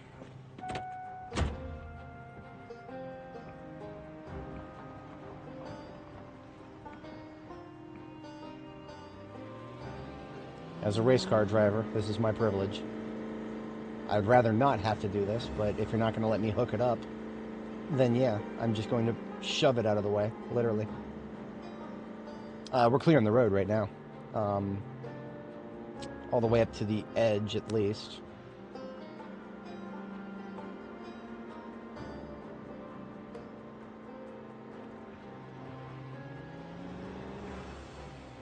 I should have an axe in the glove. Here we go.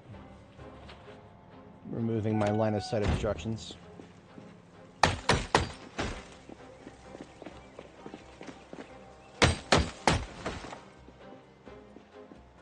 Got some dudes on the other side of the road there.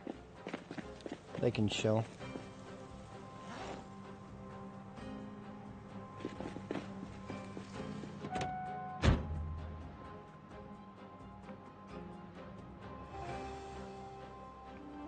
Alright, we have 10 torches. I see, I was going to use torches on the right side of the road here, so it's 1, 2, 3, 4, 5, 6, 7, 8, 9, and then 10. That looks good for now. That'll at least get us to the edge of the road on the left side here. But let's get these other not burned wrecks out of the way here. Okay, this is getting tedious.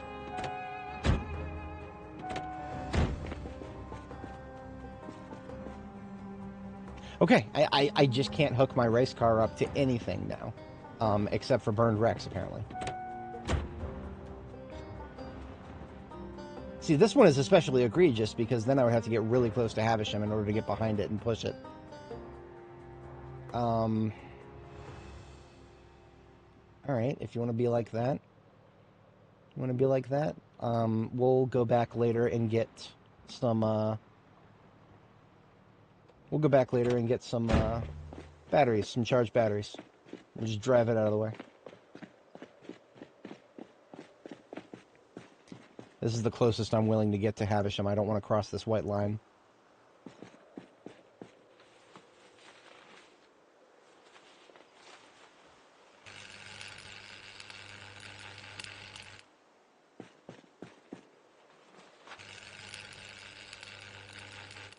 Remember, propane is something we'll never get back once it's gone, so we don't want to use it for everything.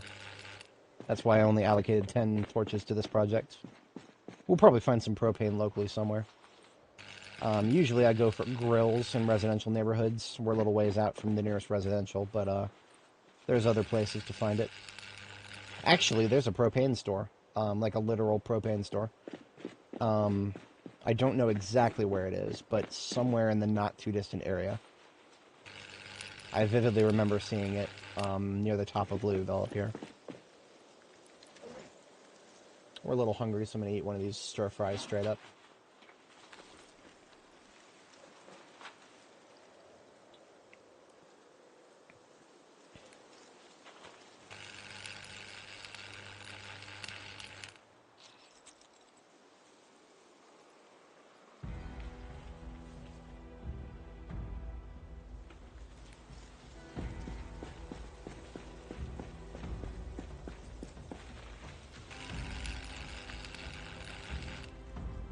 Somebody flipped over something to my left there.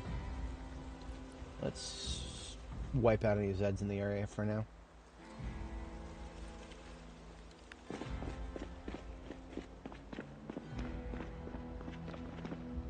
You're not going to gaslight me. I know I heard somebody flip over something over here. Maybe it was somebody inside of a building. That's another one of those sounds that's been increased to 70 tiles. In this case, I'm actually okay with it. If a zombie flips over something, I'm okay with hearing it.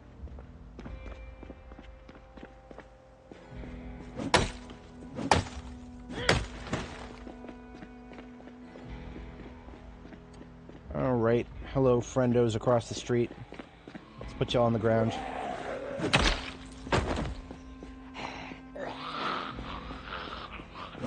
Now, if anybody is curious about what else is at the top of Louisville here, if we go down this road, particularly this road right here, go far enough down this road, we'll get to the Grand Ohio Mall. Biggest single POI in the game. Yes, so using welding to remove the, actually, I should step back a second to explain. If you're in B41, it's going to be different. In B42, there's two different skills. There's metalworking and welding. Welding is a separate skill that involves using propane exclusively. Metalworking involves using the forge and furnace to work with iron and steel. You can get metalworking materials through welding. Like, every time I weld apart one of these cars, it leaves behind a bunch of materials that are very useful for blacksmithing. But blacksmithing can only make certain things that are useful for welding. There's a little bit of a weird paradigm going on right now where welding can do a few things that blacksmithing can't, which really doesn't make sense. I mean, blacksmithing should be able to do most of what welding can do, only slower. But I digress. Tell me a blacksmith can't put bars on his window and I'll laugh in your face. I mean, a blacksmith will find a way to do it. They might use some carpentry alongside, but I mean, you know. It's very silly that welding is the only thing that can put bars on windows in this game. That is very silly in my humble opinion. But I do believe that's all of our torches. Yeah, that was all 10 torches right there. In a perfect world, what I would do is at least get this T intersection up here. So I could come up here, go left or right, and not have a bunch of crap in my way. That would make, logistically speaking, that would be a good, ideal situation.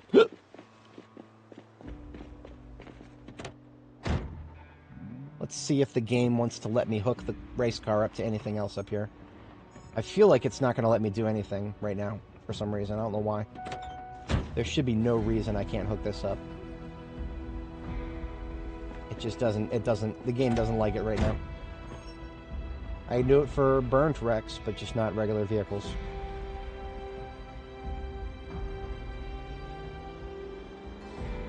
And trying to push it like this is gonna... I really don't want to do this for every single car that's not a burnt wreck. I could tip it over. I didn't realize the race car was that powerful. Well now, We call this the act of mating. But there are several other very important differences between human beings and automobiles that you should know about.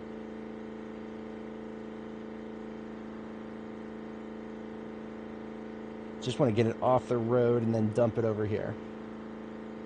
Oh dear, we have a guest. We have multiple guests.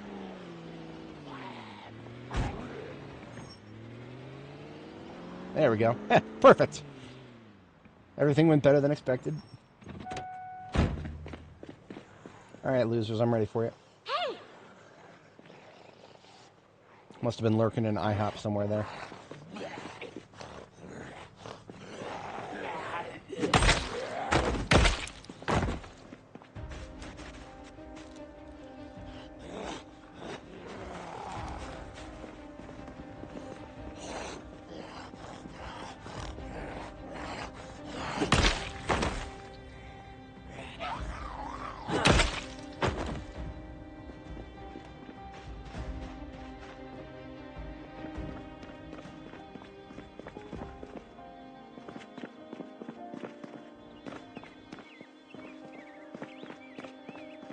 Hello. How about out of my road?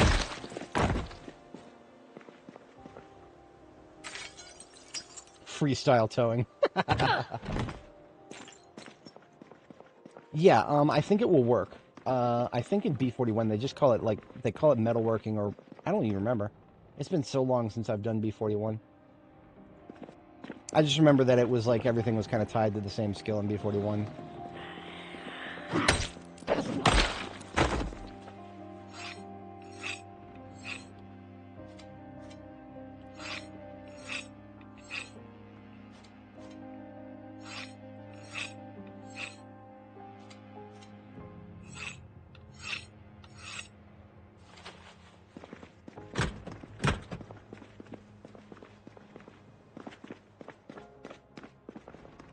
I hear some more scratching back here.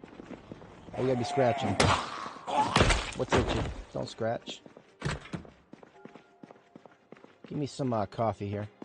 This is an IHOP. They gotta have coffee here.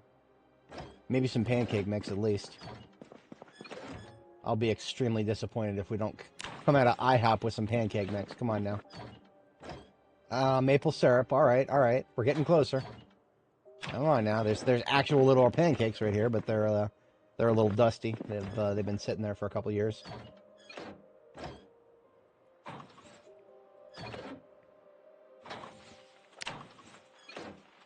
Nothing like blacksmithing.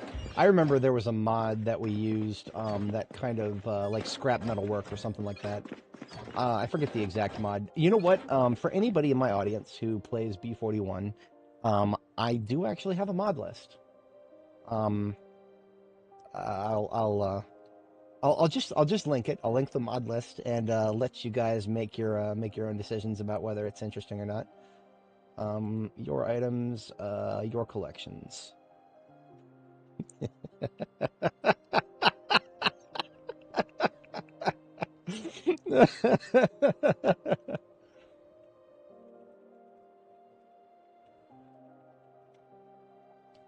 I enjoyed a lot of these. The one I was talking about specifically was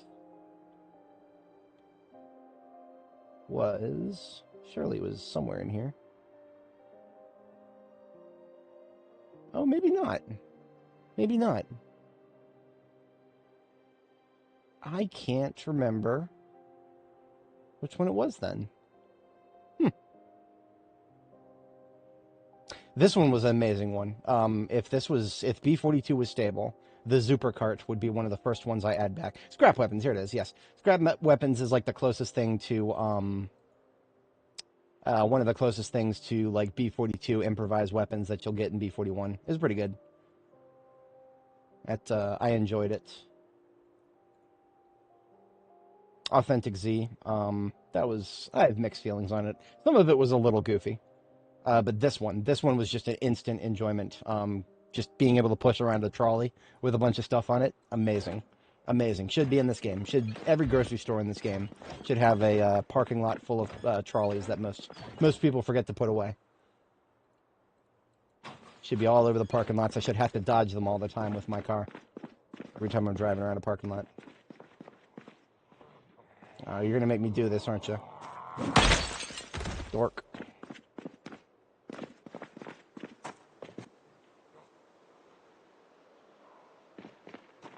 Couple more back here somewhere. Yeah, we got a vagrant. You're under arrest. You have the right to remain silent. Anything you say can and will be held against you in a court of law. You have the right to an attorney if you can afford one. If you cannot afford one, we will appoint one. Wait a minute, that's Havisham. Oh shit. Okay. Well then, I just got close enough to Havisham to spawn in the building. So does that mean we're in play? I'm gonna have to survey that. Let's kill this guy up here because he's foot mobile and we don't like that. And let's grab the race car and take a look. I have been trying to avoid Havisham. I actually didn't realize that was Havisham right there. When I've been killed that vagrant. He's got revenge on me for Mirandizing him. Oi.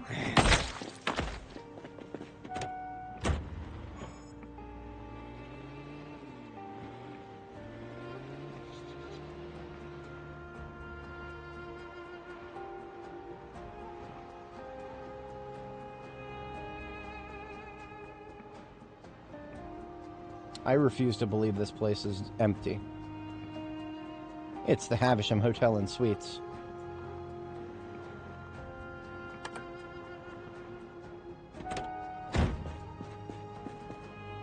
This is sus. This is really sus. My sus-o-meter is at 10 out of 10 right now. Like, I feel like I'm gonna walk back here and there's just gonna be the sound of a billion dead voices breathing.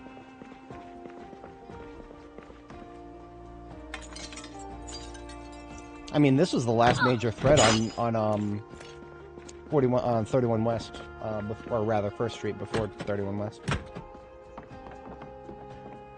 Maybe. I mean, I would agree with you if there were zombies in here, but I mean, where are they all at?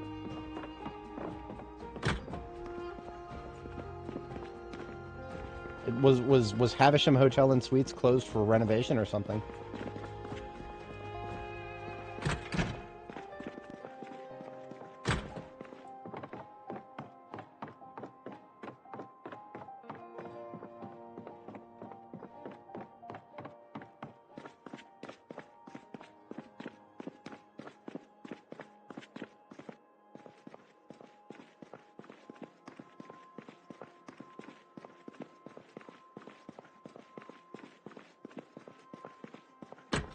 This is where our vagrant friend was sitting.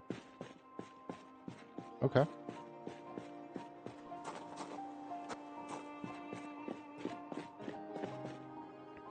Give me some duct tape, yes please.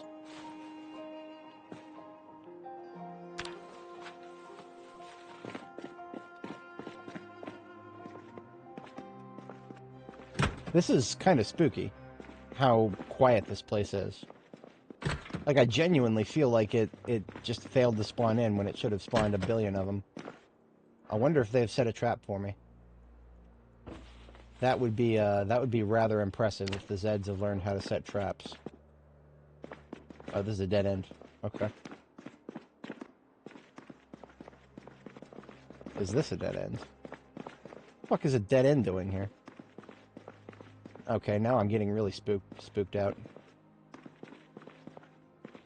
Who builds a hallway this long and just gives it a dead end?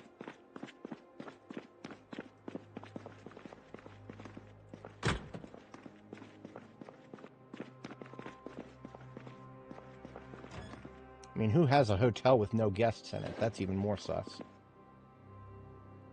In the dead center of Louisville.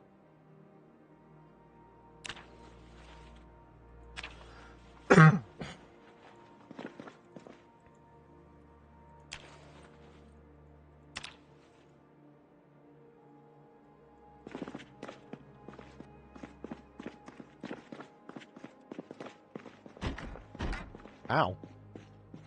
It's a meeting room. That's all this is. Big old meeting room.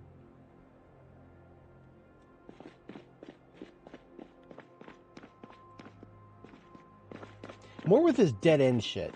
Whoever designed this building is, I have questions for them. I have a few questions.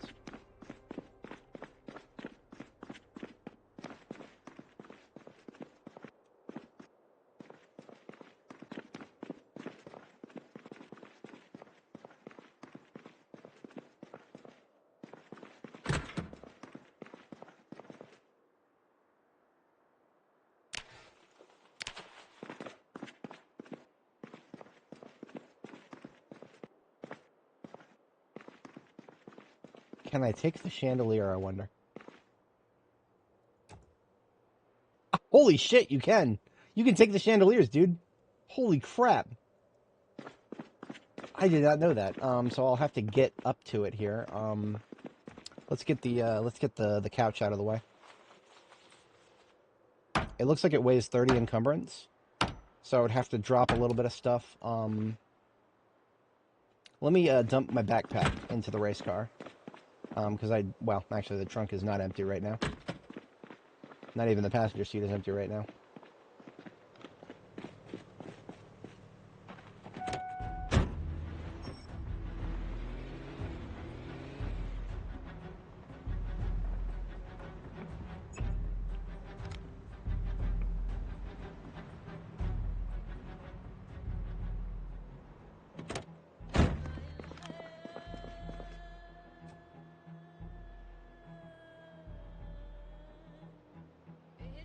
Encumbrance 30, tool needed none. So it looks like we have to be in the corner up here. And it's given me a red... That's probably just because I have too much stuff in my inventory. So like I was saying, let's dump some stuff in here. Let's just do like tools and reading material.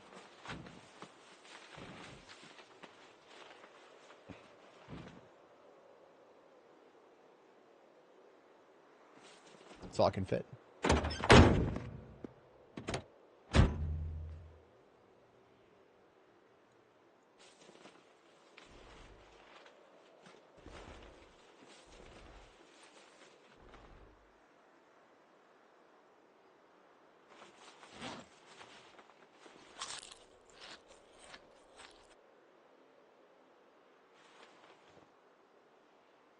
Alright.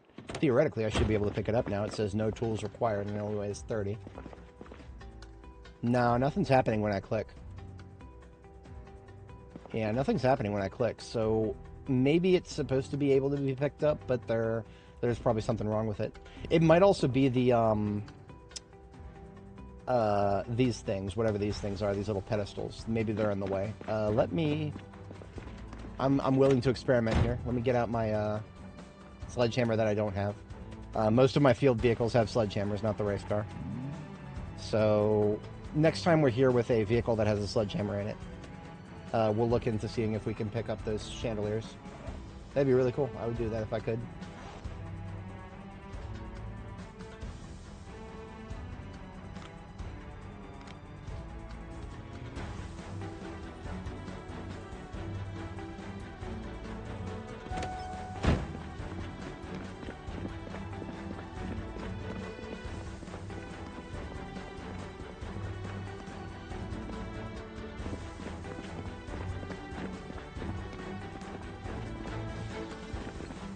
It's a really big POI with a lot of wide open space in it.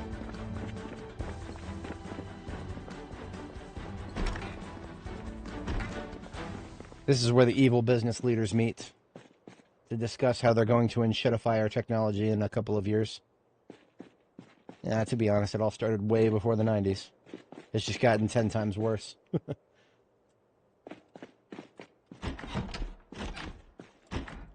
Hello. I was gonna say we found a zombie, but no, this is, he's outside the building, not inside. He makes Ray up sad.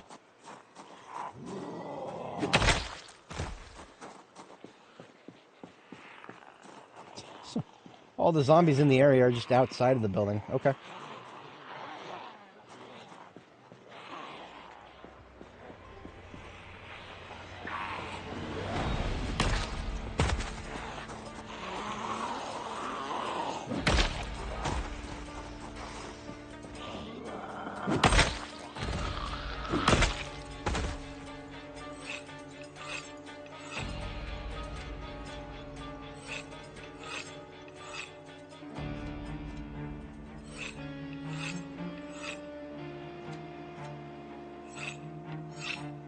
Would fast forward if it wasn't for the fact that I'm more or less surrounded out here.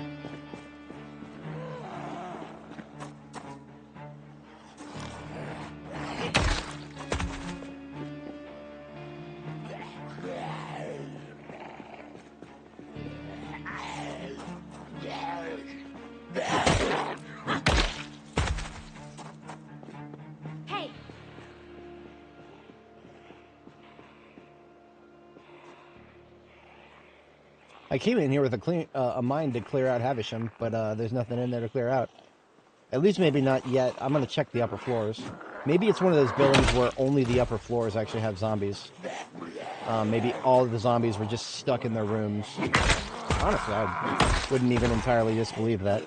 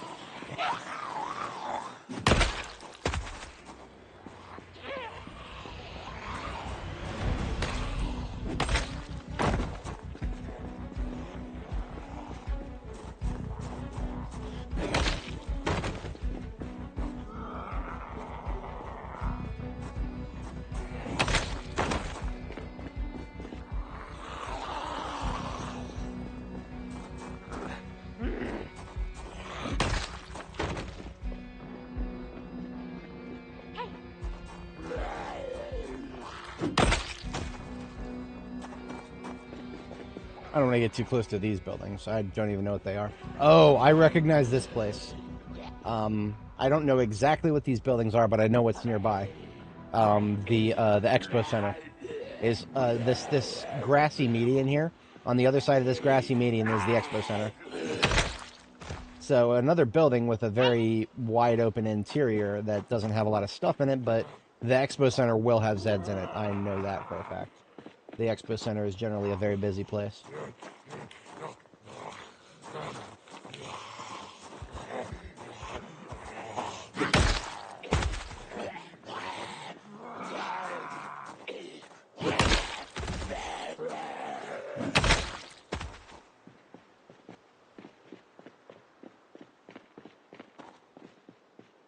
Oh, this is just a, what is it, a clothing store, like a boutique sort of thing?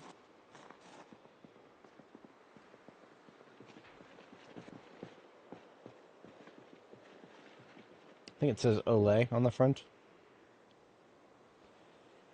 I can't Olay. I can't enjoy? Oh, Cafe Olay. Haha, nice.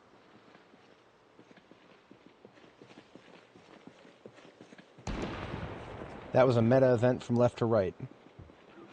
That means anybody on the opposite side of the street from me is now coming in my direction. The people down below are going away.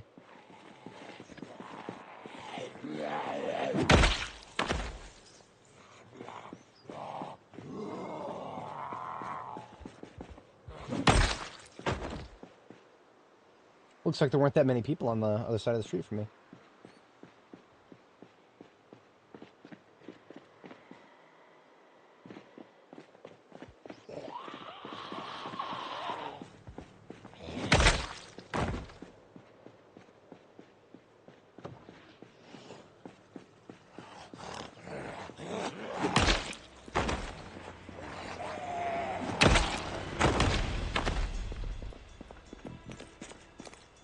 Like a pizza joint, maybe?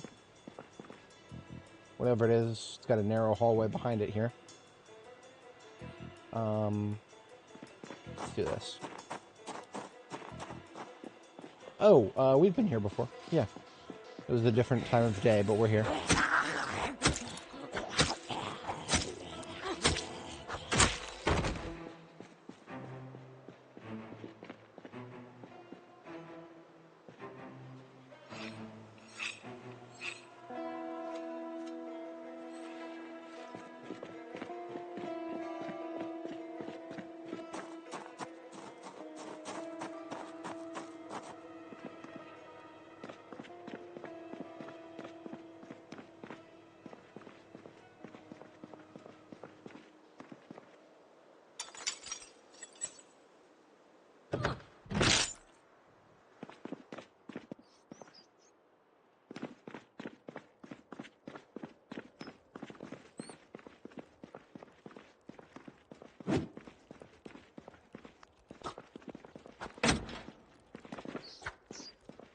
She just tried to jaw stab a rat.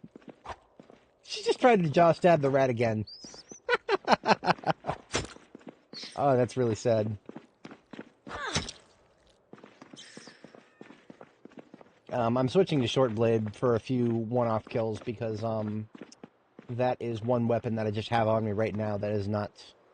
You use some leveling a little bit. I'm not gonna focus really hard on it, but it's there. Honestly, this, as far as base prospects go, I don't mind this place. It's right at a street corner. I didn't want to do French bread again. It is one step back from the corner of Dixie and River here. Actually, we're actually really close to Cozy Box. I underestimated how close we were. I could run back to Cozy Box from here. That's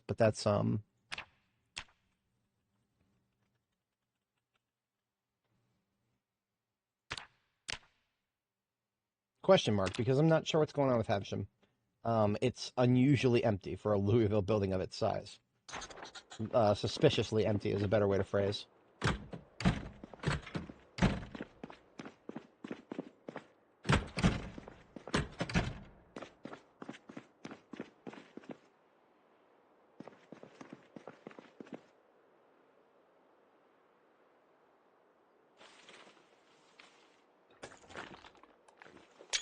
Oh, I was trying to get the...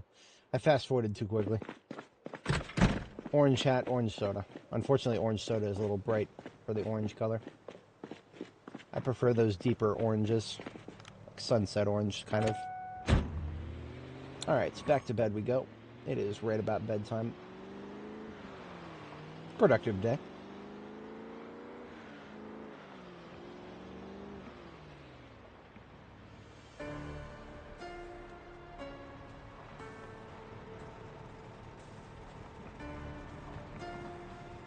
Time is it? About 5 p.m. I think I can do another day, but I might have to call it after tomorrow in game. So we'll see what kind of time expenditure goes through tomorrow. I might.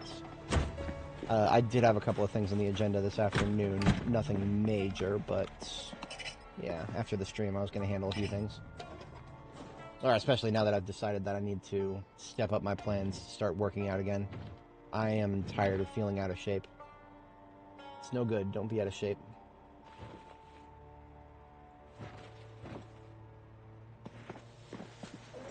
Should be putting my reading material over there.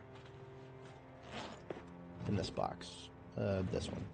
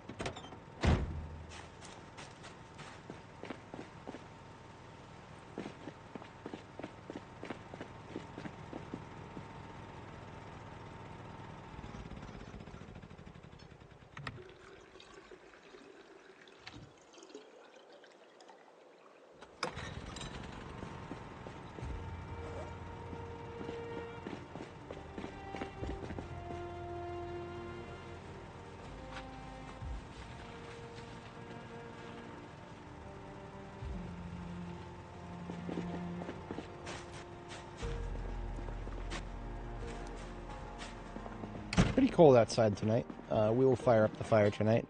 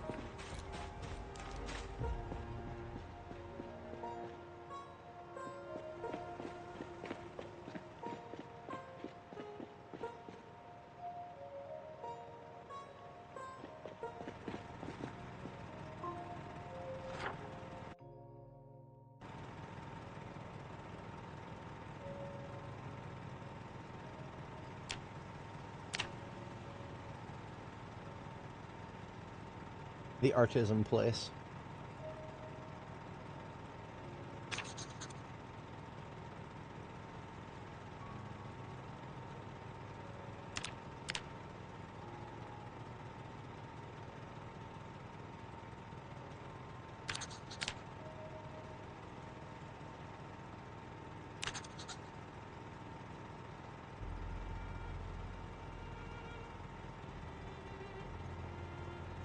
Oh wait, City Hall is right here.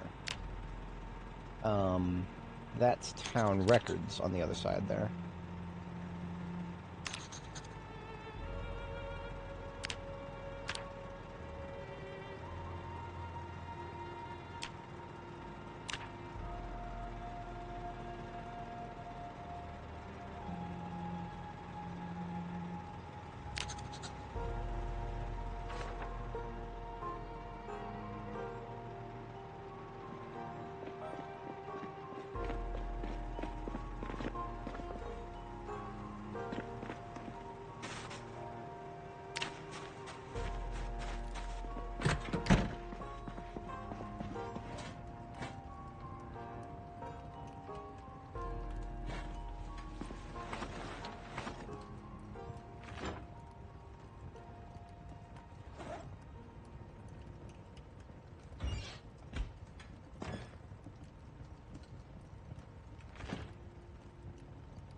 It's December 17th. That means next stream, most likely, we'll hit Christmas next stream. If I could just find some red lights. We've got plenty of green lights out here. Alas, we'll see what we can do. We've already got the turkey on hand, so we can do a turkey dinner roast.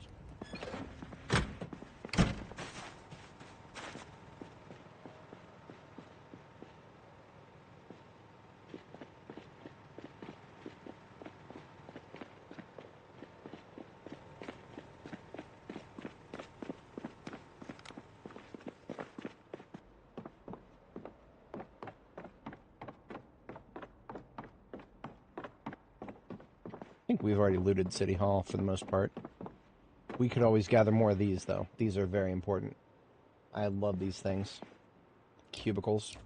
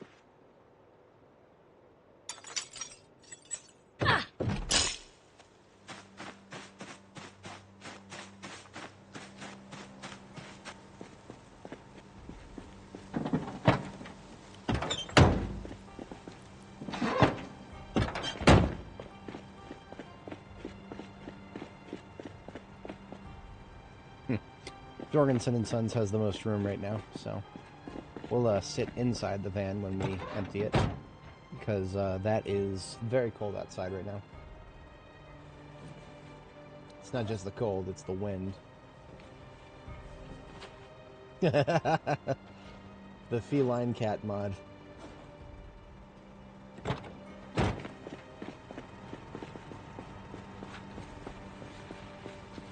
Currently 10 degrees Fahrenheit. That is pretty cold.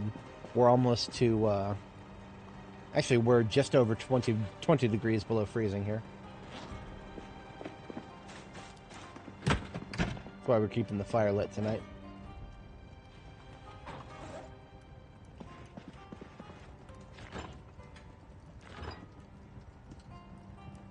Speaking of tonight, we're going to do some more foodstuffs.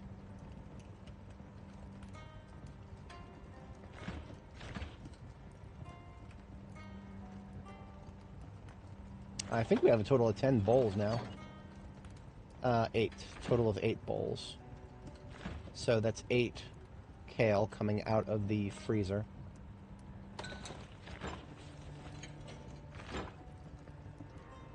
And we'll cook it from the fridge tomorrow morning when we wake up.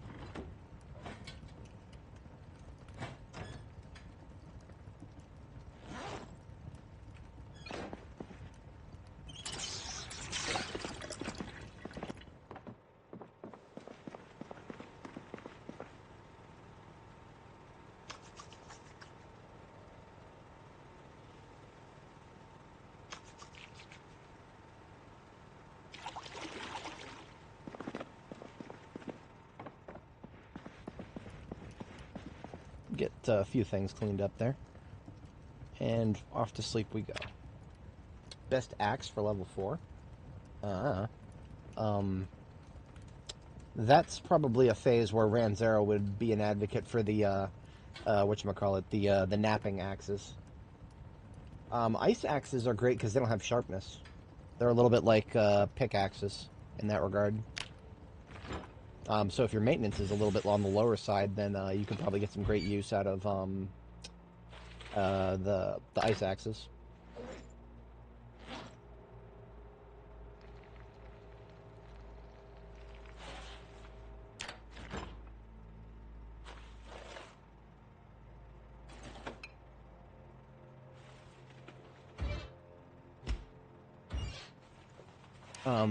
Whatchamacallit, the saw that you can make with napping. The saw that you can make with napping, you can put those on your belt slot, and they're actually pretty good on damage, and they all get you axe skill. I have used those in the past. Couldn't say if they're that good, but they're definitely good. There is good in him. I have felt it.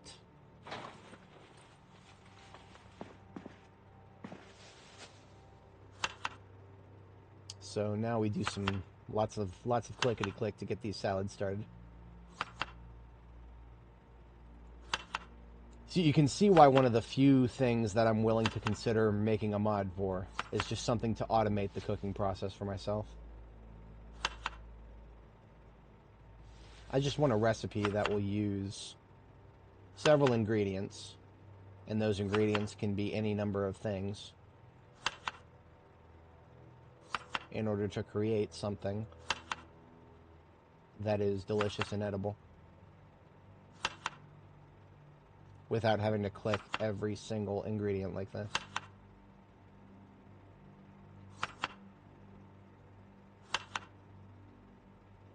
You can't make ice axes, you have to find them stuck in zombies. For our homies who play high pop, that'll be, you'll find plenty of those.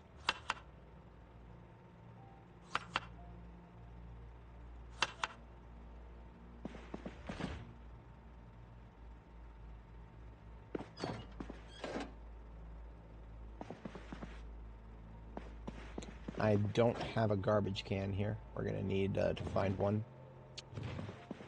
How about a garbage bag?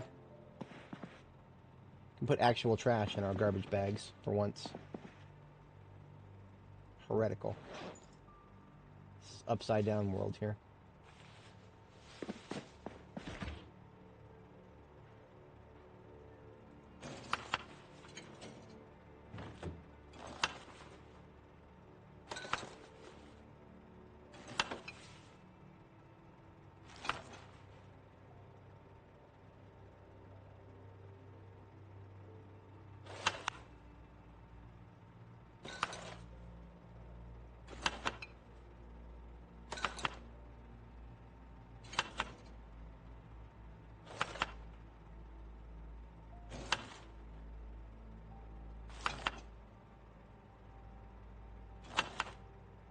We're basically doing kale,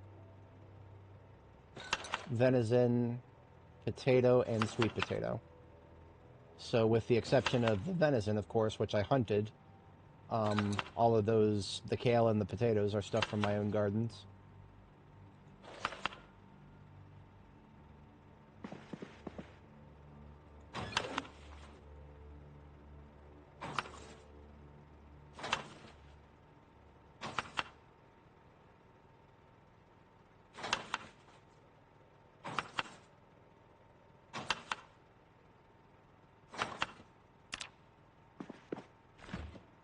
What I'm going to do is turn around and put 4 of these into the freezer, because each of these is like just slightly less than 1 full day of food. So what I'm doing is I'm putting 1 of the salads into my backpack and then eating a little bit of one that's already in the fridge here. That is what I've kind of been doing with the other ones. Okay, we should be good to go then. Like I was saying before, we're probably going to do one more in-game day before the, I call it for the stream today here. We'll see what kind of progress we can get down clearing the rest of First Street here.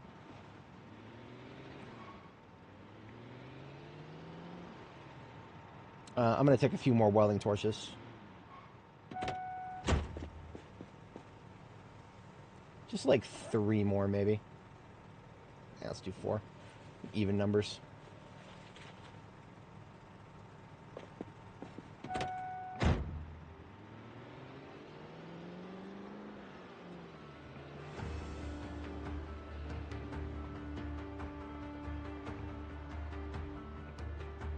Well, now that I don't need to worry about getting close to Havisham, that opens up cleanup operations on this side of the road. Hey, now it wants to connect. Good. I can't wait for it to just stop working again.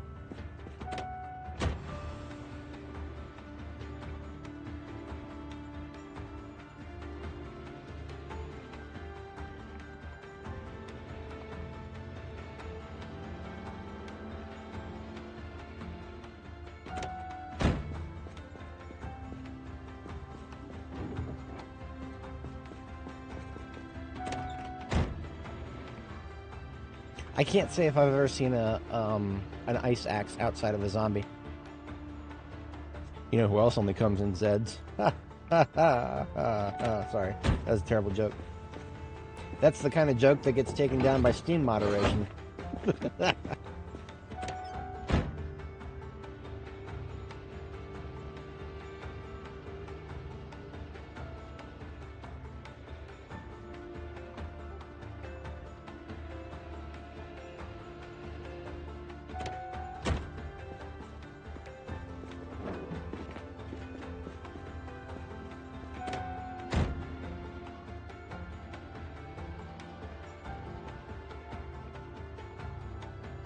Now, Marine Bites right here is a vehicle that I'm actually kind of interested in holding on to. It seemed to be in pretty good condition. The engine was 74 quality, so as far as step fans go, that's pretty good. I've seen better, but I have better, but yeah.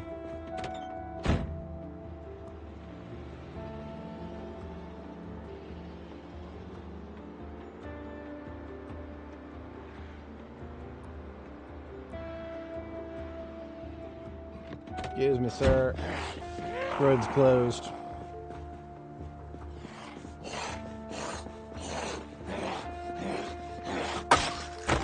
Road's closed due to raids. Wooden.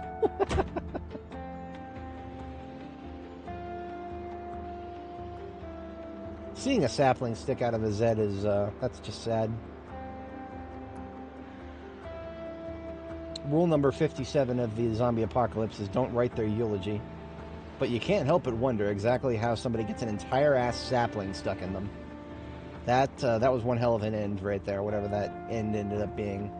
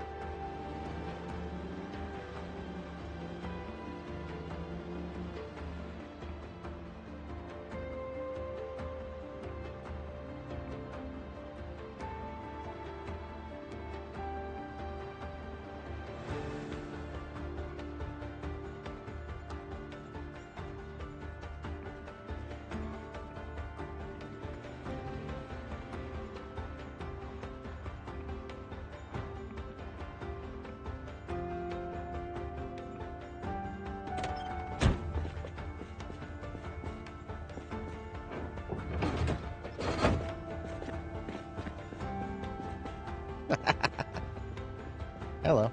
You can hop in there. What are you doing? There you go.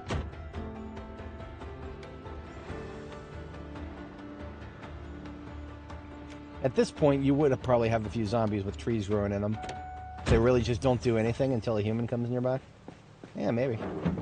All you gotta do is like trip over a sapling and then just go like limp, because there's no stimuli.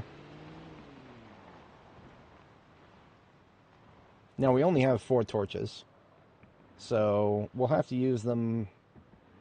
We'll use them sparingly here. Remember, we only really care about opening up the T intersection here. So the end of this road and then right and left. And even then, it doesn't need to be the whole road. Just, we're going to be slowing down when we get to this intersection no matter what, so...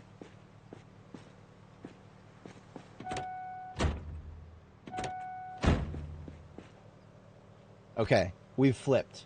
It used to be that I wasn't able to hook up to regular vehicles. Now, it's that I can't hook up to burned wrecks, which that's 100 times worse. Fuck. Well, okay, if I only have 4 torches, then I can already see exactly 4 vehicles that would be the most useful to delete immediately.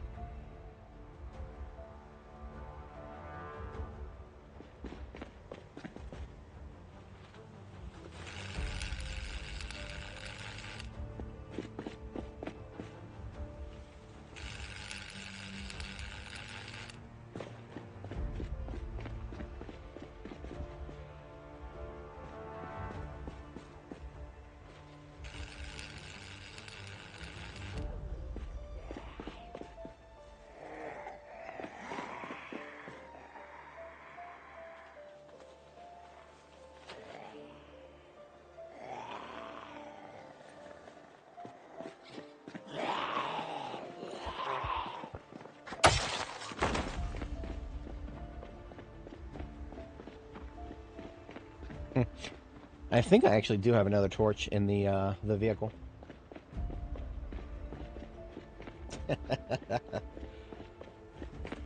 The Zeds clearly have an alliance with the trees. Maybe it's a little bit more than an alliance.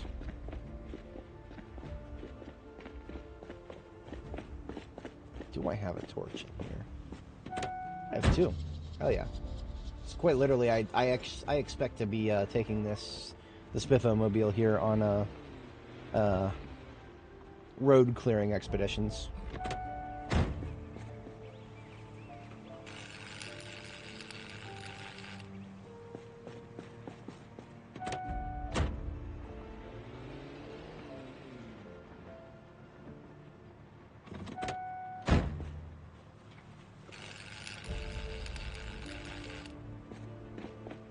So we have 1 more torch, but it doesn't look like we need any more in this direction to clear at least one side of the road.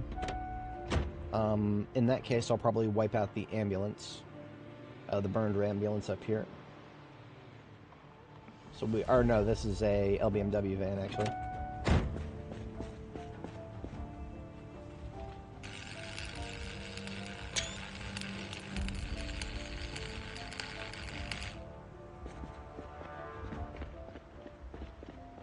Honestly, if we go get that non-burned wreck up there, we're like 1 or 2 away from clean roads in both directions. Actually, there's no more wrecks on this side of the road specifically. Yeah, I go move those intact vehicles, and we've got a minimum drivability. Beautiful. BEA, beautiful.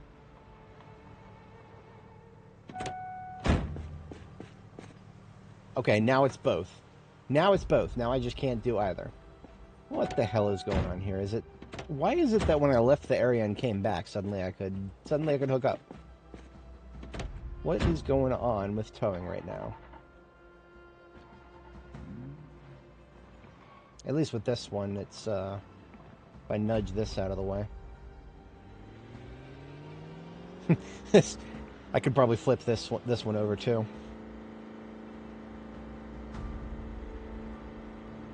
I'll just nudge it 1 lane over. It's good enough for now.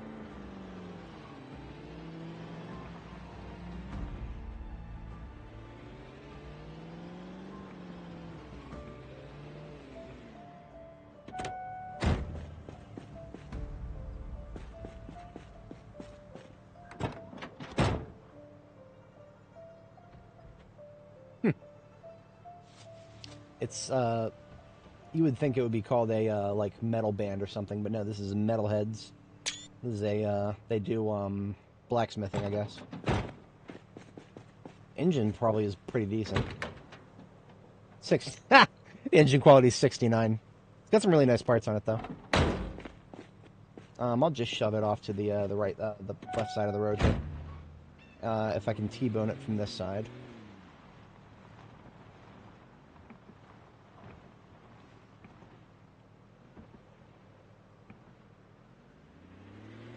this will work.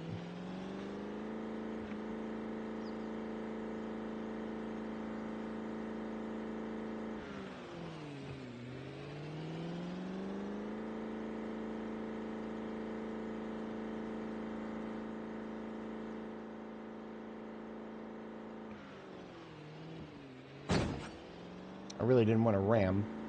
Just need to go slow enough that it starts pushing. It'd be much easier to tow it, but the game doesn't want me to tow right now, so alright. We got minimum drivability. Hell yeah.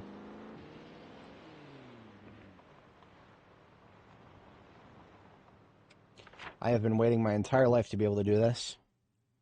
Let's put some red arrows going down First Street here.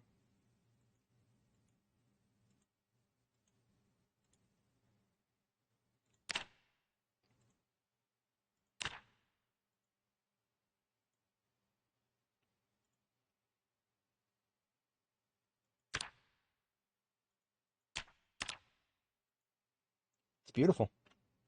That is absolutely beautiful. We can go all the way down First Street now. Mission is...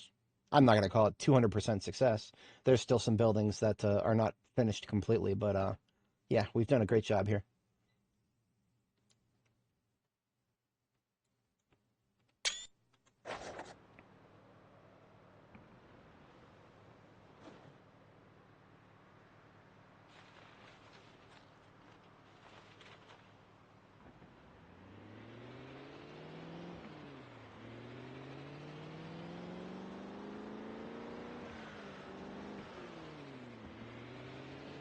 The south checkpoint. I don't recall if I've ever done that one. Okay, that... I need to remember that the generator is... I can drive right through it. It's okay. I would not have put it in the middle of the road if I couldn't drive right through it, but still seeing it there makes me want to swerve. And honestly, the notion of swerving right now is more dangerous than actually just straight up ramming something. Because there's not much to ram, and even if there is stuff to ram, it's not going to bring me to a dead halt. We can call this a victory lap. Now, don't be too fooled. If we take any one of these turns and go just a little ways, more zombies. This is just like a central artery that has been opened up here.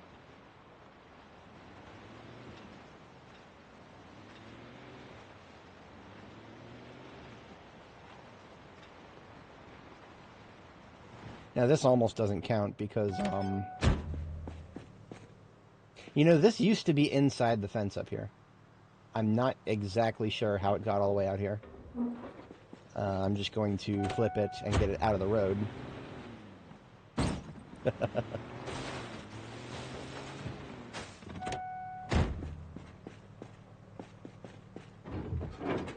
I'm sure they will, yeah.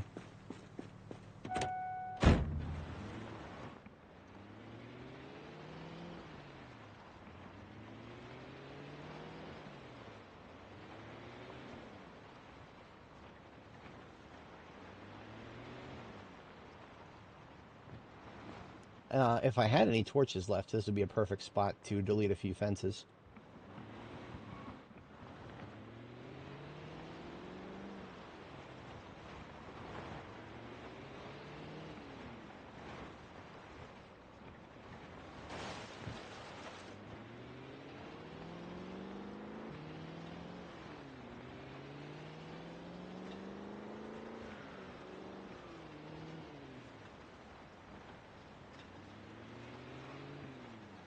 Hard-pressed to say we can go straight down First Street all the way back to Jericho.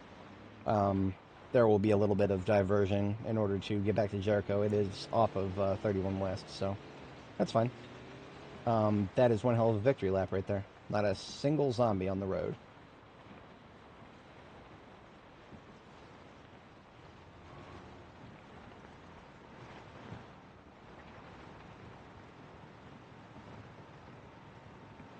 Now, if I wanted to go up to the, go up to 31 West from here, and then take 31 West all the way back, It's just a question of navigating those little side streets. So that's Jericho. That's our main power center for Louisville. Coming up here, this is 31 West. This leads going in the bottom right or bottom left direction there. That would take us all the way back to the checkpoints. Meanwhile, if I take a right here and keep going in this direction, we basically want to go straight to Station Link and then take a right and then another left to back rail lane. But I want to verify that it's actually secure, because it should be. There should be no reason that this road is not secure, but I have not. Let's get everything out of this road, including burned wrecks on the side here.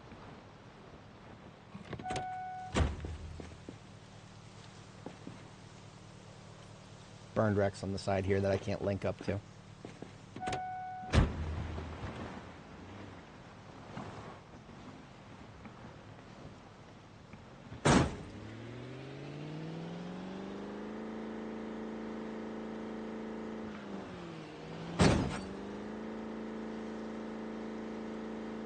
Game really doesn't want me to do this with a Niala.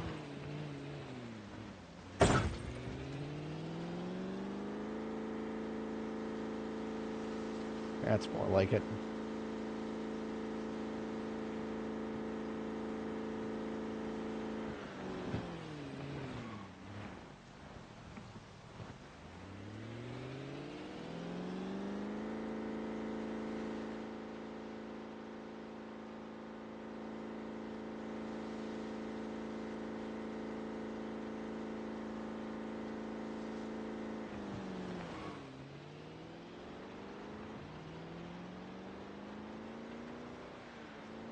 Aha! Found some dudes on 31 West.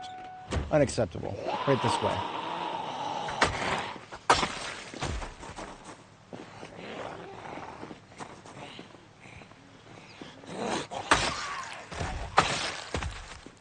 Now, it's perfectly normal to hear thumpity thump on the other side of the fence. We have not cleared this residential neighborhood over here with extreme prejudice. So it is not unexpected to see a few coming out of here.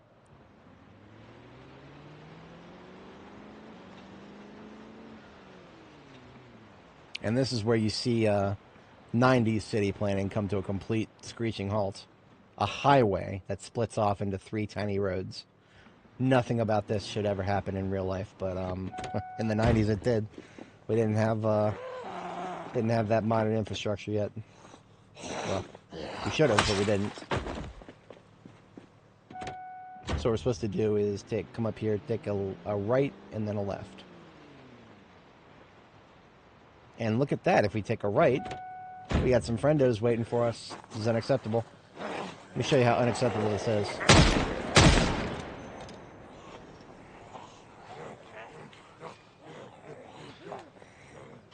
I think I got the no shooty powder from this guy.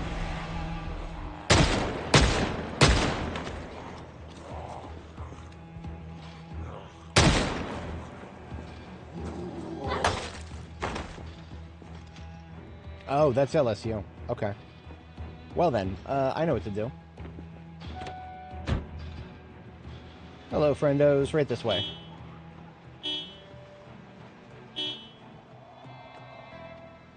We're gonna ding-dong ditch him in this direction. Because this is not the direction that I've marked on the map.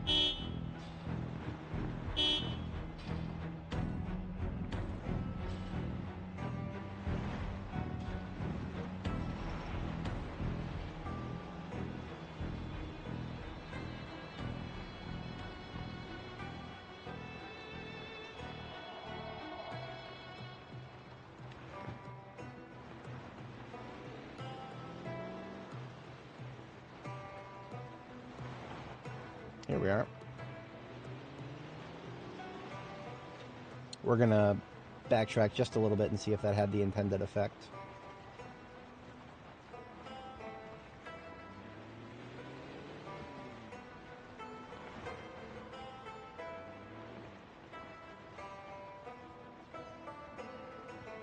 See, anybody who was coming at us from this direction, as you can see, they're now going firmly in that direction, away from my road. Gave them the old roundabout. It's not going to last forever. It would not surprise me in the slightest if some of them find a way to Life, unlife, finds a way. Yeah, like this lady here with the axe in her.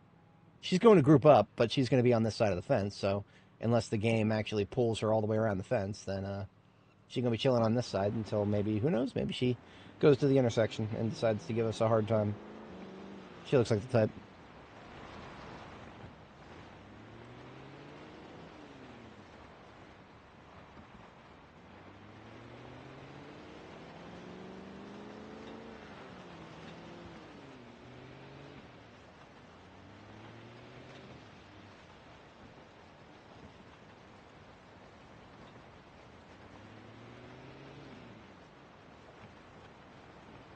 Ladies and gentlemen, we have done a full back and forth on 31 West through the dead beating heart of Louisville. It's beautiful. Feast your eyes upon the low frame rate work here. We'll never be able to do anything about the frame rate. That will always go bad, even when all the zombies are gone.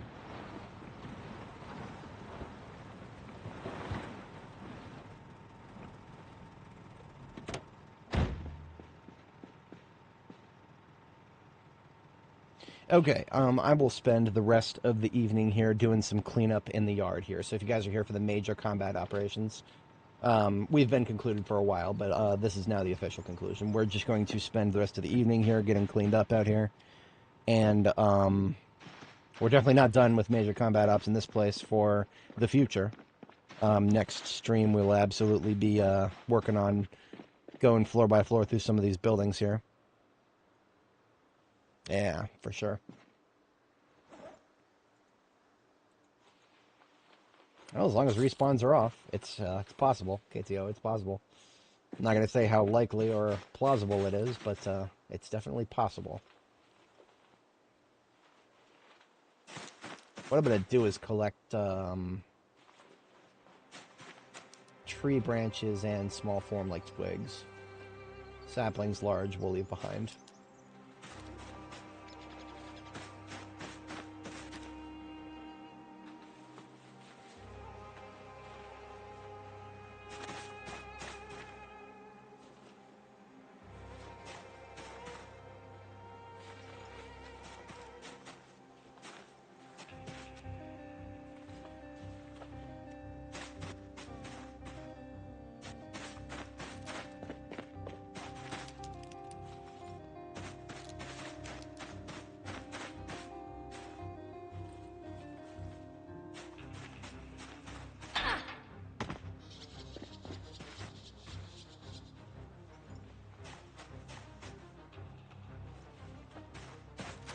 Batherman. What is that? Is that the name of the building?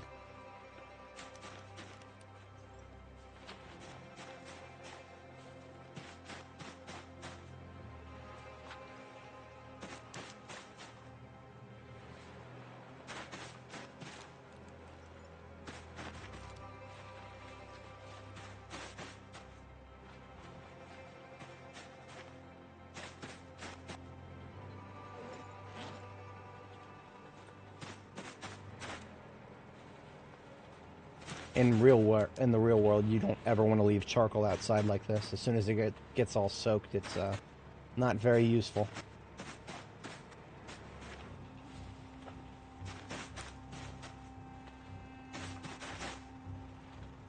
What kind of terrifies me is the devs do have a mechanic in the game to delete stuff if it gets totally wet. It's currently applied to magazine armor.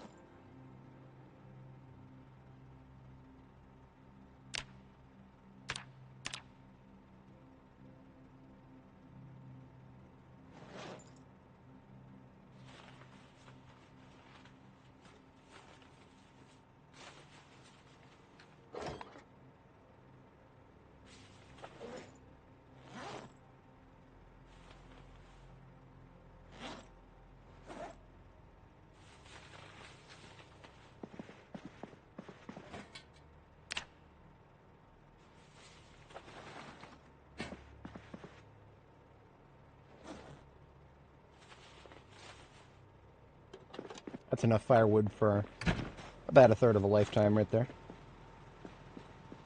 I'm going to take Jorgensen and Sons to clean up most of the rest of the stuff here. This is the step van with the empty trunk on it.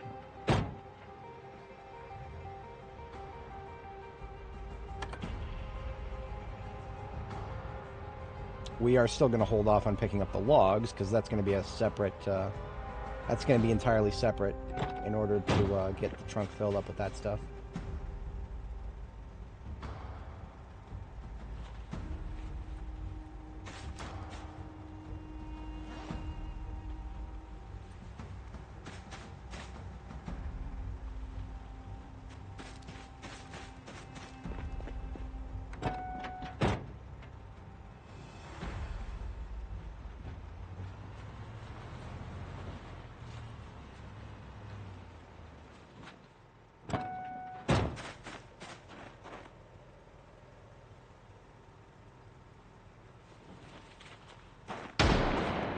Meta event from the bottom. What was that? Surround right? It sounded like. General that way direction, so... TBA. Sounds like it would bring them from the top down, but, I don't know.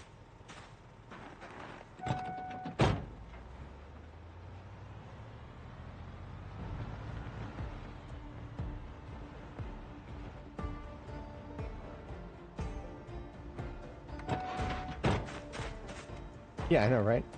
You would think deforestation would be such a concern. Why not reforestation?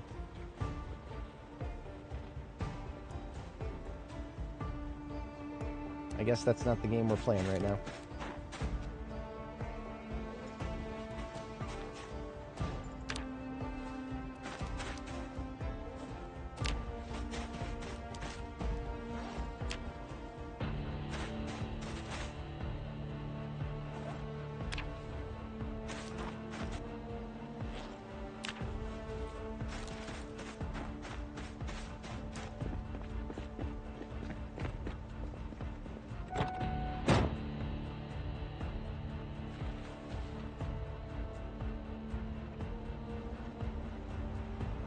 I'm gonna put the cubicles into the trailer instead of the this vehicle.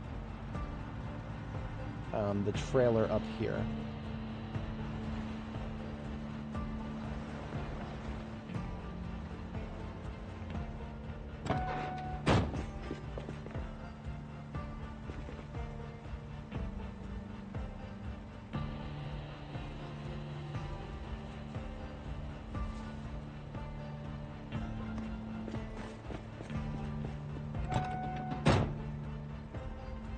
Let's use marine bites to store the charcoal.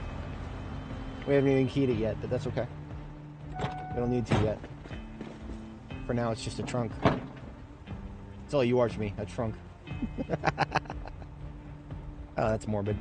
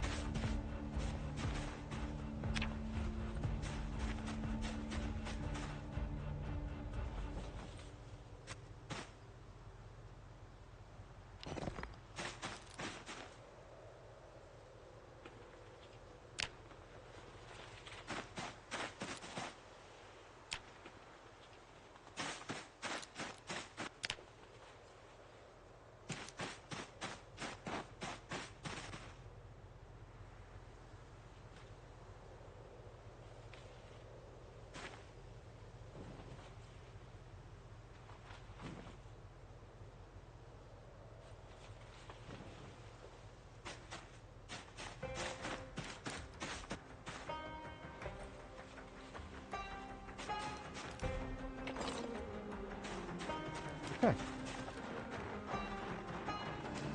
At least cleared up a few fields here.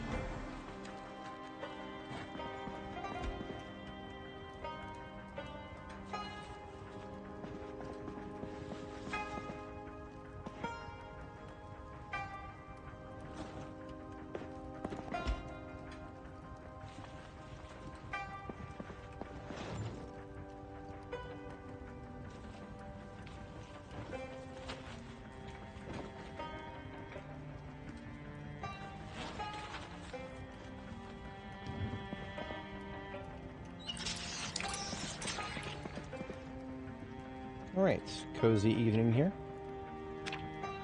About an hour early for bed. It's alright. Just ran out of water too, so we're coming up on a decent conclusion moment here, as the rest of our overnight will spend on getting some water dumped into the whatchamacallit containers here.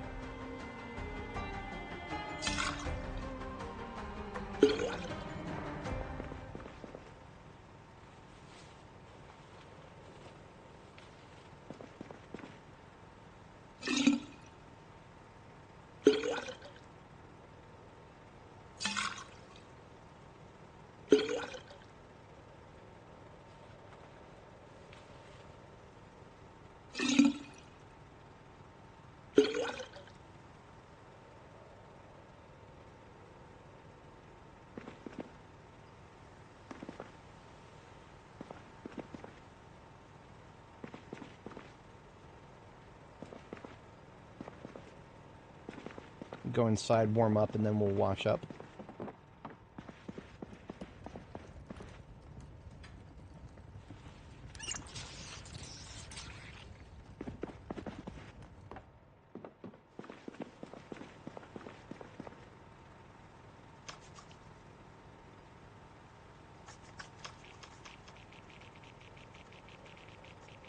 We'll do the washing up in shifts so we don't get too cold for too long.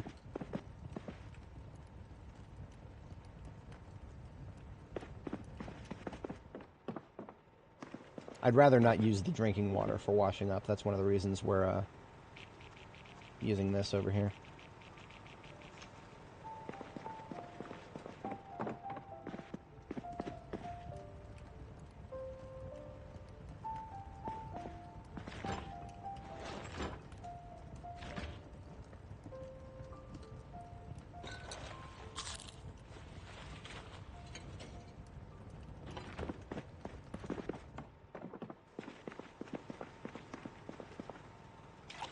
Alright, we got ourselves a pretty good stopping point there.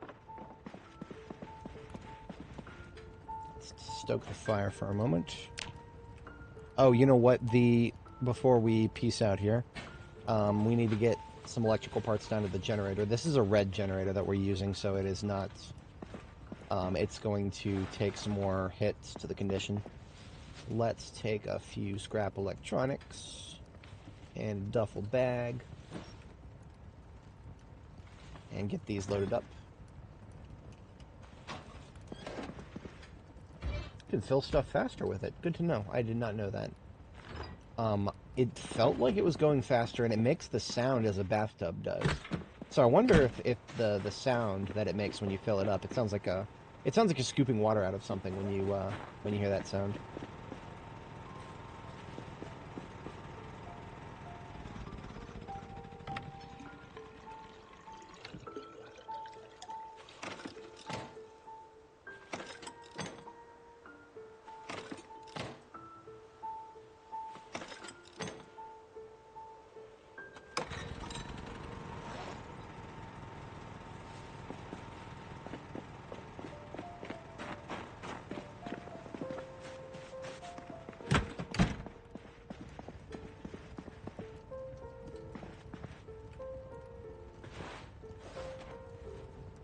when you sit on the ground in front of a fire source, your character will put their hands up to the fire and warm themselves.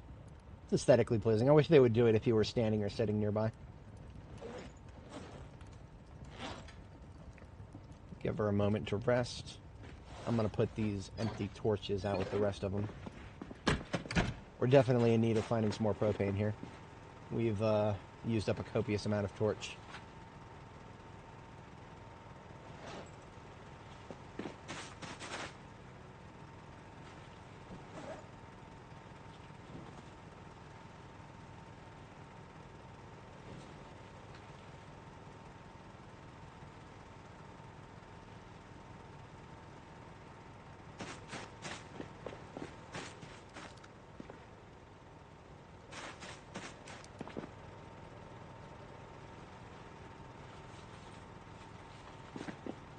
We only need the paint bucket down here for a car wash, so these other buckets we can put upstairs.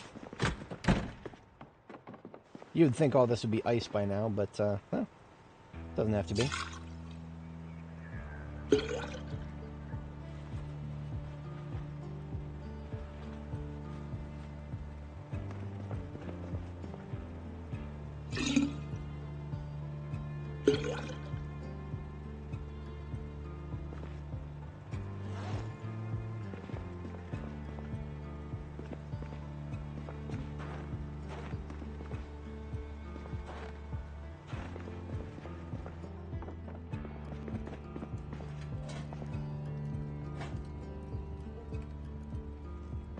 Alright.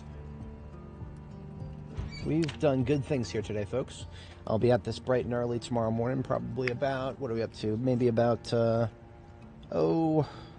or so hours from now, whatever time that is for y'all locally. I backed up my save last time, so we'll be good this time. I usually do it I'm trying to do it save backups every other session. Spooky old fog out today. Let me get a good screenshot of our girl in front of the new base digs here. Alright, have a bid farewell. And I'll catch you guys in the next one. Peace out and have a good one. I'm not going to log out while I'm standing on a one-tile ledge. That's not a good idea. We'll stand here when we log in. Alright, folks. Peace out and have a good one. Adios.